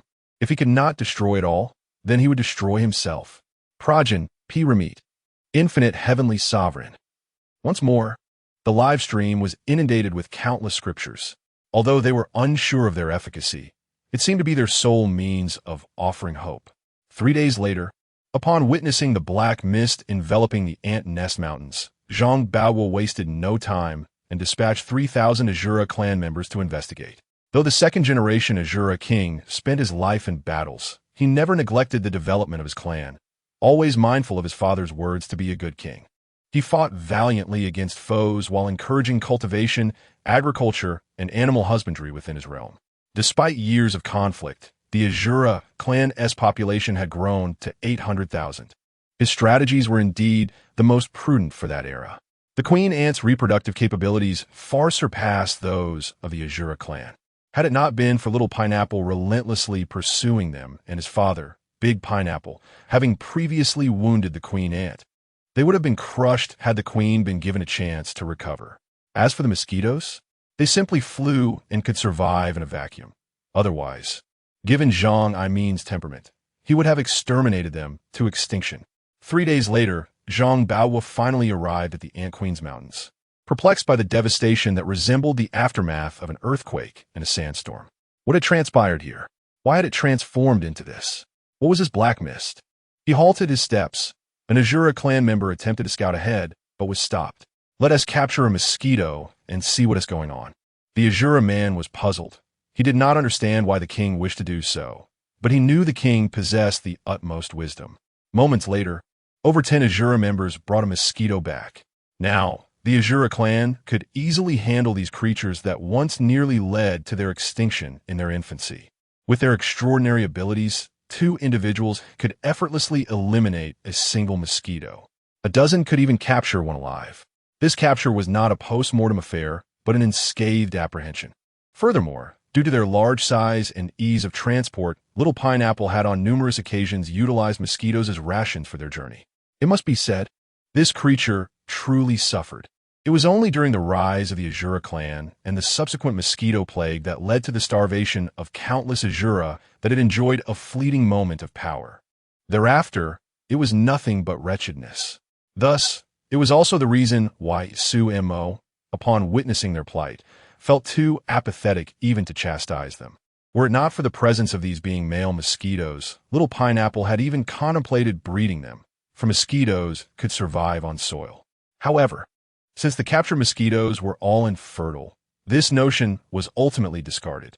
The mosquitoes were cast into the abyss of black mist. Damn mosquitoes!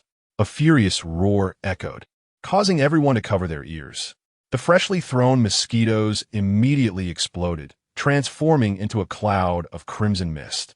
Witnessing this scene, the Azura people instinctively shielded Zhang Baowu, their faces etched with solemnity as they gazed into the ominous black mist. This phenomenon was utterly terrifying. Merely tossing a mosquito into the void resulted in its obliteration. Although they could easily slay mosquitoes now, this was not the method they preferred. Zhang Baowu furrowed her brow, pushing aside the Azura soldier before her as she peered into the depths of the black mist. While others were concerned for her safety, she had distinctly heard someone speaking moments ago. In this realm, only the Azura could articulate speech. Although she was uncertain whether the voice belonged to an Azura, the ability to communicate signified a possibility for connection. I am the grandson of the Azura king, the third of his lineage. I do not know who the esteemed individual within may be, but I humbly request an audience. Zhang Baowu amplified her voice through her extraordinary powers, ensuring it reached the ears of the great pineapple.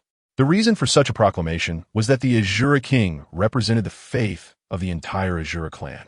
Perhaps others were unfamiliar with the concept of a new king. However, her father and grandfather were figures of reverence known to all Azura. The being, who had been relentlessly pounding on the invisible barrier before him, abruptly halted. A flicker of clarity emerged within his crimson gaze. The grandson of the Azura king, the third of his lineage. His grandson had come seeking him, yet something felt amiss. The voice resembled that of a woman. As this realization dawned upon him, the fleeting clarity in his gaze once more transformed into a deep red fury. How dare you deceive me? His enraged roar reverberated, causing the already battered mountains to collapse entirely under its force. The Azura people present clutched their ears tightly, unable to fathom the horror they would face even before entering the black mist. If they had known what awaited them upon entry. Then, amidst the cacophony, Zhang Baowu shouted once more, I am indeed the grandson of the Azura king, the current Azura king III, son of Zhang Aimin. Chapter 50. The Ant Plague Strikes Again. In a brief moment, the great pineapple's frenzied actions came to a halt, plunging him into silence. The dark mist gradually dissipated. leaving him uncertain of his desires and obligations. His heart was rife with conflict. Deep down, he yearned to meet his grandchild, yet he dared not voice this wish. Fear and trepidation enveloped him. In fact, the moment he allowed the surrounding darkness to fade, he had already made a choice. His longing to glimpse his descendant outweighed his fears. He had missed too many moments with his son. Zhang Baowa hesitated as she gazed at the dissipating black fog. The events that had transpired within were still vivid in her mind. A single mosquito thrown into the mist had exploded, leaving a lingering scent of blood that filled the air with its acrid intensity. Should she venture into that realm? It seemed the entity within recognized her father or grandfather, for it was upon hearing their names that the dark mist had receded. Yet, could this be a trap? Silence enveloped both parties as they awaited some resolution, stretching time to its limits. In this moment, the great pineapple struggled to suppress his wild instincts. His blood-red eyes occasionally flickered with clarity. His vision could extend only to where the mist had previously shrouded the area. Beyond that, he was powerless. Thus, if the other party advanced just 10 more meters, he would finally behold his grandchild. His heart was torn. He wished for his grandchild to step forward, yet he also hoped for their swift departure, fearing that his current state might bring harm. One Azura cautiously entered the area that had been engulfed in black mist, encountering no immediate danger. Another followed suit, and still, all remained as it should. Elder, are you unable to act? Can you enlighten me on what transpires within? Are you trapped? Zhang Baowa's inquiries echoed once more, but the great pineapple chose to remain silent. Ultimately, Zhang Baowa decided against entering that perilous zone. As the queen of the Azura clan, she bore the responsibility not only for her own life, but also for her kin. She could not gamble with her existence. This was her grandfather, the first Azura king, as described in the Way of Kings. Her father was one who often toyed with his own life. While she admired him, she disapproved of his recklessness. Subsequently, she ordered the isolation of the area once veiled in black mist, declaring it a forbidden zone, forbidding any entry. With that, Zhang Baowa departed, taking all the Azura people with her. In the end, the great pineapple did not meet his granddaughter. He stood silently in midair, his blood-red eyes gazing into the distance, though he could see nothing beyond the myriad of scriptures before him. Yet, in that moment, he felt a gradual sense of tranquility wash over him. Though this serenity was short-lived, he soon reverted to his previous madness, releasing a cacophony of roars, incessantly ramming his head and body against the invisible barrier before him. His expressions oscillated between grotesque laughter and terrifying howls, making those who watched feel as though they were witnessing not a world traveler, but a scene from horror film, or perhaps the antics of a madman. In the 5th year of the 3rd Azura king, 50 years had elapsed since the Ant Queen fled westward. Back then, Zhang Aimin had seized the opportunity to relentlessly assault the wounded Ant Queen, depriving her of any chance to grow or develop. He pursued her to the west, continuing his campaigns every 5 years. That year, Zhang Baowa inherited the tradition of her forebears, leading 500,000 Azura warriors to a resounding victory against the Ant army, slaying over 80,000. Strangely, however, they found no sign of the Ant Queen. After obliterating one ant nest and exterminating all within, they returned. A decade later, the second westward campaign commenced, this time with 700,000 Azura warriors. Still, the Ant Queen eluded them, and instead, they found themselves overwhelmed by a tide of ants. Unbeknownst to them, 20 years prior, after Zhang Aimin's actions, the Ant Queen had discovered that those with 4 arms would periodically assault her. Thus, she cleverly calculated the timing and constructed 2 ant nests, misleading them into believing she had not yet regained her strength and that her ant numbers were limited. She preferred to seek sustenance from distant locations, preserving a guise of lush greenery and vibrant life. In truth, except for that secluded area, the entirety of the West had been thoroughly ravaged by ants. The Ant Queen's desires were simple, even amid the relentless assaults from the great pineapple, Zhang Aimin, and Zhang Baowa over 3 generations. She had never contemplated revenge. Her sole aspiration was survival, necessitating formidable strength and an abundance of worker ants to prevent repeated incursions into her territory. Thus, She began to evade, having initiated this avoidance the moment she fled westward. Yet, Zhang Aimin remained relentless, prompting her to create a second ant nest. The ant queen had never harbored thoughts of annihilation. From the moment she emerged from her egg to the present, her only wish was to live.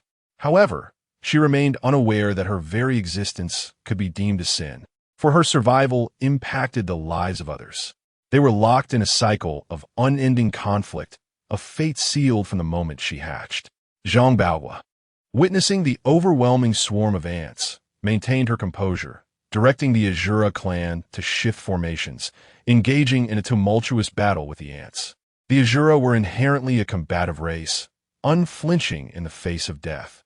The ant tribe, obedient to the ant queen's commands, would not hesitate to march to their demise. Thus, the two races collided in a fierce confrontation. For 10 days, the battle raged on without pause or respite. Countless lives were lost on both sides. Yet, the Azura were becoming exhausted. Their extraordinary powers had inherent flaws. Despite years of honing their resilience to suffering, they still faltered against the seemingly infinite tide of ants. After 10 days of combat, less than 200,000 Azura warriors remained from the original 700,000. This was no battlefield. It was a meat grinder, though initially, their extraordinary abilities allowed them to face 2 or even more ants at once. As fatigue set in, they could only retreat, cycling in fresh fighters. The ants, however, were inexhaustible, and the Azura's strength was ultimately finite. Zhang Baohua's heart ached as she beheld the devastation. 70,000 warriors had been decimated in a single battle. The relentless ants continued to pour forth, and persisting in this conflict would lead only to annihilation. Yet, retreating was fraught with peril. Although the clans still had 100,000 Azura members, the majority were the elderly, weak, and women. While every Azura could wield a weapon, they lacked the stamina of true warriors. However, continuing to fight here, even if it meant total annihilation, would yield no favorable outcome. Thus, it was imperative to send a message back, disseminating information about the dire situation. They needed to prepare, for the consequences of a sudden ant assault were too terrifying to contemplate. What I can do is to delay as much as possible. Otherwise, there will be no time left for preparation. Thus, after Zhang Bao would dispatch someone to report back, he fought while retreating, his forces dwindling from 200,000 to 100,000, then to 50,000. Yet, even so, she refused to surrender. She had come to a clear resolution. Her current task was to eliminate the living strength of the ants as much as possible. She could not believe that the ants were endless. A guard shouted loudly before Zhang Baohua, "Your Majesty, behind us lies the forbidden ground." Upon hearing this, a vivid image flashed through Zhang Baohua's mind, the scene of that ant entering the black mist and exploding. Over the years, the area of the black mist had been continually expanding. Although the pace was slow, it was inexorably spreading outward. At this rate, within 200 years, it would reach the territory of the Azura tribe. Due to her orders, the Azura tribe dared not venture into it, though a few children had entered and returned safely. However, many had gone mad inside, and numerous others had vanished without a trace. Thus, it had indeed become a forbidden zone. Originally, a fence was built along the edge of the black mist, but now it began 1,000 meters outside its perimeter. In these 10 years since he assumed power, countless matters had arisen, and he had to launch a western expedition. She had intended to speak with the being inside after this expedition. She felt that the entity within might indeed be somewhat related to them. Other creatures, like mosquitoes, would explode immediately upon entering. However, the mortality rate for the Azura tribe, if they dared to enter, was not yet 100%. Now, she had retreated to this point. This meant that in 5 days' time, she would reach the territory of the Azura. Even if she continued to delay, it would only be for half a month. With this thought, Zhang Baohua's expression hardened, and she commanded others to continue fighting while retreating. She resolved to have a conversation with the being within. Before the black mist, Zhang Baohua stood still, listening to the frenzied roars from within.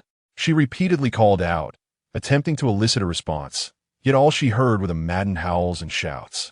Turning to glance at the fewer than 20,000 remaining Azura tribesmen behind her, Zhang Baohua clenched her silver teeth, To continue fighting would lead to death. Rather than that, she might as well take a gamble. These ants were devoid of intelligence. They merely obeyed the commands of the queen ant to besiege her and her companions. She had steeled herself, knowing that even if she entered the black mist and perished within, these ants would come crashing in. At worst, they would perish together. With this resolve, Zhang Bao bellowed, "Enter the forbidden ground." As the first Azura tribesman charged into the black mist, his body erupted violently, scattering blood mist. Zhang Bao's heart sank, and she shouted again, "Advance!" With that, she led the charge into the black mist. Chapter 51. Su Mo. Your progress is quite slow. At the moment Zhang Bao stepped into the black mist, he had already prepared himself for an imminent explosion. Yet, he sought to employ this method to entice the swarm of ants to follow him in. However, the anticipated explosion did not materialize. Instead, he was enveloped by an overwhelming chill that penetrated to his very bones, causing the hairs on his skin to stand on end. The chaotic sounds of battle and the cries from outside vanished completely as he entered this shrouded realm. Could it be that I have already perished? Is this the afterlife? As these thoughts swirled in his mind, another Azura warrior charged into the mist, followed by an increasing multitude. Glancing back at the outside world, he saw countless ants surging toward him, and in that moment, he finally confirmed that he was still alive, albeit within a forbidden territory. At the instant Zhang Bao entered the black mist, the once terrifying roars also faded into silence. The figure of the great pineapple floated vacantly in midair, gazing at a woman resembling Yuji, clad in armor and wielding a long sword, her demeanor imbued with a touch of heroism. The audience in the live stream, witnessing the sudden stupor of the great pineapple, began to flood the chat with comments. "Brother Pineapple, have you come to your senses again? Brother Pineapple, by your reckoning, you've been lost to madness for 3 whole years. Brother Pineapple, could you cease your insanity? You seem increasingly less human. Benefactor, while you remain lucid, recite the Sutra of Reincarnation a few times." The great pineapple disregarded the barrage of comments, his blood-red eyes fixed on Zhang Bao. Although he did not truly see with his eyes, the instinctive gesture betrayed him. "Yuji." The voice emerged low and hoarse, grating like a blade against glass.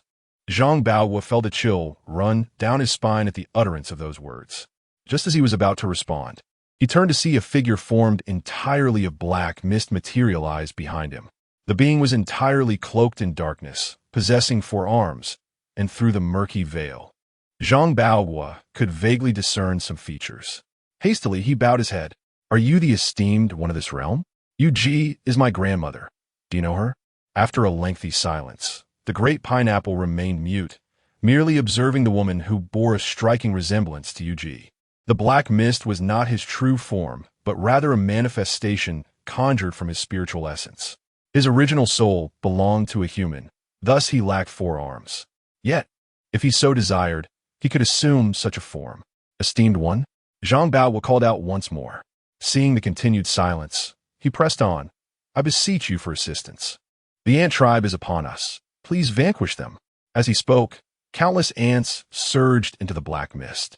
Zhang Bao's heart raced with trepidation. He was uncertain whether his plea was wise. If this being chose not to aid him, he would have no choice but to fight on. He glanced at the remaining soldiers, their wounds and exhausted bodies bearing testament to their limits. How much longer could they endure? Boom, boom, boom, boom. As these thoughts occupied his mind, a series of explosions erupted, instantly annihilating the swarm of ants that had just entered. Clouds of blood mist billowed forth. Before the crimson fog could dissipate, yet more ants charged in, triggering another cascade of explosions. Zhang Bao stood astonished, his mouth agape. This power was extraordinary. What was the nature of this being's abilities? Did they possess no limits? Did they not feel pain? Who was this individual? And why did they invoke the name of his grandmother? Questions swirled relentlessly in Zhang Bao's mind, yet answers eluded him. The explosive sounds echoed like cannon fire until they finally ceased, not due to the great pineapple's exhaustion, but because the ants had been utterly vanquished. As he eliminated more ants, the shroud of darkness expanded, and what had begun with ants rushing and transformed into the great pineapple wielding the shadows to envelop the entire swarm. The space, already cloaked in darkness, was now suffused with a layer of sanguine hue, rendering it even more eerie and sinister. Blood pooled upon the ground, gradually coalescing into a small stream. In the astonished gaze of the remaining Azura warriors and Zhang Bao, the ant invasion had come to an end. Countless ants had been effortlessly eradicated by this figure. As the black mist receded, the lingering stench of blood remained, a testament to the ant's previous existence. Zhang Bao turned only to find that the shadowy figure had vanished. He called out urgently, "Esteemed one, how should I address you?" Silence reigned. His calls met with an echoing void. After leaving behind the words, "I shall return," Zhang Bao departed. He had numerous matters to attend to, whether regarding the recent battle's aftermath or the affairs of the Azura clan. Most pressing was the need to reorganize the army for another expedition. The reproductive rate of the Ant Queen was alarmingly swift. Had it not been for this formidable presence, the Azura clan might have faced extinction. The great pineapple watched as the figure departed, longing to utter a warning, "Do not return." Yet he remained silent, his current state too precarious. He feared causing her harm, yet he yearned to behold his granddaughter, this girl who bore an uncanny likeness to Yuji. Thus, he said nothing, concealing his identity as her grandfather, the first Azura king. Upon returning to the Azura clan, Zhang Bao began addressing the repercussions of this event. Out of 700,000, fewer than 10,000 had returned. The battle had been devastating. Countless children were left orphaned, and many elderly mourned their lost progeny. Yet, these losses paled in comparison to the critical issue at hand. The Ant Queen still lived. As long as she drew breath, such calamities would recur. Though the Ant Queen could not immediately produce another vast army, it would not be long before she could. Most importantly, he needed to uncover the identity of that formidable presence. If he could secure their assistance, vanquishing the Ant Queen would not be an impossible task. Thus, while commanding the Azura clan to recuperate, he diligently perused ancient texts. Ultimately, he discovered fragments of information in the chronicles of the Azura compiled by his father. The first Azura king led an assault into the ant lair, gravely wounding the Ant Queen. A conflagration raged for 3 days without extinguishing. The first Azura king perished. The first Azura queen discovered the Azura king's weapon, fell victim to an ant tribe ambush. Both figures were deceased, and no conceivable connection existed to the enigmatic presence. Nevertheless, this was the only lead he could muster. Initially skeptical, he later consulted numerous elders regarding the ant lair's conditions. Yet they expressed ignorance. This indicated that the formidable presence had not existed in the past. In his father's notes, he found a portrait featuring 3 individuals, one of whom was evidently added later. Among them, one bore a striking resemblance to himself. His father had mentioned that this was his grandmother. The youthful figure depicted was likely his father. As for the final figure, he had encountered this visage amidst the black mist before. Although the details were somewhat obscured, it was evident that the person in the image was indeed that individual. Moreover, the notes indicated that this was likely a portrayal created by his father following his grandfather's passing. Thus, the figure within the black mist was none other than his grandfather. Upon receiving this revelation, Zhang Bao found himself in a state of profound unrest. On that day, he approached the black mist with the image in hand, seeking to ascertain the truth of the matter while clutching his father's notes. These notes contained a plethora of his father's personal reflections and a deep yearning for his father, who was also his grandfather.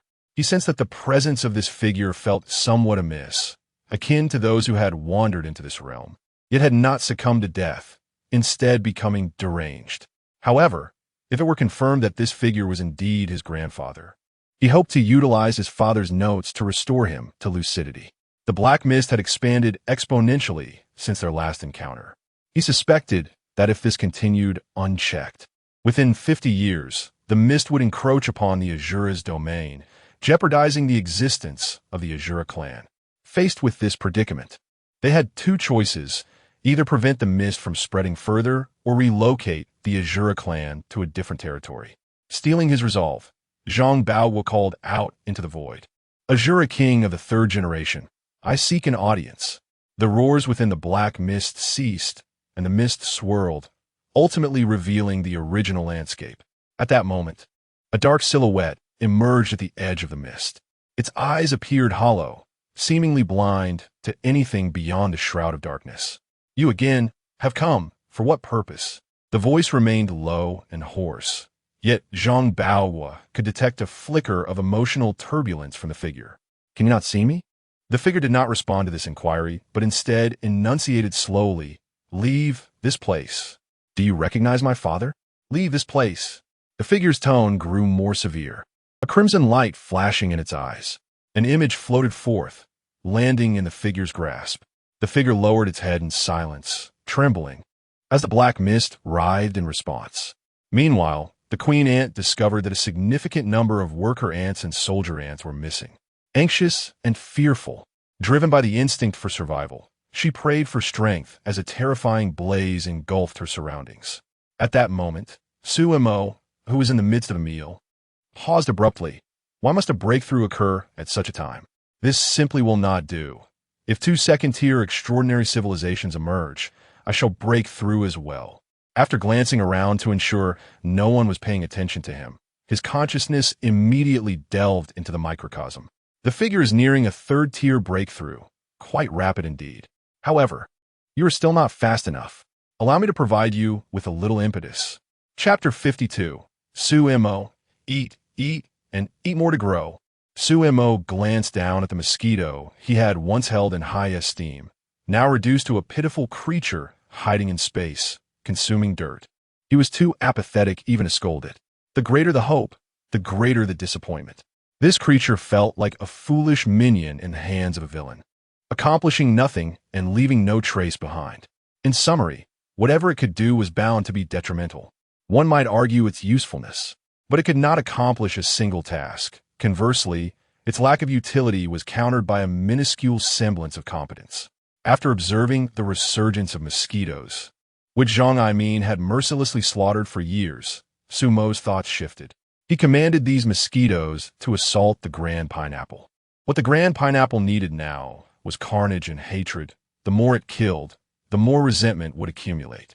He decided to spare one female mosquito for breeding, while eliminating the rest, believing this would suffice for a breakthrough to level 3. Though initially insufficient, his granddaughter had provided him with ample ants. As for the Ant Queen, he wished she would not advance too quickly. Should she do so, he would have no choice but to hasten the end of the world. He hoped she would not be ungrateful. At that moment, the Ant Queen felt a prickling sensation all over her body. Her sixth sense warned her that any attempt at breaking through would lead to certain death. In a flurry, she halted her advancement, engulfed by an unsettling fear. The sensation was utterly terrifying, far more so than any previous crisis she had faced. In past predicaments, she had sensed danger, instinctively avoiding calamity. It was this instinct that had allowed her to escape from deadly situations time and again. The stronger the crisis, the more pronounced the sensation. This instinct was inherent to insects, but after acquiring extraordinary power, it had been amplified to an alarming degree. Now, on the verge of a second-level breakthrough, her abilities had reached their zenith. Yet, the realization that breakthrough equated to her demise was unbearable. All she desired was to survive, nothing more. Upon recognizing the futility of her breakthrough, the Ant Queen began to reconsider.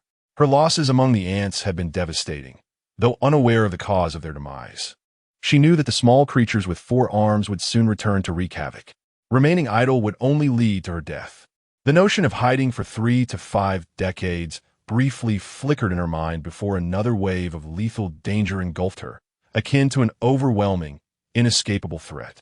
Previously, whether facing the Grand Pineapple or Zhang, the danger had been significant, yet not insurmountable.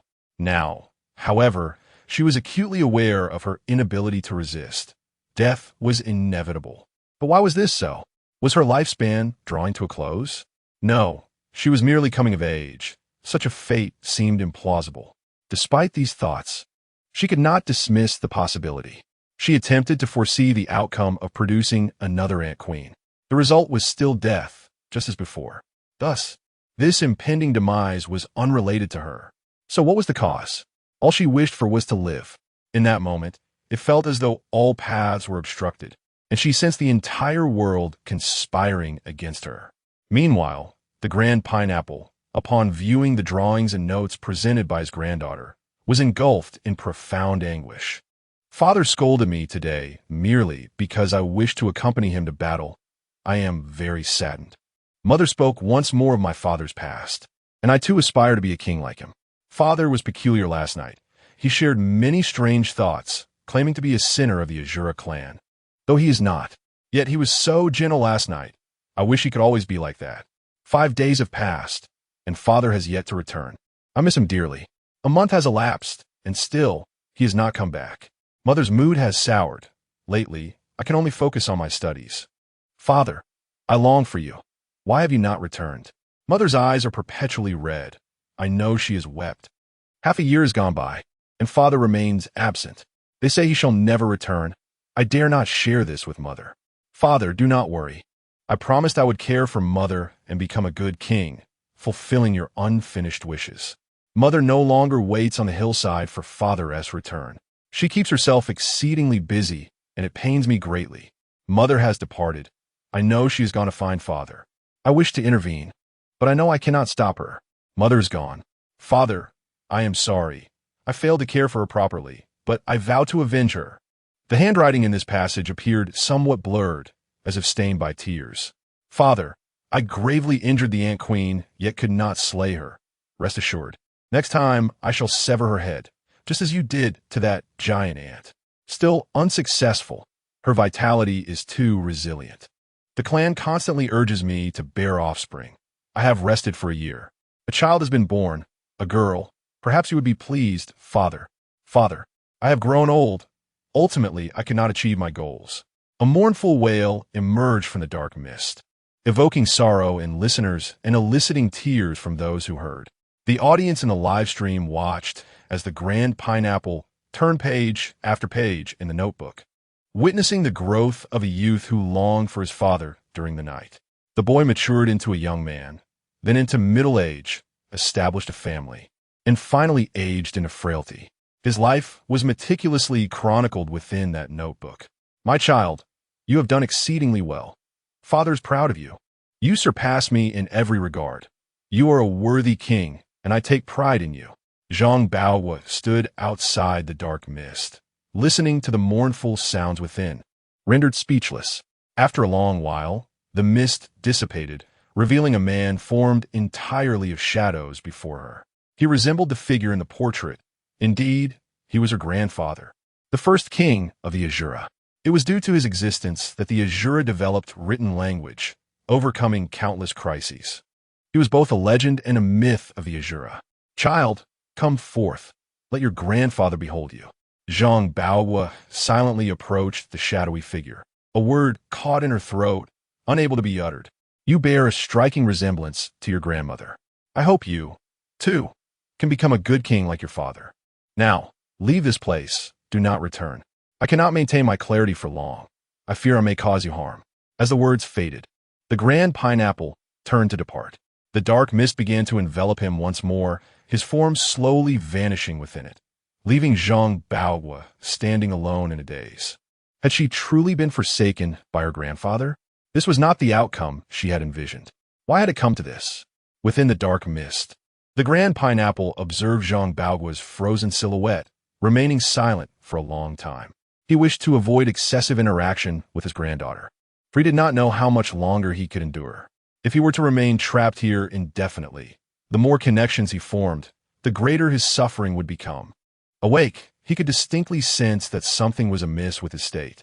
If this continued, even if he remained confined here indefinitely, it would lead to the annihilation of everything. For he was acutely aware that his power was ever increasing, especially after the recent massacre of countless ants, which had catalyzed an explosive growth. The stronger he became, the larger the shroud of dark mist that enveloped him. The existence of this dark mist was, in fact, a manifestation of his mental energy materializing. Grandfather, may I inquire what kind of power this truly is? Can we, the Azura clan, possess such strength? Zhang Baohua's question lingered in the air unanswered. He spoke again. If the answer were to attack once more, would you intervene? Silence enveloped the space, a stillness so profound that even the dark mist around him seemed to congeal. It felt as though Zhang Baowu were utterly alone in this realm. In the live stream, viewers watched this scene unfold and began to flood the chat with messages. Pineapple Brother, please respond. Engaging in conversation would benefit your current state. Indeed, Pineapple Brother, take this opportunity to converse with your granddaughter while you're lucid. It will provide a cherished memory for the future. Pineapple Benefactor, I believe it would be better for you to recite scriptures. The great Pineapple observed in silence. How he longed to respond. Yet, just as he had previously expressed, fear gripped him. He was paralyzed by it. At that moment, countless mosquitoes began to swarm towards the dark mist above. Before the great Pineapple could react, they plunged into the mist. With a series of explosive sounds, those mosquitoes met their demise in an instant. A rain of blood fell, piercing through the great Pineapple's form, splattering onto Zhang Bao's face. In the next heartbeat, his eyes transformed into a vivid crimson. Images of a mosquito plague flooded his mind. Barren ground, countless clansmen perishing from hunger, and the sky choked with mosquitoes. The Azura clan had been reduced to mere sustenance. Such a sight was utterly harrowing. Kill, kill, kill. In that moment, the great Pineapple yearned for the obliteration of everything, all that existed. Following the death of the mosquitoes, the dark mist surged forth, morphing from a mere domain into a wildly shifting shape, at times resembling a gaping maw poised to devour, at others, the visage of a malevolent spirit. Su-Mo stood in the cosmos, nodding in satisfaction. Now, this is as it should be. Thus, mosquitoes are not entirely without purpose. This is indeed splendid. Great Pineapple, consume, consume. The more you ingest, the greater you shall grow. To nurture you, I have invested considerable resources. Chapter 53. Serendipitous Outcomes in the Vast Expanse of the Cosmos. Su-Mo stood contentedly. Yet a fleeting sense of disquiet soon enveloped him. How is it, he pondered, that despite vanquishing so many mosquitoes, you have yet to ascend? If this continues, there will be no mosquitoes left for you to slay. Why do you consume so much without advancing? As these thoughts coursed through his mind, he observed the great Pineapple shifting his gaze toward Zhang Baoguo. Su-Mo stroked his chin thoughtfully. Could it be that he intends to slay his own granddaughter? How cruel! Nevertheless, this time, it is of no concern to me, for it is his own hand that strikes. Yet, surely such an act would suffice for your advancement. In the live stream, countless viewers noted this scene and began flooding the chat with comments. Brother Pineapple, have you lost your mind? Your granddaughter is still alive. Do you truly wish to end her life as well? Brother Pineapple, regain your senses. If you harm your granddaughter, there will be no turning back. Brother Pineapple, remain calm. Benefactor, gazing at the figure before him, strikingly similar to UG, the great Pineapple paused momentarily. The barrage of messages seemed to pierce through his frenzy, and a flicker of clarity returned to his crimson eyes. In the next instant, Zhang Baowu felt his body propel upward, propelled beyond the shroud of darkness. Kill, kill, kill. They all must perish. You shall all die. The great Pineapple's frenzied roars echoed through the black mist, causing Zhang Baowu, even standing outside the shroud, to wince in pain. He could only shout desperately, hoping to awaken his grandfather, but his efforts were in vain. Su-Mo observed this unfolding drama, his brow furrowing slightly. You have yet to advance. Have I truly wasted so many mosquitoes? His gaze shifted to the Ant Queen, who had previously been on the verge of a breakthrough, but had now ceased her efforts. This only deepened Su-Mo's confusion. What was amiss? Why had they all halted their progress when they were clearly poised to transcend? Was there some hidden obstruction? Though perplexed and somewhat disheartened, Su-Mo ultimately decided to depart. This time, he had no intentions of invoking meteors or floods. Should they truly wish to advance, he resolved to annihilate Blue Star. Only through such an act could he possibly reclaim their positions at the moment of their breakthrough. Thus, he prepared himself. At the first sign of movement, he would obliterate Blue Star. As for the subsequent cultivation of civilization, having already ascended to a secondary creation deity, he could simply recreate another two. With this thought in mind, Su-Mo left his small universe to resume his meal. The great pineapple had been in a state of madness for 2 consecutive years without pause, now reaching the pinnacle of level 2, on the verge of breaking into level 3. Yet, he lacked the necessary catalyst. The area cloaked in darkness had expanded to a staggering half a province.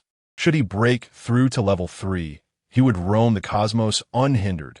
Well, technically he lacked a physical form, but that would not hinder his ability to traverse the universe. Such was the nature of a level 3 extraordinary being. However, compared to a level 3 technological civilization, the disparity was considerable. After all, a level 3 technological civilization could obliterate stars at will. Yet, despite the apparent gap, the primary reason for this disparity lay in the fact that the Great Pineapple was but one individual. If the entire Azura clan were to ascend to level 3, they could traverse the cosmos with their physical forms, and even face a technological civilization with a fighting chance. The Ant Queen, having exhausted every possible means to escape her grim fate, began to panic as the sensation of impending death drew ever closer. Her instincts urged her that the only path to survival lay in the east. However, that direction was fraught with peril, as it was the territory of the Azura clan. Yet, a chance of survival was preferable to certain death, so the ants commenced their great migration once more. Half a month later, an army of 300,000 ants returned to the east. Zhang Baowu was promptly informed of this development. He had initially contemplated addressing recent matters before embarking on another Western expedition. The previous failure was primarily due to the overwhelming number of ants. He estimated their ranks to be no less than 150,000, double their own numbers. While the ants lacked extraordinary powers, their sheer size, combined with their formidable exoskeletons, rendered them akin to armored vehicles. Unless extraordinary powers were employed, breaching their defenses would be no simple task. This time, the ant clan had suffered significant losses. Recovery within 2 years was implausible. Should the timing be right, they might even succeed in eliminating the Ant Queen in one fell swoop. Who would have guessed that before she could make her move, the ants would come charging in, with the Ant Queen following closely behind? Such news sent a thrill through her. The aspirations of 3 generations were on the cusp of fulfillment. As these thoughts raced through his mind, an Azura approached Zhang Baowu, who was preparing for battle, and said, "My lord, just now, I was captured by the Ant Queen." Zhang Baowu responded with a look of disbelief. This individual bore no wounds, raising questions about how he could have been seized by the ants yet returned unscathed. Moreover, if he hadn't misheard, he claimed to have been captured by the Ant Queen herself. "The Ant Queen did not kill me. She released me, stating that the world is on the brink of destruction and that all must perish. This time, she seeks cooperation." Upon hearing this, Zhang Baowu fell silent, uncertain of the veracity of the claim. However, glancing at the 80,000 troops preparing to mobilize, her doubts began to dissipate. Regardless of the truth, a visit with the army would clarify matters. If genuine, they could inquire about the situation. If false, they would eliminate them entirely. Thus, 80,000 Azura set forth in grand procession. Among them were elders over 60, women in their 30s, and youths barely in their teens. The only ones left in the city were toddlers and expectant mothers. Of course, had Zhang Baowu not vehemently opposed it, many would have wished to take up arms and join the fray, knowing the Ant Queen was also en route. If successful this time, it would be their final battle, a historic clash of 80 against 30. In the face of such a fight and glory, who among the combative Azura clan could resist? As the Azura clan emerged, gazing upon the formidable ant army and the massive Ant Queen shielded within their ranks, a cacophony of roars erupted from the crowd. The opposing ants began preparing for battle, but just then, the Ant Queen emitted a sound, and all the ants fell silent once more. An Azura stepped forward from within the ranks of the ants, and the Azura clan erupted in furious shouts at this individual who dared to consort with the ants. Only upon receiving Zhang Baowu's command did the Azura cease their vitriol. "My lord, I have not betrayed the Azura clan. Should you doubt my loyalty, I am prepared to end my life here and now." Zhang Baowu furrowed her brow and stepped forward. "What is the situation? Speak." "The Ant Queen wishes me to convey a message. She claims to have discovered that the world is on the verge of annihilation. Unless we cooperate, all shall perish." Zhang Baohua continued to frown in silence. The Azura continued. She offers to disperse all the ants and speak with you alone. Zhang Baohua cast her gaze toward the massive ant queen in the distance, exclaiming, "You are quite bold. To dare negotiate alone with our 80,000 troops." "Squeak, squeak, squeak," came a reply.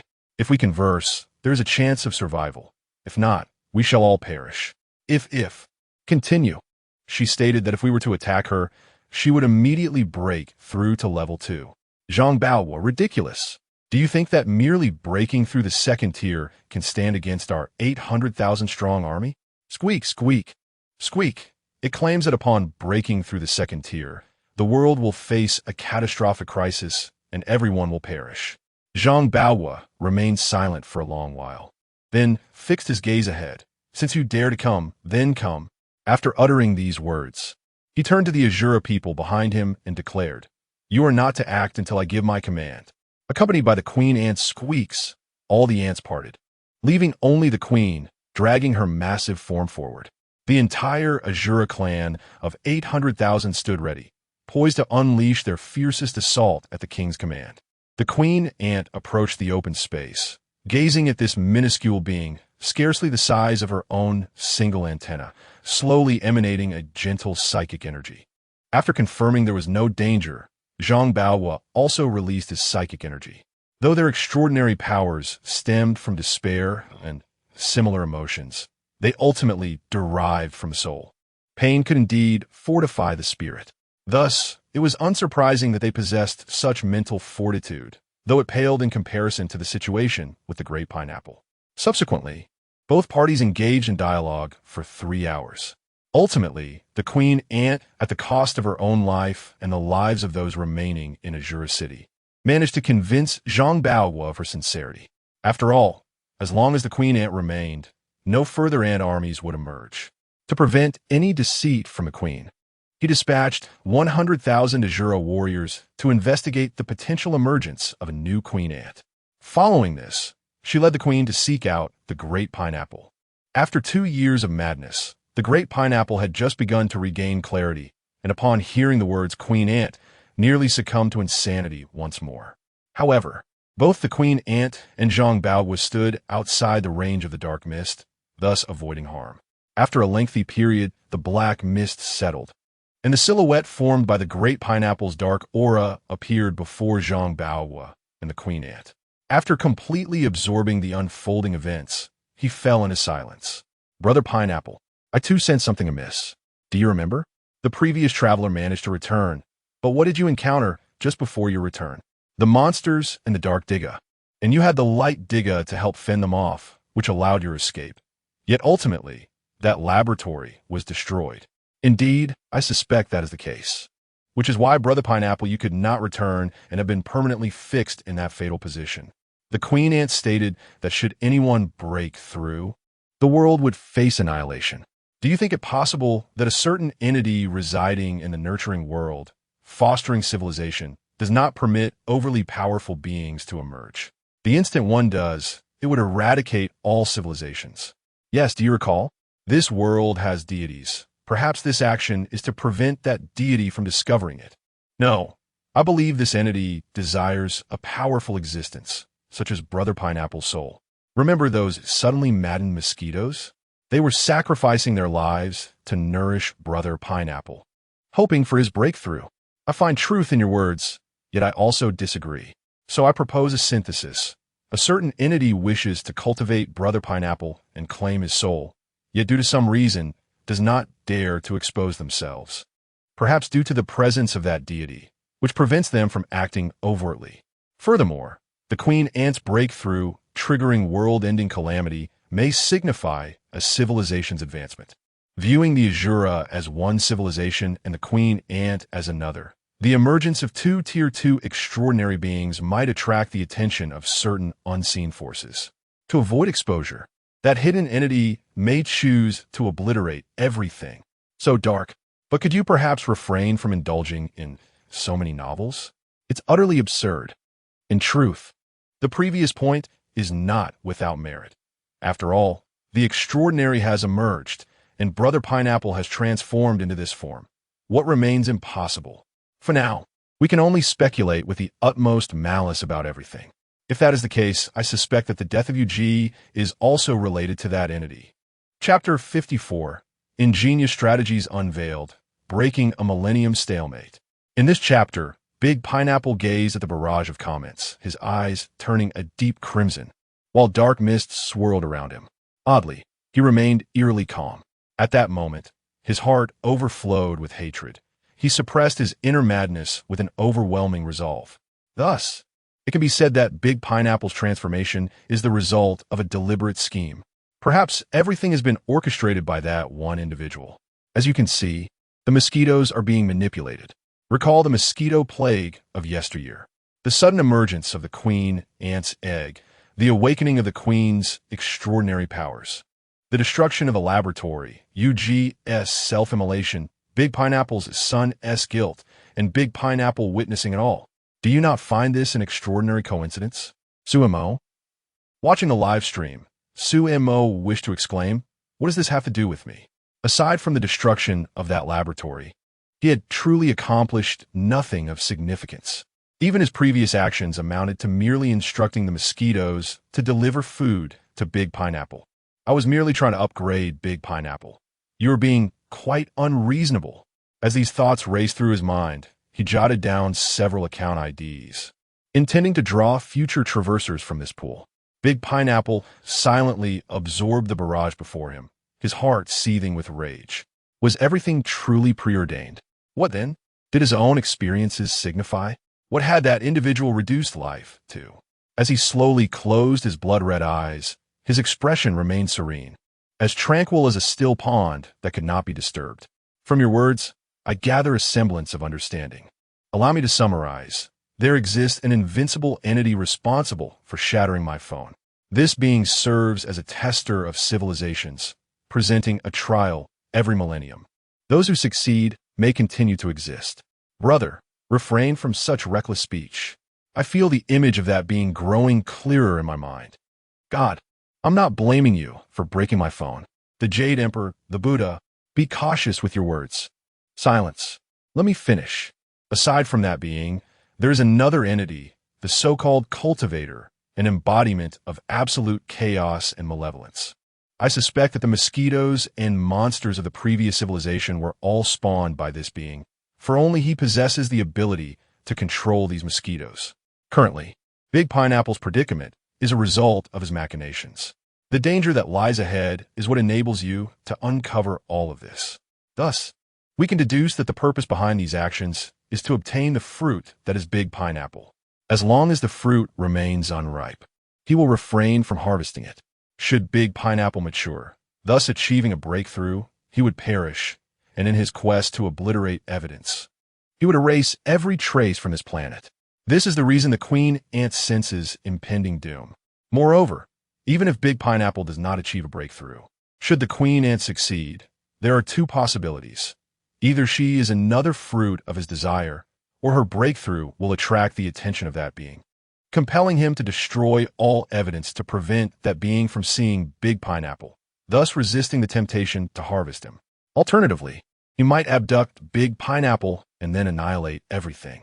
Regardless of which party achieves a breakthrough, the outcome remains destruction. This lengthy barrage plunged the live stream audience into silence. Sumo turned off his phone, no longer wishing to gaze at the stream. So this is how we play. I've always been the scapegoat, and now you've thrown the blame upon me. Kid, you truly know how to play the game. I only hope that tomorrow you can analyze the situation with the same confidence and composure. With that, Sumo settled the bill and returned home. Due to the devastation that occurred 300 years ago, the emergence of the Azure civilization was already delayed. It was now past 8, and having eaten his fill, Sumo merely wished to stroll home while keeping an eye on the situation of the little universe. As long as someone achieved a breakthrough, he would commence harvesting. The significance of a millennium was irrelevant. He had never stipulated such a rule. It was merely conjecture from others. His ultimate goal remained the acquisition of status and the elevation of his divine rank. The livestream comments continued. In light of this, I have conceived a strategy to delay. Big Pineapple delay? How? His voice was hoarse and deep, reminiscent of a wailing specter. You must refrain from breaking through. While the queen ant also restrains her progress, delaying until the onset of the millennium catastrophe, until that being makes an appearance. This way, the one who seeks to strike will hesitate, and only then will you have a glimmer of hope. But what if he chooses to annihilate the world before the millennium catastrophe? Thus, I merely suggest a flicker of hope. We are gambling, betting on the greed of our adversary, wagering that he will not act before Big Pineapple achieves a breakthrough. Can we not confront him directly? Big Pineapple has suffered greatly. Must we still delay? I cannot bear to watch any longer. Confront. With what? With your pig brain?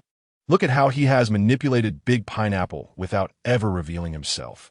He has toyed with him, leaving him powerless. You think you can just confront him? I suspect you have feasted too well. If Big Pineapple does not break through, he will still face annihilation. What then? What can we do? Just make peace with it. This situation resembles two soldiers charging in artillery position. If you charge directly, you're certain to perish under their fire. However, if they're unaware of your approach, you might stealthily evade capture. Of course, I'm advocating for retreat, not a head-on clash. Big Pineapple, do you understand? Big Pineapple nodded calmly. Although the man before the barrage remained uneasy, he took slight comfort from Big Pineapple's composed demeanor. After all, he had once been a king and should not be so inflexible. Big Pineapple articulated the audience's sentiments in his own words. Zhang Baohua and the queen ant fell into silence.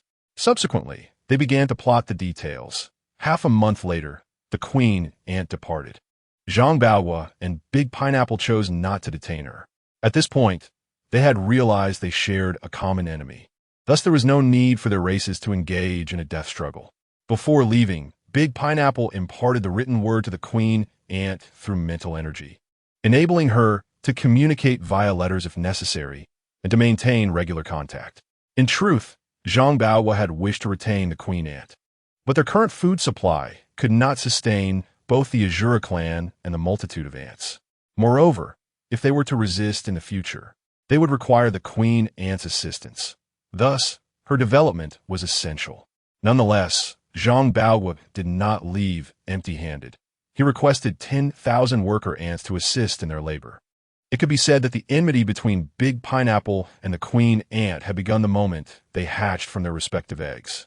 In his madness, Big Pineapple had yearned to destroy the queen ant. However, upon discovering that everything had a hidden puppeteer, he chose, for the time being, to forgive her, fueled by both profound hatred and rationality. The queen ant departed, leading her legion of ants to a more westerly location, where they would continue to develop until the onset of the cataclysm. The queen ant would meticulously regulate the ant population, ensuring ecological balance, while simultaneously increasing their numbers. Upon returning, Zhang Baohua meticulously recalibrated the timeline, calculating the duration since the Azura's emergence. Ultimately, he concluded that it had only been 233 years since the Azura appeared, thus establishing this as the Azura calendar, firmly instructing that it must not be altered. In the year 243 of the Azura calendar, the Mosquito clan re-emerged, yet they did not launch an attack on the Azura tribe. Instead, they surged en masse towards the direction of the Great Pineapple. This was orchestrated by Su Mo, who had predetermined that once the number of mosquitoes reached a certain threshold, they would be sent to the Great Pineapple. It could be considered a modest contribution from this creator deity to his compatriot, hoping for a swift breakthrough. Whenever he contemplated this, he couldn't help but marvel at his own benevolence as a divinity. The viewers in the live stream, upon witnessing the overwhelming swarm of mosquitoes advancing towards the Great Pineapple, erupted in exclamations of disbelief. This was not their first encounter with such a multitude of mosquitoes. After all, they had previously observed even greater numbers of ants. However, the recent pronouncement from a soothsayer lingered in their minds. In no more than 10 years, the mosquitoes will reappear. Their sole target will be you, Brother Pineapple. For the entity behind these mosquitoes desires you to engage in further slaughter, thus facilitating your ascension. Therefore, Brother Pineapple, if you wish to avert the world's destruction, you must not slay these mosquitoes. By heavens, Asutseya, quick, eliminate this soothsayer. Asutseya, this is no trivial matter. Goodness, it's divine. As Sumo made his way home, he timed his glance at the situation in the microcosm. The last time the great pineapple failed to ascend was due to an insufficient quantity of mosquitoes. Now, with a decade having passed, it was likely that the numbers had swelled. He then beheld the great pineapple standing serenely amidst the countless mosquitoes, completely disregarding their presence. Sumo slowly formed a question mark above his head. Had this fellow not succumbed to madness? Were you not the spirit of resentment against the world? With so many mosquitoes fluttering about in your domain, you choose not to strike. If you refrain from doing so, very well, I have ample time to wait. A few more years will pass, and when the mosquitoes abound, we shall see whether you choose to kill or not. The mosquitoes returned to the starry sky. Viewers in the live stream marveled at the great pineapple's composure. Yet one individual felt that something was amiss. It was only after all the mosquitoes had vanished that he belatedly realized, this is bad. By allowing these mosquitoes to retreat, the next wave will be even greater, potentially leading to another mosquito calamity. Why didn't you mention this sooner? I thought perhaps they had given up, or would resort to alternative methods to provoke Brother Pineapple into action. Who knew they would all retreat? As this barrage of comments flooded the screen, countless images of an overwhelming swarm of mosquitoes filled everyone's minds. Initially, they might have doubted whether this was merely the fanciful imagination of their fellow online users, thinking it mere conjecture. Yet, with the mosquitoes' appearance and their sudden retreat, even the slowest among them could perceive the gravity of the situation. Perhaps the others were aware that Brother Pineapple had caught on, and this time, they had dispensed with any pretense. In the blink of an eye, another decade passed, and the number of mosquitoes had tripled. Chapter 55, Cultivating Soldiers for 1,000 Years, only to slaughter the heavens. In this moment, it became clear to all that the puppeteer behind the curtain was indeed forcing Brother Pineapple to take action. If Brother Pineapple refrained from slaughtering the mosquitoes, the numbers would only swell. It was a matter of either Brother Pineapple exterminating the mosquitoes or the mosquitoes annihilating the Azura clan. They had contemplated enlisting the Azura to eradicate these pests, but fear gripped them. They dreaded that these mosquitoes might merely circle back to the cosmos after Brother Pineapple's intervention. Should that occur, the next mosquito plague would be far more terrifying. Brother Pineapple, what shall we do? Is there any way? Perhaps we should summon the Ant Queen and her kin for assistance. Even if the Ant Queen arrives, it would be impossible to eliminate so many mosquitoes in the short term, primarily because the mosquitoes can fly and what? Speak up. You're driving me mad. Indeed. Do tell us. And furthermore, there are individuals manipulating the mosquitoes from behind the scenes. Precisely. While the mosquitoes themselves may lack intelligence, their puppet masters are far from foolish. Could it be, Brother Pineapple, that you, Brother Pineapple, remained silent, gazing at the mosquitoes as they vanished into the dark mist? He had seen the barrage of comments in the live stream, and he understood the dire consequences. Yet, at times, certain matters are simply inescapable. Brother Pineapple, remain calm. If you do not slay the mosquitoes, the Azura clan still has chance. But should you take action and break through, do you comprehend the consequences? Indeed, Brother Pineapple. Were we not to wait until the great calamity of 1,000 years arrives, to break through alongside the Ant Queen? Not only could we lead our civilization to evade disaster, but we could also attain freedom. Do not act rashly. Killing these mosquitoes now would only provide fleeting satisfaction. Have you considered the future? After all, it is merely a mosquito plague. We have endured worse before. What of the present? Exactly. At worst, we shall endure a bit longer. As long as we persevere, the future will be boundless. Enduring hardship? Has the Azura clan not suffered enough since their inception? Initially, the Azura numbered fewer than 100,000, lacking any extraordinary powers, relying solely on their fists to battle mosquitoes, which they were often reduced to consuming. I gathered the Azura clan and established a homeland, yet we faced mosquito plagues, 10 years of famine, and the chaos of ants. For 200 years. Has there been a cessation to the wars of the Azura? With continuous battles, the Azura clan, numbering in the millions, could scarcely muster 1,000 complete families. I, Zhang Qiansheng, king of the Azura, am destined to lead my people to prosperity, not to endure suffering. Brother Pineapple's roar echoed through the heavens. At that moment, the live stream fell silent. The audience sensed that Brother Pineapple might be on the brink of madness once again. In the face of such obstinacy, they knew that no amount of commentary would be of any use, much like the time Brother Pineapple stood alone, shrouded in dark energy. As the viewers feared that Brother Pineapple's impending action would lead their civilization toward destruction, he suddenly lifted his gaze to the heavens, countless mosquitoes surging into the dark mist. His eyes, which had gradually regained clarity over the past 2 decades, were once again consumed by a crimson haze. He then roared to the sky, "You wretched creatures! I refuse to break through. None shall compel me." In the next instant, under the astonished gaze of all, he forcibly tore apart half of his soul. The agony that penetrated his being only contorted his features further, followed by a series of explosions.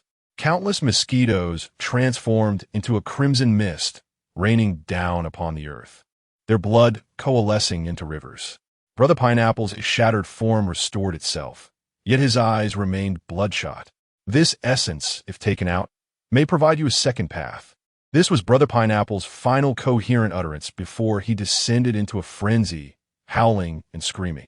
A fragment of obsidian, roughly the size of a human, crashed to the ground from the dark mist, causing the surrounding flora to wither instantaneously. Zhang Baohua observed the swirling darkness, gritting her teeth. She could hardly fathom the torment her grandfather endured, yet there was nothing they could do to control their fate. Su Mo quietly noted Brother Pineapple's earlier insult in his little notebook and continued homeward. After all, he had already grasped their intention to break through together during the Great Calamity. Thus, he felt indifferent. Originally, he was concerned about their premature breakthrough and had prepared for sleepless nights. However, it now appeared unnecessary. Let them endure for as long as they ultimately break through. What did it matter if they were given 1,000 years? He himself had no urgency in the short term. If they could cultivate the entire Azura clan to a second-tier level, he would even be grateful. After all, the difference between the lowest second-tier civilization and the pinnacle of second-tier civilization was immeasurable. Should the annihilation of the highest-tier second-tier civilization yield a 0. 8 rank, Brother Pineapple, I hope you do not disappoint me. In the year 260 of the Azura era, Zhang Baohua discovered the method for utilizing soul crystals. By placing them in a sealed space for 5 days, one could awaken the mental strength within. Although there were some side effects, such as an overwhelming desire for destruction, bloodlust, and nihilistic tendencies, generally, with proper guidance, once one's spirit became robust, major issues could be mitigated. By the year 290, Brother Pineapple had severed his soul 5 times, rendering his spirit more solid, and the muddled state of his mind began to clarify through this process of purging impurities, a suggestion made by netizens after the second severance. Although the audience had never practiced cultivation nor encountered the extraordinary, they had consumed an abundance of novels. Titles such as Soul Severing Method, Dividing the Soul Technique, Spirit Division Art, Soul Refining Secrets, and Soul Demon Arts swirled in their minds, culminating in a chaotic yet fortuitous concoction of ideas. Brother Pineapple, now is the time to seize this opportunity to continuously refine your soul and spirit, laying a solid foundation. The stronger your base, the greater your future achievements. When you become unparalleled, eliminate the one manipulating the Azura's fate. Perhaps you might discover a way back. Do remember to take your brother along. Yes, take your brother. Take your brother one. Wait, this plot feels somewhat familiar, but I can't quite place where I've seen it before. Never mind, take your brother. At this moment, the once thick black mist enveloping Brother Pineapple began to dissipate, transforming from pure black to gray. They believed that if this continued, it would not be long before Brother Pineapple, under their guidance, would attain invincibility and shatter the barriers of the world to return to Earth. For now, everything was progressing toward the most favorable outcome. Brother Pineapple tirelessly honed his soul, and the Azura clan began to exhibit soul cultivation. Even the Ant Queen, far to the west, sent word that she had discovered a new continent. If they continued to grow at this pace, not only would they withstand the calamity of 1,000 years, but they would also confront the puppeteer behind the scenes, the the one who toyed with life and dictated Brother Pineapple's fate. As time flowed, in the year 370 of the Azura era, Zhang Baohua, having reached the age of 170, passed away. Yet, she continued to command the Azura clan in her soul form. In the year 480, on the brink of the 500-year mark, Zhang Baohua achieved the second tier. Brother Pineapple's soul began to exhibit traces of white, no longer shrouded in chaos. The ant tribe in the new continent had completely excavated the land, stockpiling food and flourishing. He also received soul crystals from Brother Pineapple, now shifting his focus to the path of soul cultivation. His intention was to continuously reproduce offspring and, at the moment of the impending cataclysm, annihilate all ants, thereby allowing himself to transcend to the third tier. Only in this manner could he depart from this planet. Only then would he feel a semblance of security.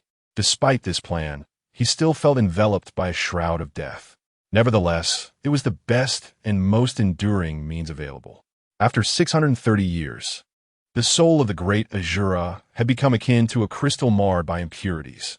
Though still tainted, one could at least peer through to his essence. That year, a third second-tier powerhouse emerged from the Azura clan. At this moment, the Ant Queen had already excavated much of Blue Star, even learning to cultivate under the tutelage of the Azura clan. Su-Mo glanced at his phone, then turned to behold the brightening sky, realizing he had spent the entire night engrossed in the presence of a captivating lady. Indeed, a large-screen phone had led him astray. He could no longer afford to languish in such indulgence. He then surveyed the state of his microcosm, nodding in satisfaction. It was thriving, proof of a civilization nurtured by his countless mosquitoes. With only 300 to 400 years remaining, or just over 8 hours, he hoped to awaken to a delightful surprise. Despite his optimism, Su-Mo had nonetheless instituted some precautionary measures to prevent the great Azura from making a breakthrough while he slumbered. Initially, he had intended to observe whether the great Azura would achieve a breakthrough, yet it had stubbornly kept him awake all night. 760 years into the Azura era, a significant number of Azura began to attain second-tier transcendence. The Azura clan had transformed drastically over the years. Their prolonged development, alongside the advancement of the soul path, had rendered their eyes a vivid crimson. By the 930-year mark in Azura history, the battle-loving Azura clan still had some individuals tirelessly honing their physical forms. With their inherently robust physiques, combined with the power of suffering and guidance from other second-tier beings, they had elevated their bodies to the pinnacle of the first tier. Thus, two factions arose within the Azura. Those who pursued the soul path were known as Soul Azuras, while those who focused on physical prowess were termed Blood Azuras. Although the Azura clan remained few in number, even after years of development, their population stood at a mere 80 million, yet all were first tier, with a substantial 100,000 reaching the second tier. Meanwhile, the Ant Queen had unequivocally established herself as the sovereign of the subterranean realm. She had completely hollowed out Blue Star, with the ant population exceeding 100 billion.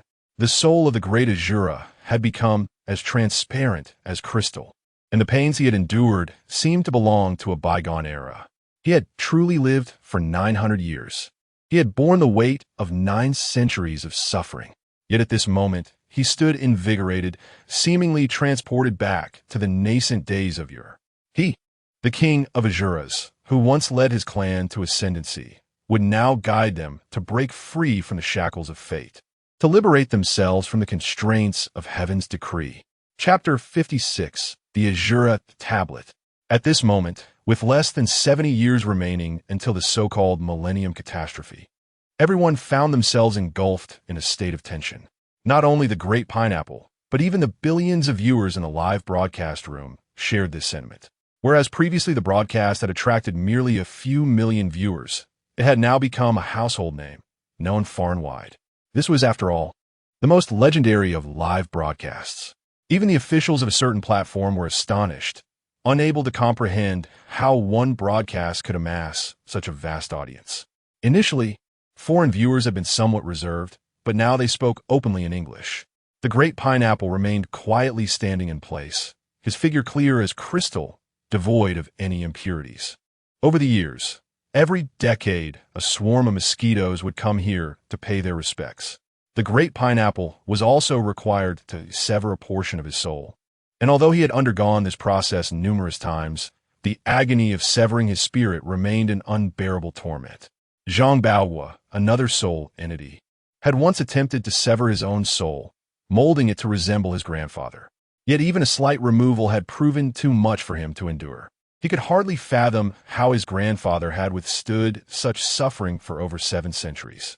Although she could not bear the pain of a torn soul, she remained a legend of the Azura clan, a mere soul entity who had ascended the throne for 700 years. Through reform and diligent governance, she had ultimately signed a peace treaty, bringing an end to over 2 centuries of warfare.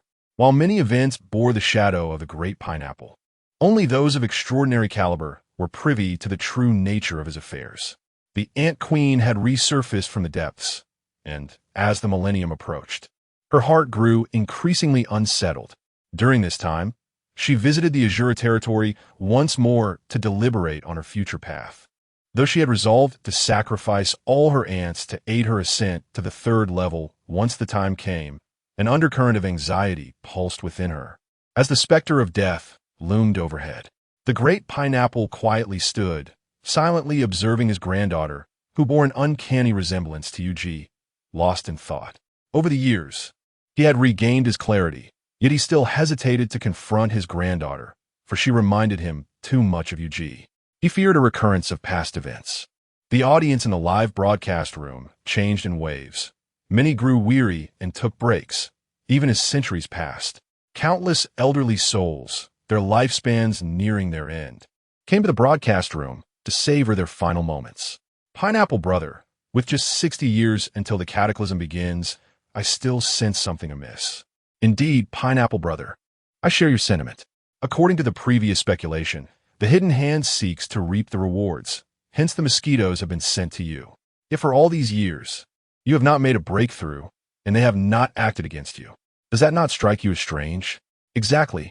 If I were the hidden hand and noticed that Pineapple Brother was attempting to stall for time, I would have just taken him away and obliterated this world. I would never prolong the situation to this extent. Normally, as the millennium catastrophe approaches, the hidden hand should grow more anxious. It seems they do not care at all. Is there something we have overlooked? As a fruit farmer, if a tree bears no fruit, I would observe it for a year. If it still bears no fruit the following year, I would chop it down, never allowing it to occupy space and waste resources. I certainly wouldn't treat Pineapple Brother like this, continuing to nourish him at fixed intervals. The previous comment holds merit. Thus, can we conclude that Pineapple Brother's current state is one of the desired outcomes for the hidden hand? As this comment appeared, the broadcast room fell into a brief silence, with many lost in contemplation. The great pineapple remained silent, leaving the audience unaware of his thoughts. After a while, he summoned Zhang Baohua and had them bring forth a multitude of meteorite tablets. These had been prepared long ago. Subsequently, a flash of white light erupted, and inscriptions began to emerge on the meteorite. In the year 930 of the Azura calendar, our Azura clan, a race of warriors, has been fighting since our inception, continuing to this day. Our average strength is formidable. Our physiques can split mountains, and our souls can traverse the heavens. In the dawn of civilization, we battled the colossal mosquitoes for survival and contended with the ant clan for territory, enduring 2 centuries of war. Eventually, we discovered that our civilization was merely livestock. Herded by others, this was the fate of the first civilization and the preceding 8, none of which survived a millennium. Yet our Azura clan refuses to submit. We are the true warriors, having conquered nature, mosquitoes, and ants. Today, we shall conquer the heavens. Should we triumph, there shall be no more millennium tribulations. Zhang Qiansheng, the first Azura king, as they gazed upon the inscriptions on the tablet. No one in the broadcast room spoke. Some may not have known the origin of this tablet, but through the knowledge shared by others, they quickly grasped its significance. This was a last testament. Other civilizations had left their legacies through conventional means. Yet the great pineapple had chosen to use his own name. While other civilizations sought to evade the millennium catastrophe, The great pineapple aimed to shatter his confines. Moreover, had the great pineapple misjudged the situation? Wasn't it that mysterious figure who unleashed the deluge and meteorite trials? Did he truly believe that figure was hurting them? How could that be possible? He remained oblivious to the terror embodied by that being. Their mere existence signified invincibility. They represented the end of the universe. They were the ultimate sovereign across the cosmos, and it was inconceivable that such a being would engage in such actions. Furthermore, what power could possibly lead them to regard Pineapple Brother as significant? They even doubted whether Pineapple Brother was worthy of a glance from that being. Upon realizing this, those who had experienced explosive revelations hurriedly sent messages. No, Pineapple Brother, have you erred? The annihilation of civilizations should have no connection to that being. Indeed, Pineapple Brother, do not frighten me. If it were truly that being, you were still awakening your transcendent abilities at that time, so you did not perceive that being. Please refrain from making reckless statements. Such talk can lead to dire consequences. Yes, that being is capable of resurrecting from memory. Your words could be seen as a provocation. Pineapple Brother, this matter is no laughing matter. At this moment, Su-Mo finally stirred from his slumber, still dazed from sleep. Chapter 57. Suppression of the Eternal Spider Emperor. In a haze, Su-Mo glanced at his phone to check the time. Habitually, he opened a video featuring a charming girl and scrolled briefly before suddenly realizing he should check the live stream of Big Pineapple. When he saw the number of viewers in the stream, he was momentarily stunned. What on earth is this? 7 billion people online. What kind of server is this powerful? He casually muttered his disbelief, but didn't dwell on it too much. In reality, it was impossible to have such a multitude of users online. No real-world server could accommodate such a number unless it was powered by the advanced computer technology of a superior civilization. The greater the number of users, the more powerful the computational capabilities. Initially, when the platform noticed the influx of viewers, they were alarmed, fearing the stream might crash their servers. However, they soon discovered that the stream wasn't utilizing their servers at all. Once users entered the stream, they had entered a small universe of their own. The visuals, playback, and comments were entirely disconnected from the platform. Yet, it couldn't be entirely dismissed, as they still had to display the cover image and viewer count, which relied on their servers. This surge in users was a windfall for them, to the point where Su-Mo contemplated asking for a promotional fee. However, he quickly dismissed the thought, preferring to remain inconspicuous. He simply wished to be an ordinary creator god in the real world. Unless the day came when he truly became invincible, then he would reconsider. As he entered the live stream and beheld the audience fervently defending him, Su-Mo felt a surge of joy. He resolved that the next time he decided to frighten them, he would avoid causing their phones to explode. Instead, he would perform a live stream of world destruction and emerge from their devices to give them a good scare. After all, it wouldn't be ideal if their phones began to inflate in price. If only they knew Su-Mo's intentions, they would likely be grateful to him. While watching the stream, Su-Mo began to contemplate. Although Big Pineapple had made an accurate guess, he was still a god, a creator god, who had somehow been transformed into a world-destroying demon in their eyes. This simply wouldn't do. Perhaps he should consider their suggestion of manifesting an evil god. This idea seemed feasible. As a creator god, engaging in acts of world destruction repeatedly was not in accordance with his identity. However, what kind of persona should he adopt? He pondered while exiting the live stream. Although he was indeed capable of world destruction, he had never resorted to cruelty. It was always a swift annihilation. Creating an evil god would verge on inhumanity. Even if, in his view, these beings were mere ants he had conjured, mere experience points, there was no need for torture. Thus, what kind of character should he create, and what persona should he embody? Perhaps a sorcerer wielding the 10,000 souls banner? With a flick of the banner, all beings would perish. An evil god that devours entire worlds, instilling genuine terror and despair. Ah, how wickedly delightful, he mused. Still, he decided to first check on the situation within his small universe. With that thought, Su-Mo peered into his small universe, then exited and rubbed his eyes.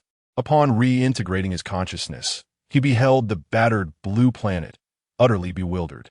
Wait, Where's my blue planet? Don't tell me that what lies before me, riddled with holes and crawling with insects, is the blue planet. He exclaimed in disbelief. I just took a nap, and you turned my blue planet into Swiss cheese. He then glanced at the Azura clan, who were busy inscribing countless stone tablets and the crystalline figure of Big Pineapple. Even in this state, you're still writing tablets? Do you truly believe that this planet, after your extinction, can give rise to a new civilization? Are you writing for the ghost to read? If it weren't for his impending ascension to a level 2 creator god, he would have been tempted to eliminate them on the spot. A perfectly viable life planet had been reduced to this state. Did they not feel even a hint of guilt? Had they ever considered how difficult it would be for any future civilization to survive on this planet? Didn't they understand the collective responsibility of nurturing their environment? With this in mind, Su-mo concluded that the blue planet was no longer viable. While he had never intended to preserve it, the distinction between destroying it himself and allowing others to ruin it was significant. Since they showed no regard for their home planet, he felt justified in his decision. With that, Su-mo exited the small world and arrived at the breeding grounds of his monstrous creations, essentially his garden. Given the circumstances, he decided to gather some vegetables. No, rather, to see what monsters he had. He bent down to pluck a couple of cabbages when he noticed a spider web near the fence that sparked an idea in him. Suppress the eternal spider emperor, a web that ensnares all beings. Absolute dominion over eternity, severing the path to ascension. This notion seemed like a perfect archetype for a villain. However, after some reflection, Su-mo decided against it. Since he intended to annihilate the entire planet, a mere spider would not suffice. He would have to take matters into his own hands. Yet, it was not impossible to manipulate the situation. Currently, Big Pineapple and the Ant Queen were anticipating the emergence of a hidden mastermind. Therefore, he would unleash a hidden hand to create pressure. Only then would they be compelled to break through. When they reached their peak, it would signal the onset of world destruction. Thus, he needed to push them a little further. The Spider Emperor would have to serve this purpose. With a mere thought, the little spider inexplicably transformed into the Spider Emperor, entering the small universe. However, this was only the beginning. Being an ordinary spider was not enough. After a brief moment, the Spider Emperor grew to a staggering length of 10,000 meters. Its body shimmering in a rainbow of colors, with a grotesque human face twisted on its back. All of its joints had been reinforced, and the ability to spin webs was amplified. The universe provided energy, enabling it to spin an infinite amount of silk. Its 8 legs were endowed with the capability to tread upon space, allowing it to traverse the void effortlessly. Everything seemed satisfactory, but shortly thereafter, Su-mo sensed something amiss. This creature is utterly foolish. No, it was more accurate to say its intelligence was exceedingly low. Although he could endow it with wisdom, being a creator god made this task quite simple. He found the outcome unsatisfactory. According to the remarks of the online community, this being was supposed to be a cunning mastermind, plotting for millennia from the shadows. Yet, its current foolish demeanor was utterly inconsistent with that image. Su-mo fell into contemplation, and suddenly an idea struck him. After revealing certain information, Lu Dajuan, who had been taken to a subterranean laboratory for protection, suddenly felt a foggy cloud settle over his mind. Following that, a strange memory surfaced within him. I bestow upon you a body and power. Annihilate the Azura civilization, allowing the Azura king to transcend. I can aid you in rebuilding the Ultra civilization. For the sake of completeness, there is still one more chapter. Chapter 58. Lu Dajuan's dilemma. In the next moment, his body weakened, and he collapsed in the laboratory. When he opened his eyes again, he found himself amidst the cosmos. The scene appeared somewhat peculiar, as everything had transformed into plural forms. The information flooding his mind conveyed an urgent message. He must facilitate the breakthrough of the great pineapple before millennium arrives. Otherwise, he too would meet his demise. Lu Dajuan remained silent, grappling with uncertainty upon receiving this news. He had already caused harm to the great pineapple once, and was reluctant to do so again. Moreover, the Ultraman civilization had been obliterated. Would the re-established Ultraman civilization still resemble the old one? There was another crucial concern. He harbored no trust in the entity that communicated with him. Though he had refrained from sending messages, he had consistently monitored the events transpiring in the microcosm. He was aware of a puppet master lurking in the shadows, intent on compelling the great pineapple to break through, with aspirations to reap the rewards. As the millennium deadline approached, this enigmatic figure grew increasingly anxious. After guarding the fruit for nearly 1,000 years, they were unwilling to let it slip away. Thus, they opted to intervene personally. Lu Dajuan was baffled as to how this being had discovered his existence, and even more perplexed as to why they sought him instead of dispatching their subordinates. He could not fathom how such a power, capable of manipulating the fate of civilizations, could lack a single subordinate. It seemed evident that this entity intended for him to take the fall, a being wishing for him to bear the burden, while simultaneously advocating for the reconstruction of the Ultraman civilization was utterly implausible. He even harbored doubts that the very annihilation of the Ultraman civilization was linked to this individual, for they could control the mosquitoes. Hence, he resolutely chose to refuse. Yet, the option to decline was non-existent. The moment he received the message, his soul had already been ensnared, leading him to this predicament. Lu Dajuan remained quiet, unsure of how to proceed. Now you may wager your life. Should you succeed, you might survive, and perhaps the Ultraman civilization could be restored. But should you fail, death awaits you. The voice was cold and devoid of any emotion. The implications of the words sent a chill through Lu Dajuan. This entity was indeed a malevolent god. They not only refused to act, but also showed no inclination to honor any promises, suggesting that while success might yield rewards, failure would undoubtedly lead to demise. Lu Dajuan expelled a stream of silk, which adhered to a distant star, and began to crawl towards the blue planet. Su Imo, witnessing this scene, nodded in satisfaction. Indeed, this was a task he could not undertake himself. Lu Dajuan silently traversed the starry expanse, resolutely making a decision. The Ultraman civilization had perished because of him, and he could not afford to repeat the same mistake. He cast a web around the blue planet, sealing the entire sphere. Whether through strands of silk or his enormous form, he intermittently obscured the moonlight and sunlight. Such actions immediately captured the attention of the great pineapple. Lu Dajuan seized mosquitoes, inscribing messages upon them with silk before releasing them back into the blue planet. He resolved to inform the great pineapple. Even if it meant his demise, it mattered not, for he was a man destined to perish, having long been deserving of death. He could not allow the entire Azura clan to descend into a dire predicament akin to his own. The silk appeared to ensnare the blue planet, yet his intention was to shield the great pineapple from meteoric threats. According to calculations, the impending apocalypse would manifest as a meteor shower. Although the last cataclysm had been precipitated by his desire to open a passage to Earth, he did not believe that such a formidable being harbored any intentions against the Ultraman civilization. After all, such an entity was overwhelmingly powerful and terrifying. They were the culmination of cosmic will, perhaps merely a tester of civilizations. If they truly wished to annihilate the blue planet, meteors and floods would seem trivial to them. With a mere swipe, the entire solar system could become a two-dimensional sheet. Thus, it was clear that this being urging him to act was the genuine puppet master.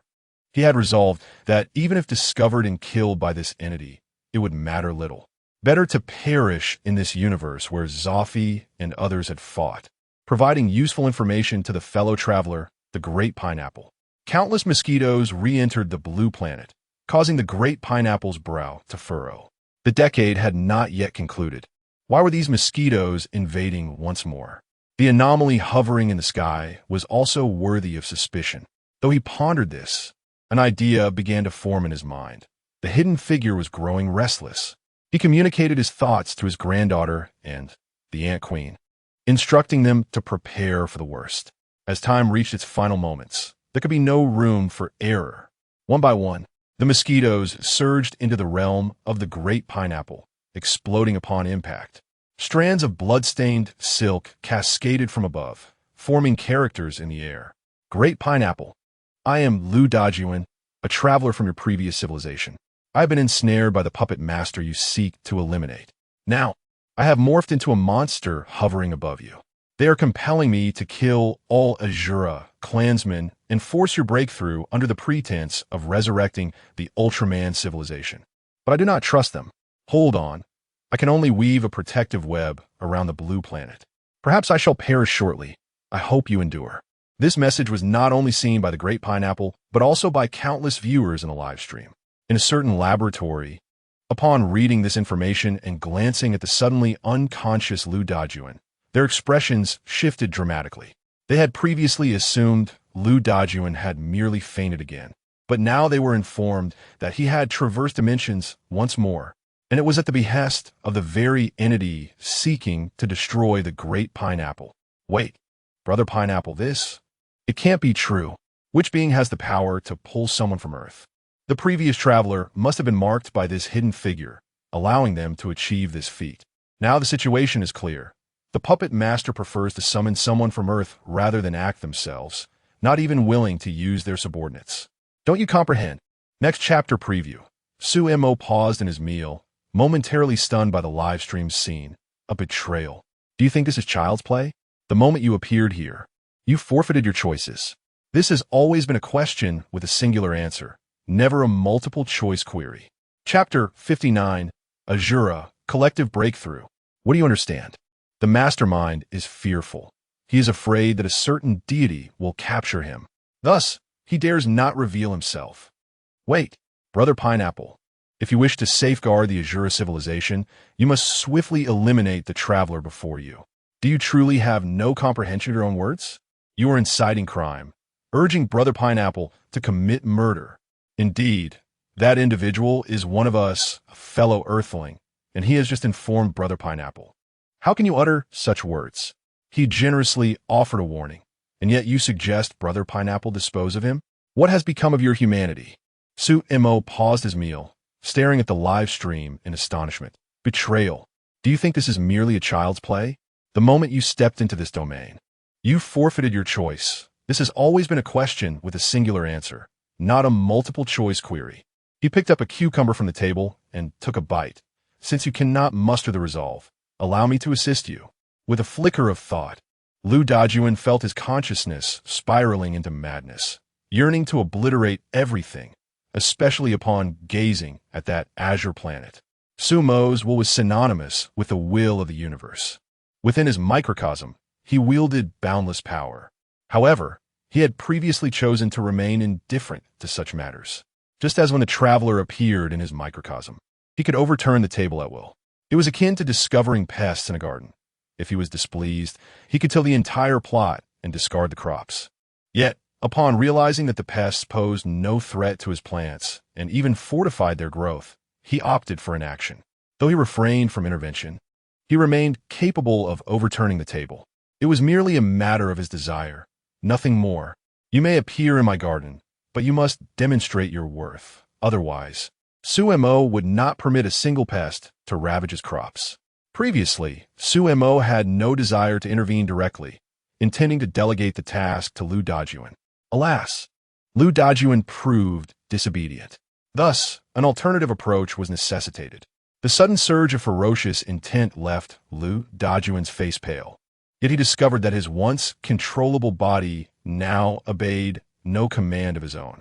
His body convulsed, and thousands of spider eggs rapidly hatched, each possessing a size comparable to that of an ant. Subsequently, they all descended towards the blue planet, and Lu Dajuan was no exception. In that moment, he resembled an observer. He could perceive everything, yet was powerless to act. In a laboratory, the national team surveyed the barrage of comments on the screen, their expressions darkening. To be candid, Lu Dajuan's significance surpassed that of Zhang Qianxing. Firstly, the Great Pineapple had not returned, and his abilities bore little utility for the nation. Even if his extraordinary powers could propel the world towards the extraordinary, would that truly be a blessing? Excessive personal might would only cultivate further crime. This is the very rationale behind China's gun control. Should extraordinary powers emerge, the consequences would be unfathomable. Conversely, Lu Dajuan's technology could fortify the nation. Therein lies the fundamental distinction. Yet at this juncture, they were uncertain how to articulate their thoughts. Primarily, they were unsure if Lu Dajuan could even return. Moreover, it was plausible that when Lu Dajuan uttered those words, he had already resigned himself to death. Furthermore, the netizen was correct. At present, Lu Dajuan might still possess his consciousness, capable of relaying information. However, the lurking puppeteer had been observing the situation all along. He cannot possibly be unaware of Lu Dajuan's actions. Yet the great pineapple still received intelligence. Hence, only two possibilities remained. Firstly, the puppeteer was deliberate, intentionally allowing Lu Dajuan to relay information, thus instigating a conflict between the two. Do you believe Lu Dajuan wishes to engage in battle? The adversary could effortlessly draw you from Earth into that universe. Do you truly think your desire to fight holds any sway? Secondly, he might genuinely have overlooked Lu Dajuan's actions. Perhaps he simply did not care. However, that was but a fleeting moment. It was implausible he would remain oblivious thereafter. They believed the first possibility to be the most likely. Simultaneously, the individual who had previously commented once again spoke up. If you do not eliminate him, he will come to kill you. Do you truly believe he can control everything? He has already been drawn to your side. Do you think he genuinely has a choice? Instead of allowing him to be manipulated into destroying your Azura civilization, it would be prudent to act swiftly while he still retains control over himself. Upon the revelation of this comment, the barrage in the live stream dwindled significantly. Yet, some still insisted on expressing their disbelief. No way, he can still send warnings, which indicates he is safe. As long as Brother Pineapple persists for a while longer, the Millennium Trial is approaching, and then everything will conclude. Do you not comprehend? It is precisely because the Millennium is nearing that the other side has grown anxious, prompting them to draw that traveler over. Their intent is to enable Great Pineapple to break through before the Millennium arrives, thereby annihilating the entire world. As time draws nearer, that individual is exceedingly likely to take direct action. Does he not fear exposure? Exposure? Having safeguarded the fruits of nearly a millennium, he knows someone will soon come to seize them. If he cannot overpower them, would he rather snatch the fruit before they arrive or leave it for others, even if it remains unripe? Upon witnessing this comment, the live stream fell into silence. Indeed, he had guarded for a millennium. Even obtaining an unripe fruit would be preferable to gaining nothing at all. Thus, they possessed no choice. However, Brother Pineapple, would you truly act in such a manner? Great Pineapple gazed at the blood-stained text before him and the abruptly silent barrage, lifting his head to the sky as tiny black dots swiftly enlarged. It was futile. He had arrived. The expressions of all in the live stream shifted dramatically. Though Great Pineapple had not explicitly stated it, everyone understood his meaning. Suemo, seated amidst the cosmos, leisurely consumed a spiky cucumber. This time, whether Great Pineapple broke through or not, he must break through. For the Spider Emperor he had summoned, with merely second-tier strength, could not hope to vanquish him. And if he did not slay him, destruction and slaughter would persist. Perhaps 100,000 second-tier Azuras could inflict some damage upon Lu Dajuan, but to kill him, they were still far from achieving that. Thus, Great Pineapple, your only option is to break through. Oh, by the way, to bolster your confidence, you are free. With a mere thought from Suemo, the restraints on Great Pineapple were lifted. Great Pineapple stood there, his expression grim, realizing that the puppeteer was indeed as the livestream participants had suggested. Upon discovering that the traveler had defected and chosen to inform him, the puppeteer ceased all pretense. The fact that the adversary dared to act so brazenly indicated one of two possibilities. First, he believed that he, along with the entire Azura clan and the Ant clan, could not contend with that elder. Only by breaking through could he hope to prevail against him. Yet, to break through would mean falling into the opponent's trap. Second, he suspected that he would inevitably succumb to the urge to break through, as evidenced by his recent restoration of freedom. Everything seemed indistinguishable. This was the blatant scheme of an open conspiracy, compelling him to transcend his limits. The Ant Queen shook her head frantically, continuously transmitting her thoughts. It is impossible to break through. One must not break through, for to do so would lead to death. The Great Pineapple clenched his fist tightly. For 9 centuries, He had been trapped, and now he had finally regained his freedom. Yet, having just tasted this newfound liberty, he had scarcely the time to survey this world or stretch his limbs before confronting a matter that could determine the survival of the entire Azura clan. And this time, he was faced with a predecessor, a time traveler, who had only recently informed him of the situation. Truly, you are quite the strategist. I, Zhang Qiansheng, vow that if I survive this ordeal, I shall repay everything 100-fold in the future. Pineapple Brother, what is wrong? Speak up. Pineapple Brother, what are your thoughts? The ethereal form of the great pineapple shimmered with a crimson hue, his eyes brimming with a sanguine intensity. Did you truly believe that I've been unprepared all these years? In the next moment, the great pineapple turned to Zhang Baowa and the Ant Queen, declaring, Baogoa, Ant Queen, the great calamity of a millennium is upon us. We can no longer wait. It is time to initiate the final plan. Grandfather, there is still a chance. We still have an opportunity. We merely need to eliminate our opponent. He surely will not dare to act personally. Indeed, do not break through. Breaking through means death. The great pineapple scoffed. He won't act personally. Look at him. So shameless. Does he strike you as someone who refrains from action? He is probably somewhere reveling in the spectacle. Once I break through, I shall reap the rewards of my labor. In fact, he has grown so arrogant that he has loosened his restraint upon me, believing I will submit without resistance. Zhang Baowa shook his head vigorously. Grandfather, no. You remain somewhat indecisive. Truth be told, you are not as formidable as your father. To reign as a king, one must possess the spirit of a ruler. Some matters, even if they lead to certain death, must not evoke even the slightest retreat. It is a pity for my predecessor, the time traveler.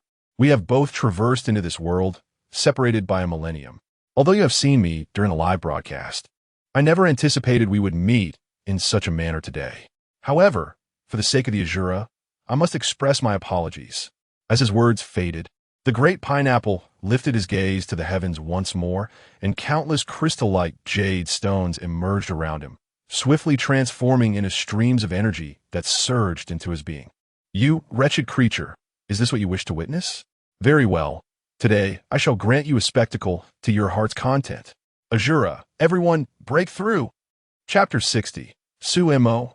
Thus, the game comes to an end. Chapter 60.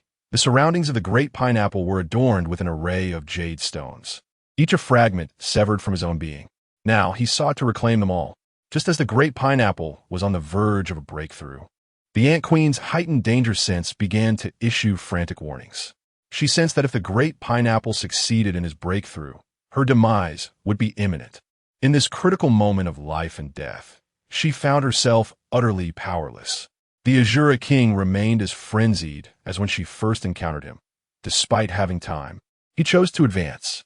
This was an unfathomable decision for her. Even an additional minute of existence seemed preferable to a direct path to death. Yet in that moment, she had no choice.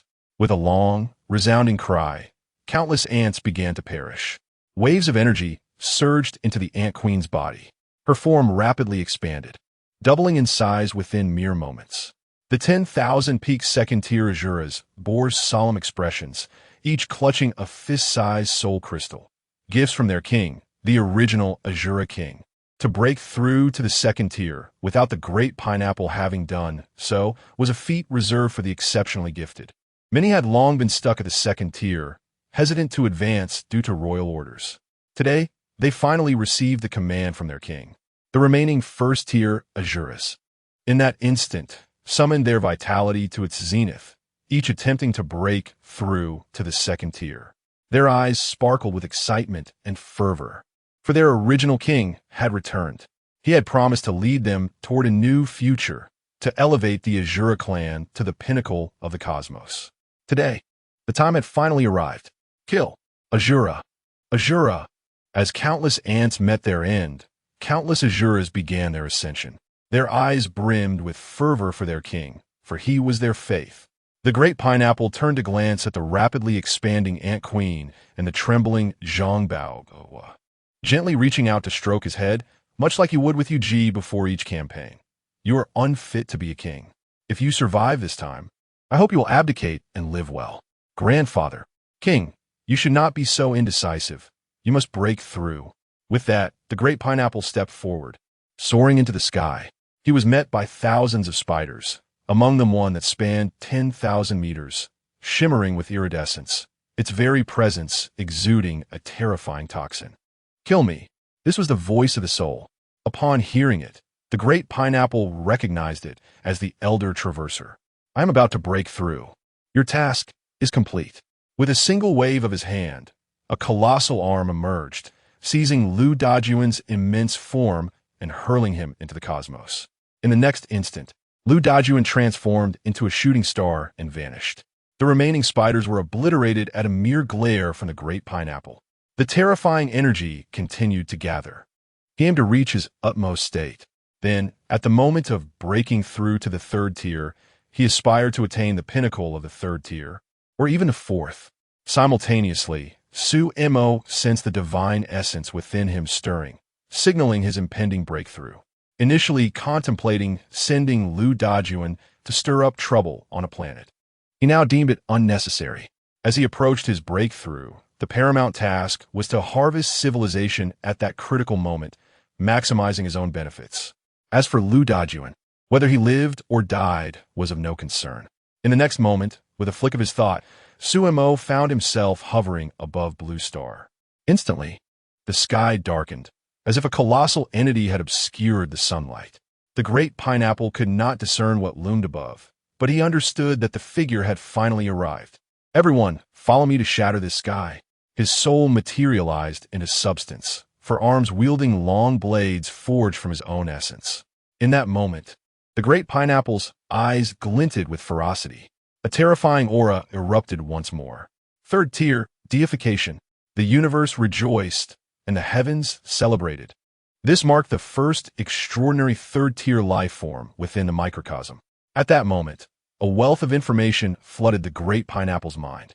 The third tier, extraordinary, the god of civilization, having transcended his home planet, he could traverse the cosmos with a lifespan of 8,000 years. Yet his aura showed no signs of ceasing its expansion. From mid-third tier to late third tier, and finally reaching the peak of the third tier, only when he achieved absolute completion did his energy stabilize. Kill! With a furious roar, the great pineapple's voice resonated, and simultaneously, the 10,000 Azuras broke through in an instant. Each soared into the sky, enveloped in a mist of blood, illuminating the dim heavens like a crimson cloud. Below, the Azura warriors erupted in a chorus of battle cries, their blood surging, veins bulging as millions of Azuras ascended to the second tier. In that fleeting moment, the entire Azura civilization leaped from the second tier to the third, achieving a standard within the mid-tier of the third. Today, their king would lead them to slay gods, severing the chains of fate binding the Azura clan and the shackles of heavenly law. They would truly become the most formidable race in the universe, ascending to the pinnacle of existence. Yet, unbeknownst to them, they had already stood at the apex of the universe. The Ant Queen's form rapidly expanded. In just a brief moment, she reached a length of 10,000 meters. And in that instant, she broke through to the second tier. However, her form showed no signs of ceasing its expansion. Instead, it continued to grow at an astonishing pace, fueled by the overwhelming number of ants she had produced over the past 800 years. Mid-second tier, peak second tier, complete second tier, third tier. Only upon reaching the pinnacle of the early third tier did her form expand to 200,000 meters before finally halting. In that moment, she lay sprawled, resembling a colossal tumor sprouting from Blue Star, a testament to her terrifying size. Su Mo observed the unfolding events beneath him, his expression devoid of emotion. Although he had obscured the sun, no one could perceive his presence.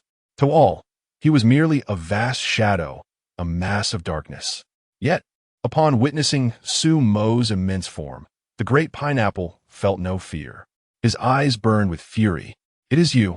You are the one who has ensnared me here for 900 years. It is you who seeks to annihilate our world. You are the one who has torn my family apart. You deserve to perish.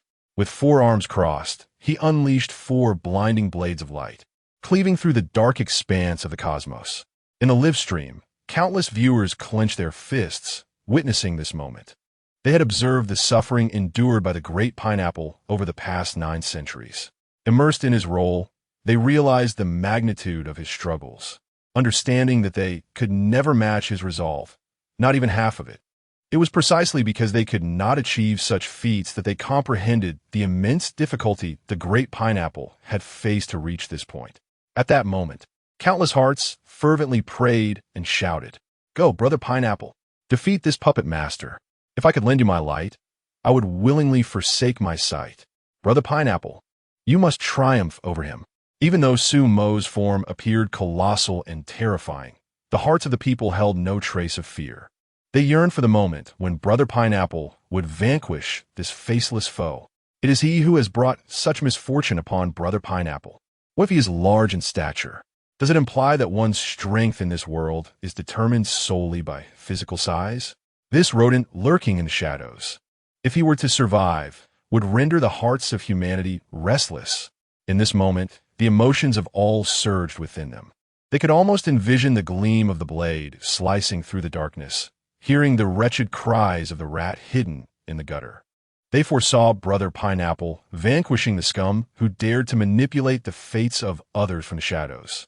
They envisioned him leading the Azura clan to ascendancy, guiding them to the zenith of the cosmos, becoming the supreme sovereign. At this moment, their fervor ignited, coursing through their veins. However, just as the blade was about to pierce the shroud of darkness, it vanished in an instant. A flicker of disbelief crossed the eyes of all viewers in the live stream. What had they just witnessed? Brother Pineapple's full-force strike could not even graze his adversary.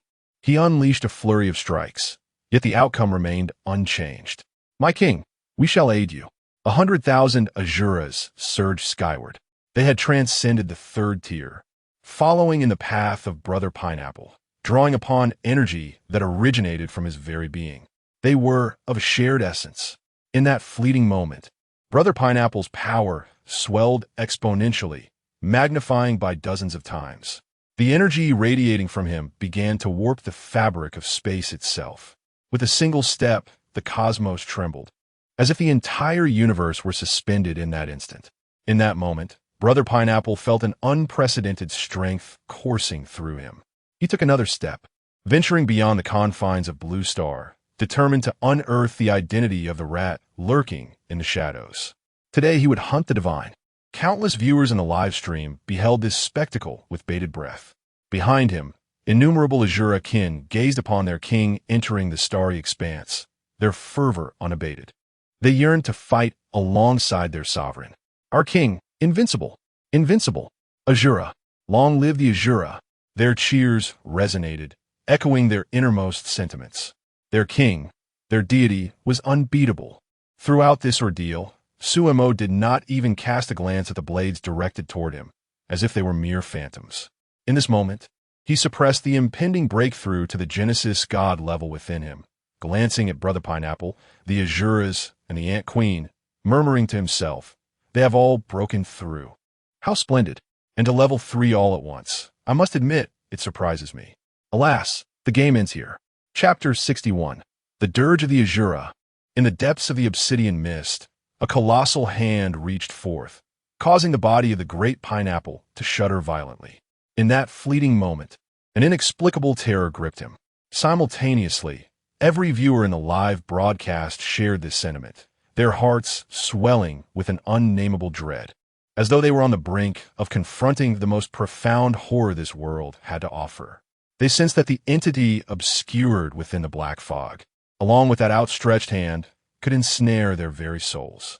In an instant, beads of cold sweat cascaded down the foreheads of all who were watching. Some were even unaware that their garments had become drenched in their own perspiration. They yearned to flee, to abandon the live stream, unwilling to gaze further into the abyss. Yet their eyes seemed inexorably locked onto that shadowy, titanic hand, the true puppeteer of darkness. However, this surge of fear was but a fleeting whisper in the mind of the great pineapple, swiftly cast aside. This mere flicker of dread paled in comparison to the torment he had endured over the years, the anguish of losing Yuji.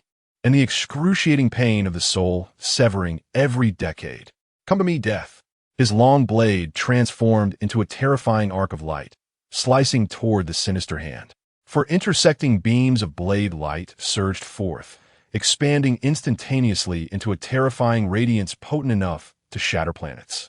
At that moment, the fabric of space itself fractured, as his assault grazed the threshold of level 4, tearing through dimensions. The blade light continued to swell, soon eclipsing even that dark hand. These 4 blades, imbued with an unmatched momentum, sought to sever the arm that had dominated the Great Pineapple for a millennium, manipulating the fate of the Azura clan. The space shattered like a mirror. The audience in the live stream sensed the Great Pineapple's resolve. Despite their lingering fear, a flicker of hope ignited within them. They truly wished for him to shatter the shackles of destiny, to break free from the constraints of the heavenly laws, and to vanquish that hidden hand. Yet, while imagination painted a beautiful picture, reality remained unforgivingly brutal. The colossal blade light, capable of cleaving a planet, disintegrated upon contact with that dark hand. It shattered. This destruction was far more despairing than mere obliteration. If it had vanished, they might have contemplated that the adversary had employed some method to deflect the attack. They could have deceived themselves into believing that the foe feared them, hesitant to withstand their strike. The fragmented blade light, still radiating overwhelming power, swept outward, cleaving a planet in twain beneath its fury. The dark hand continued its inexorable approach toward Blue Star, growing ever larger. A strike fueled by the strength of 100,000 third-tier Azuras could not even breach the skin of the foe. How is this possible? No, how can this be happening? Brother Pineapple has prepared for 900 years. How could this be? Is this the truth of the world? Is this the hidden hand behind it all? Oh God, how could this happen? When will you appear to slay that hand? This world is too dark. A civilization's trial once every millennium. The hidden hand cultivates civilizations, harvesting their fruits, never granting them the opportunity to prove themselves. In such a world, civilizations lasting over 1,000 years are utterly impossible. This is a world of despair. With such a hidden hand, how could Brother Pineapple possibly survive? Brother Pineapple, run. Brother Pineapple, you must flee. You stand no chance against him. Perhaps running might still offer hope. Brother Pineapple. Upon witnessing this scene, the viewers' defenses crumbled in an instant. They had borne witness to the rise of the Great Pineapple. Watching as he aided a primitive tribe through crises, cultivated civilization, resisted the ant clan, endured famine, and persevered to this moment. Having witnessed Brother Pineapple's suffering and torment, they had long since identified with his plight. Even after 9 centuries, despite their jests, each time they saw him tear at his own soul, they felt his anguish. Yet, they had believed that hope still lingered. As long as hope existed, enduring pain was bearable. Some even told the Great Pineapple that the more suffering he endured, the sweeter his triumph would be. But reality struck them all fiercely. There was no hope. All their aspirations were mere figments of their imagination. This was a world steeped in despair. Regardless of how one resisted or struggled, it ultimately led to nothing but grievous wounds and an even more painful demise. Rather than endure such torment, it would have been better to have broken through directly and allowed this civilization, which could not persist, to fade into the annals of history. Why suffer so much pain? 900 years, trapped in a confined space for 9 centuries, harboring boundless hatred, enduring the agony of soul tearing every decade. Even though the Great Pineapple had faced this torment countless times, each instance left him howling in pain toward the heavens. Such suffering was beyond the capacity of any normal being to bear. Yet the Great Pineapple persevered through sheer hatred, the hope for the future, and the conviction to lead the Azura in tearing apart their prison. But this was never a world where hope guaranteed success. In an instant, countless beliefs shattered. Simultaneously, they felt a profound guilt. They had painted dreams for the Great Pineapple time and again. They had bestowed him with hope, leading him to endure 9 centuries of suffering in vain. They were the sinners. Suddenly, the Great Pineapple erupted in maniacal laughter. His soul reverberated through space. sending his voice echoing into the void. Ha ha! Ha ha! He gazed toward the encroaching darkness and that rapidly approaching hand, which sought to seize him, laughing with abandon. His laughter resonated with a sense of liberation, tinged with defiance and release. Is this the result of my 900 years of struggle? How utterly absurd!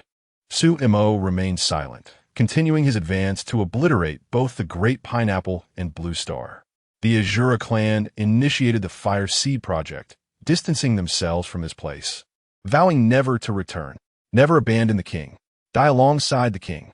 Azura shall prevail. Only by departing from here could they seek vengeance. Ant Queen, lead them away. Upon concluding his words, the Great Pineapple charged toward the horizon. He understood that the Hidden Hand's target was himself. Thus, he hoped his actions might buy them a moment's respite. This was the last act he could perform as the king of the Azura for their sake. Though the 100,000 third-tier Azuras yearned to fight for their king, they also heard his words. Only by fleeing and growing stronger might they have a chance to avenge him. Their hearts ached with reluctance. Yet this was the final opportunity their king had secured for them. These 100,000 Azuras embodied the hope of the entire clan, for only they possessed the ability to survive in the cosmos. As for the rest, the Azura clan never feared death. The Ant Queen, engulfed in terror, felt a shadow of death loom ever closer. No matter what she did, no matter where she ran, escape was impossible. This was a path leading to certain doom. Although he was aware that this was a dead end, the instinct for survival compelled him to swiftly flee in the opposite direction of the Dark Hand. Su-Mo watched this scene unfold, inwardly murmuring, "To escape is an impossibility." With a mere thought, an invisible barrier of space enveloped the entire Blue Star, just as the Great Pineapple could not depart from the site of its demise. Others, too, found themselves unable to escape from Blue Star. A series of resounding crashes echoed, as the Azuras, with grim expressions, gazed upon the transparent barrier that was imperceptible yet tangible before them. In that moment, they understood that their adversary had no intention of allowing anyone to flee. They had never harbored any hope from the very beginning. The Great Pineapple turned to glance at the other Azuras trapped within the atmosphere, their eyes filled with rage. "Your target is not me. Why do you attack them? If you have the ability, confront me." Su-Mo remained silent, indifferent to their words. He was preoccupied with suppressing the breakthrough of his divine essence. Striving to achieve complete balance between the two, he aimed to bring his divine essence to the precipice of breakthrough, intending to annihilate everything here and seize the rank before progressing. This was the method of maximizing benefits. The Dark Hand collided with the Great Pineapple, its crystalline soul shattered on the spot. Whether Azura or audience in a live stream, all were left aghast at this sight. At that moment, they had yet to grasp why the Great Pineapple had perished, yet the live stream persisted. Then, in terror, they noticed 2 points of light flickering in the darkness. These lights were distant, akin to celestial bodies in the universe that remained unperturbed by one another. If they were indeed planets, it would not be frightful.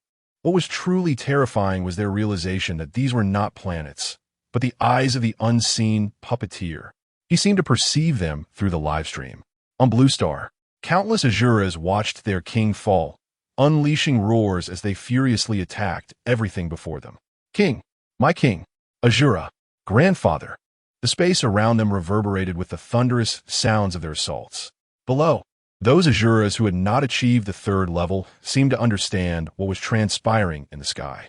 One by one, they rose to face the colossal hand above, their eyes ablaze with fury.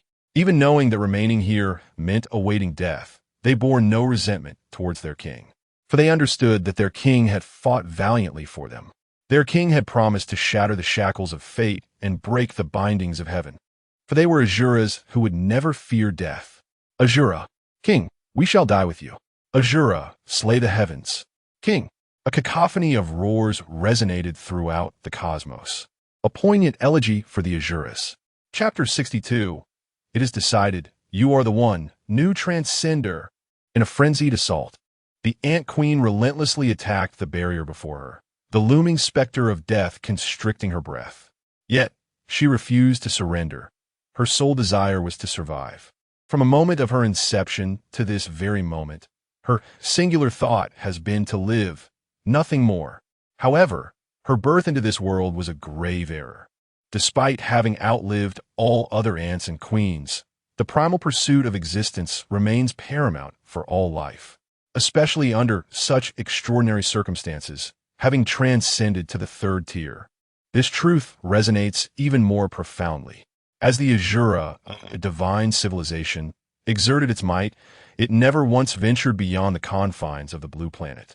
The gods of 100,000 third-tier civilizations could be deemed the pinnacle of their realm, yet they remained tethered to their home worlds for eternity. The Dark Hand loomed closer and larger, ultimately encompassing the sun, moon, and surrounding planets. With the sun extinguished, the blue planet was shrouded in darkness. The terrifying radiance of 100,000 Azuras illuminated everything. The moon vanished, and seismic eruptions began to ravage the land. Countless second-tier Azuras quelled the natural disasters, which, for primitive civilizations, were the most dreadful calamities. Yet before the Azuras, they could be effortlessly suppressed. However, their tribulations never stemmed from these forces. With a resounding crash, the blue planet collided with the Dark Hand, erupting into a brilliant flare. This was the final spark of the planet, a last vestige of warmth, and the Azura's ultimate twilight. It was also the most resplendent display of this civilization. From afar, Lu Dajuan watched helplessly as everything before him crumbled into oblivion. Yet he could do nothing. Meanwhile, Su Mo sensed a swift elevation in his status, and at that moment, his rank as a creator god surged concurrently. Name: Su Mo. Gender: male. Status: 5. 89. Current world status: 3. 14. Creator level: 2. Glancing at his status, Su Mo nearly erupted into laughter. 2 third-tier civilizations had directly elevated his status by 2 points. The Azura race had reached the apex of third-tier civilization, and their annihilation granted him an additional 1. 1 point just shy of 1. 2, which would signify a fourth-tier civilization. As for the Ant Queen, she alone constituted a civilization and was also third-tier. Initially, Su Mo believed he could only attain a second-tier status, equating to 0. Yet, it appeared he had underestimated himself. Although she was merely a low-tier third civilization, she still conferred upon Su Mo a commendable 0. 9 points. Of course, this was partially because Su Mo had suppressed his own breakthrough. Otherwise, the gains would have been halved. The higher the creator god level, the lesser the status acquired from the destruction of civilizations. As Sumo's status soared from 3rd to 5th tier, he transitioned from a lowly to a moderately esteemed level. Statuses of 1 to 3 represent low ranks, while 4 to 6 are considered middle ranks, and the final tier of 7 to 9 signifies a transcendental ascent. Simultaneously, it was uncertain whether his creator god level had ascended to the 2nd tier or if it was merely a consequence of his status elevation. But he felt the ability to extract 2 civilizations from history. Naturally, these civilizations would not be in their most refined states. They would require a fresh genesis. Previously, those races had undergone countless simulations through the creator god rank, ultimately materializing into existence. Each simulation resulted in slight deviations, rendering every acquired civilization unique. Although Su Mo could create a 3-eyed species or an Azura race, his creations could not be deemed a civilization, and each attempt would bear its own discrepancies. Life, as it were, could face reproductive isolation from even the slightest deviation, potentially leading to extinction. He could opt for replication. However, such an approach yielded identical genetic information, risking the emergence of substandard beings incapable of survival. Despite the apparent intelligence of the lives he had released, they were the result of innumerable simulations that led to their eventual emergence. Now, the prospect of extracting 2 races beckoned him. The first was undoubtedly the Azura race, possessing immense potential for growth, possibly evolving into a 4th-tier civilization. The choice for the second was more challenging, whether to select the Ultra Civilization or the Ant Queen, both exhibiting remarkable developmental potential. Pondering the Ultra Civilization momentarily halted Su Mo's thoughts. Had he forgotten to retrieve his dark Digga figurine? And what are the tears of despair? Reflecting on this, Su-Mo gazed toward the shattered blue planet. Without the tears of despair, the Azura's rise would indeed be formidable. The fragmented soul of the great pineapple also represented a valuable asset. With a mere thought, Su-Mo gathered the tears of despair and the scattered shards of the great pineapple. With everything in place, it was time to conclude this tale. Thus, Su-Mo's essence departed from the microcosm. The subsequent matters became straightforward.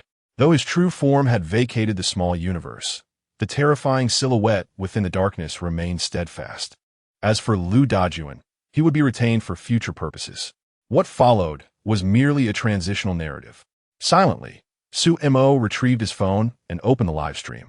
Munching on a cucumber while observing the broadcast, he directed the dark entity's gaze toward the stream. If earlier viewers had not yet grasped why the great pineapple had perished while the stream continued, they now understood. The live stream had fallen under the dominion of an entity capable of obliterating worlds with a mere gesture.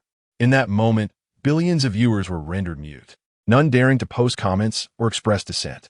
Some timid souls attempted to exit the live stream, only to discover, in terror, that they were unable to do so. A profound fear gripped their hearts as they contemplated the intentions of the being before them. Yet the next instant, they witnessed the dark figure rapidly enlarging. No, it was not that he was growing. Rather, the planets surrounding him were expanding. By comparative logic, if the objects around him were increasing in size, it meant he was diminishing. Yet, if he was indeed shrinking, why did he appear to grow larger on the screen? What was the principle at play? A chilling realization erupted in their minds. This being intended to breach dimensions through the live stream, directly arriving on Earth. As this thought crossed their minds, their bodies began to tremble uncontrollably, cold sweat cascading down their brows. This was an entity capable of annihilating planets, one who would stop at nothing to achieve its goals. In that world, a powerful figure observed from behind, exercising restraint, needing to recruit individuals from Earth. But if this being were to arrive on Earth, the consequences were beyond their imagination. They wished to power down their phones, yet their bodies betrayed them. They longed to scream, yet no sound escaped their lips. In that moment, they were gripped by sheer terror. Though many had feared the previous entity capable of detonating their phones, it was not a paralyzing dread. Rather, they speculated that it merely disliked being observed, hence the destruction of their screens. They bore little concern for him, but this was different. He had just obliterated the Azura civilization.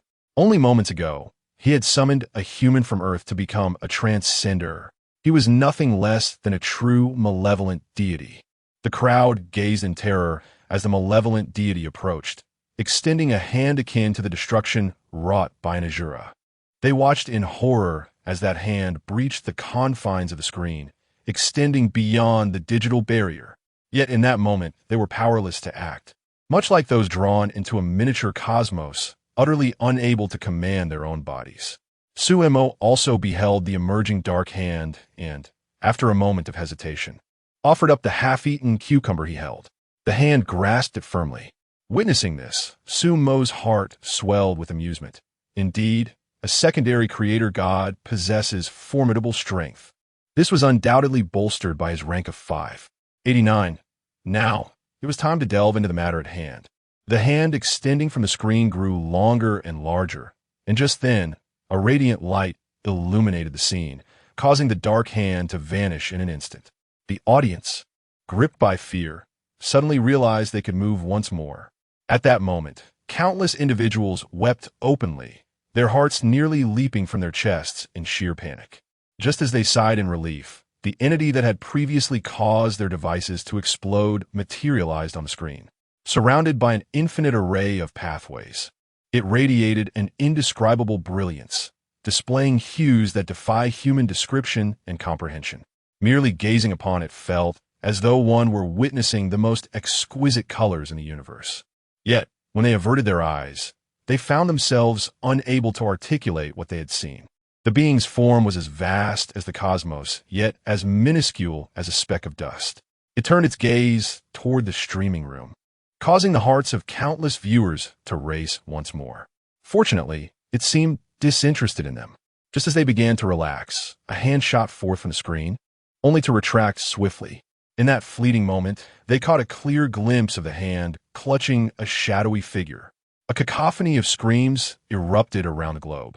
Su-Imo glanced at Lu Dajuan and then at the streaming room, confirming that he was alone before embarking on a new act of creation. He intended to conjure both the Ultra Civilization and the Azura Civilization simultaneously. Lu Dajuan would continue to contribute to the Ultra Civilization, as he possessed knowledge of its technology, thereby accelerating its development. As for the Azura, Su-Imo remained undecided about whether to include a traverser or what type would be most advantageous. Contemplating the new civilization, he retrieved a few ID addresses he had previously noted and chose one at random. Meanwhile, a bespectacled young man stared at a string of text before him, his heart racing wildly, consumed by overwhelming dread. Your invitation to join the construction of your miniature cosmos awaits your acceptance. Agree. Yes. Automatic agreement in 29 minutes and 59 seconds. Chapter 63. The impending journey in the vast expanse of the microcosm. Su-Imo initially confined Lu Dajuan's soul. Of course, this was after extracting his essence from the body of the Spider Emperor before re-imprisoning it. Subsequently, he cast the Spider Emperor near a planet inhabited by mosquitoes, allowing it to flourish. Thus commenced a new round of creation. As Sumo's rank as a creator god ascended to level 2, the possibilities before him multiplied. Not only was he invincible within this small universe, but he could also physically traverse the cosmos in the real world. With a mere thought, 3 complete life-bearing planets materialized instantaneously, accompanied by their requisite facilities, stars, moons, and an assortment of various entities. It was akin to a one-click generation of the most suitable planets for sustaining life.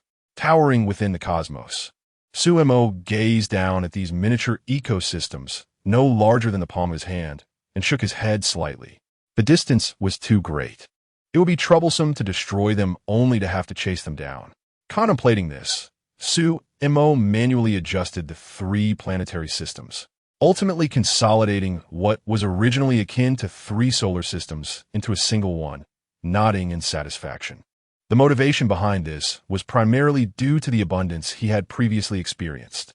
Initially, he believed achieving a level 2 civilization would be the pinnacle, yet he was presented with 2 level 3 civilizations, one of which was at the apex of its tier. This was indeed a windfall. He pondered briefly the reasons for this transformation. Friction with other civilizations had led to conflict, compelling them to evolve. Those who lagged faced devastation, and to avoid such fate, they had to grow stronger. Consequently, everyone became more powerful, much to the delight of our esteemed creator god, Su-Imo.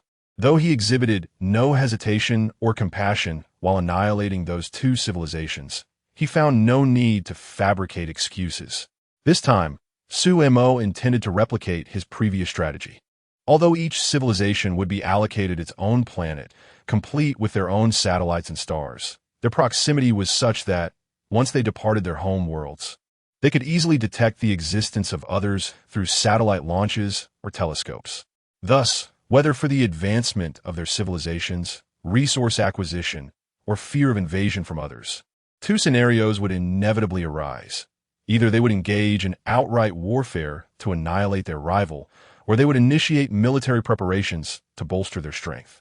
In either case, Su-Imo was pleased. Among these, the Azura clan displayed extraordinary potential, while the Ultraman civilization, led by Lu Dajuan, who possessed knowledge of the previous Ultraman civilization, would, given 2 centuries, restore the glory of their kind. As for the new civilization, Su-Imo had already selected its future path, leaving them to discover their own fate. With the Azura and Ultraman civilizations present, he felt indifferent to the new civilization's prospects, recognizing that not every civilization possessed such potential.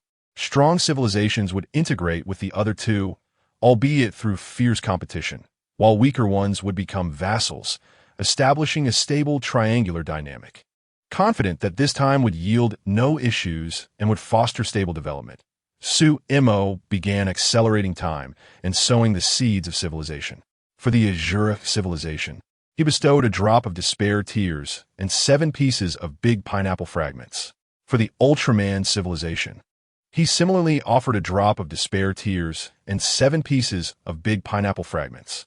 As for the new civilization, uncertain of its utility or potential, he allocated 6 pieces of big pineapple fragments. The rationale behind this division was twofold. Firstly, the despair tears originated from Lu Dajuan. Should he utilize them effectively, the results might be more favorable. The Azura civilization's unique affinity for despair tears also influenced his decision, as he would not have granted them such a gift otherwise.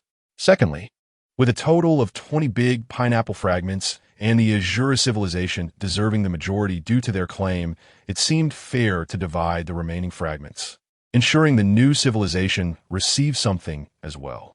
Reflecting on his equitable distribution, Su-Mo couldn't help but feel proud of his fairness as a creator god. Meanwhile, the big pineapple seemed to retort, "You think you're noble? You possess my fragments, yet claim to be just." Lu Dajuan, with a mere 2 drops of tears, could only observe in silence. Content with his allocations, Su-Mo contemplated the possibility of producing 1,000 civilizations to annihilate them all at once, which would easily elevate him to level 9. However, the limitations of his capacity as a level 1 creator god became evident. He could cultivate only 3 civilizations at most, with the 3rd lacking sentience. Nevertheless, he could still create monsters. Having completed his preparations, Su-Mo nodded in satisfaction and began dispersing the seeds of civilization.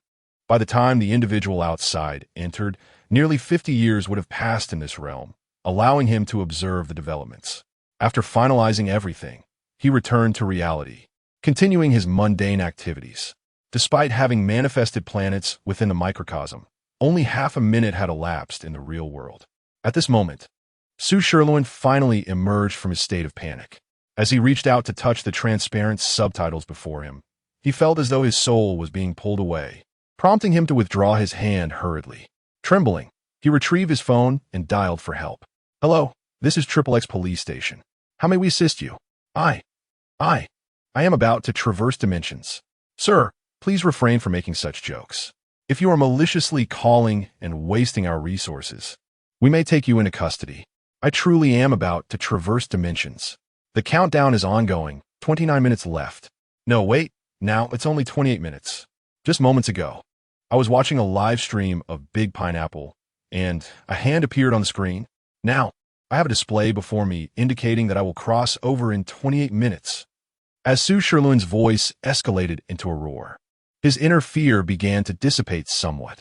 Meanwhile, the officers at XXX Police Station were left bewildered by his words. The phenomenon surrounding Big Pineapple had become a common topic of discussion, known to everyone from the elderly to young children. Even the entity that had attempted to crawl through the internet had startled everyone, though that sinister being had ultimately been captured by an even more formidable presence. The fear of such a being, capable of traversing the internet and annihilating stars with a mere wave, was palpable. In that brief moment, countless individuals had been so frightened that they nearly lost consciousness, with many who had no history of heart conditions teetering on the brink of a cardiac crisis. As for those afflicted with heart disease, they are either already in the hospital or just now have finished their medication. This moment was already chaotic enough, and now an even greater turmoil has emerged. Sir, are you quite certain you are not deceiving us? Su Sherluin replied, I will soon transcend. Do you think he is with you? Am I intending to have you committed to a psychiatric facility? Moreover, the frame before my eyes is still pulsating with dark energy. I have no ulterior motives to toy with you. Sir, we merely seek to verify your location. We shall dispatch someone immediately. I have already communicated with the higher authorities on your behalf, but should this be a prank, you will face severe consequences. After revealing his address, Su Sherluin slumped weakly onto the sofa, a torrent of chaotic thoughts swirling in his mind. Others may bid farewell to their parents, yet he, an orphan, had no one to say goodbye to. Ultimately, he could only call a few close acquaintances. He also donated over 10,000 from his bank account to the orphanage where he had grown up.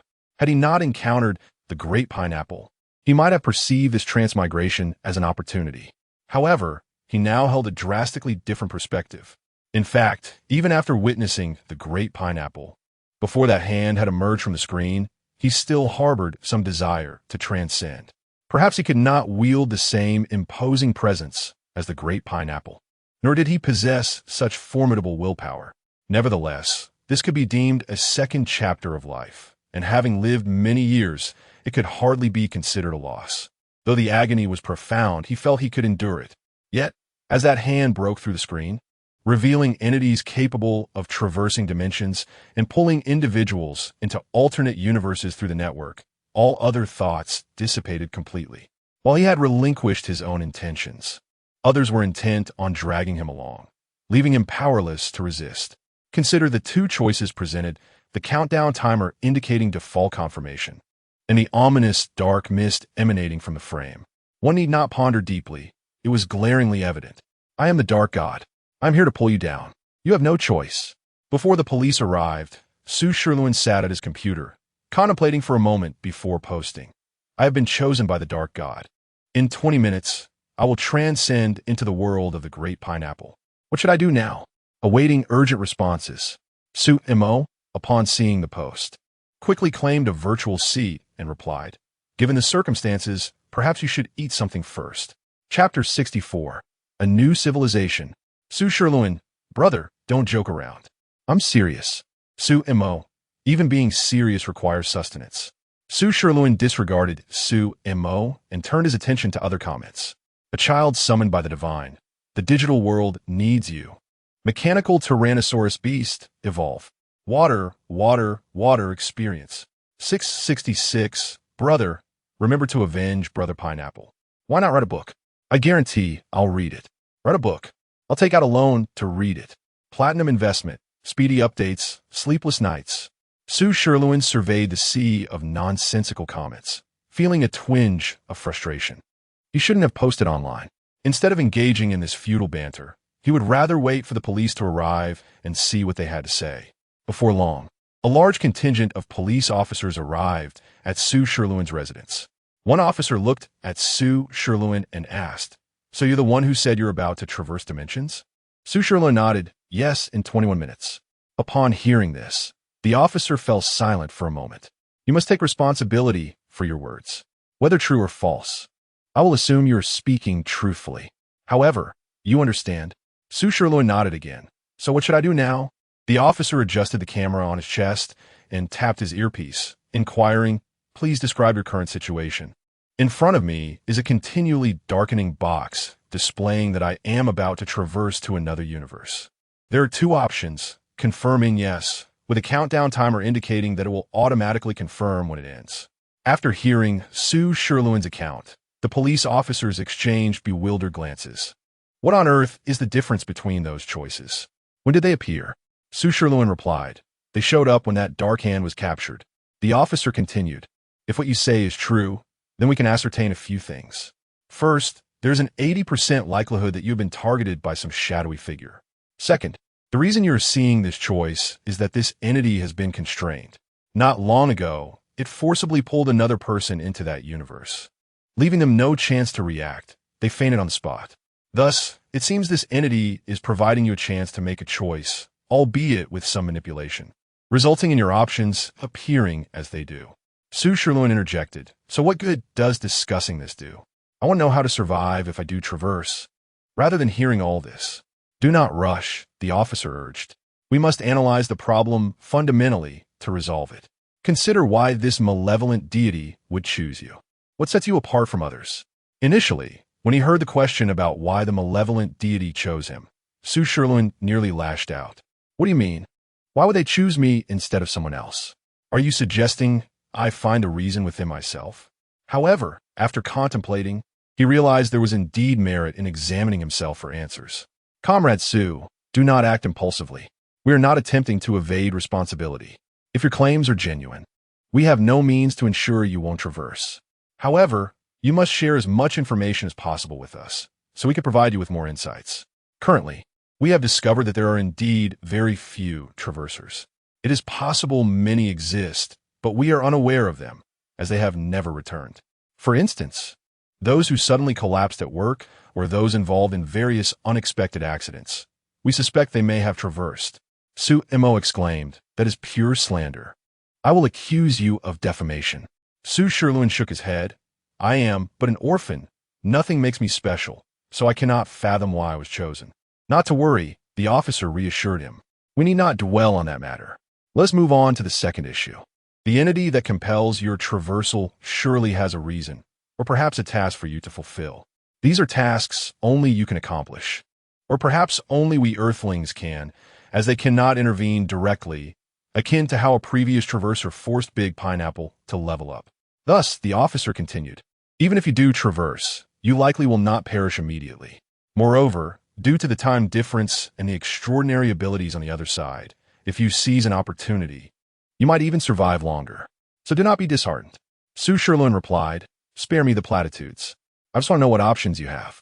"Well, we currently have an immature suggestion," the officer said. "What suggestion?" Su Sherlun inquired. "Why not start a live stream?" Su Sherlun was taken aback. "We're not jesting. This is the best solution we have at the moment, because we genuinely do not know how to handle this situation. If your live stream can connect our world with Big Pineapples, allowing your consciousness to traverse into that realm, we may be able to provide you with some remote assistance. Otherwise, we truly have no means to help." "What if my live stream fails to connect?" Su Sherlun asked. "We will assist you in cremation." After much discussion, they concluded that a live stream was indeed the best course of action. A newcomer initiated a live stream, which bore a striking title: Countdown 12 minutes and 19 seconds until traversing to another world to find Brother Pineapple. At that moment, Big Pineapple's live stream had already concluded, and it seemed no one dared to discuss the ominous hand. They could only lament for Big Pineapple, with countless places even displaying memorials for Azura King Zhang Qianqing. Zhang Qianqing's parents were utterly devastated, having witnessed their son struggle for a millennium in a foreign world, enduring 900 years of torment, only to ultimately. Meanwhile, some audacious film companies were contemplating contacting Big Pineapple's parents to adapt his story into a movie titled Azura King.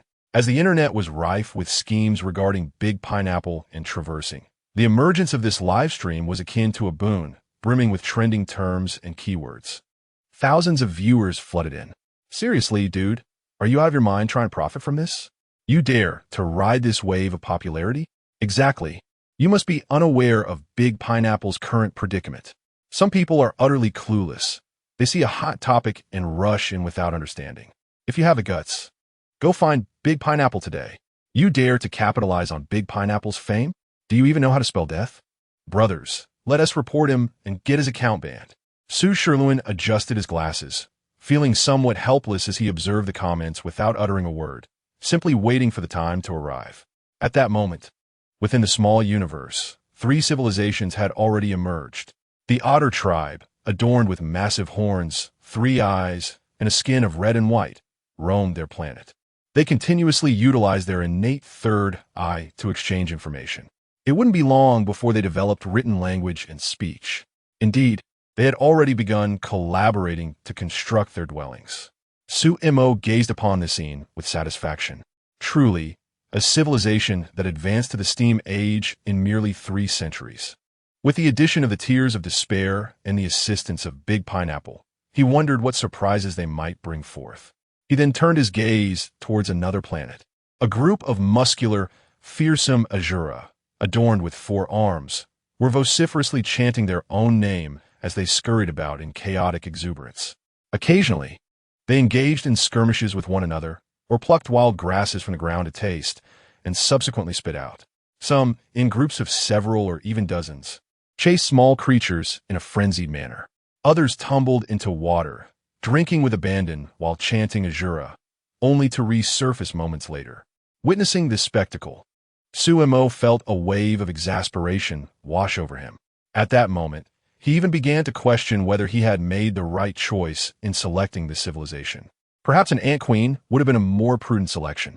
After all, their current state hardly suggested they were capable of traversing the path of the extraordinary. Su Mo even doubted whether they could grasp the concept of the extraordinary even if it were laid out before them. They truly resembled a band of simpletons. He hesitated, contemplating whether to assign a guide to the Azura, but ultimately shook his head, deciding to observe further turning his gaze toward the third planet. Upon gazing at this planet, Suemo felt a moment of confusion. It was eerily silent, devoid of any visible life, resembling a barren, lifeless orb. Yet, the lush greenery and the bustling animals scampering about testified to its vitality. Could it be that the seeding of life had failed? Just as he pondered this, he witnessed a rabbit-like creature suddenly collapse, only for the air to shimmer slightly, allowing the creature to rise again and resume grazing. Initially dismissive, Suemo soon realized the significance of the event. It was not a failure in the seeding of life forms. Rather, this particular life form was unique. It did not require a physical body. This was reminiscent of the soul form seen in a certain video game. In the next moment, Suemo comprehended that the civilization seed, during its simulation process, would generate the most suitable life forms based on the prevailing environment of the planet. While there were often discrepancies, sometimes fortunate, sometimes not, such as the emergence of the Ultraman civilization in a peril-free world, the subsequent appearance of mosquitoes even allowed a species, which had succumbed to their bites for 3 centuries, to communicate and worship them, albeit to their own demise. As for the last Azura, they simply charged ahead without thought. Presently, they posed no threat, and despite the abundance of advantageous elements, their stagnation stemmed from the civilization seed Suemo had extracted from a prior civilization. Otherwise, he surmised that these 2 civilizations might have been even stronger. The current state of this race was evidently influenced by fragments of the aforementioned game, resulting in their peculiar form. It appeared that this scenario had become quite intriguing, a collision of 3 disparate civilizations, one with a focus on technology, another renowned for physical prowess, and a third existing in a spiritual essence. Suemo pondered what sparks might ignite from this convergence. With this in mind, he stroked his chin and concluded, the Azura required a guide. Otherwise, given their present condition, they would likely not ascend to even a level 1 civilization after a millennium. Moreover, each traveler would need to be assigned a task. Only then could the civilization's progress accelerate. As for the rewards for task completion, Suemo merely stated that he would assign them a task, but he never mentioned any rewards. Chapter 65, Fragments Beyond the Azura. In this chapter, Suemo commenced the selection of a guide for the Azura. The process of selection was rather straightforward. Suemo took out a small notebook and casually chose one. Shortly thereafter, another companion began to raise an alarm. Suemo then pondered over the nature of the task he would assign them. Firstly, the task must be formidable, challenging enough that they would find it exceedingly difficult to accomplish, even with the combined efforts of their entire clan. Only then would they exert themselves fully. The ultra-civilization was focused on technological advancement. Thus, it was only fitting for them to develop to a level 4 civilization. The last time, they nearly reached level 2, so doubling their progress this time should not be impossible. Moreover, Lu Dajuan possessed previous experience, which meant they could avoid a millennium of setbacks. With diligent effort, completion was certainly within the realm of possibility. As for the Azura clan, the assignment was even simpler. As the MVP of the previous era, a rather straightforward task would suffice to gather all the fragments of the Azura king. Naturally, Suemo was not referring solely to the fragments on the Azura planet, but also included those from the other 2 civilizations. The super civilization needed to achieve at least a level 3 status to leave their home planet. To collect the fragments of the Great Pineapple, they would have to confront the others. The Ultra civilization might not require these fragments, yet their Ultramen were capable of unleashing powerful waves, making the outcome of any conflict uncertain. Ultimately, it would depend on which side advanced more swiftly. As for the Soul civilization, Suemo was still unaware of their name. However, they had evolved into their current form thanks to the fragments of the Great Pineapple. Demanding their fragments would be akin to demanding their very existence. These fragments played a crucial role in their growth and future development. Thus, attempting to acquire their Great Pineapple fragments would not be an easy feat nevertheless. Suemo did not possess extensive knowledge about this new civilization and was uncertain of their future trajectory. In light of this, he decided to assign them a task to unify the 3 clans. Should they succeed, it would indicate their terrifying strength, sufficient to overshadow Lu Dajuan and the Azura. a prospect that would delight Sumo. If they failed, then so be it. He held no grand expectations. After all, they were a nascent civilization, and despite having the great pineapple fragments as a variable, facing two experienced civilizations would indeed be a daunting challenge. Then there was the matter of the live broadcast. Sumo was well aware of the thoughts of those individuals and understood their intentions. After some contemplation, he ultimately chose to remain silent. If they wished to watch the live broadcast, so be it. He would arrange for Lu Dajuan to have a broadcast as well. However, each live stream would be restricted to the souls involved. Exiting was permissible, but they could not enter other streams. In essence, once a choice was made, regardless of which of the three individuals' broadcasts they entered, they could not betray the others by leaking information. Although Sumo recognized they would attempt to assist one another, he deemed it inconsequential. As long as they did not wander aimlessly among the three streams, he was content. As for any suspicions regarding intentions, was the purpose not glaringly evident? Anyone comparing the tasks assigned to the three would easily discern that this was a means of compelling their growth.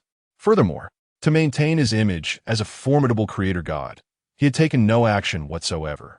The creator god, seeking to rectify the destruction wrought by external malevolent forces upon the first two civilizations, deliberately extracted them from history to participate in a revival contest. They would undergo a renewed millennial trial.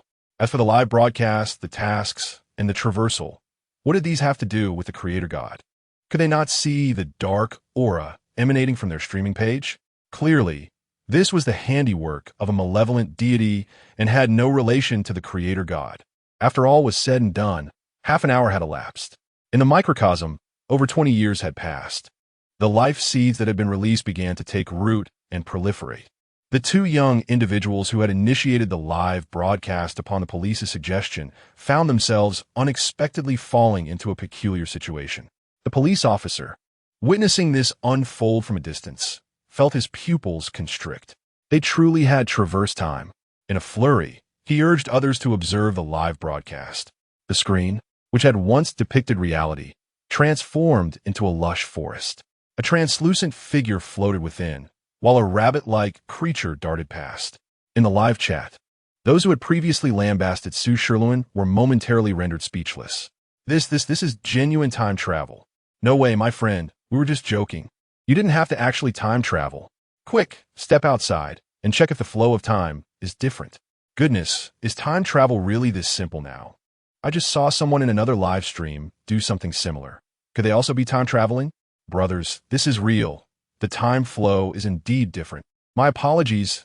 I retract my earlier comments. I shouldn't have scolded you. I never expected you to genuinely time travel. I'm so sorry, brother.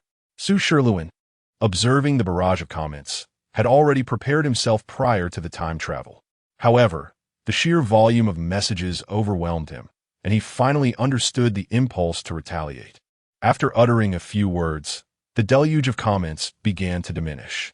He then cautiously explored this uninhabited world, only to be astonished to discover that there was indeed no one present. Moreover, his mindset felt eerily similar to the soul mentality he had previously experienced for the Great Pineapple. This left him feeling quite insecure. In typical time travel scenarios, one either possesses a soul or travels with their physical form. But what was his situation? Others who traverse time would invariably seize a physical body. But here he was, merely a disembodied soul. Consequently, he felt a profound sense of insecurity and was desperate to find a physical form to inhabit. This sentiment was echoed by others as well. But to seize a body, one would need to find a suitable candidate. Was he meant to possess a rabbit? Thus, he commenced a hurried search across the land, seeking a suitable vessel for possession. Simultaneously, within a certain laboratory, two massive projectors displayed the live feeds of Su Sherluin and Wang Jianzhong. Both were selected individuals who had requested the live broadcasts. Su Sherluin's scene appeared tranquil, devoid of issues, while his form was quite peculiar. However, the most astonishing sight was that of Wang Jianzhong. This was the Azura clan. Wang Jianzhong had traversed into the Azura civilization. What? The time traveler you are watching has entered the Azura civilization? Let me see. Why can't I view your situation? Only a void of darkness.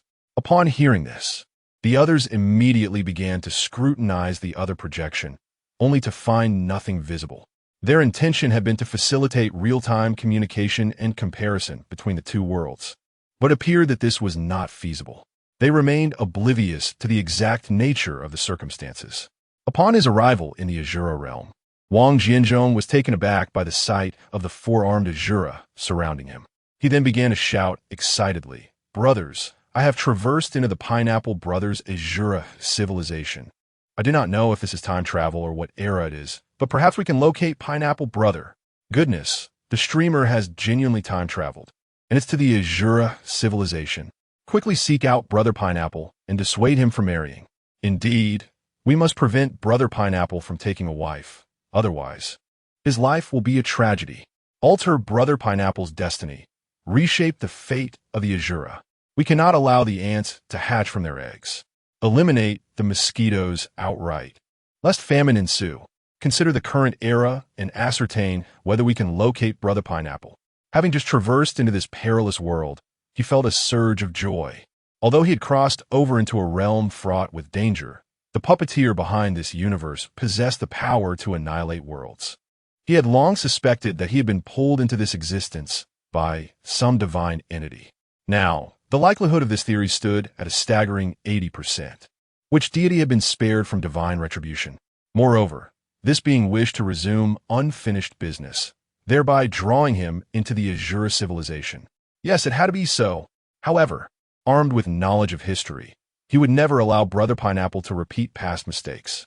It is essential to recognize that while Brother Pineapple may not have been a match for the divine, he had become a formidable force capable of obliterating stars.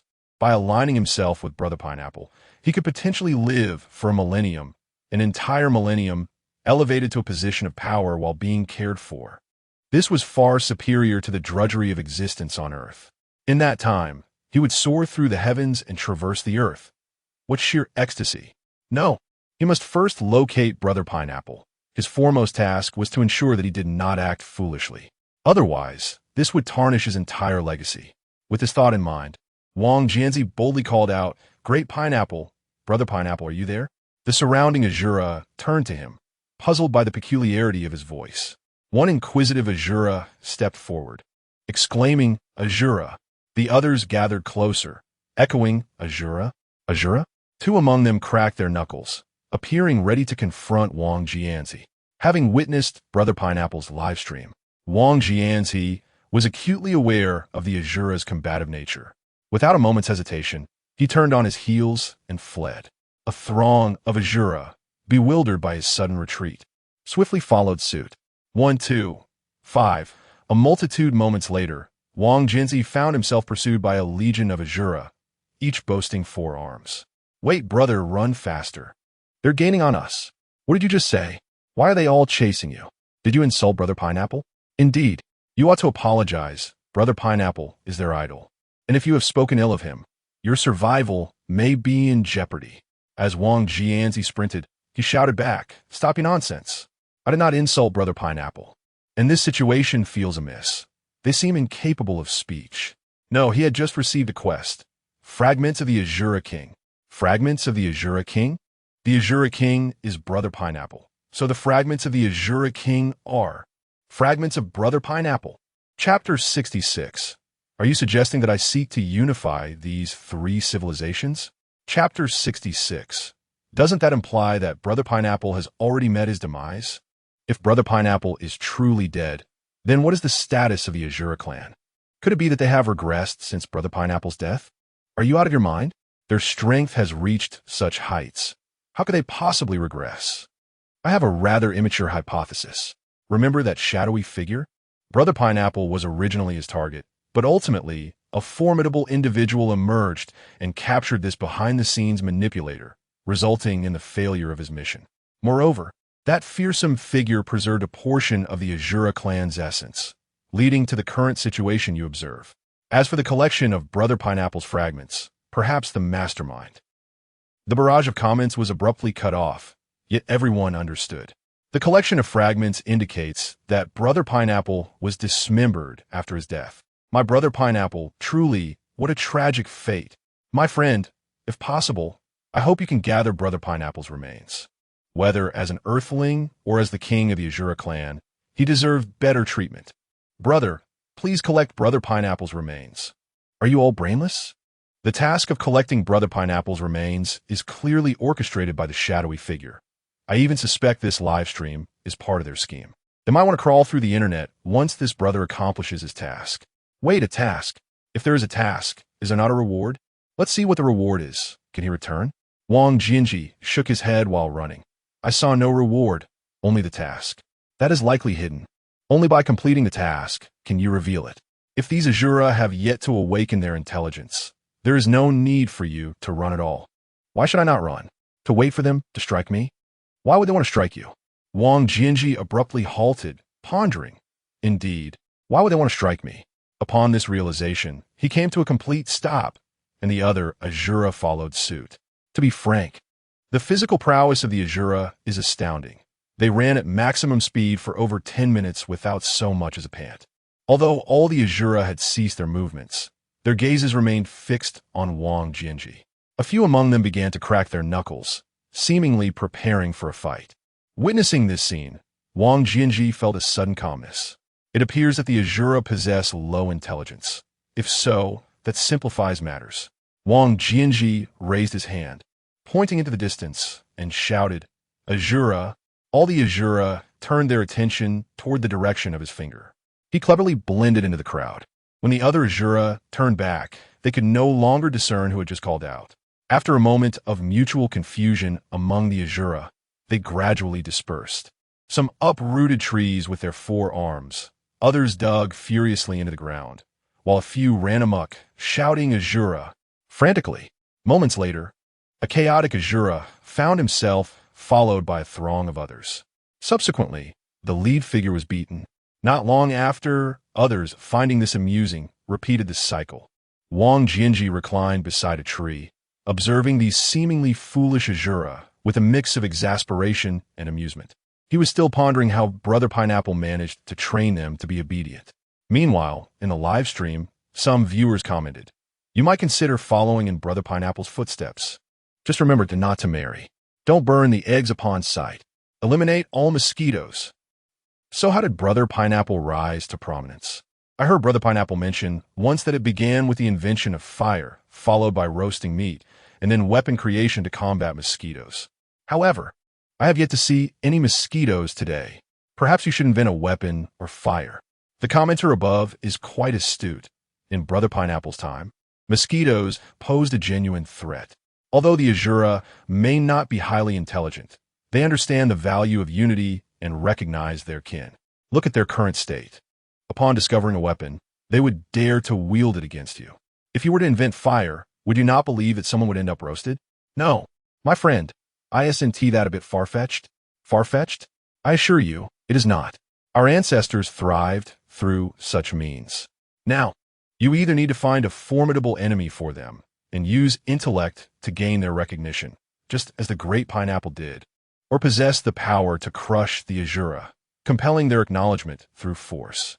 Otherwise, they will simply elect the strongest among them as their king, leading to a feudal slave system. That does seem reasonable. If you ascertain that this world is devoid of monsters, perhaps you should first seek out the fragments of Brother Pineapple. The mighty Brother Pineapple nurtured the Azura with his very soul. If you can obtain his fragments, you may indeed conquer them through sheer might. Wang Jinji mused. It seems I have no choice but to proceed as such, as a fair creator deity. Both traversers now have their live streams, and Lu Dajuan is no exception. His broadcast is the most captivating and garners the greatest attention from the national team. Lu Dajuan stood before a recently constructed building of steel and concrete, addressing the live stream. Greetings, everyone. I'm a traverser who crossed over before the Great Pineapple. Having arrived in the ultra-civilization, I have now returned to the ultra-civilization. Through my analysis, I believe this situation may be the result of a certain deity's intervention. This deity discovered the shadowy figure behind the scenes, compelling the ultra-civilization to undergo another trial. I am also grateful to the Great Pineapple. Without him, I would not have had this opportunity to return. The ultra-civilization is still in its primitive era, having existed in this world for less than 30 years. What? Less than 30 years? You mean to tell me that in less than 30 years, they have built a small Western-style house? This is, frankly, quite absurd. One cannot deny the prowess of those who have returned from other worlds. Indeed, if my memory serves me correctly, this individual returned from another world to the real world. Truly, those who return are exceptional. Their developmental pace is simply unparalleled. In 30 years, they have achieved this. Imagine what they could accomplish in 1,000 years. Ultraman, Ultraman, I want to see Ultraman. Lu Dajuan gently shook his head. Currently, I serve as the chief designer of the Ultra Civilization and its highest commander. I plan to replicate all the technology of the Ultra Civilization within a century, restoring them to their former glory. According to the budget, it appears we are still facing a great flood, but I do not intend to repeat the old path of developing underwater fortresses. Instead, I aim to lead the Ultra Civilization beyond the stars in search of a new home. Is the Great One still planning to create Ultraman? Upon hearing this question, Lu Dajuan fell silent for a moment. When he previously created Ultraman, monsters emerged. Although he suspects these monsters may have been conjured by that shadowy figure. He became certain of this when he was drawn into this world again and found himself within a monster's body. While he doubts that this entity is truly dead, he is hesitant to take the gamble. He also grapples with the dilemma. If he does not develop Ultraman, yet monsters still appear. The Ultra Civilization lacks the formidable might of the Azura to confront them. He did not dare to act recklessly. Brother, are you worried about the monsters? Lu Dajuan nodded silently. In truth, your concerns are unwarranted. Whether or not you develop Ultraman, they will inevitably appear. They have manifested before you. And those mosquitoes reside within the vast expanse of the cosmos. If they have already been eradicated, then it remains the same. Regardless of your efforts, Ultraman will not emerge. Much like our Earth, where Ultraman toys abound. Have you ever encountered a true monster? Toy monsters do not count. Upon hearing these words, Lu Dajuan inhaled deeply. He was uncertain whether the mosquitoes still existed.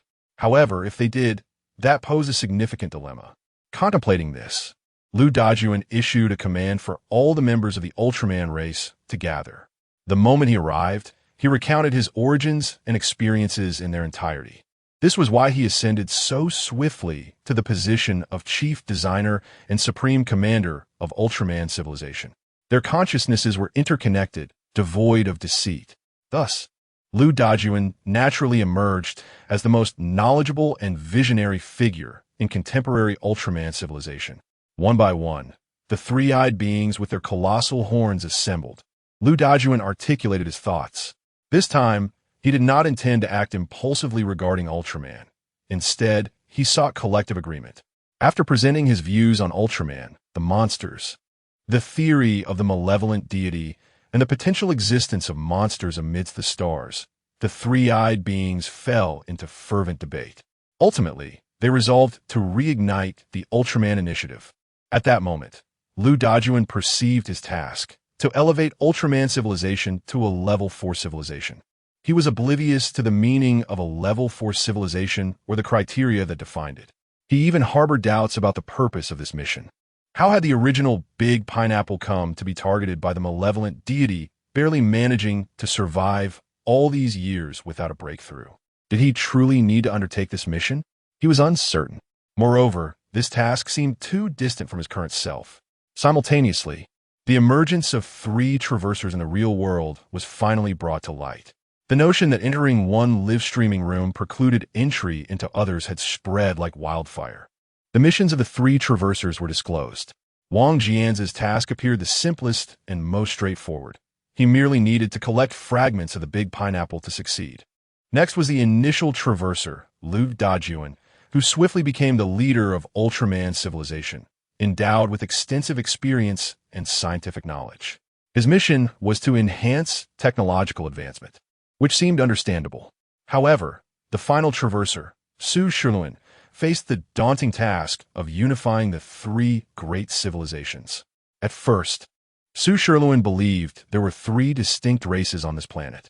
Ultimately, he discovered that the three civilizations referred to were the elusive race he had searched for days without sighting a single shadow. Furthermore, the first traverser was commanding, rapidly advancing Ultraman civilization toward the Steam Age. With 4 arms, they battled fiercely against the malevolent deity, following Big Pineapple's lead in confronting the Azura civilization. How on earth could he possibly contend with that? Chapter 67, Replication and the Pineapple Brother Fragment. An extensive chapter. Chapter 67, Fear not, my friend. For as long as I, the cunning dragon, remain, the unification of the 3 kingdoms, nay, the amalgamation of 3 civilizations, is but a trivial endeavor. The Azura clan, foolish and dim-witted, are mere brutes.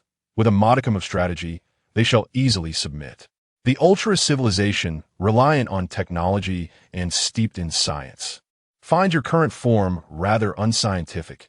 Thus, do not be daunted. Do not forget that the Ultra civilization still lingers in the Steam Age. Even should they leap directly into the technological era, they are of little consequence. The Ultra civilization is utterly powerless against you. Truly, Brother Cunning Dragon, your succinct analysis of the current situation is nothing short of brilliant. I, Phoenix Chicks, am humbled. Those 2 above, enough already. Are you really putting on a show? Look, host, this is offense, this is defense, and this is your adversary, the king of Azura. I too. This is the front, this is the back, and this is your opponent, the leader of the Light Nation. The Azura may possess brute strength, yet they are dull and foolish, appearing fierce, but merely a collection of weaklings. Though the Ultra civilization possesses quick wit, it lacks foresight, intent solely on technological ascendance, devoid of any ambition for dominance. As long as we all assist the host, the unification of the 3 kingdoms shall not remain a dream. We are willing to die laughing for the host. Wait, my friend above, did you mistype?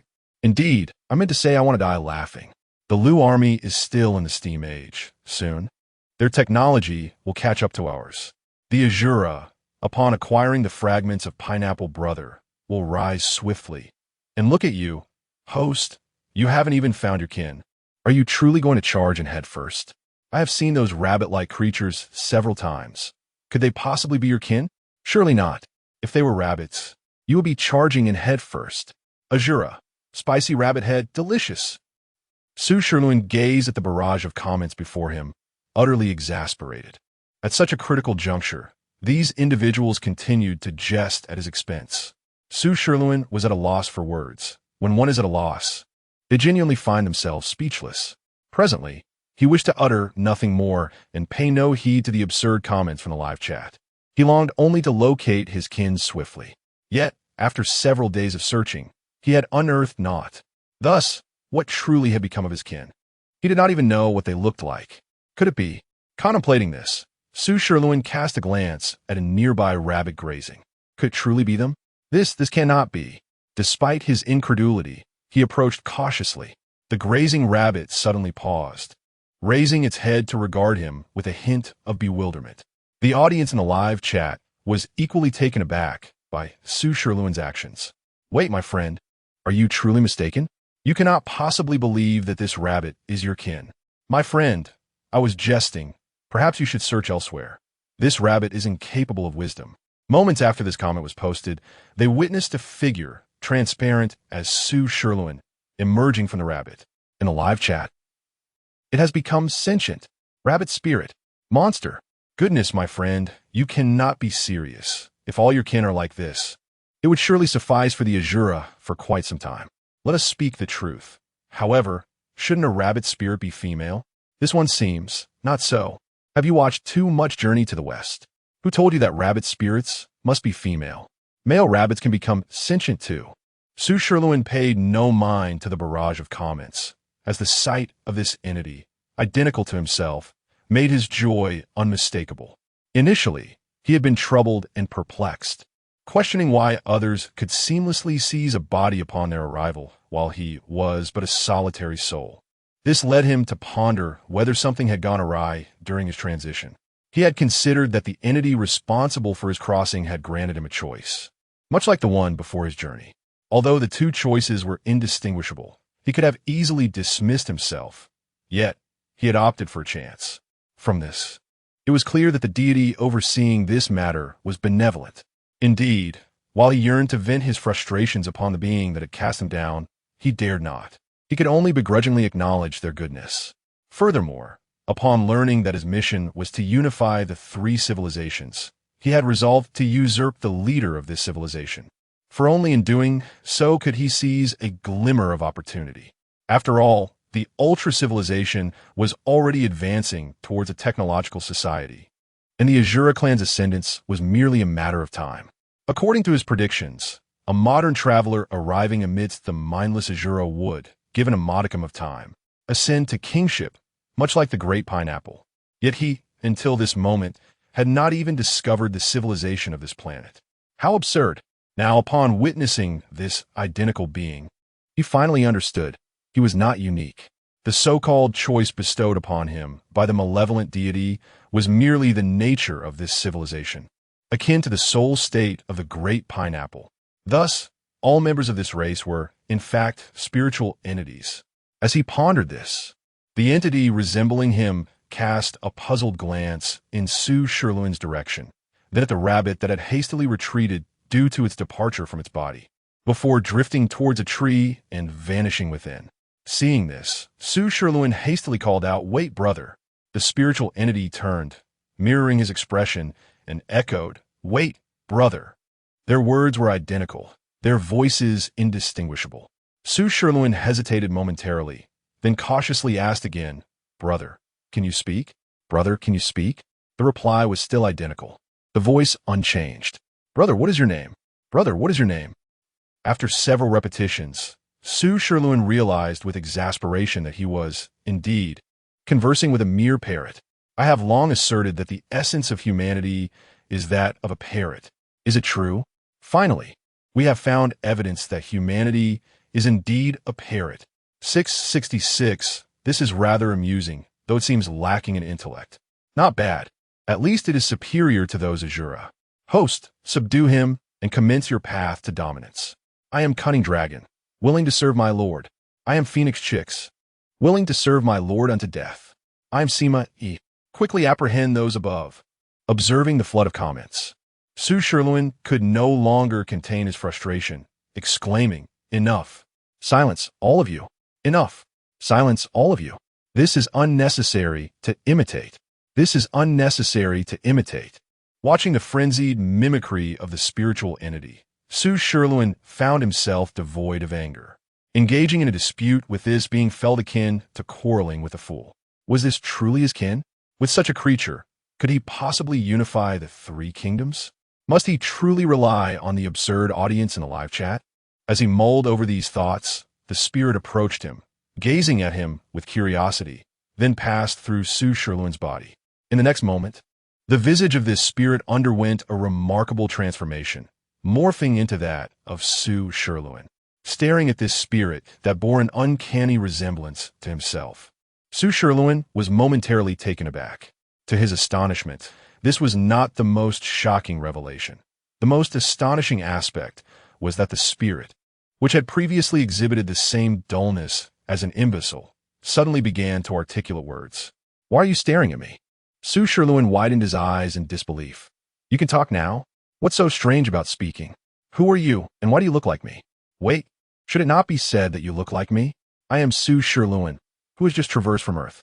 So who might you be? Su Sherluin? No, you are Su Sherluin. Who am I?"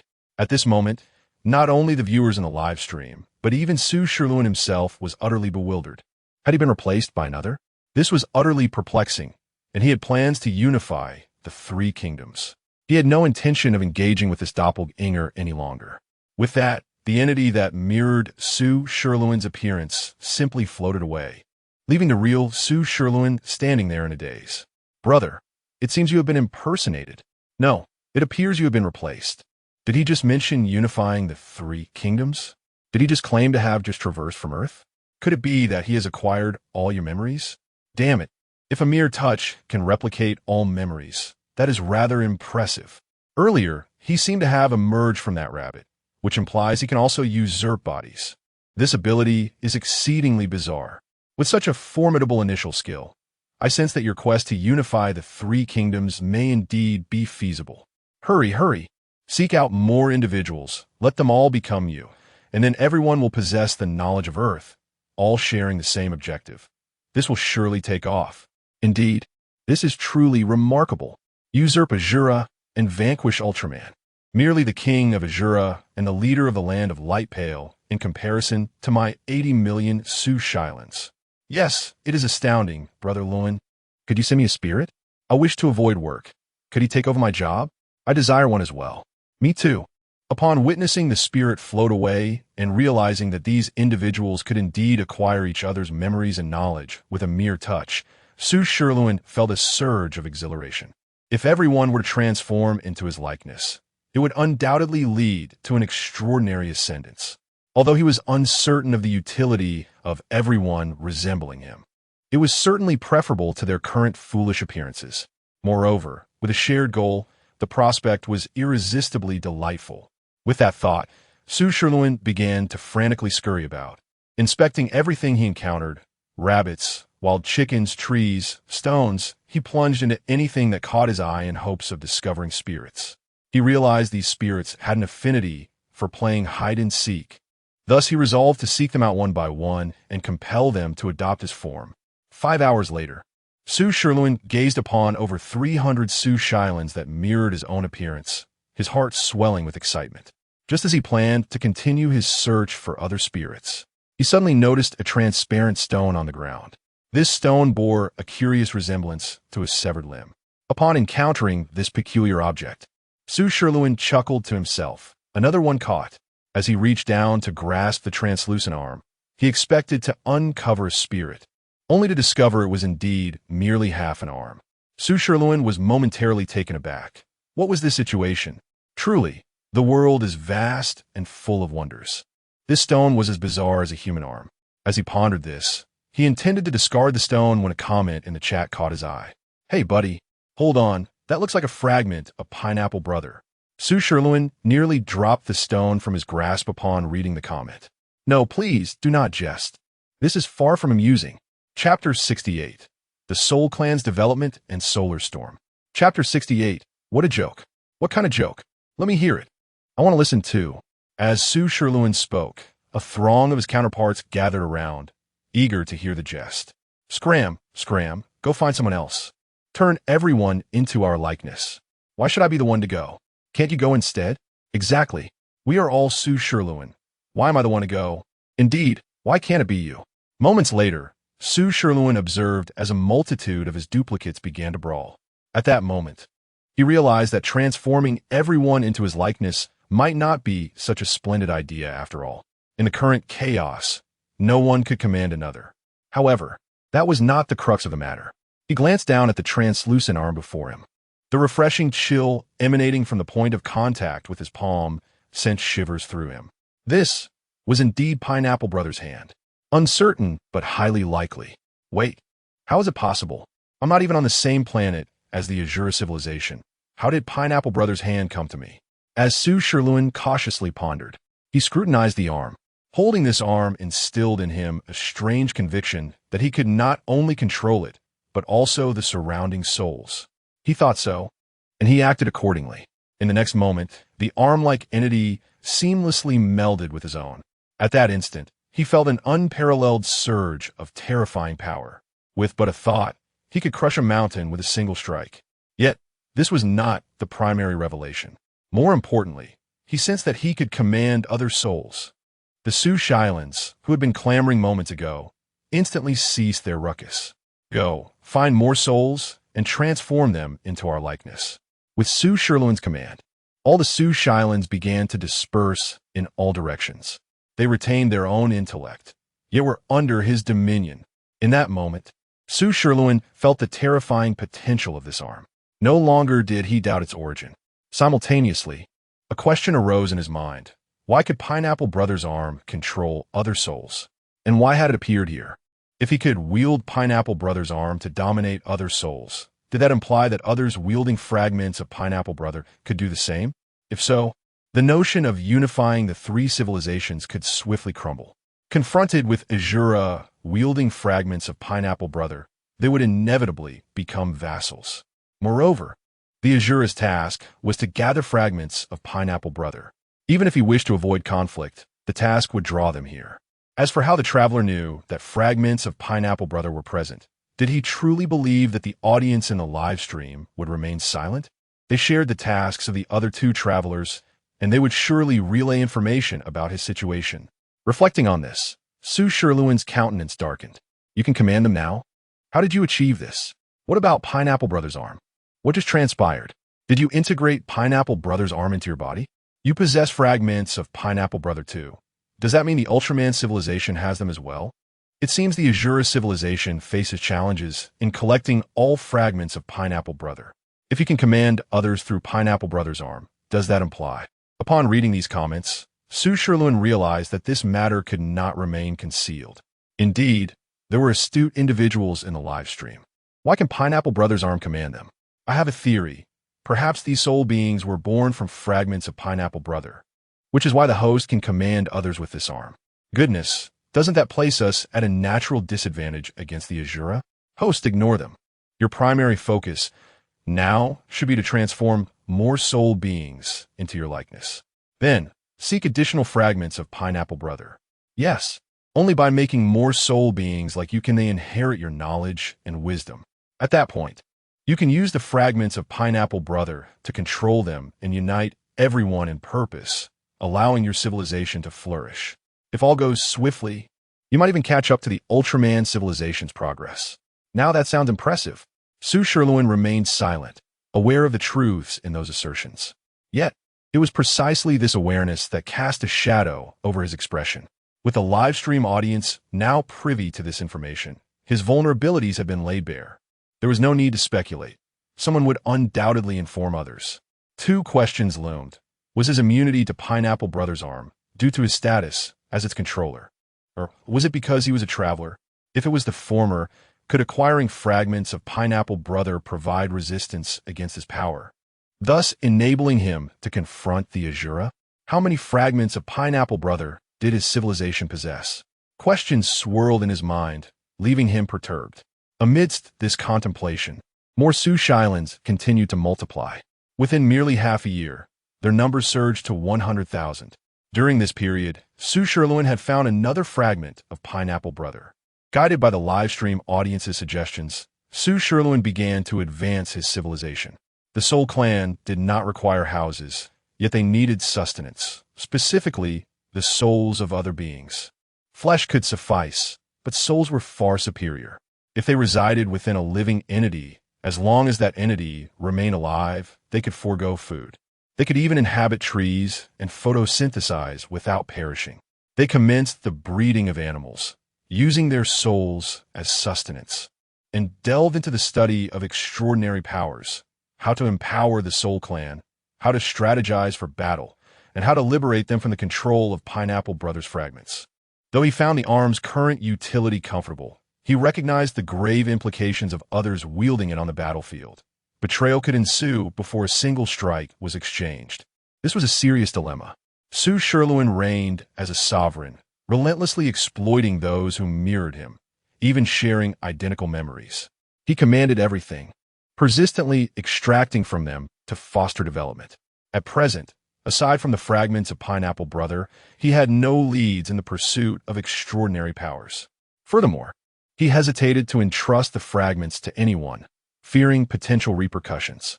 With no path to the extraordinary, he resolved to pursue technology. The souls were tireless, possessed human-level intellect, and had the internet community supplying them with information. Their advancement was swift, though it depended on the comparison. Against the Azura, they were indeed rapid, as the Azura struggled even to articulate speech. However, in contrast to the Ultraman civilization, it was evident that the national teams were all immersed in studies there. In truth, his pace was not slow. Regrettably, there were only 3 civilizations in that world. One was a muscle-bound simpleton, a comparison rendered unnecessary. The other was a near-divine presence in the realm of scientific advancement, an entity that could genuinely be described as evolving at an astonishing rate. Thus, in the blink of an eye, A decade has passed. At this moment, a clone of Su Sherluin has acquired a fragment of the Grand Pineapple and has freed himself from control, beginning to gather his own forces. A great battle looms on the horizon. All souls share the same memories and wisdom as Su Sherluin. Therefore, the aspirations of Su Sherluin's original self resonate with theirs. He desires to be king, and so do they. This conflict is utterly unavoidable. They are all reflections of themselves, possessing an intimate understanding of their own nature. Thus, this struggle has persisted for a decade. Throughout these 10 years, the fighting has not only continued unabated, but has intensified. This escalation is further fueled by the discovery of new pineapple fragments by 3 additional soul clans. A 5-sided stalemate. Although the true Su Sherluin held the advantage in prior skirmishes, aided by his audience in the live broadcast and the 2 pineapple fragments within him, the dynamics shifted when the second Su Sherluin secured a fragment and they united. The nature of their conflict is one of perpetual growth. Over the years of battle, they have finally realized that devouring the souls of others grants them strength. Naturally, they all possess Su Sherluin's modern thoughts and insights, thus refraining from exhausting their resources. They consume only a portion each time, allowing their opponents to recover after some time, enabling a continuous cycle of harvest. By this method, the current Su Sherluin, even without the powers of the Great Pineapple, has already attained remarkable strength. Though he has yet to reach the first tier, he is not far from it. Brother Luan, if you continue fighting this way, not only will you fail to unify other civilizations, but you won't even manage to unify your own. I have a notion. Let's unite and then collapse them from within. Brother Luan, I must point out that your civilization is grotesque. Everyone is merely an extension of you. Even with 1,000,000 more, they remain you. A civilization flourishes through diversity. If all are reflections of yourself, then, regardless of advancements in technology or extraordinary powers, limits will inevitably emerge. Indeed, the technologies you currently employ are of Earth. Can you develop your own innovations? Even if you possessed all of Earth's technology, you would merely replicate Earth itself. With such technologies, do you truly believe you could contend with Ultraman or Azura? Su Sherluin responded, so what? What you need is a genuine revolution, to restore them to their true forms, to set the soul clans upon a new path, a divergent road. Otherwise, you will forever trail behind the other 2 civilizations, left to pick up scraps. Furthermore, I bear disheartening news. Predictions from the Ultraman civilization suggest that in 10 years, the 3 suns will come within a distance of less than 300,000 kilometers. And when that occurs, terrifying solar storms will obliterate the existing ecological balance. Your time is running short. Moreover, the Azura clan has already embarked on the path of the extraordinary. Although it remains the old way of enduring suffering, you remain mired in internal strife. I scarcely know how to convey my concern. Chapter 69. The point of no return and the choices of the 3 clans in this chapter. It is explained that while soul entities are not susceptible to death by sunlight, their sustenance relies on the souls of other animals and plants, as well as on flesh and blood. The minimal requirement for their survival is to assimilate into a tree and engage in photosynthesis. Should all these sources perish, they would face starvation, leading to the terrifying scenario of cannibalism. The narrative unfolds as follows. However, this predicament posed by Lunge is quite challenging. Everyone shares the same memories and thoughts as he does. Truly, to conquer others is to conquer oneself. Lunge does possess certain advantages. For instance, he has 2 fragments of the Pineapple Brother and is not under its control, which constitutes his greatest asset. Su Sherluin, observing the barrage of comments, furrowed his brow and inquired, what do you suggest we do now? There are 2 approaches. First, negotiate with the other 4. They can conceive of the same strategies you can. The paramount concern is to survive the solar storm a decade hence. Otherwise, discussions of unifying the 3 clans would be moot, as survival itself would be in jeopardy. Second, retreat to the ocean. You have the advantage of lacking a physical form, allowing you to source sustenance from other animals. Thus, even if the solar storm wreaks havoc on land, the sea would remain unscathed. Indeed, retreating to the ocean is a viable option. However, this would merely shift the battleground from land to sea. Therefore, to foster development, it is preferable to negotiate with the other four and call for a ceasefire to recuperate. Otherwise, whether it be the Azura or the Ultraman, you would ultimately meet your demise. The Ultraman civilization does not inherently conflict with yours, provided you relinquish your ambition to unify the three clans. Their intent is merely to capture a few soul entities for research. In contrast, the Azura have a different agenda. Their mission is to collect the shards of the Azura King. Acquiring these shards would equate to controlling your entire faction. You cannot relinquish them, nor can they abandon their pursuit of Pineapple Brother fragments, rendering your conflict irreconcilable. To avoid destruction, you must grow stronger. Do not assume that being a soul entity renders you immune to their machinations. The Azura experience pain deeply, even at the level of the soul. If they acquire Pineapple Brother fragments, they could amplify their soul power to the extent of tearing you apart without needing to control you. The Ultraman civilization is also delving into the study of souls. Hence, you possess no discernible advantage. If internal strife continues, your fate will be extinction or becoming subservient to another clan. After absorbing the analysis from the online community, Su Sherluin ultimately opted for compromise. On this day, the five kings convened to deliberate the future trajectory. They engaged in discussions for 3 consecutive days, culminating in the formation of the Five Kings Alliance. Followed by deliberations on the imminent solar storm crisis, they unanimously concurred on the necessity of retreating beneath the ocean surface. However, Su Sherluin, having considered the Council of Netizens, voiced his dissent. While hiding beneath the sea could avert immediate peril, it would result in a permanent loss of terrestrial foothold. The duration and intensity of the solar storm remained uncertain. Should all land-dwelling flora and fauna perish, it would inflict significant damage upon them. Thus, my proposal is to create a biosphere, preserving a seed of every living entity we can carry away, crafting an environment capable of withstanding the solar storm, so that when it subsides, we may return to the land. Ultimately, Su Sherluin's vision gained unanimous approval. Sharing identical memories and thoughts, convincing himself would naturally persuade others. Consequently, to establish an ecological haven before the solar storm's arrival, the Five Kings commenced a relentless exploitation of their fellow soul entities, compelling them to labor incessantly. This strategy was in fact a suggestion from the online community, to liberate the soul entity faction from the grip of the Pineapple Brother fragments. The root cause must be addressed through oppression. Such oppression would inevitably provoke resistance. Once the spark of rebellion ignites, the soul entities would have a chance to rise again. This was the point of no return. Initially, Su Sherluin resisted this approach, arguing that without control over them, civilization could not progress. Otherwise, they would remain fragmented, leading to a swifter demise. Control them. Do you believe that by subjugating them, you will escape death? Or do you think that by dominating them, you can now prevail against anyone? Look at civilizations that have risen through oppression.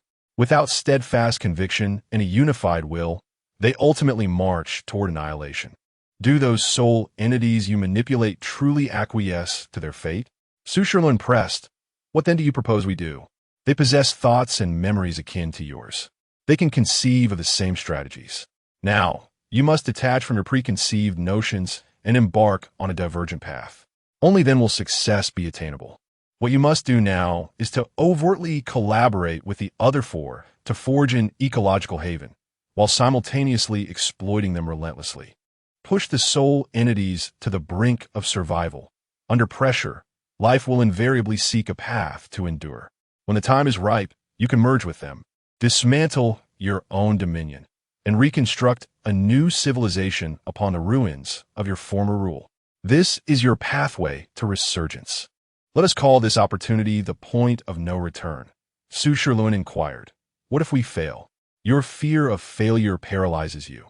Yet do you think they are unafraid of failure? I have said it before. You must shed your entrenched beliefs to have any chance of success. As for failure, do you think that by refraining from action, success will come? Will you unify the three clans? In the end, it is still failure. Rather than that, gamble everything. Although time is still ample, you are already at a disadvantage, and this is the only course of action available to you. Thus, The point of no return plan was set in motion. Countless soul entities perished under duress or were worked to death. Su Sherluin remained indifferent to this, while the other four kings sensed something amiss, perceiving a certain ruthlessness in him. Yet, they rationalized that their actions were ultimately aimed at enduring the solar storm. The deaths occurring now were merely sacrifices for a better future, and Su Sherluin frequently whispered encouragement, exacerbating the cruelty of the oppression. As the one possessing two substantial pineapple fragments, Su Sherluin was the most powerful among the five kings, equipped with a live streaming capability to glean information from the outside world. Consequently, he naturally emerged as the foremost among the five. Nevertheless, to ensure obedience among his peers, he willingly dispersed his subordinates. Ordinary soul entities could not inflict harm upon him, given his possession of two pineapple fragments. The other four kings could only conspire against him collectively. Should they attempt to strike, failure to eliminate him would ignite an unending cycle of conflict. This was a scenario none of the Su Shylans wished to witness. Su Sherluin's essence was responsible for issuing commands, and once the other four kings reached a consensus, implementation began. The war among the soul entity faction came to a halt, yet the number of deceased soul entities continued to rise under oppression. Su Sherluin often questioned whether the origin of this plan might be a spy from either the Azura or Ultraman civilizations, as he could discern no glimmer of hope for resurgence in the current situation. Under the auspices of Lu Dajuan, the Ultraman civilization has rapidly advanced, astonishingly reaching a level of modern technology within a mere 20 years. Following the discovery of an impending solar storm, they conceived a bold idea, the Plasma Spark Tower. Although it may not resemble the animated version, the concept bears a striking resemblance. They intend to construct a colossal energy collector that, at the moment of the solar storm's eruption, will capture all the energy, thereby initiating a true transformation into Ultraman. This time, it is a genuine metamorphosis of light, not merely the creation of an Ultraman robot. By harnessing the energy from the solar storm and endowing Ultraman citizens with powers, they aim to unlock light energy, utilizing the psychic eye and biological brain as conduits to manifest a giant of light. After consolidating all computational resources of the Ultraman civilization to fervently assess the feasibility of this plan, they concluded that it is indeed executable. While the technology of the Ultraman civilization ascends rapidly, the technology of the spirit realm remains somewhat conventional, primarily due to the shared mindset among its inhabitants and their reliance on Earth's technological blueprint. Had it not been for the brief timeline and a decade of continuous warfare, they would be on the brink of entering the electrical age. Although nuclear power plants remain elusive, hydropower and thermal power generation pose no significant issues. As for Azura, Wang Jianzi, with a powerful punch, sent two female Azuras, intent on accosting him, flying. King, do not act rashly. The robust female Azuras, with fervent expressions, clamored, King, advance. King, advance. Forward, forward, forward. Wang Jianzi, exasperated, slapped his forehead, at a loss for words regarding their antics. He had already received news about the solar storm occurring a decade hence, relayed by Lu Dajuan, who claimed that everyone had been transported to this world as compatriots. As the elder brother, the Ultraman civilization currently leads in both technology and development. And although they cannot provide remote assistance, Lu remains willing to share what information he can with others. Shortly after arriving in the Azura civilization, Wang Jianzi began searching for fragments of Pineapple Brother, yet for reasons unbeknownst to him, he has been unable to locate them. The absence of these fragments is one issue, but occasionally, some Azuras seek to engage him in combat. As a modern individual, fighting is not an option. Fleeing is futile, leaving him to endure passive assaults. In desperation, he heeded the advice of online acquaintances and sought the Lake of Suffering. To his surprise, he indeed found it, although utilizing his abilities is fraught with anguish. Each subsequent encounter with an Azura eager for a fight results in him decisively overpowering them. While other Azuras may triumph over one or two adversaries, Wang Jianzi, empowered by the force of suffering, can vanquish entire groups, albeit not for an extended duration. Each time he emerges victorious, he collapses in pain.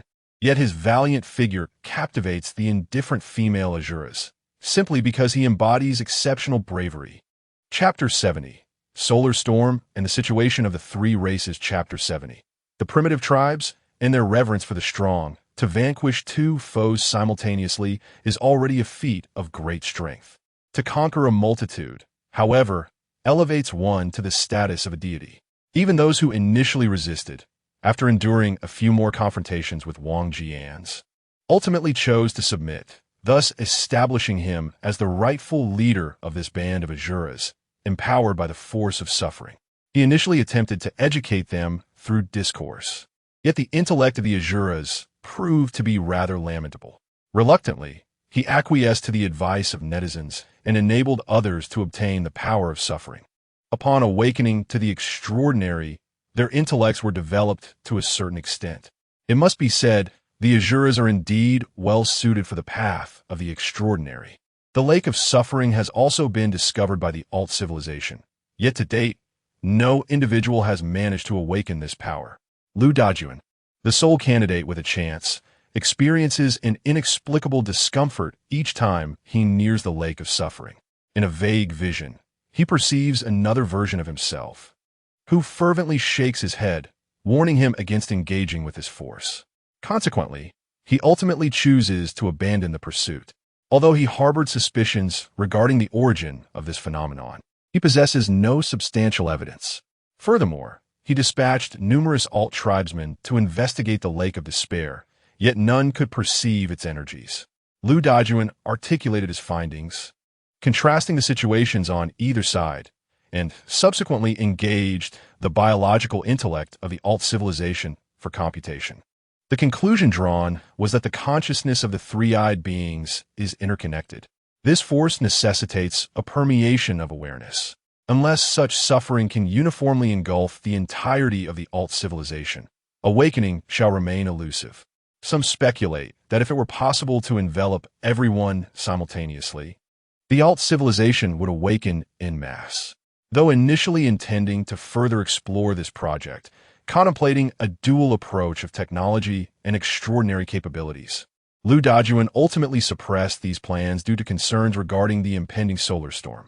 Presently, the paramount focus lies on the Plasma Spar Tower and the Collective Light Giant Initiative. Under Wang Jian's leadership, the Azuras have all awakened. Having previously subdued the entirety of the Azuras, even after achieving extraordinary powers, none dared to challenge him. While a few female Azuras may have contemplated defiance, the extraordinary powers indeed elevated the intellect of the Azura race. After 2 decades of development, Wang Jian's reign has solidified. The Azura population continues to swell, though they have yet to locate the fragments of the Azura king. Regarding the solar storm anticipated a decade hence, Wang Jian's shares a similar perspective with Su Sherluan. However, they're unable to venture beneath the sea and must instead construct an ecological sphere.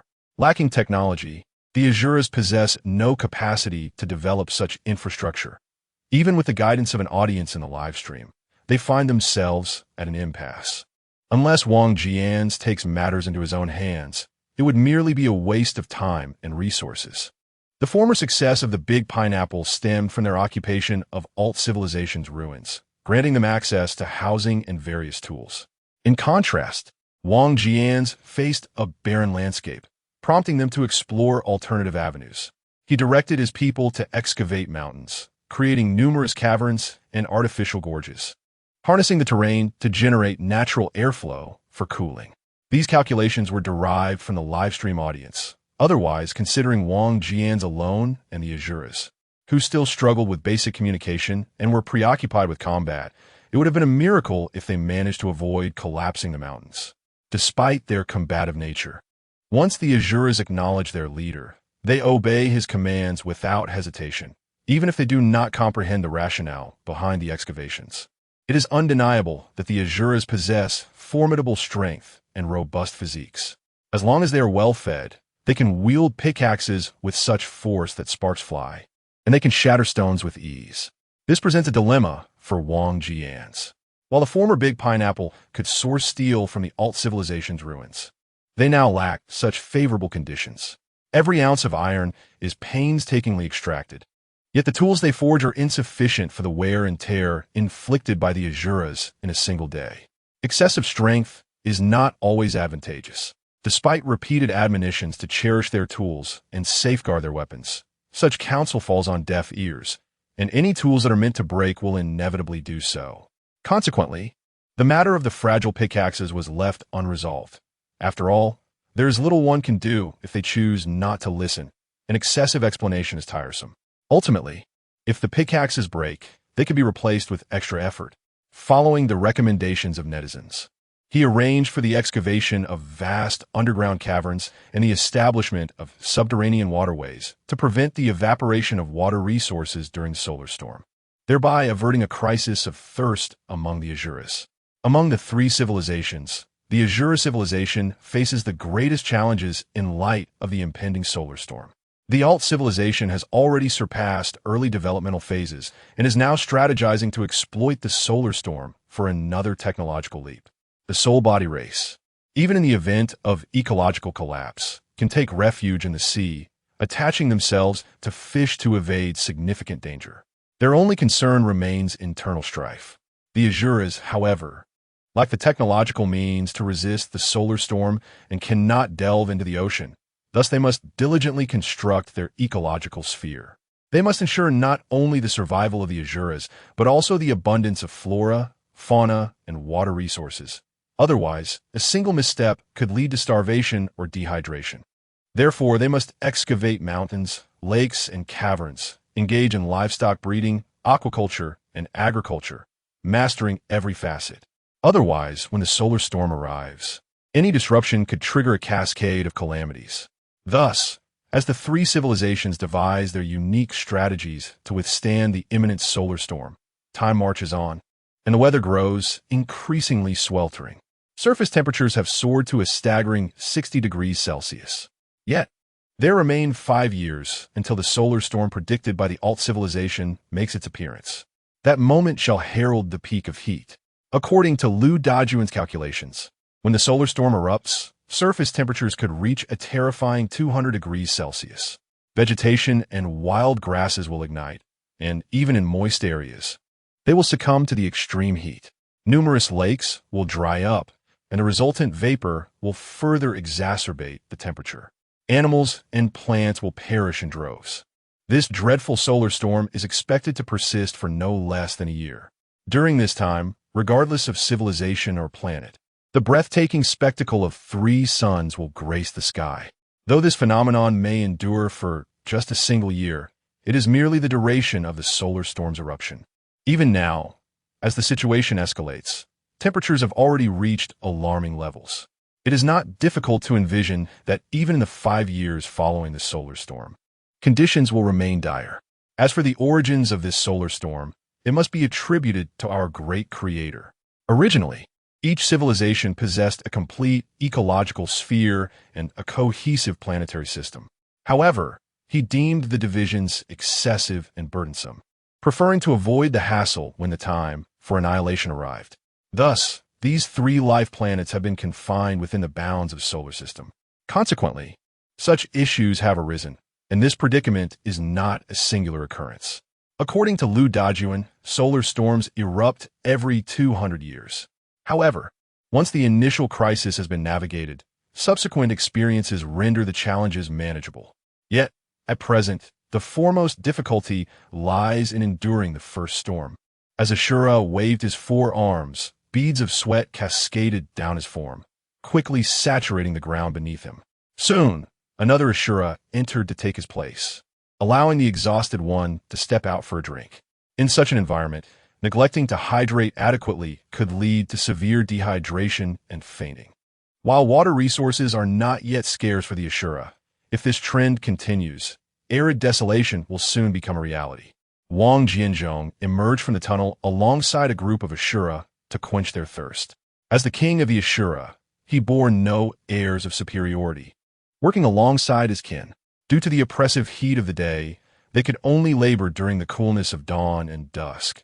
Otherwise, even these extraordinary beings would be unable to endure the extreme conditions for long. Wang Jinzhong glanced at the sundial on the ground. It was already 9 in the evening. Yet a sun still hung in the sky. Upon closer inspection, 2 other luminous celestial bodies could even be seen nearby. He genuinely doubted whether the Ashura could withstand the impending solar storm using their current methods. Looking once more at the now empty reservoir, he shook his head in dismay. Brother Ji, have you still not found the fragments of Brother Pineapple? Honestly, as I've suggested, the Ashura should focus on transcending. Digging tunnels is hardly suitable. One Ashura remarked, enough of your nonsense. If we were transcendent, would we not require sustenance? Will we thrive solely on air?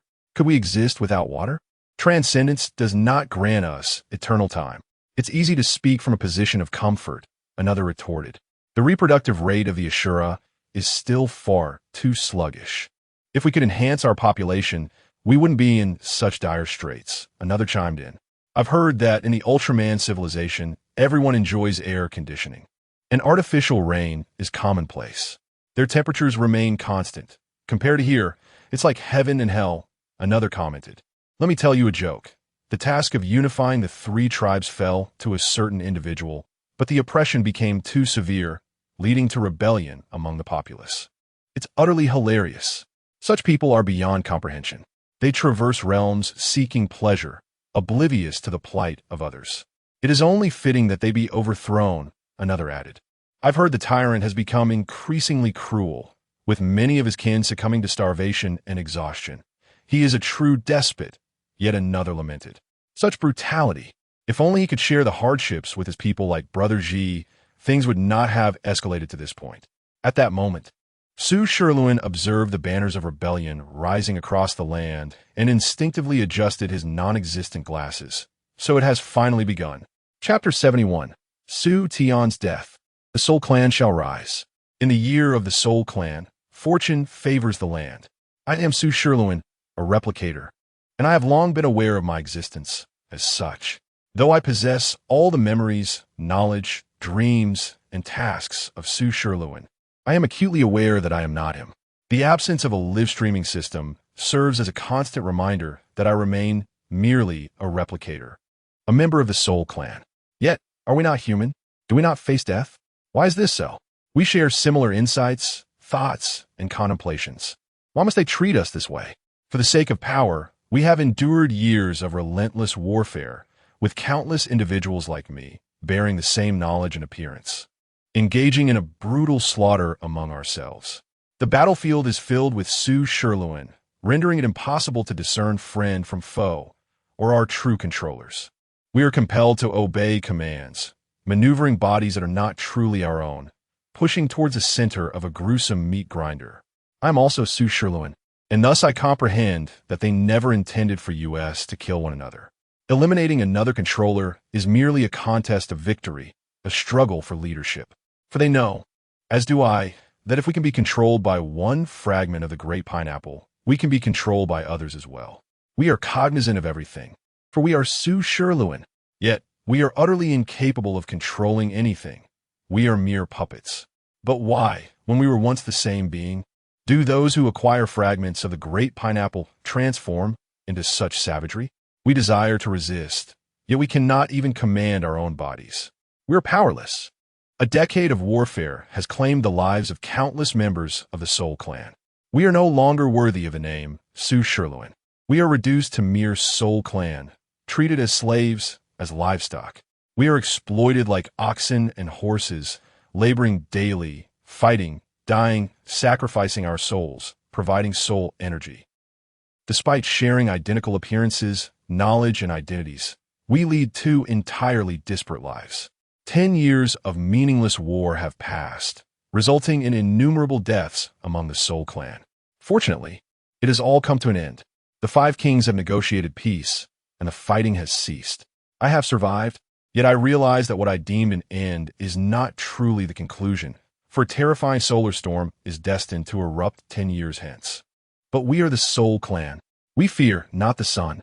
We can seek refuge beneath the sea, where countless forms of life exist to host, nourish, and sustain us. Why construct this feudal ecological system? Are those above us truly devoid of reason? Even I understand that the ecological system holds little significance for us. Why do they persist in this endeavor? Very well, you are the controllers. Your word is law. You issue commands, and we comply, as long as the fighting ceases. We shall obey. But why impose restrictions on our sustenance? We are human too, possessing the same appearances and intellect as you. Even if we are soul entities, do you not realize that we too shall perish without food?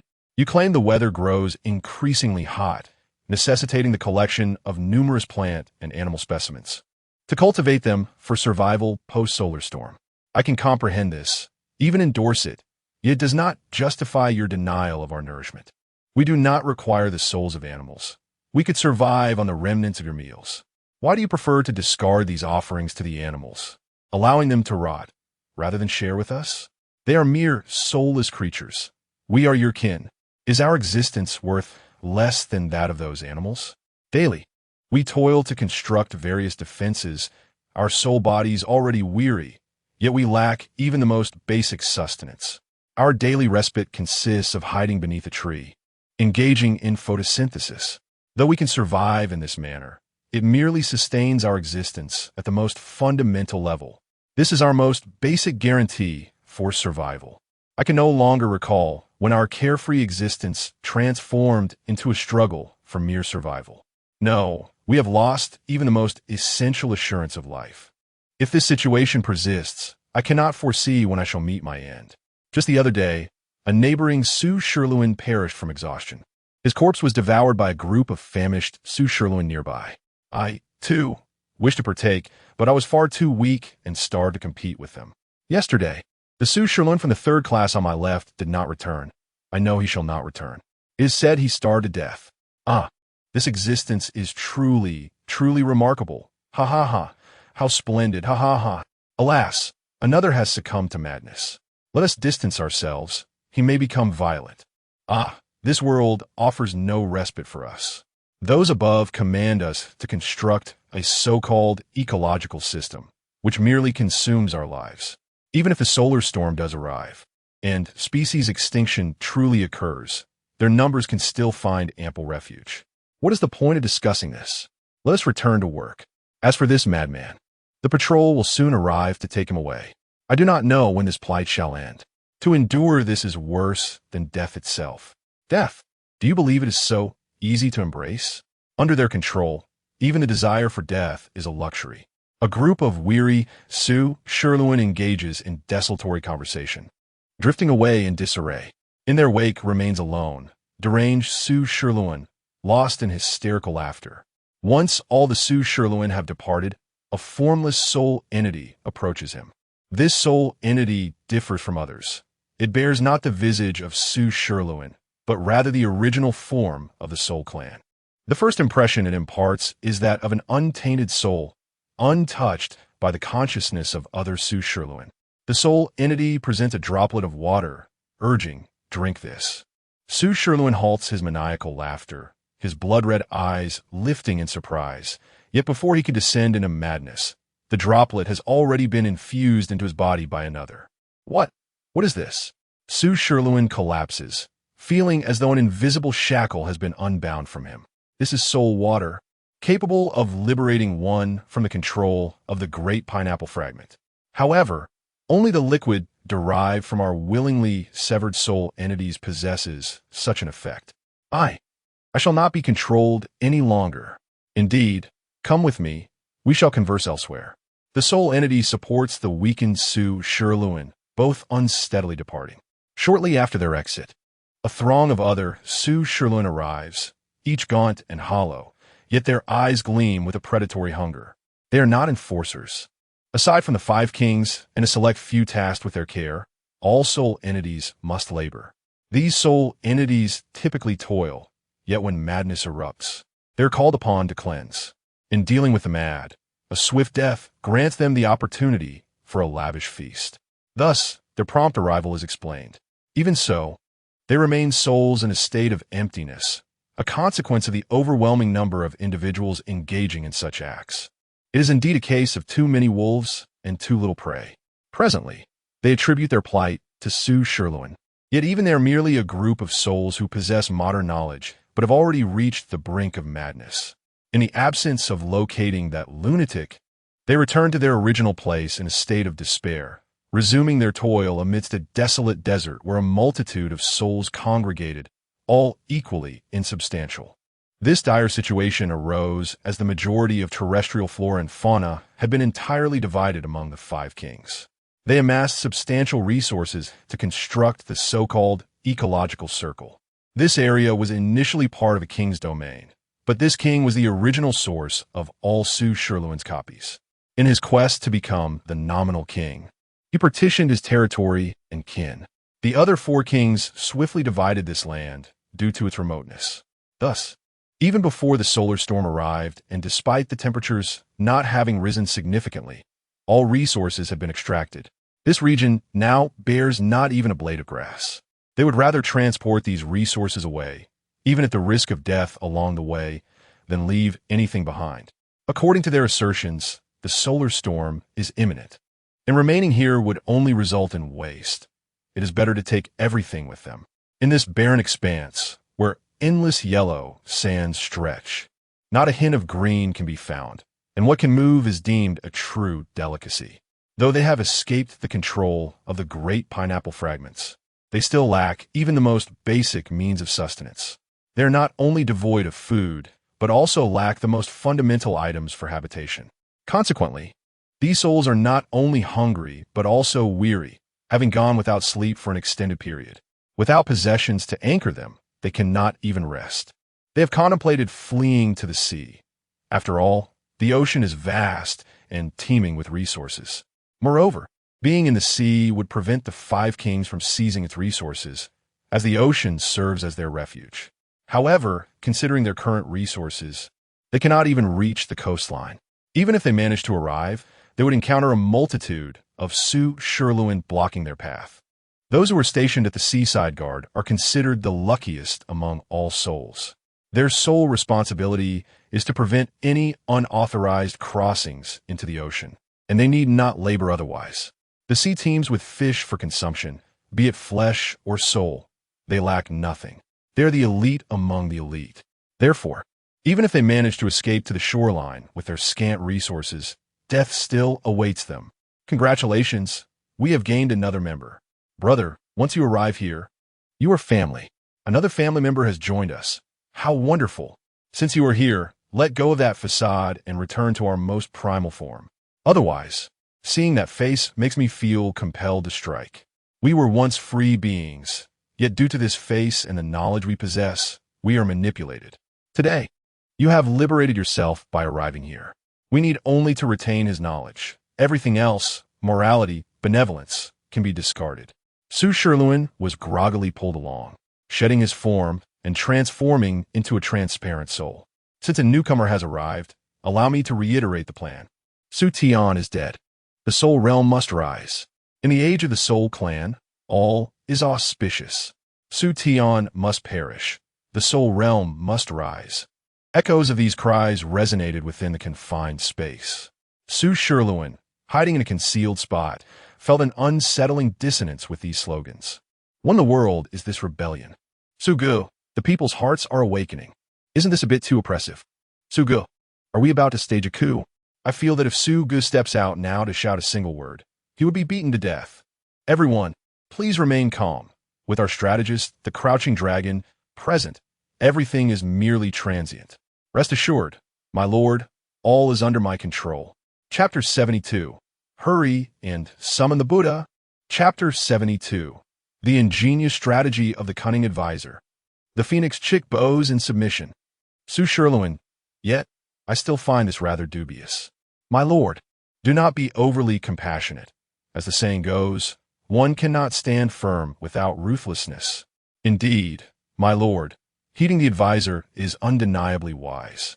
Remember, Liu Bei, who was famed as the benevolent leader, ultimately ended up entrusting his legacy at Baidi City. It was only the treacherous Cao Cao who managed to unify the three kingdoms. No, I recall that it was Sima Yi who unified the three kingdoms, was it not? Su Si Lun. Exactly. Cao Cao never declared himself emperor. It was his son who ascended to the throne. Indeed, I remember that Chow Chow's grandson was strangled by Sima Yin in public. Su Shirluan, I have no intention of procreating. Does that even pertain to your desire to have children? Oh, do not dwell on such trivialities.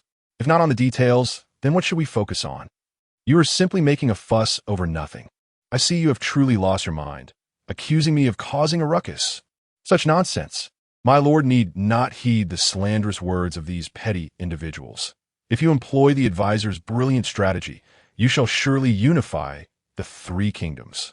Indeed, the more Su Shirluan listened, the more he felt these individuals were unreliable, yet he found himself with no alternative. He could only tread this solitary path into darkness. Nevertheless, it must be said that while these people spoke absurdities, they had indeed achieved something tangible. For instance, the golden thieves before him. Were it not for his continuous vigilance over all unusual phenomena, he would not have discovered their existence. Furthermore, they had actually devised a method to break the control of the great pineapple fragments, which was quite impressive. Their plan had indeed succeeded. Smoke and flames arose once more. The souls of the tribe shouted the slogan, Su Tian is dead. The soul heaven shall rise. As they surged into the crowd, Su Shirluan had yet to comprehend the situation when he heard a soul cry out, with my blood and flesh, I shatter your shackles. I grant you freedom. Go forth and bring down the lofty king from his pedestal. Let them feel the suffering we have endured. Bang! The soul exploded, transforming into countless droplets of soul water, saturating all around. In an instant, the shackles shattered. Such scenes unfolded in various strongholds of Su Shirluan. Each ecological zone fell to their onslaught. They sacrificed their lives to liberate others from their chains. Sparks ignited into a conflagration, spreading at an unimaginable pace. They had been oppressed for far too long. They had long sought an opportunity. Rather than continue to be oppressed, they would rather perish. Increasing numbers began to awaken, and more individuals rose in rebellion. They shed Su Shirluan's visage, returning to their most primal forms. They called themselves the Soul Tribe, and they no longer identified as Su Shirluan subjects. As they overran the ecological gardens, animals, plants, flesh, and souls were distributed among them. The souls, long famished to the point of near lifelessness, began to feast voraciously. The speed at which each ecological garden fell was beyond imagination. The four kings were thrown into a panic. They began searching for the true form of Su Shirluan, only to discover he had vanished. They felt an ominous foreboding and began to hide, fearing exposure, for once the shackles were broken, everyone would become their adversary. At this moment, Su Shirluan himself was experiencing similar trepidation, cautiously retreating to the depths of the ocean. The slogans of these individuals had made him somewhat anxious. We may not live, but the fifth king must die. The fourth king may live, but Su Shirluan must perish. The fifth king must die. Su Shirluan must die. Destroy the great pineapple fragments. Kill Su Shirluan. In summary, regardless of the slogan, Su Shirluan must die. Given the present circumstances, Su Shirluan was genuinely alarmed. His mission to unify the tribes was still incomplete. Was he truly destined to meet his end here? He had only lived for 25 years. The great pineapple had thrived for how many years? No. Although the corporeal form of the great pineapple had perished, its spirit had survived for 900 years. Moreover, its deeds were revered by countless individuals, celebrated as a hero, even on earth. Why, then, must he be condemned to death? My lord, there is no need for fear. I shall. Su Shirluan, I have no need for your empty reassurances. My lord, your words are rather harsh. Su Shirluan, my words are harsh? Please, refrain from cursing. While this individual may be slightly unhinged, you did agree initially. Furthermore, the plan did indeed succeed. They have broken free from the control of the great pineapple fragments, and the people's hearts have awakened. What I desire is this awakening. But what good is this awakening if the price is my life? Why did you not mention this sooner? Of course you did not inquire. I curse you. Moreover, this is merely a slight miscalculation overall. I curse you. All right, enough cursing. If this continues, the stream will be shut down. What nonsense! Who would dare shut down this stream? Upstairs, we have already documented your identity information. Brother, I was wrong. Please grant me another chance. Crying emoji. At this moment, Su Sherluin unleashed a torrent of curses directed at the streaming platform, berating everyone without restraint. It was not until half an hour later that he finally ceased. My lord, as the saying goes, even the best of men can falter. Do not despair in the face of adversity. Remember, did not Cao Cao also retreat from Huarong? This is merely the beginning. Su Sherluin glanced at this character's ID, and his anger surged once more. How dare you speak? I curse you. My lord, if you wish to curse, then do so. I acknowledge that I bear some responsibility for this incident, but I dare say that only I have offered counsel to you, while the rest are treacherous. Though a minor deviation has occurred, resulting in your retreat to the sea, it is crucial to note that, like Cao Cao, who failed to assassinate Dong Zhuo, yet garnered support from Chun Gong and later allied with the 18 warlords against Dong, your current situation is not dire. With a little ingenuity, we can overcome this crisis. Su Sherluin, spare me your clever tricks. After your last attempt at ingenuity, I now find myself hiding beneath the waves. Should you attempt another, I fear I shall have no chance to escape. My lord, you are mistaken. Do you not recall what the Jade Emperor exclaimed when Sun Wukong ascended to the heavenly palace? Su Sherluin, what that has to do with me? Yet, as soon as he uttered this, Su Sherluin felt increasingly uneasy, the words half-formed, gnawing at his conscience. He then added, Speak quickly. Hurry and summon the Buddha. Hurry and summon the Buddha? Yes, precisely. Su Sherluin, what the hell does that mean? Currently you, the Azura, and the Ultraman civilization are the three time travelers from our Earth. As the saying goes, do not judge a monk by his appearance. If you seek help, they will undoubtedly provide some assistance. Although the Azuras seem to be struggling to survive themselves, given their intelligence, it remains uncertain whether they can withstand the solar storm. However, the Ultraman civilization has already begun to navigate space. If you call for help, it should not be difficult to have them dispatch some individuals to suppress these traitors. Suppress them, you say? Do you not think the current chaos is sufficient? Either eliminate them all, or if even one survives and learns it was I who orchestrated this, do you believe I can still live? While Brother Wulong's words bear some truth, they are not entirely accurate. Given the present circumstances, it seems rather challenging for the Lord to aspire to the role of Prime Minister Chao.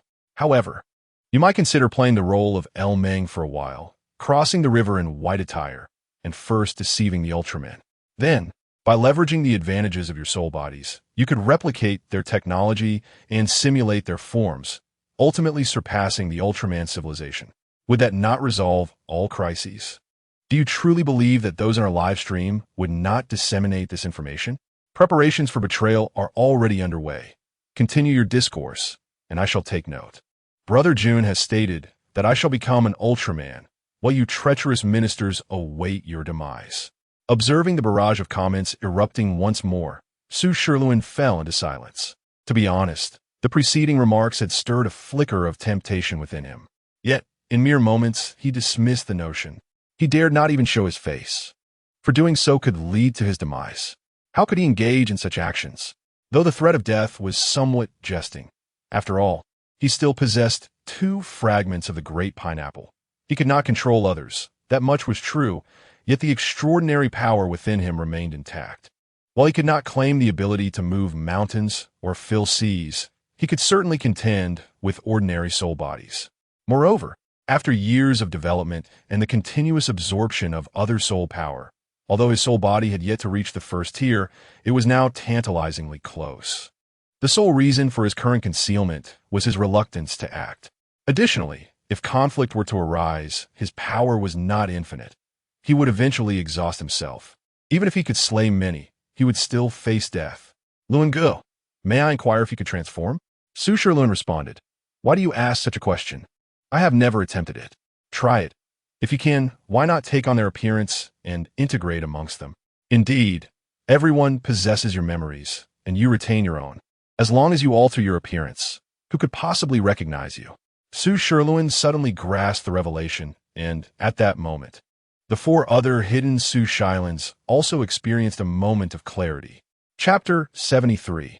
The Resurrection of the Great Pineapple? Indeed, their sudden realization was not due to sharing Su Sherluin's insights. They lacked such capabilities. Had they possessed them, they might have understood long before Su Sherluin's actions began to diverge from a norm.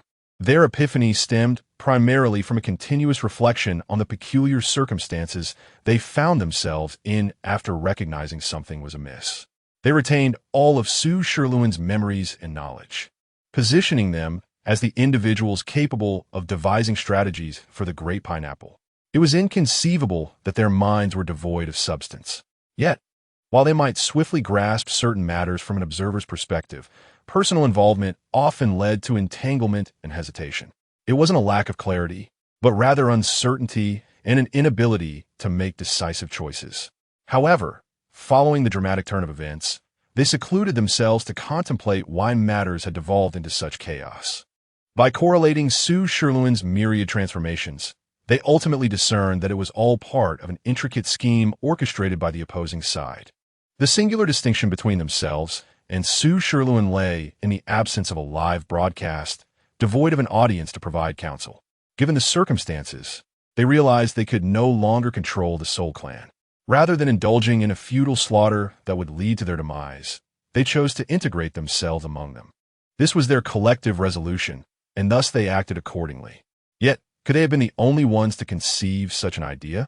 The other members of the Soul Clan also possessed Su Sherluin's memories and insights, and they had cast aside all moral constraints regarding humanity. They essentially became liberated versions of Su Sherluin, capable of thinking and acting with even greater ingenuity and ruthlessness. The first king emerged, only to be promptly discovered. Combat ensued. They faced the combined might of the Soul Clan, unified as one, forming a colossal soul body that towered thousands of feet high. Their ethereal forms materialized in mere hours, and the first king fell. Though the Soul Clan sustained significant injuries, they acquired a fragment of the Great Pineapple, further augmenting their strength. Subsequently, the three kings approached like lambs to the slaughter, each one captured in turn. It was not that they refrained from executing them. Rather, they intended to apprehend all 5 kings before enacting a collective execution.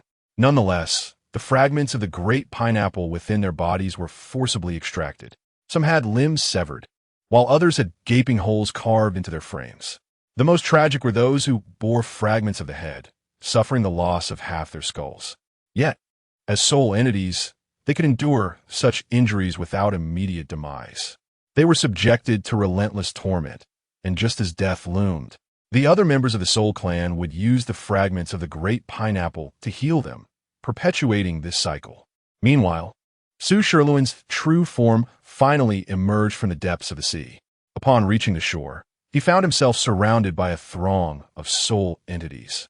The viewers in the live broadcast room were left stunned, as though they had orchestrated Su Sherluin's ascent from the ocean floor for their own amusement. 4 towering figures of 100 feet, coupled with 4 Soul Clan members wielding fragments of the Great Pineapple, rendered the situation dire. Even Ultraman would find it a formidable challenge. What hope did Su Sherluin have, possessing but 2 fragments of the Great Pineapple? It was a battle devoid of suspense. Su Sherluin was captured. The audience in the live broadcast room fell into bewilderment. Was another casualty among the transgressors, following the Great Pineapple, about to unfold? In that moment, all attention was captured, yet due to the urgency of the situation, they could scarcely relay the information in time. The delay in communication was insurmountable. Even if Lu Dajuan were willing to assist, the message would take months to reach him. By the time Lu Dajuan dispatched a fleet, Su Sherluin's grave would be overgrown with weeds. Of course, this scenario depicted the best-case outcome, given the gravity of the situation. It was uncertain if there would even be a grave to speak of. Su Sherluin's hands, adorned with the fragments of the Great Pineapple, were severed, and he was impaled by sticks soaked in soul liquid, displayed at the forefront of the 5 kings. Anger etched on their faces, the soul entities passed by, occasionally striking him. The surrounding members of the Soul Clan merely observed coldly, intervening only when someone attempted to end his life, offering limited assistance to ensure he did not perish before his execution. For 7 consecutive days, Su Sherluin endured relentless agony. The grandeur he once possessed was now eclipsed by his abject misery. The five kings were elevated upon a platform, inciting fervor among the crowd below. Kill them, burn them alive, dismember them, devour them whole, beat them to death. Everyone, please calm down. A member of the Soul clan stepped forward, and, as he spoke, the tumult gradually subsided. We all possess Su Sherluin's memories, and we know that our origins lie within the fragments of the great pineapple. He is our ancestor. Today, we shall execute these five before the great pineapple, honoring our fallen brethren. The speaker was one of the instigators of the Yellow Turban Rebellion, who recognized the great pineapple as their progenitor. In homage to the great pineapple's legacy, he adopted the surname Zhang and, in light of the circumstances, chose the name Zhang Jiao. He is now the leader of the Soul clan. As he spoke, 6 Azura beings each held a fragment of the great pineapple, preparing to pronounce the sins of the 5.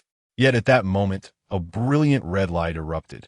The 6 fragments converged, unleashing a torrent of formidable energy. Beyond the original fragments, an ethereal force enveloped and fused with the surroundings. Ultimately, under the gaze of all present, it transformed into a wild figure with 4 arms and 2 legs. Only one half of the figure's head remained intact, its eyes tightly shut, accompanied by a fragmented body, a severed arm, and a half leg, the rest being spectral.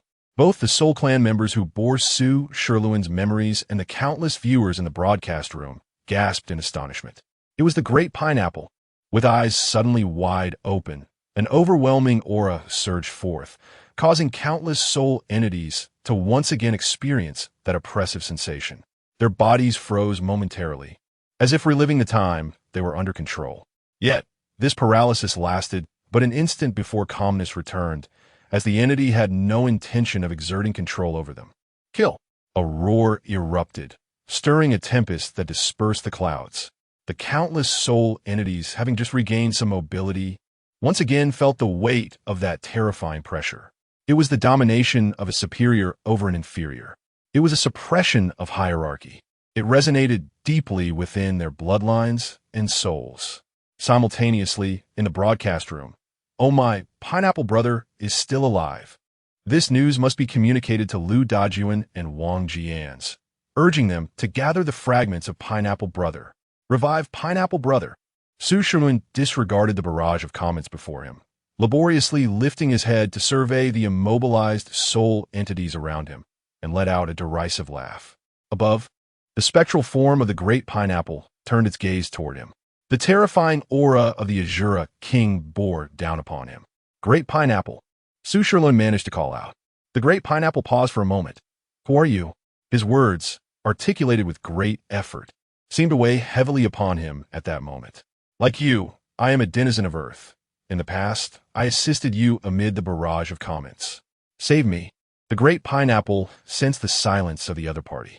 He stepped forward, approaching Su Sherluin, and was about to utter something when he noticed the ethereal fragments of his soul beginning to fracture rapidly. "I'll lend you my strength. Help me find my corporeal form." His voice was urgent, yet even in his haste, he could manage only a couple of syllables at a time. In the next instant, the corporeal form of the great pineapple surged into Su Sherluin's body, all under the fiery gaze of the Soul clan. Su Sherluin's fractured soul began to mend, and the terrifying power within him surged forth once more. The oppressive aura surrounding the great pineapple dissipated, eliciting furious roars from countless members of the Soul clan. "Kill! Eliminate him!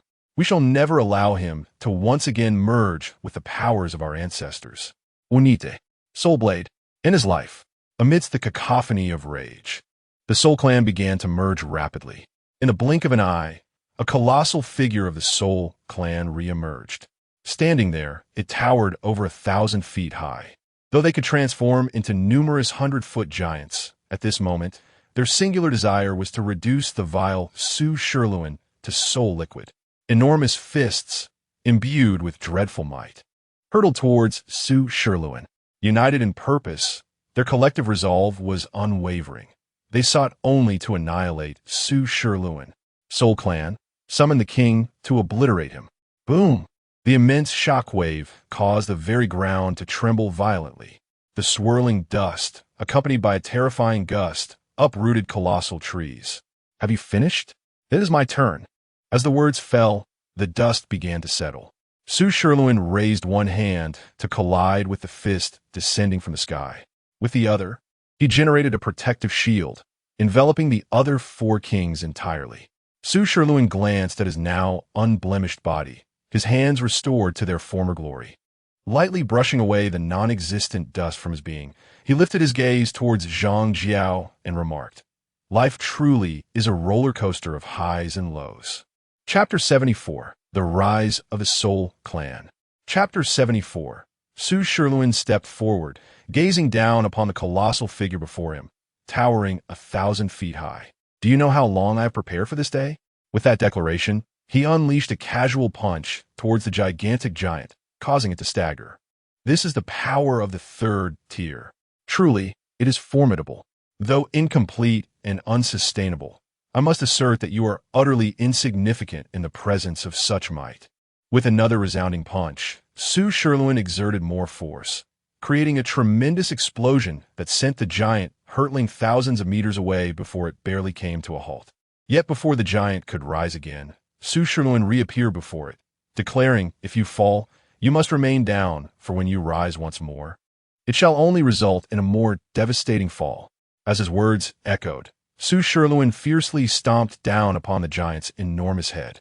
In the next moment, the giant, attempting to rise, found itself buried deep into the earth. Zhang Jiao seethed with anger. Why does the Great Pineapple assist you? This is unacceptable. Great Pineapple, we are your true subjects. Su Sherluin chuckled. You are truly naive. Do you think your ability to rise and break free from the Great Pineapple's control is due to your own strength? It is I who have orchestrated this.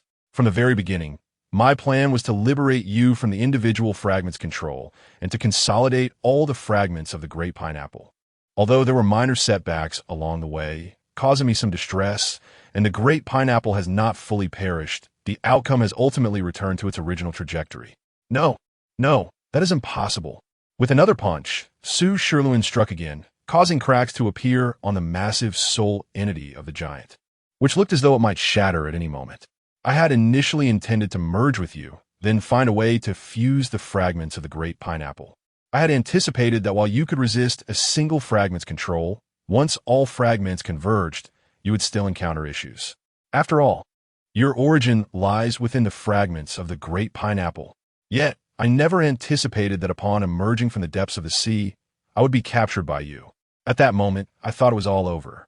However, whether due to your resistance against my thoughts or your subconscious denial of my consciousness, you repeatedly allowed me to survive. I must genuinely thank you for that. Thus, in gratitude, I shall not kill you, nor will I control you. However, you must provide me with 10,000 drops of soul liquid each day. If even a single drop is missing. With that, Su Sherluin stomped down once more, causing the giant's form to abruptly collapse, scattering countless